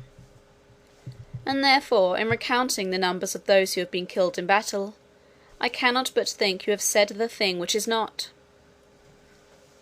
I could not forbear shaking my head, and smiling a little at his ignorance; and being no stranger to the art of war, I gave him a description of cannons, culverins, muskets, carabines, pistols, bullets, powder, swords, bayonets, battles, sieges, retreats, attacks, undermines, countermines, bombardments, sea fights, ships sunk with 1,000 men, 20,000 killed on each side, dying groans, limbs flying in the air, smoke, noise, confusion, trampling to death under horses' feet, flight, pursuit, victory, fields strewed with carcasses, left for food to dogs and wolves and birds of prey, plundering, stripping, ravishing, burning, and destroying. And to set forth the valour of my own dear countrymen, I assured him, that I had seen them blown up 100 enemies at once in a siege, and as many in a ship, and beheld the dead bodies drop down in pieces from the clouds, to the great diversion of the spectators. I was going on to more particulars, when my master commanded me silence. He said, whoever understood the nature of Yahoos might easily believe it possible for so vile an animal to be capable of every action I had named, if their strength and cunning equalled their malice. But as my discourse had increased his abhorrence of the whole species, he found it gave him a disturbance in his mind, to which he was wholly a stranger before. He thought his ears, being used to such abominable words, might by degrees admit them with less detestation; that, although he hated the Yahoos of this country, yet he no more blamed them for their odious qualities, than he did a gnat, a bird of prey, for its cruelty, or a sharp stone cutting his hoof. But when a creature pretending to reason could be capable of such enormities, he dreaded lest the corruption of that facility might be worse than brutality itself. He seemed therefore confident, that, instead of reason, we were only possessed of some quality fitted to increase our natural vices, as the reflection from a troubled stream returns the image of an ill-shapen body, not only larger, but more distorted. He added, that he had heard too much upon the subject of war, both in this and some former discourses. There was another point, which a little perplexed him at present. I had informed him, that some of our crew left their country, on account of being ruined by law; that I had already explained the meaning of the word, but he was at a loss how it should come to pass, that the law, which was intended for every man's preservation, should be any man's ruin. Therefore he desired to be further satisfied what I meant by law, and the dispensers thereof, according to the present practice in my own country, because he thought nature and reason were sufficient guides for a reasonable animal, as we pretended to be, in showing us what he ought to do, and what to avoid. I assured his honour, that the law was a science in which I had not much conversed, further than by employing advocates, in vain, upon some injustices that had been done me. However, I would give him all the satisfaction I was able. I said, there was a society of men among us, bred up from their youth in the art of proving, by words multiplied for the purpose, that white is black, and black is white, according as they are paid. To this society all the rest of the people are slaves. For example, if my neighbour has a mind to my cow, he has a lawyer to prove that he ought to have my cow from me. I must then hire another to defend my right, it being against all rules of law that any man should be allowed to speak for himself. Now in this case, I, who am the right owner, lie under two great disadvantages. First, my lawyer, being practised almost from his cradle in defending falsehood, is quite out of his element when he would be an advocate for justice, which is an unnatural office he always attempts with great awkwardness, if not with ill will. The second disadvantage is, that my lawyer must proceed with great caution, or else he will be reprimanded by the judges, and abhorred by his brethren, as one that would lessen the practice of the law. And therefore I have but two methods to preserve my cow. The first is, to gain my adversary's lawyer with a double fee, who will then betray his client by insinuating that he hath justice on his side. The second way is for my lawyer to make my case appear as unjust as he can, by allowing the cow to belong to my adversary, and this, if it be skilfully done, will certainly bespeak the favour of the bench. Now your honour is to know, that these judges are persons appointed to decide all controversies of property, as well as for the trial of criminals, and picked out from the most dexterous lawyers, who are grown old or lazy, and having been biassed all their lives against truth and equity, lie under such a fatal necessity of favouring fraud, perjury, and oppression, that I have known some of them refuse a large bribe from the side where justice lay, rather than injure the faculty, by doing anything unbecoming their nature or their office. It is a maxim among these lawyers, that whatever has been done before may legally be done again, and therefore they take special care to record all the decisions formerly made against common justice, and the general reason of mankind. These, under the name of precedents, they produce as authorities to justify the most iniquitous opinions, and the judges never fail of directing accordingly. In pleading they studiously avoid entering into the merits of the cause, but are loud, violent, and tedious in dwelling upon all circumstances which are not to the purpose. For instance, in the case already mentioned, they never desire to know what claim or title my adversary has to my cow, but whether the said cow were red or black, her horns long or short, whether the field I graze her in be round or square, whether she was milked at home or abroad, what diseases she is subject to, and the like. After which they consult precedents, adjourn the cause from time to time, and in 10, 20, or 30 years come to an issue.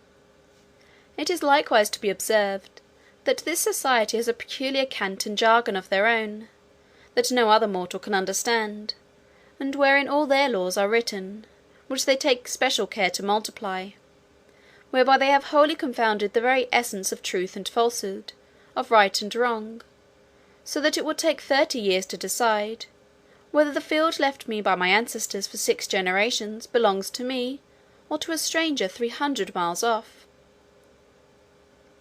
In the trial of persons accused for crimes against the state, the method is much more short and commendable. The judge first sends to sound the disposition of those in power, after which he can easily hang or save a criminal, strictly preserving all due forms of law. Here my master interposing said, it was a pity that creatures endowed with such prodigious abilities of mind, as these lawyers, by the description I gave of them, must certainly be, were not rather encouraged to be instructors of others in wisdom and knowledge. In answer to which I assured his honour, that in all points out of their own trade, they were usually the most ignorant and stupid generation among us, the most despicable in common conversation, avowed enemies to all knowledge and learning, and equally disposed to pervert the general reason of mankind in every other subject of discourse as in that of their own profession. Part IV. A Voyage to the Country of the Houyhnhnms. Chapter 6. A continuation of the state of England under Queen Anne. The character of a first minister of state in European courts. My master was yet wholly at a loss to understand what motives could incite this race of lawyers to perplex, disquiet, and weary themselves, and engage in a confederacy of injustice, merely for the sake of injuring their fellow animals. Neither could he comprehend what I meant in saying they did it for hire. Whereupon I was at much pains to describe to him the use of money, the materials it was made of, and the value of the metals. That when a Yahoo who had got a great store of this precious substance, he was able to purchase whatever he had a mind to, the finest clothing, the noblest houses, great tracts of land, the most costly meats and drinks, and have his choice of the most beautiful females. Therefore, since money alone was able to perform all these feats, our Yahoos thought they could never have enough of it to spend or to save, as they found themselves inclined, from their natural bent either to profusion or avarice, that the rich men enjoyed the fruit of the poor man's labour, and the latter were 1,000 to 1 in proportion to the former, that the bulk of our people were forced to live miserably, by labouring every day for small wages, to make a few live plentifully.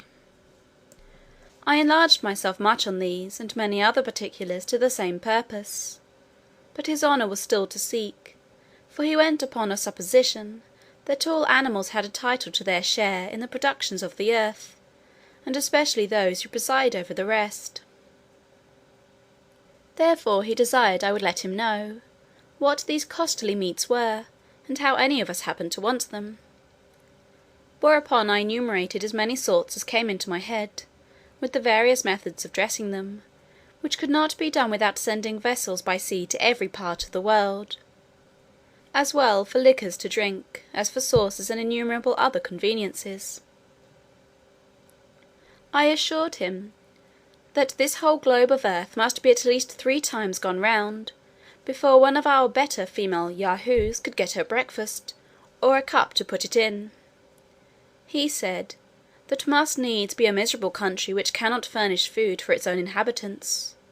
But what he chiefly wondered at was, how such vast tracts of ground as I described should be wholly without fresh water, and the people put to the necessity of sending over the sea for drink.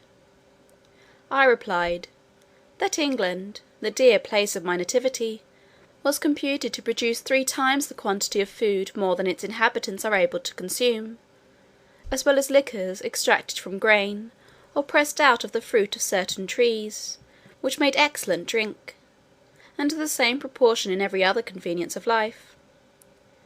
But in order to feed the luxury and intemperance of the males, and the vanity of the females, we sent away the greatest part of our necessary things to other countries, whence, in return, we brought the materials of diseases, folly, and vice, to spend among ourselves.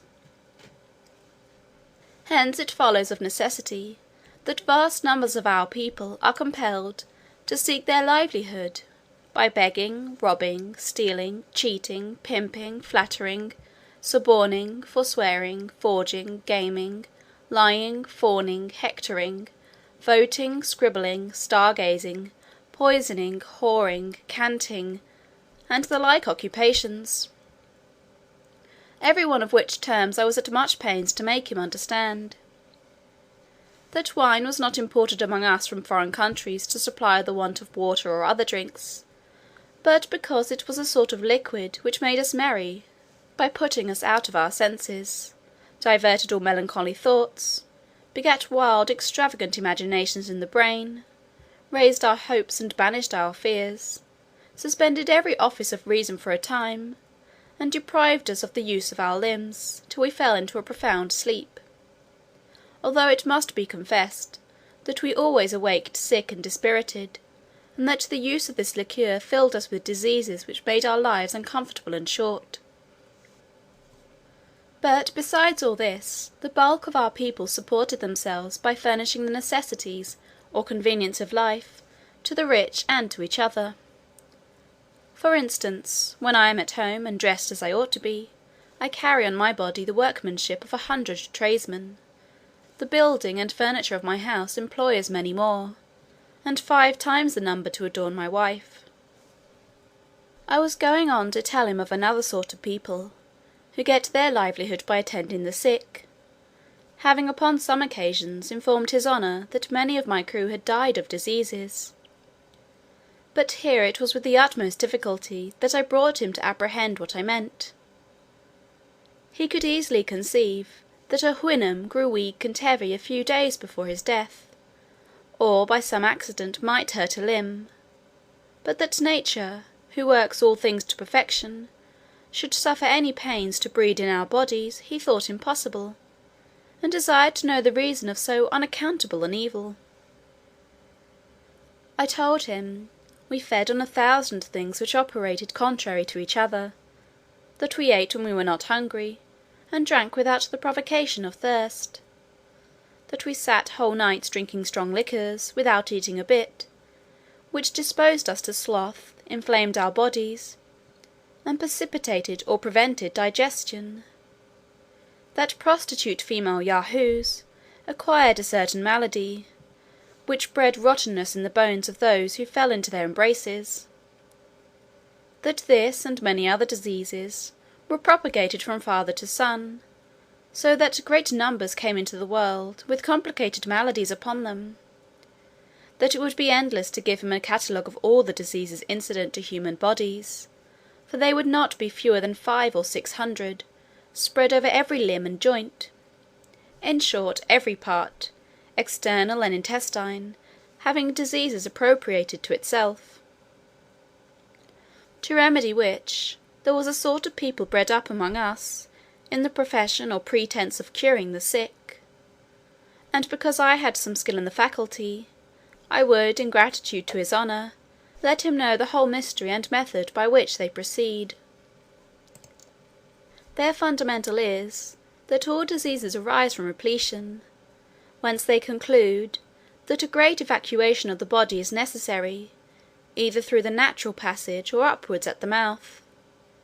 Their next business is from herbs, minerals, gums, oils, shells, salts, juices, seaweed, excrements, barks of trees, serpents, toads, frogs, spiders, dead men's flesh and bones, birds, beasts, and fishes, to form a composition, for smell and taste, the most abominable, nauseous, and detestable they can possibly contrive, which the stomach immediately rejects with loathing, and this they call a vomit; or else, from the same storehouse, with some other poisonous additions, they command us to take in at the orifice above or below, just as the physician then happens to be disposed, a medicine equally annoying and disgusting to the bowels, which, relaxing the belly, drives down all before it, and this they call a purge, or a clyster.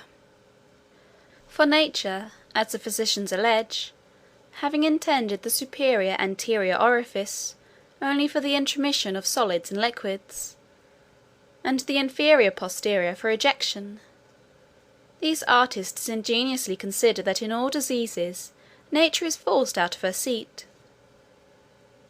Therefore, to replace her in it, the body must be treated in a manner directly contrary, by interchanging the use of each orifice, forcing solids and liquids in at the anus, and making evacuations at the mouth. But, besides real diseases, we are subject to many that are only imaginary, for which the physicians have invented imaginary cures. These have their several names, and so have the drugs that are proper for them, and with these our female Yahoos are always infested. One great excellency in this tribe is their skill at prognostics, wherein they seldom fail. Their predictions in real diseases, when they rise to any degree of malignity, generally portending death, which is always in their power, when recovery is not; and therefore, upon any unexpected signs of amendment, after they have pronounced their sentence, rather than be accused as false prophets, they know how to approve their sagacity to the world, by a seasonable dose. They are likewise of special use to husbands and wives, who are grown weary of their mates, to eldest sons, to great ministers of state, and often to princes. I had formerly, upon occasion, discoursed with my master upon the nature of government in general, and particularly of our own excellent constitution, deservedly the wonder and envy of the whole world. But having here accidentally mentioned a minister of state, he commanded me, some time after, to inform him what species of Yahoo I particularly meant by that appellation. I told him, that a first or chief minister of state, who was the person I intended to describe, was the creature wholly exempt from joy and grief, love and hatred, pity and anger; at least, makes use of no other passions, but a violent desire of wealth, power, and titles; that he applies his words to all uses, except to the indication of his mind; that he never tells the truth, but with an intent that you should take it for a lie, nor a lie, but with a design that you should take it for a truth; that those he speaks worst of behind their backs, are in the surest way of preferment; and whenever he begins to praise you to others, or to yourself, you are from that day forlorn.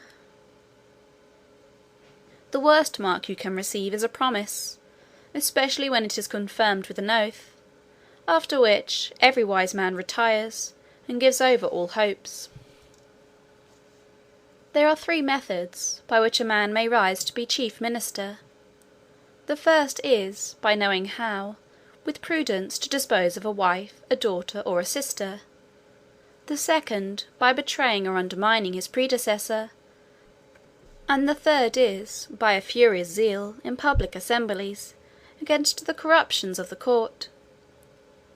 But a wise prince would rather choose to employ those who practise the last of these methods, because such zealots prove always the most obsequious and subservient to the will and passions of their master; that these ministers, having all employments at their disposal, preserve themselves in power, by bribing the majority of a senate or great council, and at last, by an expedient, called an act of indemnity, whereof I described the nature to him, they secure themselves from after reckonings, and retire from the public laden with the spoils of the nation.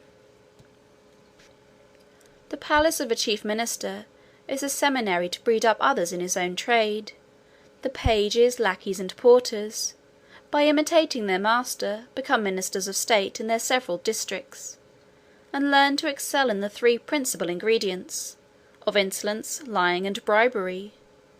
Accordingly, they have a subaltern court paid to them by persons of the best rank, and sometimes, by the force of dexterity and impudence, arrive, through several gradations, to be successors to their lord.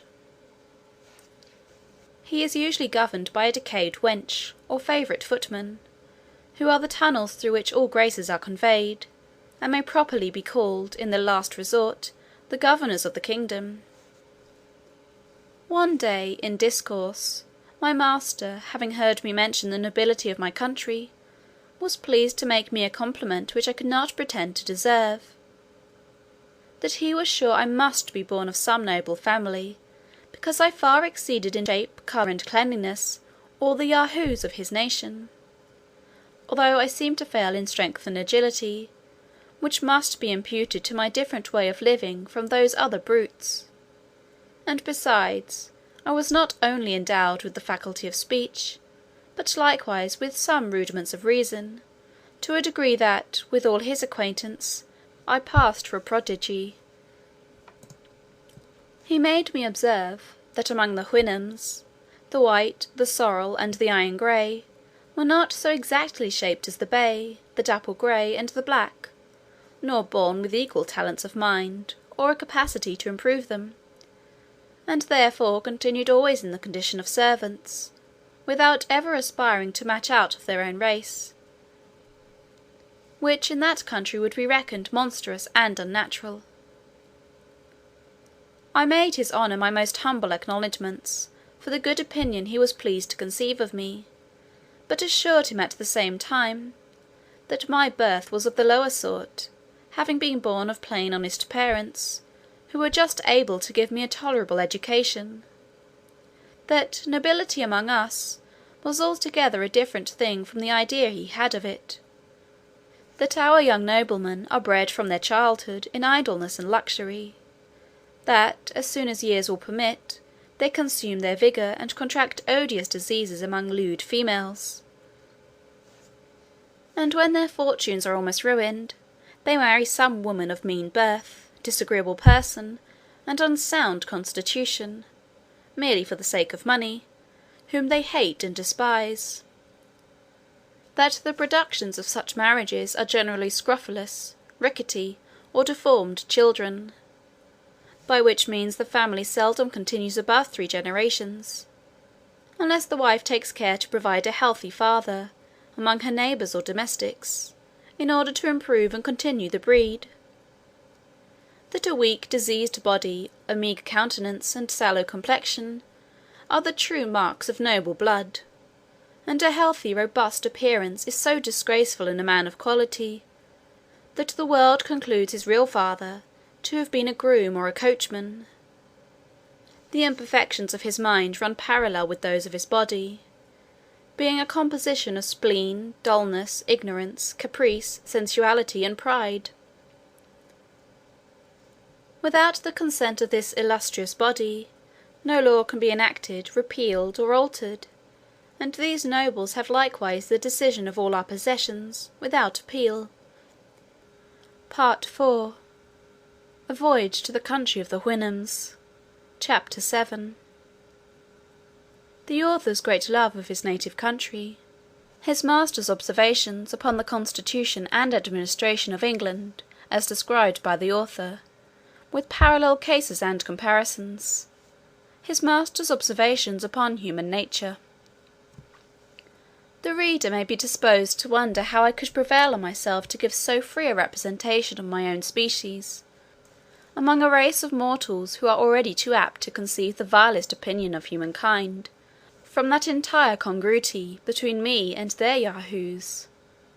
But I must freely confess, that the many virtues of those excellent quadrupeds, placed in opposite view to human corruptions, had so far opened my eyes and enlarged my understanding, that I began to view the actions and passions of man in a very different light, and to think the honour of my own kind not worth managing, which, besides, it was impossible for me to do, before a person of so acute judgment as my master, who daily convinced me of 1,000 faults in myself, whereof I had not the least perception before, and which, with us, would never be numbered even among human infirmities. I had likewise learned, from his example, an utter detestation of all falsehood or disguise, and truth appeared so amiable to me, that I determined upon sacrificing everything to it. Let me deal so candidly with the reader, as to confess that there was yet a much stronger motive for the freedom I took in my representation of things. I had not yet been a year in this country, before I contracted such a love and veneration for the inhabitants, that I entered on a firm resolution never to return to humankind, but to pass the rest of my life among these admirable Houyhnhnms, in the contemplation and practice of every virtue, where I could have no example or incitement to vice. But it was decreed by fortune, my perpetual enemy, that so great a felicity should not fall to my share. However, it is now some comfort to reflect, that in what I said of my countrymen, I extenuated their faults as much as I durst before so strict an examiner, and upon every article gave as favourable a turn as the matter would bear. For indeed, who is there alive that will not be swayed by his bias and partiality to the place of his birth? I have related the substance of several conversations I had with my master during the greatest part of the time I had the honour to be in his service, but have indeed, for brevity's sake, omitted much more than is here set down. When I had answered all his questions, and his curiosity seemed to be fully satisfied, he sent for me one morning early, and commanded me to sit down at some distance, an honour which he had never before conferred upon me. He said, he had been very seriously considering my whole story, as far as it related both to myself and my country; that he looked upon us as a sort of animals, to whose share, by what accident he could not conjecture, some small pittance of reason had fallen, whereof we made no other use than by its assistance, to aggravate our natural corruptions, and to acquire new ones, which nature had not given us; that we disarmed ourselves of the few abilities she had bestowed; had been very successful in multiplying our original wants, and seemed to spend our whole lives in vain endeavours to supply them by our own inventions. That, as to myself, it was manifest I had neither the strength nor agility of a common Yahoo; that I walked infirmly on my hinder feet, had found out a contrivance to make my claws of no use or defence, and to remove the hair from my chin, which was intended as a shelter from the sun and the weather. Lastly, that I could neither run with speed, nor climb trees like my brethren, as he called them, the Yahoos in his country. That our institutions of government and law were plainly owing to our gross defects in reason, and by consequence in virtue, because reason alone is sufficient to govern a rational creature, which was therefore a character we had no pretence to challenge, even from the account I had given of my own people, although he manifestly perceived, that, in order to favour them, I had concealed many particulars, and often said the thing which was not. He was the more confirmed in this opinion, because he observed, that as I agreed in every feature of my body with other Yahoos, except where it was to my real disadvantage in point of strength, speed, and activity, the shortness of my claws, and some other particulars where nature had no part, so from the representation I had given him of our lives, our manners, and our actions, he found as near a resemblance in the disposition of our minds. He said, the Yahoos were known to hate one another, more than they did any different species of animal, and the reason usually assigned was, the odiousness of their own shapes, which all could see in the rest, but not in themselves. He had therefore begun to think it not unwise in us to cover our bodies, and by that invention conceal many of our deformities from each other, which would else be hardly supportable. But he now found he had been mistaken, and that the dissensions of those brutes in his country were owing to the same cause with ours, as I had described them. For if, said he, you throw among 5 Yahoos as much food as would be sufficient for 50, they will, instead of eating peaceably, fall together by the ears, each single one impatient to have all to itself, and therefore a servant was usually employed to stand by while they were feeding abroad, and those kept at home were tied at a distance from each other, that if a cow died of age or accident, before a Houyhnhnm could secure it for his own Yahoos, those in the neighbourhood would come in herds to seize it, and then would ensue such a battle as I had described, with terrible wounds made by their claws on both sides, although they seldom were able to kill one another, for want of such convenient instruments of death as we had invented. At other times, the like battles have been fought between the Yahoos of several neighbourhoods, without any visible cause. Those of one district watching all opportunities to surprise the next, before they are prepared; but if they find their project has miscarried, they return home, and, for want of enemies, engage in what I call a civil war among themselves. That in some fields of his country there are certain shining stones of several colours, whereof the Yahoos are violently fond, and when part of these stones are fixed in the earth, as it sometimes happens, they will dig with their claws for whole days to get them out, then carry them away, and hide them by heaps in their kennels, but still looking round with great caution, for fear their comrades should find out their treasure. My master said, he could never discover the reason of this unnatural appetite, or how these stones could be of any use to a Yahoo; but now he believed it might proceed from the same principle of avarice which I had ascribed to mankind. That he had once, by way of experiment, privately removed a heap of those stones from the place where one of his Yahoos had buried it, whereupon the sordid animal, missing his treasure, by his loud lamenting brought the whole herd to the place, there miserably howled, then fell to biting and tearing the rest, began to pine away, would neither eat nor sleep till work, till he ordered a servant privately to convey the stones into the same hole, and hide them as before, which, when his Yahoo had found, he presently recovered his spirits and good humour, but took good care to remove them to a better hiding place, and has ever since been a very serviceable brute. My master further assured me, when I also observed myself, that in the fields where the shining stones abound, the fiercest and most frequent battles are fought, occasioned by perpetual inroads of the neighbouring Yahoos. He said, it was common when two Yahoos discovered such a stone in a field, and were contending which of them should be the proprietor, a third would take the advantage, and carry it away from both of them; which my master would needs contend to have some kind of resemblance with our suits at law, wherein I thought it for our credit not to undeceive him, since the decision he mentioned was much more equitable than many decrees among us, because the plaintiff and defendant there lost nothing besides the stone they contended for, whereas our courts of equity would never have dismissed the case, whether either of them had anything left. My master, continuing his discourse, said, there was nothing that rendered the Yahoos more odious than their undistinguishing appetite to devour everything that came in their way, whether herbs, roots, berries, the corrupted flesh of animals, or all mingled together; and it was peculiar in their temper, that they were fonder of what they could get by rapine or stealth, at a great distance, than much better food provided for them at home.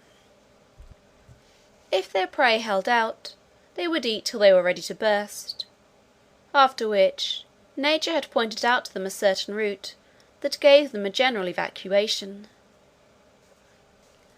There was also another kind of root, very juicy, but somewhat rare and difficult to be found, which the Yahoos sought for with much eagerness, and would suck it with great delight. It produced in them the same effects that wine has upon us. It would make them sometimes hug and sometimes tear one another. They would howl and grin and chatter, and reel and tumble, and then fall asleep in the mud.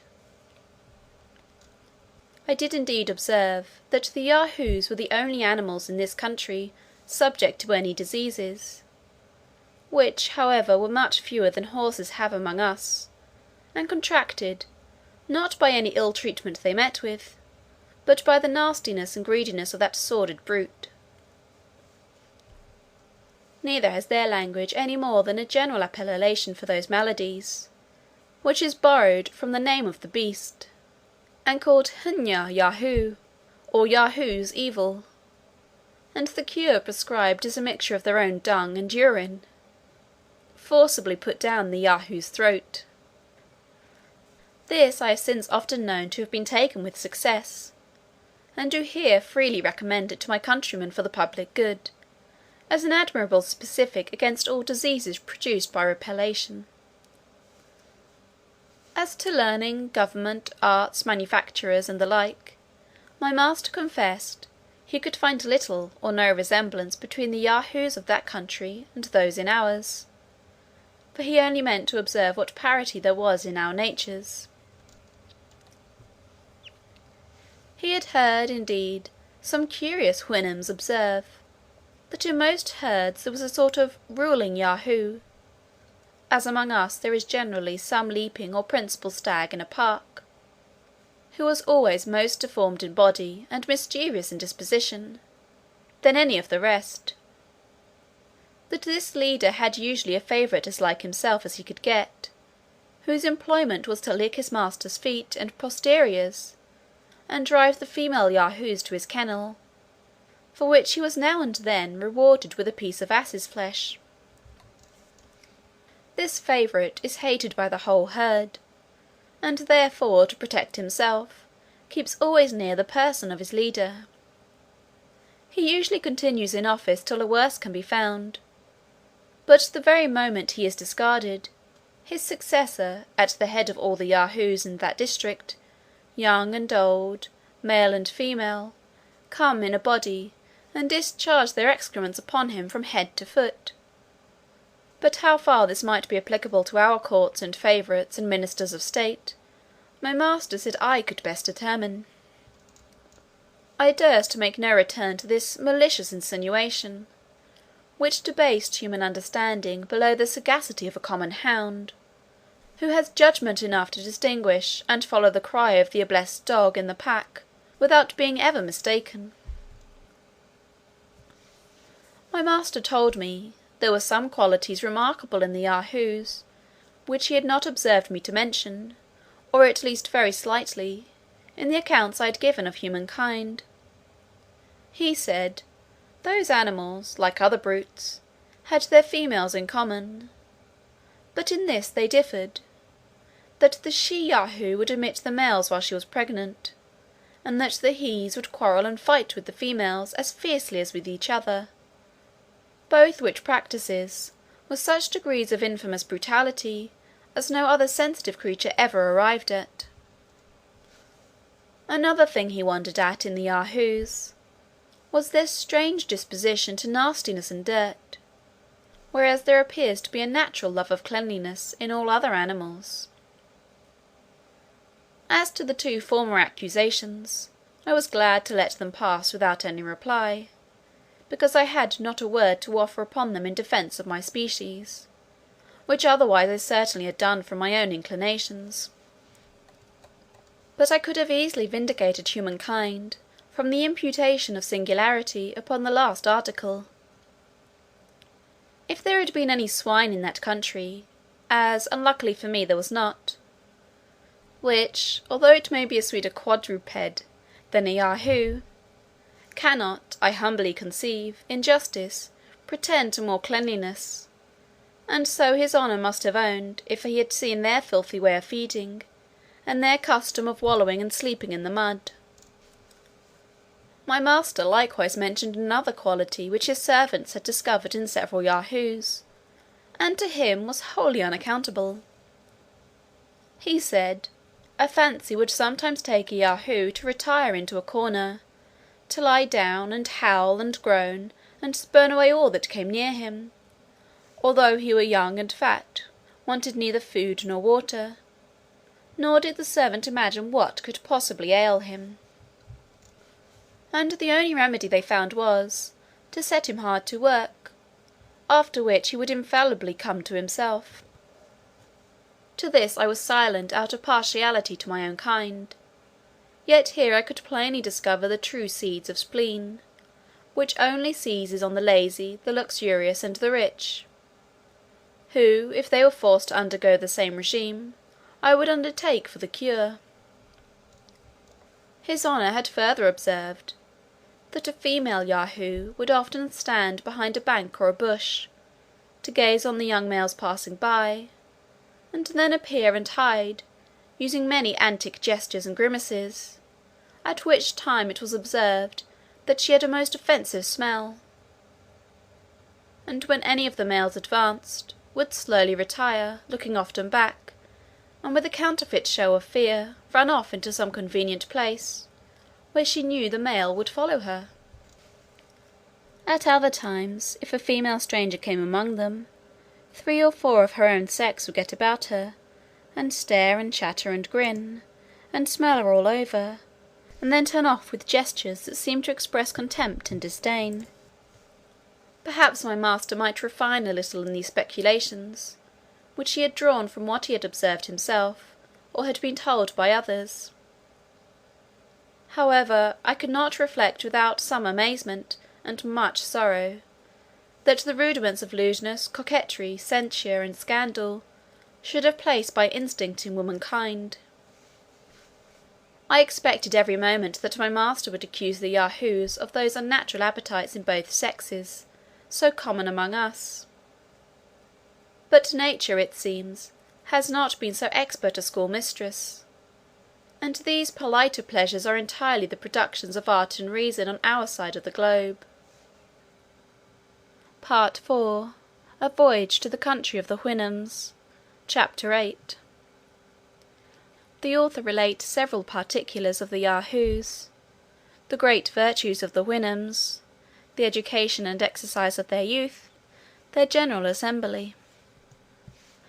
As I ought to have understood human nature much better than I supposed it possible for my master to do, so it was easy to apply the character he gave the Yahoos to myself and my countrymen, and I believed I could make yet further discoveries from my own observation. I therefore often begged his honour to let me go among the herds of Yahoos in the neighbourhood, to which he always very graciously consented, being perfectly convinced that the hatred I bore these brutes would never suffer me to be corrupted by them. And his honour ordered one of his servants, a strong sorrel nag, very honest and good natured, to be my guide, without whose protection I durst not undertake such adventures.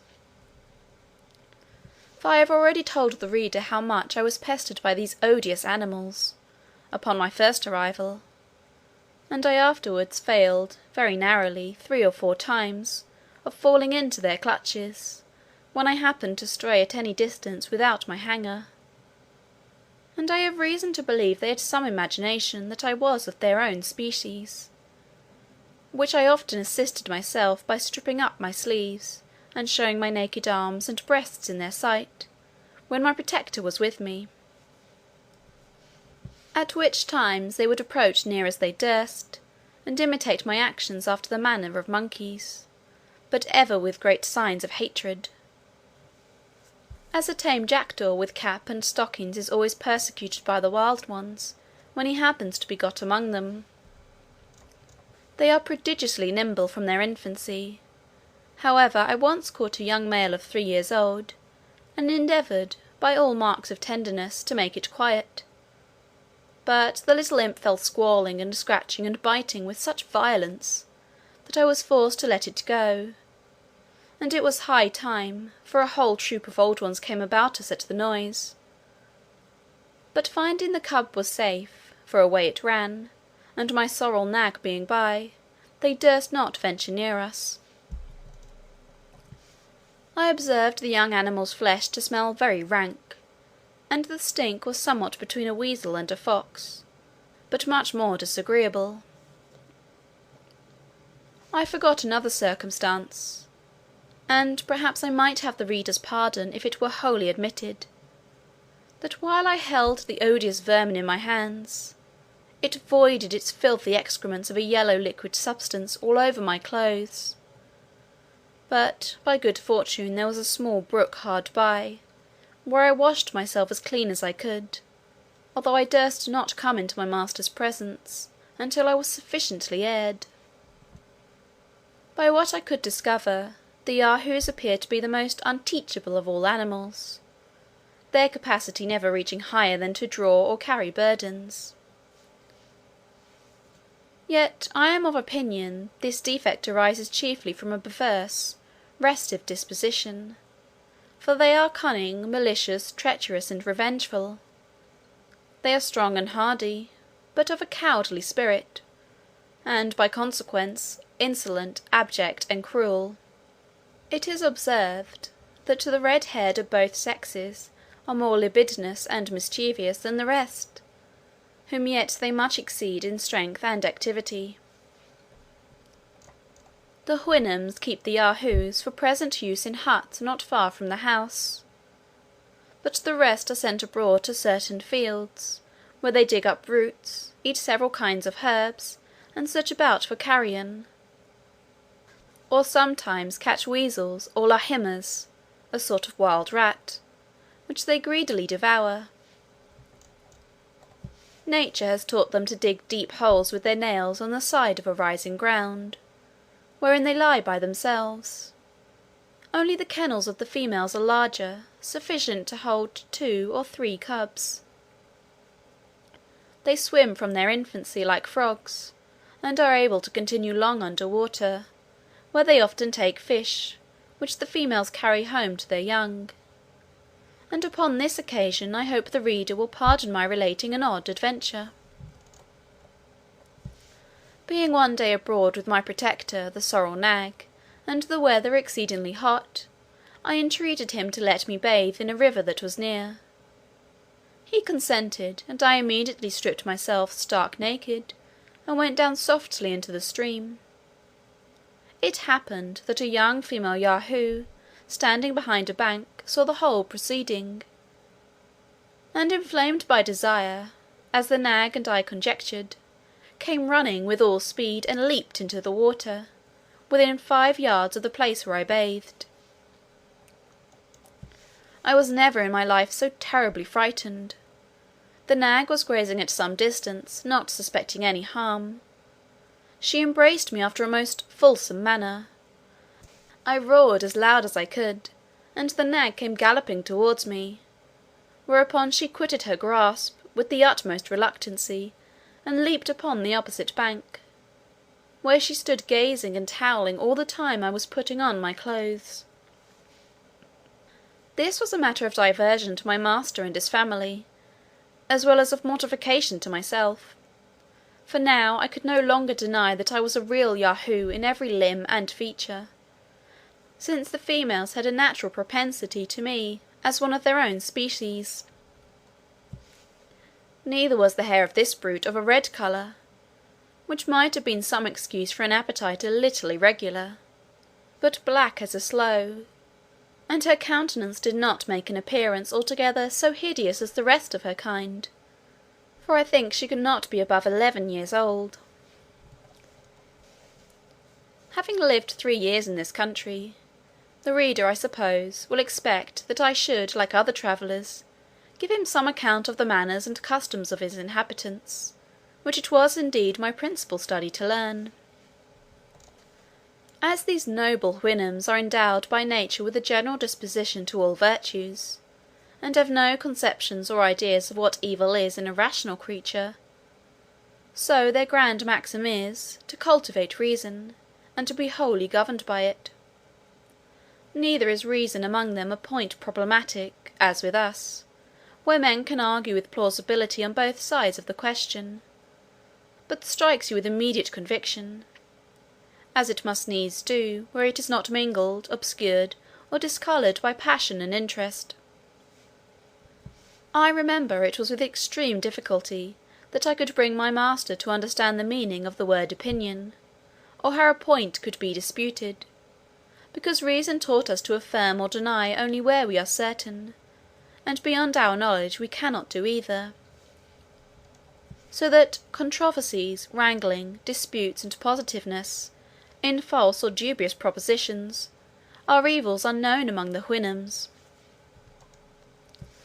In the like manner, when I used to explain to him our several systems of natural philosophy, he would laugh, that a creature pretending to reason should value itself upon the knowledge of other people's conjectures, and in things where that knowledge, if it were certain, could be of no use. Wherein he agreed entirely with the sentiments of Socrates, as Plato delivers them, which I mention as the highest honour I can do that prince of philosophers. I have often since reflected, what destruction such doctrine would make in the libraries of Europe, and how many paths of fame would be then shut up in the learned world. Friendship and benevolence are the 2 principal virtues among the Houyhnhnms, and these not confined to particular objects, but universal to the whole race; for a stranger from the remotest part is equally treated with the nearest neighbour, and wherever he goes looks upon himself as at home. They preserve decency and civility in the highest degrees, but are altogether ignorant of ceremony. They have no fondness for their colts or foals, but the care they take in educating them proceeds entirely from the dictates of reason. And I observed my master to show the same affection to his neighbour's issue that he had for his own. They will have it that nature teaches them to love the whole species, and it is reason only that makes a distinction of persons, where there is a superior degree of virtue.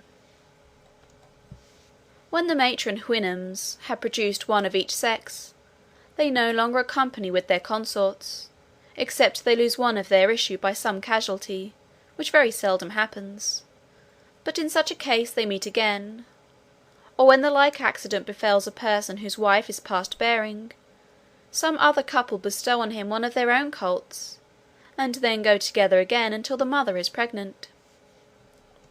This caution is necessary to prevent the country from being overburdened with numbers. But the race of inferior Houyhnhnms, bred up to be servants, is not so strictly limited upon this article. These are allowed to produce 3 of each sex, to be domestics in the noble families.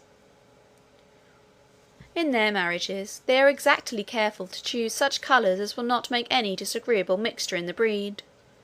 Strength is chiefly valued in the male, and comeliness in the female, not upon the account of love, but to preserve the race from degenerating; for where a female happens to excel in strength, a consort is chosen with regard to comeliness. Courtship, love, presents, jointers, settlements, have no place in their thoughts, or terms whereby to express them in their language. The young couple meet, and are joined, merely because it is the determination of their parents and friends. It is what they see done every day, and they look upon it as one of the necessary actions of a reasonable being. But the violation of marriage, or any other unchastity, was never heard of, and the married pair pass their lives with the same friendship and mutual benevolence that they bear to all others of the same species who come in their way, without jealousy, fondness, quarrelling, or discontent. In educating the youth of both sexes, their method is admirable, and highly deserves our imagination. These are not suffered to taste a grain of oats, except upon certain days, till 18 years old, nor milk but very rarely, and in summer they graze 2 hours in the morning, and as many in the evening, which their parents likewise observe; but the servants are not allowed above half that time, and a great part of their grass is brought home, which they eat at the most convenient hours, when they can be best spared from work.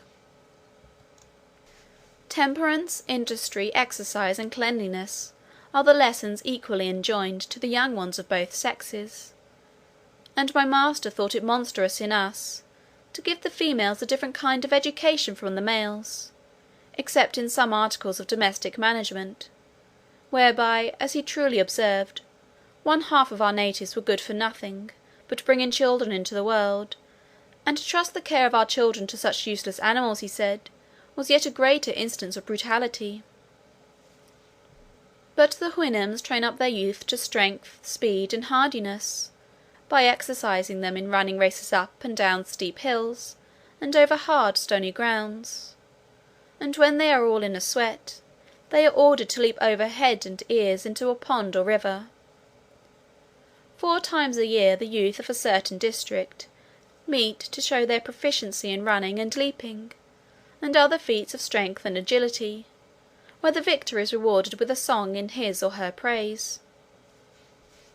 On this festival the servants drive a herd of Yahoos into the field, laden with hay and oats and milk, for a repast to the Houyhnhnms, after which these brutes are immediately driven back again, for fear of becoming noisome to the assembly. Every 4th year, at the vernal equinox, there is a representative council of the whole nation, which meets in a plain about 20 miles from our house, and continues about 5 or 6 days. Here they inquire into the state and condition of the several districts, whether they are abound or be deficient in hays or oats or cows or Yahoos, and wherever there is any want, which is but seldom, it is immediately supplied by unanimous consent and contribution. Here likewise the regulation of children is settled, as for instance, if a Houyhnhnm has 2 males, he changes one of them with another that has 2 females, and when a child has been lost by any casualty, where the mother is past breeding, it is determined what family in the district shall breed another to supply the loss. Part IV. A Voyage to the Country of the Houyhnhnms. Chapter 9. A grand debate at the General Assembly of the Houyhnhnms, and how it was determined. The learning of the Houyhnhnms, their buildings, their manner of burials, the defectiveness of their language. One of these grand assemblies was held in my time, about 3 months before my departure, whither my master went as the representative of our district. In this council was resumed their old debate, and indeed the only debate that ever happened in their country, whereof my master, after his return, gave me a very particular account. The question to be debated was, whether the Yahoos should be exterminated from the face of the earth. One of the members for the affirmative offered several arguments of great strength and weight, alleging, that as the Yahoos were the most filthy, noisome, and deformed animals which nature ever produced, so they were the most restive and indocible, mischievous, and malicious. They would privately suck the teats of the Houyhnhnms' cows, kill and devour their cats, trample down their oats and grass, if they were not continually watched, and commit 1,000 other extravagances. He took notice of a general tradition, that Yahoos had not always been in their country, but that many ages ago 2 of these brutes appeared together upon a mountain, whether produced by the heat of the sun upon corrupted mud and slime, or from the ooze and froth of the sea, was never known. That these Yahoos engendered, and their brood, in a short time, grew so numerous as to overrun and infest the whole nation. That the Houyhnhnms, to get rid of this evil, made a general hunting, and at last enclosed the whole herd, and destroying the elder, every Houyhnhnm kept 2 young ones in a kennel, and brought them to such a degree of tameness as an animal so savage by nature can be capable of acquiring, using them for draught and carriage. That there seemed to be much truth in this tradition, and that those creatures could not be Yinnyamshi, or aborigines of the land, because of the violent hatred the Houyhnhnms, as well as all other animals, bore them, which, although their evil disposition sufficiently deserved, could never have arrived at so high a degree if they had been aborigines, or else they would have long since been rooted out. That the inhabitants, taking a fancy to use the service of the Yahoos, had, very imprudently, neglected to cultivate the breed of asses, which are a comely animal, easily kept, more tame and orderly, without any offensive smell, strong enough for labour, although they yield to the other in agility of body. And if their braying be no agreeable sound, it is far preferable to the horrible howlings of the Yahoos. Several others declared their sentiments to the same purpose, when my master proposed an expedient to the assembly, whereof he had borrowed the hint from me.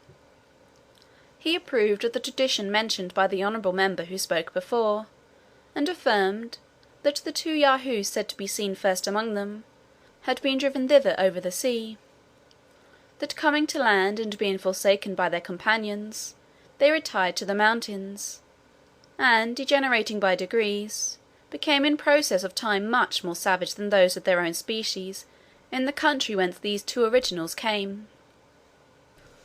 The reason of this assertion was, that he had now in his possession a certain wonderful Yahoo, meaning myself, which most of them had heard of, and many of them had seen. He then related to them how he first found me, that my body was all covered with an artificial composure of the skins and hairs of other animals, that I spoke in a language of my own, and had thoroughly learned theirs, that I had related to him the accidents which brought me thither, that when he saw me without my covering, I was an exact Yahoo in every part, only of a whiter colour, less hairy, and with shorter claws.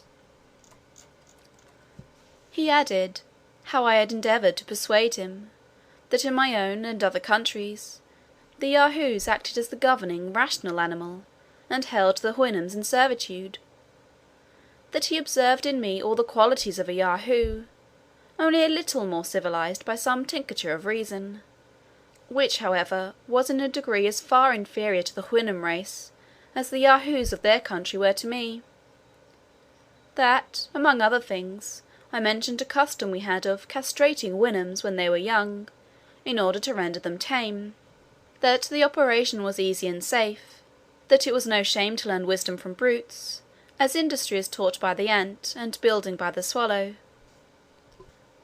for so I translate the word lahana, although it be a much larger fowl; that this invention might be practised upon the younger Yahoos here, which, besides rendering them tractable and fitter for use, would in an age put an end to the whole species, without destroying life; that in the meantime the Houyhnhnms should be exhorted to cultivate the breed of asses, which, as they are in all respects more valuable brutes, so they have this advantage, to be fit for service at 5 years old, which the others are not till 12.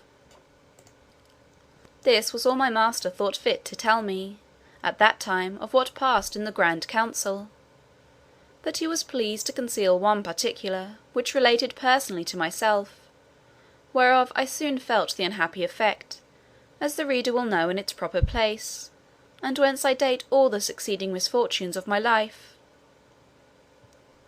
The Houyhnhnms have no letters, and consequently their knowledge is all traditional; but there happening few events of any moment among a people so well united, naturally disposed to every virtue, wholly governed by reason, and cut off from all commerce with other nations, the historical part is easily preserved, without burdening their memories. I have already observed that they are subject to no diseases, and therefore can have no need of physicians. However, they have excellent medicines, composed of herbs, to cure accidental bruises and cuts in the pastern or frog of the foot, by sharp stones, as well as other maims and hurts in the several parts of the body. They calculate the year by the revolution of the sun and moon, but use no subdivisions into weeks. They are well enough acquainted with the motions of those two luminaries, and understand the nature of eclipses, and this is the utmost progress of their astronomy. In poetry they must be allowed to excel all other mortals, and the minuteness as well as exactness of their descriptions are indeed inimitable. Their verses abound very much in both of these, and usually containing the some exalted notions of friendship and benevolence, or the praises of those who are victors in races and other bodily exercises. Their buildings, although very rude and simple, are not inconvenient, but well contrived to defend them from all injuries of cold and heat. They have a kind of tree, which at 40 years old loosens in the root, and falls with the first storm. It grows very straight, and being pointed like stakes with a sharp stone, for the Houyhnhnms know not the use of iron, they stick them erect in the ground, about 10 inches asunder, and then weave in oat straw, or sometimes wattles, between them. The roof is made after the same manner, and so are the doors. The Houyhnhnms use the hollow part, between the pastern and the hoof of their forefoot, as we do our hands, and this with greater dexterity than I could at first imagine. I have seen a white mare of our family thread a needle, which I lent her on purpose, with that joint. They milk their cows, reap their oats, and do all the work which requires hands, in the same manner. They have a kind of hard flints, which by grinding against other stones, they form into instruments, that serve instead of wedges, axes, and hammers. With tools made of these flints, they likewise cut their hay, and reap their oats, which they grow naturally in several fields. The Yahoos draw home the sheaves in carriages, and the servants tread them in certain covered huts to get out the grain, which is kept in stores. They make a rude kind of earthen and wooden vessels, and bake the former in the sun. If they can avoid casualties, they die only of old age, and are buried in the obscurest places that can be found, their friends and relations expressing neither joy nor grief at their departure. Nor does the dying person discover the least regret that he is leaving the world, any more than if he were returning home from a visit to one of his neighbours. I remember my master having once made an appointment with a friend and his family to come to his house, upon some affair of importance. On the day fixed, the mistress and her 2 children came very late. She made 2 excuses. First, for her husband, who, as she said, happened that very morning to schneeuwen. The word is strongly expressive in their language, but not easily rendered into English. It signifies, to retire to his first mother. Her excuse for not coming sooner was, that her husband dying late in the morning, she was a good while consulting her servants about a convenient place where his body should be laid, and I observed she behaved herself at our house as cheerfully as the rest. She died about 3 months after. They live generally to 70 or 75 years, very seldom to 80. Some weeks before their death they feel a gradual decay, but without pain. During this time they are much visited by their friends, because they cannot go abroad with their usual ease and satisfaction. However, about 10 days before their death, which they seldom fail in computing, they return the visits that have been made them by those who are nearest in the neighbourhood, being carried in a convenient sledge drawn by Yahoos, which vehicle they use, not only upon this occasion, but when they grow old, upon long journeys, or when they are lamed by any accident. And therefore when the dying Houyhnhnms return those visits, they take a solemn leave of their friends, as if they were going to some remote part of the country, where they design to pass the rest of their lives. I know not whether it may be worth observing, that the Houyhnhnms have no word in their language to express anything that is evil, except what they borrow from the deformities or ill qualities of the Yahoos. Thus they denote the folly of a servant, an omission of a child, a stone that cuts their feet, a countenance of foul or unseasonable weather, and the like, by adding to each the epithet of Yahoo. For instance, Yahoo, Wanalhum Yahoo, Yinyalhum de Walma Yahoo, and an ill-contrived house, Yinholm Hunro Holna Yahoo. I could with great pleasure enlarge further upon the manners and virtues of this excellent people, but intending in a short time to publish a volume by itself, expressly upon that subject, I refer the reader thither, and in the mean time proceed to relate my own sad catastrophe. Part IV. A Voyage to the Country of the Houyhnhnms. Chapter 10. The author's economy and happy life among the Houyhnhnms, his great improvement in virtue by conversing with them, their conversations. The author has notice given him by his master that he must depart from the country. He falls into a swoon for grief, but submits. He contrives and finishes a canoe by the help of a fellow servant, and puts to sea at a venture. I had settled my little economy to my own heart's content. My master had ordered a room to be made for me after their manner, about 6 yards from the house, the sides and floors of which I plastered with clay, and covered with rush mats of my own contriving. I had beaten hemp, which there grows wild, and made of it a sort of tickling. This I filled with the feathers of several birds I had taken with springs made of Yahoos' hairs, and were excellent food. I had worked 2 chairs with my knife, the sorrel nag helping me in the grosser and more laborious part. When my clothes were worn to rags, I made myself others with the skins of rabbits, and of a certain beautiful animal, about the same size, called Nahono, the skin of which is covered with a fine down. Of these I also made very tolerable stockings. I soled my shoes with wood, which I cut from a tree, and fitted to the upper leather, and when this was worn out, I supplied it with the skins of Yahoos dried in the sun. I often got honey out of hollow trees, which I mingled with water or ate with my bread. No man could more verify the truth of these 2 maxims, that nature is very easily satisfied, and that necessity is the mother of invention.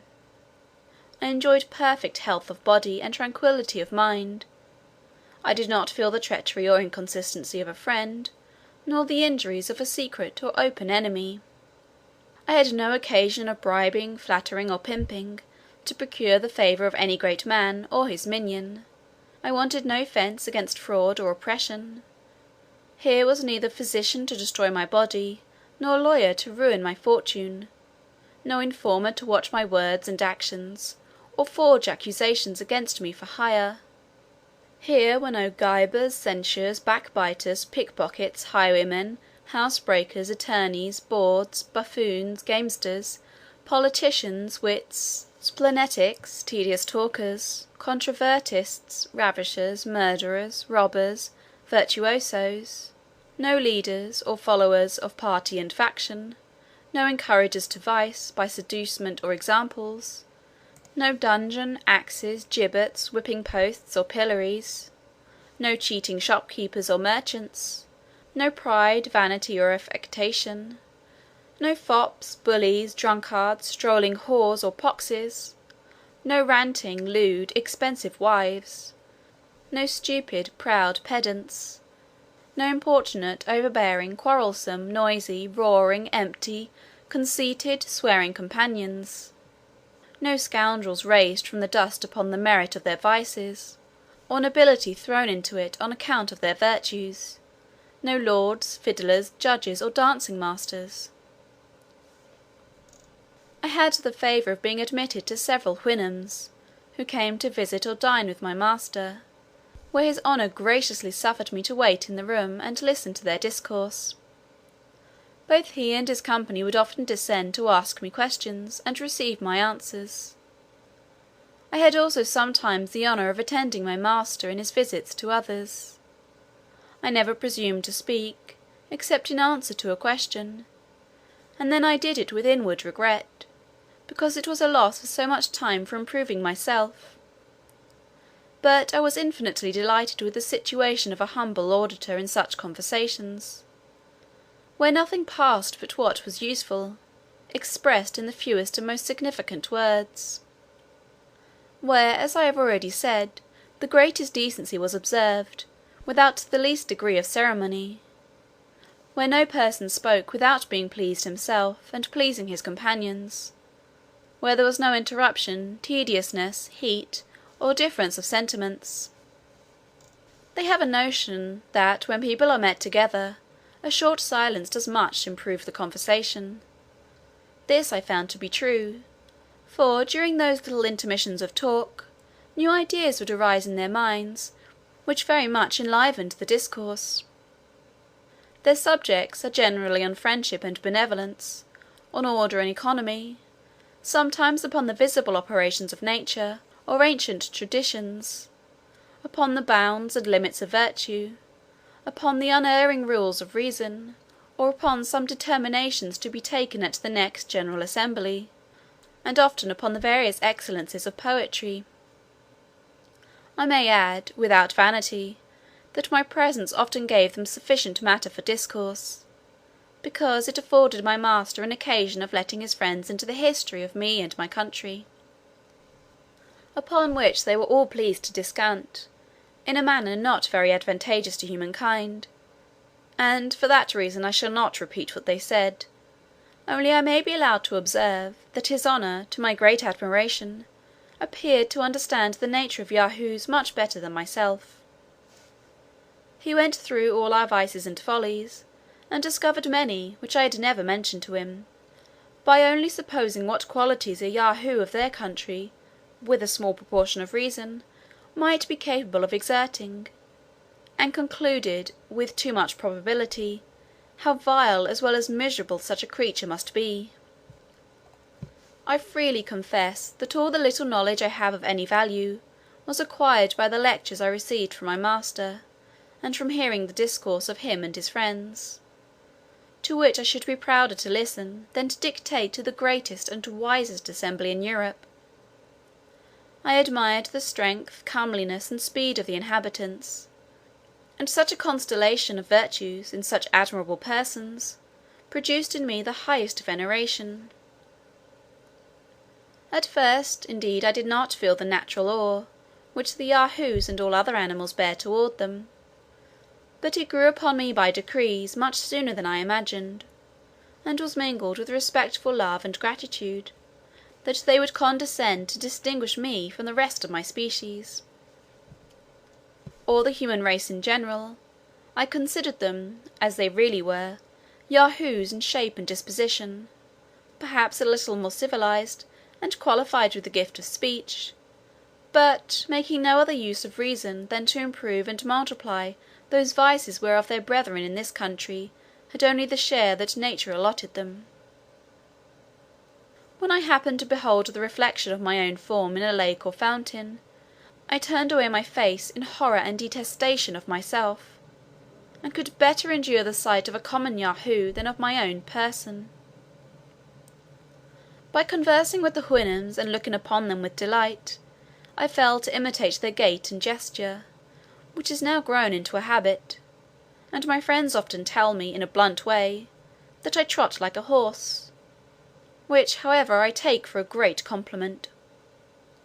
Neither shall I disown, that in speaking I am apt to fall into the voice and manner of the Houyhnhnms, and hear myself ridiculed on that account, without the least mortification. In the midst of all this happiness, and when I looked upon myself to be fully settled for life, my master sent for me one morning a little earlier than his usual hour.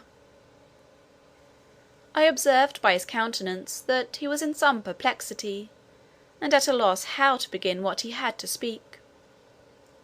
After a short silence, he told me, "he did not know how I would take what he was going to say; that in the last general assembly, when the affair of the Yahoos was entered upon, the representatives had taken offence at his keeping a Yahoo, meaning myself, in his family, more like a Houyhnhnm than a brute animal; that he was known frequently to converse with me, as if he could receive some advantage or pleasure in my company; that such a practice was not agreeable to reason or nature, or a thing ever heard of before among them.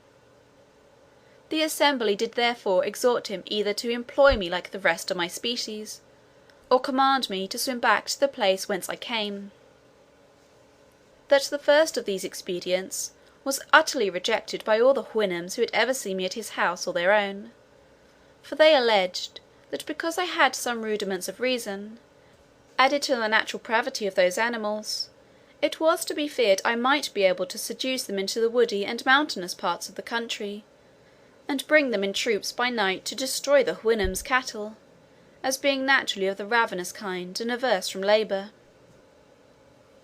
My master added, that he was daily pressed by the Houyhnhnms of the neighbourhood to have the assembly's exhortation executed, which he could not put off much longer.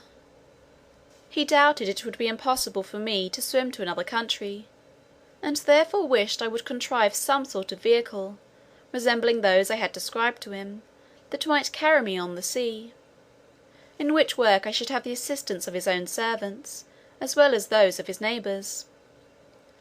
He concluded, that, for his own part, he could have been content to keep me in his service as long as I lived, because he found I had cured myself of some bad habits and dispositions, by endeavouring, as far as my inferior nature was capable, to imitate the Houyhnhnms. I should here observe to the reader, that a decree of the General Assembly in this country, expressed by the word Hunholnyayen, which signifies an exhortation, as near as I can render it; for they have no conception how a rational creature can be compelled, but only advised or exhorted, because no person can disobey reason, without giving up his claim to be a rational creature. I was struck with the utmost grief and despair at my master's discourse, and being unable to support the agonies I was under, I fell into a swoon at his feet. When I came to myself, he told me, that he concluded I had been dead; for these people are subject to no such imbecilities of nature. I answered in a faint voice, that death would have been too great a happiness; that although I could not blame the assembly's exhortation, or the urgency of his friends, yet, in my weak and corrupt judgment, I thought it might consist with reason to have been less rigorous; that I could not swim a league, and probably the nearest land to theirs might be a distance above 100; that many materials, necessary for making a small vessel to carry me off, were wholly wanting in this country, which however I would attempt, in obedience and gratitude to his honour, although I concluded the thing to be impossible, and therefore looked on myself as already devoted to destruction; that the certain prospect of an unnatural death was the least of my evils; for supposing I should escape with my life by some strange adventure, how could I think with temper of passing my days among Yahoos, and relapsing into my old corruptions, for want of examples to lead and keep me within the paths of virtue; that I knew too well upon what solid reasons all the determinations of the wise Houyhnhnms were founded, not to be shaken by arguments of mine, a miserable Yahoo. And therefore, after presenting him with my humble thanks for the offer of his servant's assistance in making a vessel, and desiring a reasonable time for so difficult a work, I told him I would endeavour to preserve a wretched being; and if I ever returned to England, was not without hopes of being useful to my own species, by celebrating the praises of the renowned Houyhnhnms, and proposing their virtues to the imitation of mankind. My master, in a few words, made me a very gracious reply, allowed me the space of 2 months to finish my boat, and ordered the sorrel nag, my fellow servant, for so at this distance I may presume to call him, to follow my instruction, because I told my master that his help would be sufficient, and I knew he had a tenderness for me. In his company my first business was to go to that part of the coast where my rebellious crew had ordered me to be set on shore. I got upon a height, and looking on every side into the sea, fancied I saw a small island towards the north east. I took out my pocket glass, and could then clearly distinguish it above 5 leagues off, as I computed; but it appeared to the sorrel nag to be only a blue cloud; for as he had no conception of any country beside his own, so he could not be expected in distinguishing remote objects at sea, as we who so much converse in that element. After I had discovered this island, I considered no further, but resolved it should, if possible, be the first place of my banishment, leaving the consequence to fortune. I returned home, and consulting with the sorrel nag, we went into a copse at some distance, where I with my knife, and he with a sharp flint, fastened very artificially after their manner to a wooden handle, cut down several oak wattles, about the thickness of a walking staff, and some larger pieces. But I shall not trouble the reader with a particular description of my own mechanics. Let it suffice to say, that in 6 weeks' time, with the help of the sorrel nag, who performed the parts that required most labour, I finished a sort of Indian canoe, but much larger, covering it with the skins of Yahoos, well stitched together with hempen threads of my own making. My sail was likewise composed of the skins of the same animal, but I made use of the youngest I could get, the older being too tough and thick; and I likewise provided myself with 4 paddles. I laid in a stock of boiled flesh, of rabbits and fowls, and took with me 2 vessels, one filled with milk, and the other with water. I tried my canoe in a large pond, near my master's house, and then corrected in it what was amiss, stopping all the chinks with Yahoo's tallow, till I found it staunch, and able to bear me and my freight; and when it was as complete as I could make it, I had it drawn on a carriage very gently by Yahoos to the sea side, under the conduct of the sorrel nag and another servant. When I was ready, and the day came for my departure, I took leave of my master and lady and the whole family, my eyes flowing with tears, and my heart quite sunk with grief. But his honour, out of curiosity, and perhaps, if I may speak without vanity, partly out of kindness, was determined to see me in my canoe, and got several of his neighbouring friends to accompany him. I was forced to wait above an hour for the tide, and then observing the wind very fortunately bearing towards the island to which I intended to steer my course, I took a second leave of my master. But as I was going to prostrate myself to kiss his hoof, he did me the honour to raise it gently to my mouth. I am not ignorant how much I have been censured for mentioning this last particular. Detractors are pleased to think it improbable that so illustrious a person should descend to give so great a mark of distinction to a creature so inferior as I. Neither have I forgotten how apt some travellers are to boast of extraordinary favours they have received. But if these censures were better acquainted with the noble and courteous dispositions of the Houyhnhnms, they would soon change their opinion.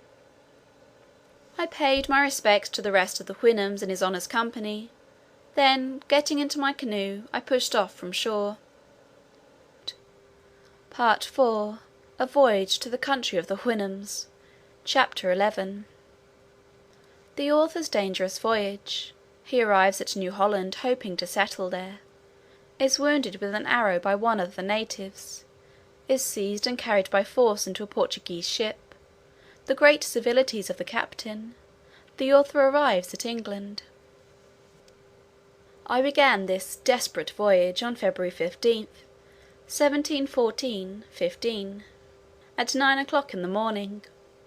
The wind was very favourable. However, I made use at first only of my paddles; but, considering I should soon be weary, and that the wind might chop about, I ventured to set up my little sail, and thus, with the help of the tide, I went at the rate of 1.5 leagues an hour, as near as I could guess. My master and his friends continued on the shore till I was almost out of sight, and I often heard the sorrel nag, who always loved me, crying out, "Honya ilya nea maja Yahoo!" Take care of thyself, gentle Yahoo. My design was, if possible, to discover some small island uninhabited, yet sufficient by my labour to furnish me with the necessaries of life, which I would have thought a greater happiness than to be first minister in the politest court of Europe. So horrible was the idea I conceived of returning to live in the society and under the government of Yahoos. For in such a solitude as I desired, I could at least enjoy my own thoughts, and reflect with delight on the virtues of those inimitable Houyhnhnms, without an opportunity of degenerating into the vices and corruptions of my own species. The reader may remember what I related, when my crew conspired against me, and confined me to my cabin; how I continued there several weeks, without knowing what course we took; and when I was put ashore in the long boat, how the sailors told me with oaths, whether true or false, that they knew not in what part of the world we were. However, I did then believe us to be about 10 degrees southward of the Cape of Good Hope, or about 45 degrees southern latitude, as I gathered from some general words I overheard among them, being I suppose to the south east in their intended voyage to Madagascar. And although this was little better than conjecture, yet I resolved to steer my course eastward, hoping to reach the south-west coast of New Holland, and perhaps some such island as I desired lying westward of it.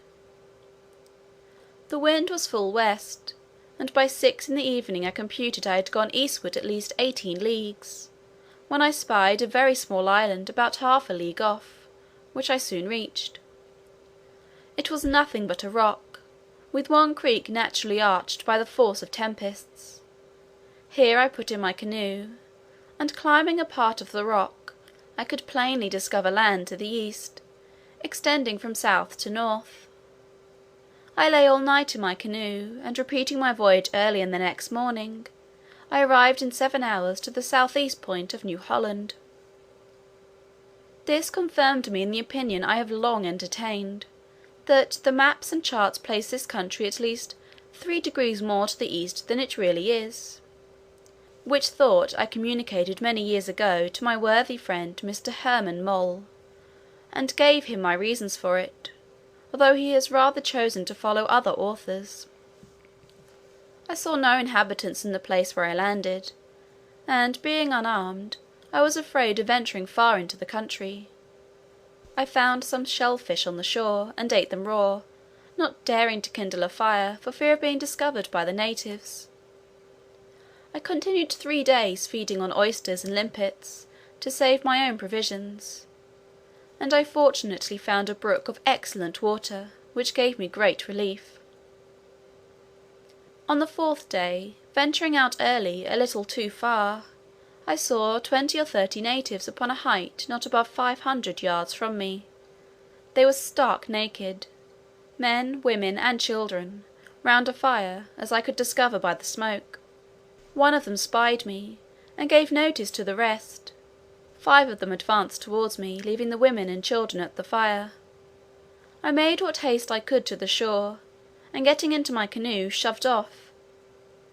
The savages, observing me retreat, ran after me, and before I could get far enough into the sea, discharged an arrow which wounded me deeply on the inside of my left knee. I shall carry the mark to my grave. I apprehended the arrow might be poisoned, and paddling out of reach of their darts, being a calm day, I made a shift to suck the wound and dress it as well as I could. I was at a loss what to do, for I durst not return to the same landing place, but stood to the north, and was forced to paddle, for the wind, though very gentle, was against me, blowing north west. As I was looking about for a secure landing place, I saw a sail to the north-north-east, which appearing every minute more visible, I was in some doubt whether I should wait for them or not. But at last my detestation of the Yahoo race prevailed, and turning my canoe, I sailed and paddled together to the south, and got into the same creek whence I set out in the morning, choosing rather to trust myself among these barbarians than live with the European Yahoos. I drew up my canoe as close as I could to the shore, and hid myself behind a stone by the little brook, which, as I have already said, was excellent water. The ship came within half a league of this creek, and sent a long boat with vessels to take in fresh water, for the place, it seems, was very well known. But I did not observe it till the boat was almost on shore, and it was too late to seek another hiding place. The seamen at their landing observed my canoe, and rummaging it all over, easily conjectured that the owner could not be far off. 4 of them, well armed, searched every cranny and lurking hole, till at last they found me flat on my face behind the stone. They gazed a while in admiration at my strange uncouth dress, my coat made of skins, my wooden-soled shoes, and my furred stockings. Whence, however, they concluded I was not a native of the place, who all go naked. One of the seamen, in Portuguese, bid me rise, and asked who I was. I understood that language very well, and getting upon my feet, said, I was a poor Yahoo, banished from the Houyhnhnms, and desired they would please to let me depart. They admired to hear me answer them in their own tongue, and saw by my complexion I must be a European, but were at a loss to know what I meant by Yahoos and Houyhnhnms, and at the same time fell a laughing at my strange tone in speaking, which resembled the neighing of a horse. I trembled all the while betwixt fear and hatred. I again desired leave to depart, and was gently moving to my canoe, but they laid hold of me, desiring to know what country I was of, whence I came, with many other questions. I told them I was born in England, whence I came about 5 years ago, and then their country and ours were at peace. I therefore hoped they would not treat me as an enemy, since I meant them no harm, but was a poor Yahoo seeking some desolate place where to pass the remainder of his unfortunate life. When they began to talk, I thought I never heard or saw anything more unnatural, for it appeared to me as monstrous as if a dog or a cow should speak in England, or a Yahoo in Houyhnhnmland. The honest Portuguese were equally amazed at my strange dress, and the odd manner of delivering my words, which, however, they understood very well. They spoke to me with great humanity, and said, they were sure the captain would carry me gratis to Lisbon, whence I might return to my own country; that 2 of the seamen would go back to the ship, inform the captain of what they had seen, and receive his orders. In the meantime, unless I would give my solemn oath not to fly, they would secure me by force. I thought it best to comply with their proposal. They were very curious to know my story, but I gave them very little satisfaction, and they all conjectured that my misfortunes had impaired my reason. In 2 hours the boat, which was laden with vessels of water, returned, with the captain's command to fetch me on board. I fell on my knees to preserve my liberty, but all was in vain; and the men, having tied me with cords, heaved me into the boat, whence I was taken into the ship, and thence into the captain's cabin. His name was Pedro de Mendez. He was a very courteous and generous person. He entreated me to give some account of myself, and desired to know what I would eat or drink; said, "I should be used as well as himself," and spoke so many obliging things, that I wondered to find such civilities from a Yahoo. However, I remained silent and sullen. I was ready to faint at the very smell of him and his men. At last I desired something to eat out of my own canoe; but he ordered me a chicken and some excellent wine, and then directed I should be put to bed in a very clean cabin. I would not undress myself, but lay on the bedclothes, and in half an hour stole out, when I thought the crew was at dinner, and getting to the side of the ship, was going to leap into the sea, and swim for my life, rather than continue among the Yahoos. But one of the seamen prevented me, and having informed the captain, I was chained to my cabin. After dinner Don Pedro came to me, and desired to know my reason for so desperate an attempt. Assured me, he only meant to do me all the service he was able, and spoke so very movingly, that at last I descended to treat him like an animal which had some little portion of reason. I gave him a very short relation of my voyage, of the conspiracy against me by my own men, of the country where they set me on shore, and my 5 years of residence there. All which he looked upon as if it were a dream or a vision, whereat I took great offence; for I had quite forgot the faculty of lying, so peculiar to Yahoos, in all the countries where they preside, and, consequently, their disposition of suspecting truth in others of their own species. I asked him, whether it were the custom in his country to say the thing which was not.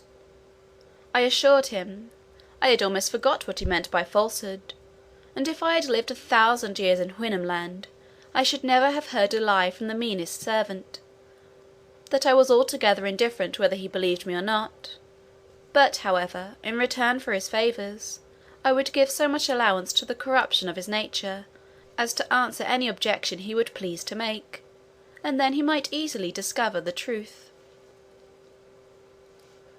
The captain, a wise man, after many endeavours to catch me tripping in some part of my story, at last began to have a better opinion of my veracity; but he added, that since I professed so inviolable an attachment to truth, I must give him my word and honour to bear him company in this voyage, without attempting anything against my life, or else he would continue me as a prisoner till we arrived at Lisbon. I gave him the promise he required, but at the same time protested, that I would suffer the greatest hardships, rather than return to live among the Yahoos. Our voyage passed without any considerable accident. In gratitude to the captain, I sometimes sat with him in his earnest request, and strove to conceal my antipathy against humankind, although it often broke out, which he suffered to pass without observation. But the greatest part of the day I confined myself to my cabin, to avoid seeing any of the crew. The captain had often entreated me to strip myself of my savage dress, and offered to lend me the best suit of clothes he had. This I would not be prevailed on to accept, abhorring to cover myself with anything that had been on the back of a Yahoo. I only desired he would lend me 2 clean shirts, which, having been washed since he wore them, I believed would not so much defile me. These I changed every 2nd day, and washed them myself. We arrived at Lisbon, November 5th, 1715. At our landing the captain forced me to cover myself with his cloak, to prevent the rabble from crowding about me. I was conveyed to his own house, and at my earnest request he led me up to the highest room backwards. I conjured him to conceal from all persons what I had told him of the Houyhnhnms, because the least hint of such a story would not only draw numbers of people to see me, but probably put me in danger of being imprisoned or burnt by the Inquisition. The captain persuaded me to accept a suit of clothes newly made, but I would not suffer the tailor to take my measure. However, Don Pedro being almost of my size, they fitted me well enough. He accoutred me with other necessaries, all new, which I aired for 24 hours before I would use them. The captain had no wife, nor above 3 servants, none of which were suffered to attend at meals, and his whole deportment was so obliging, added to a very good human understanding, that I really began to tolerate his company. He gained so far upon me, that I ventured to look out of the back window. By degrees I was brought into another room, whence I peeped into the street, but drew my head back in a fright. In a week's time he seduced me down to the door. I found my terror gradually lessened, but my hatred and contempt seemed to increase. I was at last bold enough to walk the street in his company, but kept my nose well stopped with rue or sometimes with tobacco. In 10 days, Don Pedro, to whom I had given some account of my domestic affairs, put it upon me, as a matter of honour and conscience, that I ought to return to my native country, and live at home with my wife and children. He told me, there was an English ship in the port just ready to sail, and he would furnish me with all things necessary. It would be tedious to repeat his arguments and my contradictions. He said, it was altogether impossible to find such a solitary island as I desired to live in, but I might command in my own house, and pass my time in a manner as recluse as I pleased. I complied at last, finding I could not do better. I left Lisbon the 24th day of November, in an English merchantman, but who was the master I never inquired. Don Pedro accompanied me to the ship, and lent me £20. He took kind leave of me, and embraced me at a parting, which I bore as well as I could. During this last voyage I had no commerce with the master or any of his men, but pretending I was sick, kept close in my cabin. On the 5th of December 1715, we cast anchor in the Downs, about 9 in the morning, and at 3 in the afternoon I got safe to my house at Rotherheath. My wife and family received me with great surprise and joy, because they concluded me certainly dead; but I must freely confess, the sight of them filled me only with hatred, disgust, and contempt, and the more by reflecting on the near alliance I had to them. For although since my unfortunate exile from the Houyhnhnm country, I had compelled myself to tolerate the sight of Yahoos, and to converse with Don Pedro de Mendez, yet my memory and imagination were perpetually filled with the virtues and ideas of those exalted Houyhnhnms. And when I began to consider that, by copulating with one of the Yahoo species, I had become a parent of more, it struck me with the utmost shame, confusion, and horror.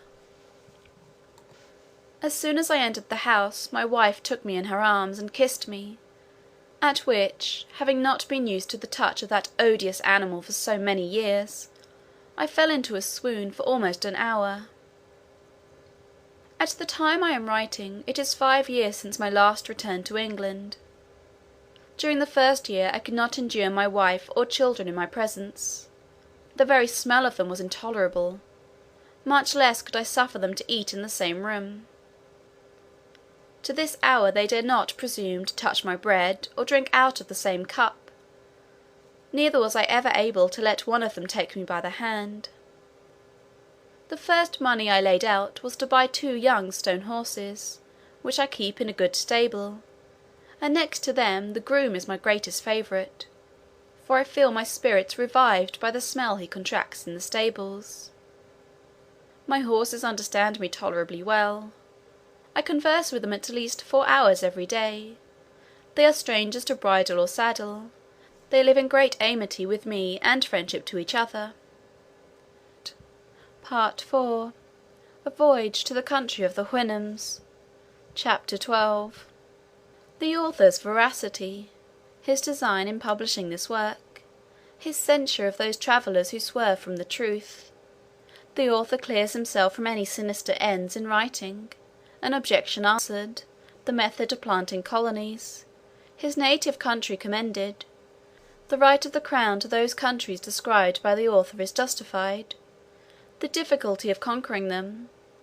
The author takes his last leave of the reader, proposes his manner of living for the future, gives good advice, and concludes.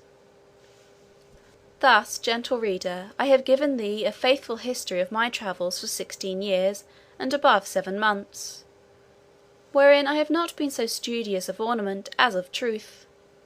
I could perhaps, like others, have astonished thee with strange improbable tales, but I rather chose to relate plain matter of fact, in the simplest manner and style, because my principal design was to inform and not to amuse thee. It is easy for us who travel into remote countries, which are seldom visited by Englishmen or other Europeans, to form descriptions of wonderful animals both at sea and land, whereas a traveller's chief aim should be to make men wiser and better, and to improve their minds by the bad as well as good example of what they deliver concerning foreign places. I could heartily wish a law was enacted, that every traveller, before he were permitted to publish his voyages, should be obliged to make oath before the Lord High Chancellor, that all he intended to print was absolute truth to the best of his knowledge, for then the world would no longer be deceived, as it usually is, while some writers, to make their works pass the better upon the public, impose the grossest falsities on the unwary reader. I have perused several books of travel with great delight in my younger days, but having since gone over most parts of the globe, and been able to contradict many fabulous accounts from my own observation, it has given me a great disgust against this part of reading, and some indignation to see the credulity of mankind so impudently abused. Therefore, since my acquaintance were pleased to think my poor endeavours might not be unacceptable to my country, I imposed on myself, as a maxim never to be swerved from, that I would strictly adhere to truth. Neither indeed can I be ever under the least temptation to vary from it, while I retain in my mind the lectures and examples of my most noble master, and the other illustrious Houyhnhnms, of whom I had so long the honour to be their humble hearer. Nec si miserum fortuna sinonum finixit, vanum etiam, mendacemque improba finget. I know very well how little reputation is to be got by writings which require neither genius nor learning, nor indeed any other talent except a good memory or an exact journal. I know likewise that writers of travels, like dictionary makers, are sunk into oblivion by the weight and bulk of those who came last, and therefore lie uppermost. And it is highly probable that such travellers, who shall hereafter visit the countries described in this work of mine, may, by detecting my errors, if there be any, and adding many new discoveries of their own, jostle me out of vogue, and stand in my place, making the world forget that ever I was an author. This indeed would be too great a mortification, if I wrote for fame, but my sole intention was the public good. I cannot be altogether disappointed. For who can read of the virtues I have mentioned in the glorious Houyhnhnms, without being ashamed of his own vices, when he considers himself as the reasoning governing animal of his country? I shall say nothing of those remote nations where Yahoos preside, among which the least corrupted are the Brobdingnagians, whose wise maxims in morality and government it would be our happiness to observe. But I forbear descanting further, and rather leave the judicious reader to his own remarks and application. I am not a little pleased that this work of mine can possibly meet with no censures. For what objections can be made against a writer who relates only plain facts, that happened in such distant countries, where we have not the least interest, with respect either to trade or negotiations? I have carefully avoided every fault with which common writers of travels are often too justly charged. Besides, I meddle not the least with any party, but write without passion, prejudice, or ill will against any man, or number of men, whatsoever. I write for the noblest end, to inform and instruct mankind, over whom I may, without breach of modesty, pretend to some superiority, from the advantages I received from conversing so long among the most accomplished Houyhnhnms. I write without any view to profit or praise. I never suffer a word to pass that may look like reflection, or possibly give the least offence, even to those who are most ready to take it.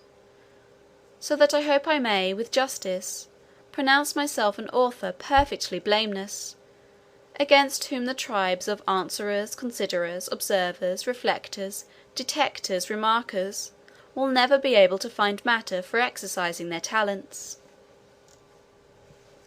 I confess it was whispered to me, that I was bound in duty, as a subject of England, to have given a memorial to a secretary of state at my first coming over, because whatever lands are discovered by a subject, belong to the crown.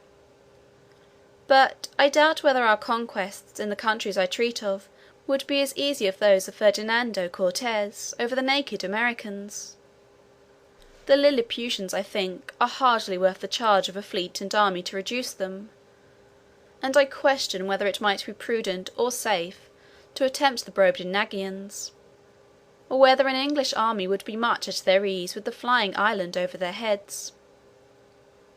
The Houyhnhnms indeed appear not to be so well prepared for war, a science to which they are perfect strangers, and especially against missive weapons.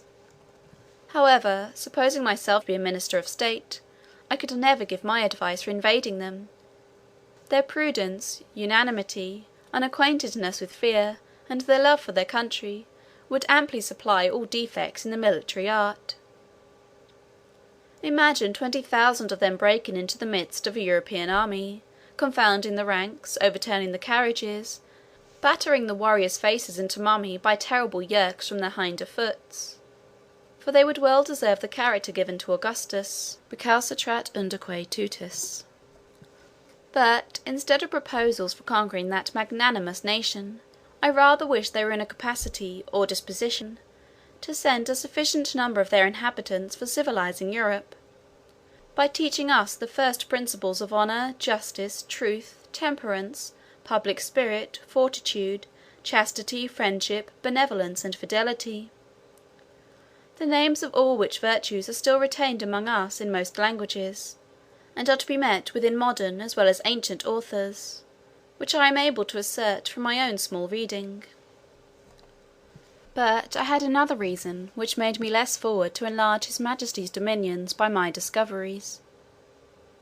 To say the truth, I had conceived a few scruples with relation to the distributive justice of princes upon those occasions.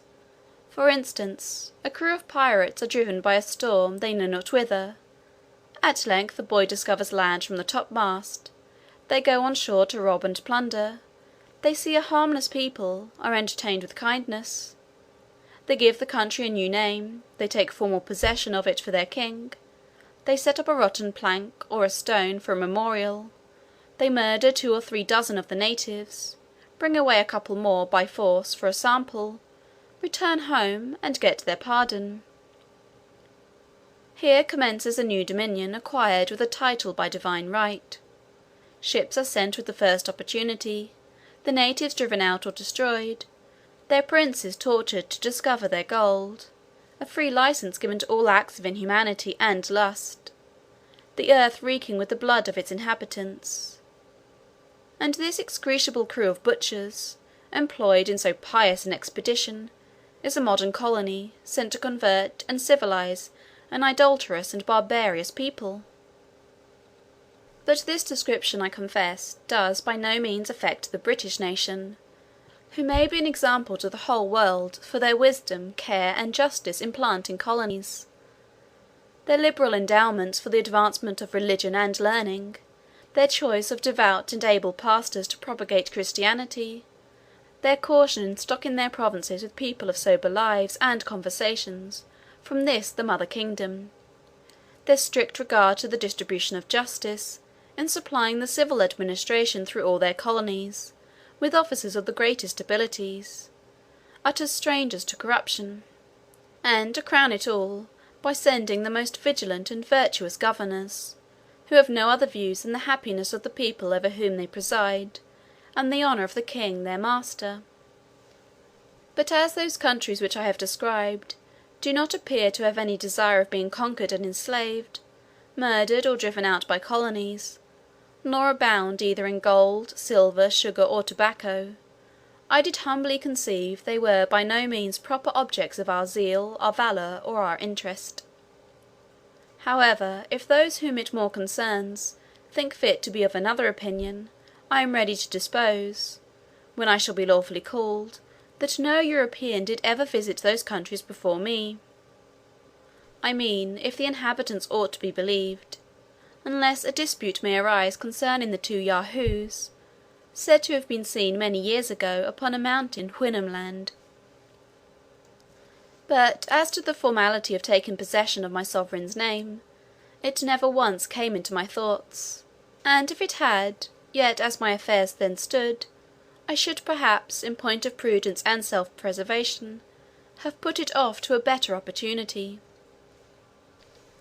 Having thus answered the only objection that can ever be raised against me as a traveller, I here take a final leave of all my courteous readers, and return to enjoy my own speculations in my little garden at Redriff, to apply those excellent lessons of virtue which I learned among the Houyhnhnms, to instruct the Yahoos of my own family, as far as I shall find them docible animals, to behold my figure often in a glass, and thus, if possible, habituate myself by time to tolerate the sight of a human creature, to lament the brutality to Houyhnhnms in my own country, but always treat their persons with respect, for the sake of my noble master, his family, his friends, and the whole Houyhnhnm race, whom these of ours have the honour to resemble in all their lineaments, however their intellectuals come to degenerate. I began last week to permit my wife to sit at dinner with me, at the farthest end of a long table, and to answer, but with the utmost brevity, the few questions I asked her. Yet the smell of a Yahoo continuing very offensive, I always keep my nose well stopped with rue, lavender, or tobacco leaves. And, although it be hard for a man late in life to remove old habits, I am not altogether out of hopes, in some time, to suffer a neighbour Yahoo in my company, without the apprehensions I am yet under of his teeth or his claws. My reconcilement to the Yahoo kind in general might not be so difficult, if they would be content with those vices and follies only which nature has entitled them to. I am not in the least provoked at the sight of a lawyer, a pickpocket, a colonel, a fool, a lord, a gamester, a politician, a whoremonger, a physician, an evidence, a suborn, an attorney, a traitor, or the like. This is all according to the due course of things. But when I behold a lump of deformity and disease, both in body and mind, smitten with pride, it immediately breaks all the measure of my patience. Neither shall I ever be able to comprehend how such an animal and such a vice could tally together. The wise and virtuous Houyhnhnms, who abound in all excellencies that can adorn a rational creature, have no name for this vice in their language, which has no terms to express anything that is evil, except those whereby they describe the detestable qualities of their Yahoos, among which they were not able to distinguish this of pride, for want of thoroughly understanding human nature, as it shows itself in other countries where that animal presides. But I, who had more experience, could plainly observe some rudiments of it among the wild Yahoos.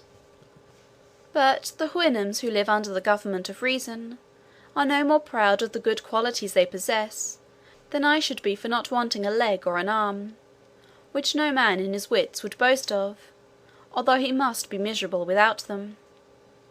I dwell the longer upon this subject from the desire I have to make the society of an English Yahoo by any means not insupportable; and therefore I here entreat, that those who have any tincture of this absurd vice, that they will not presume to come in my sight.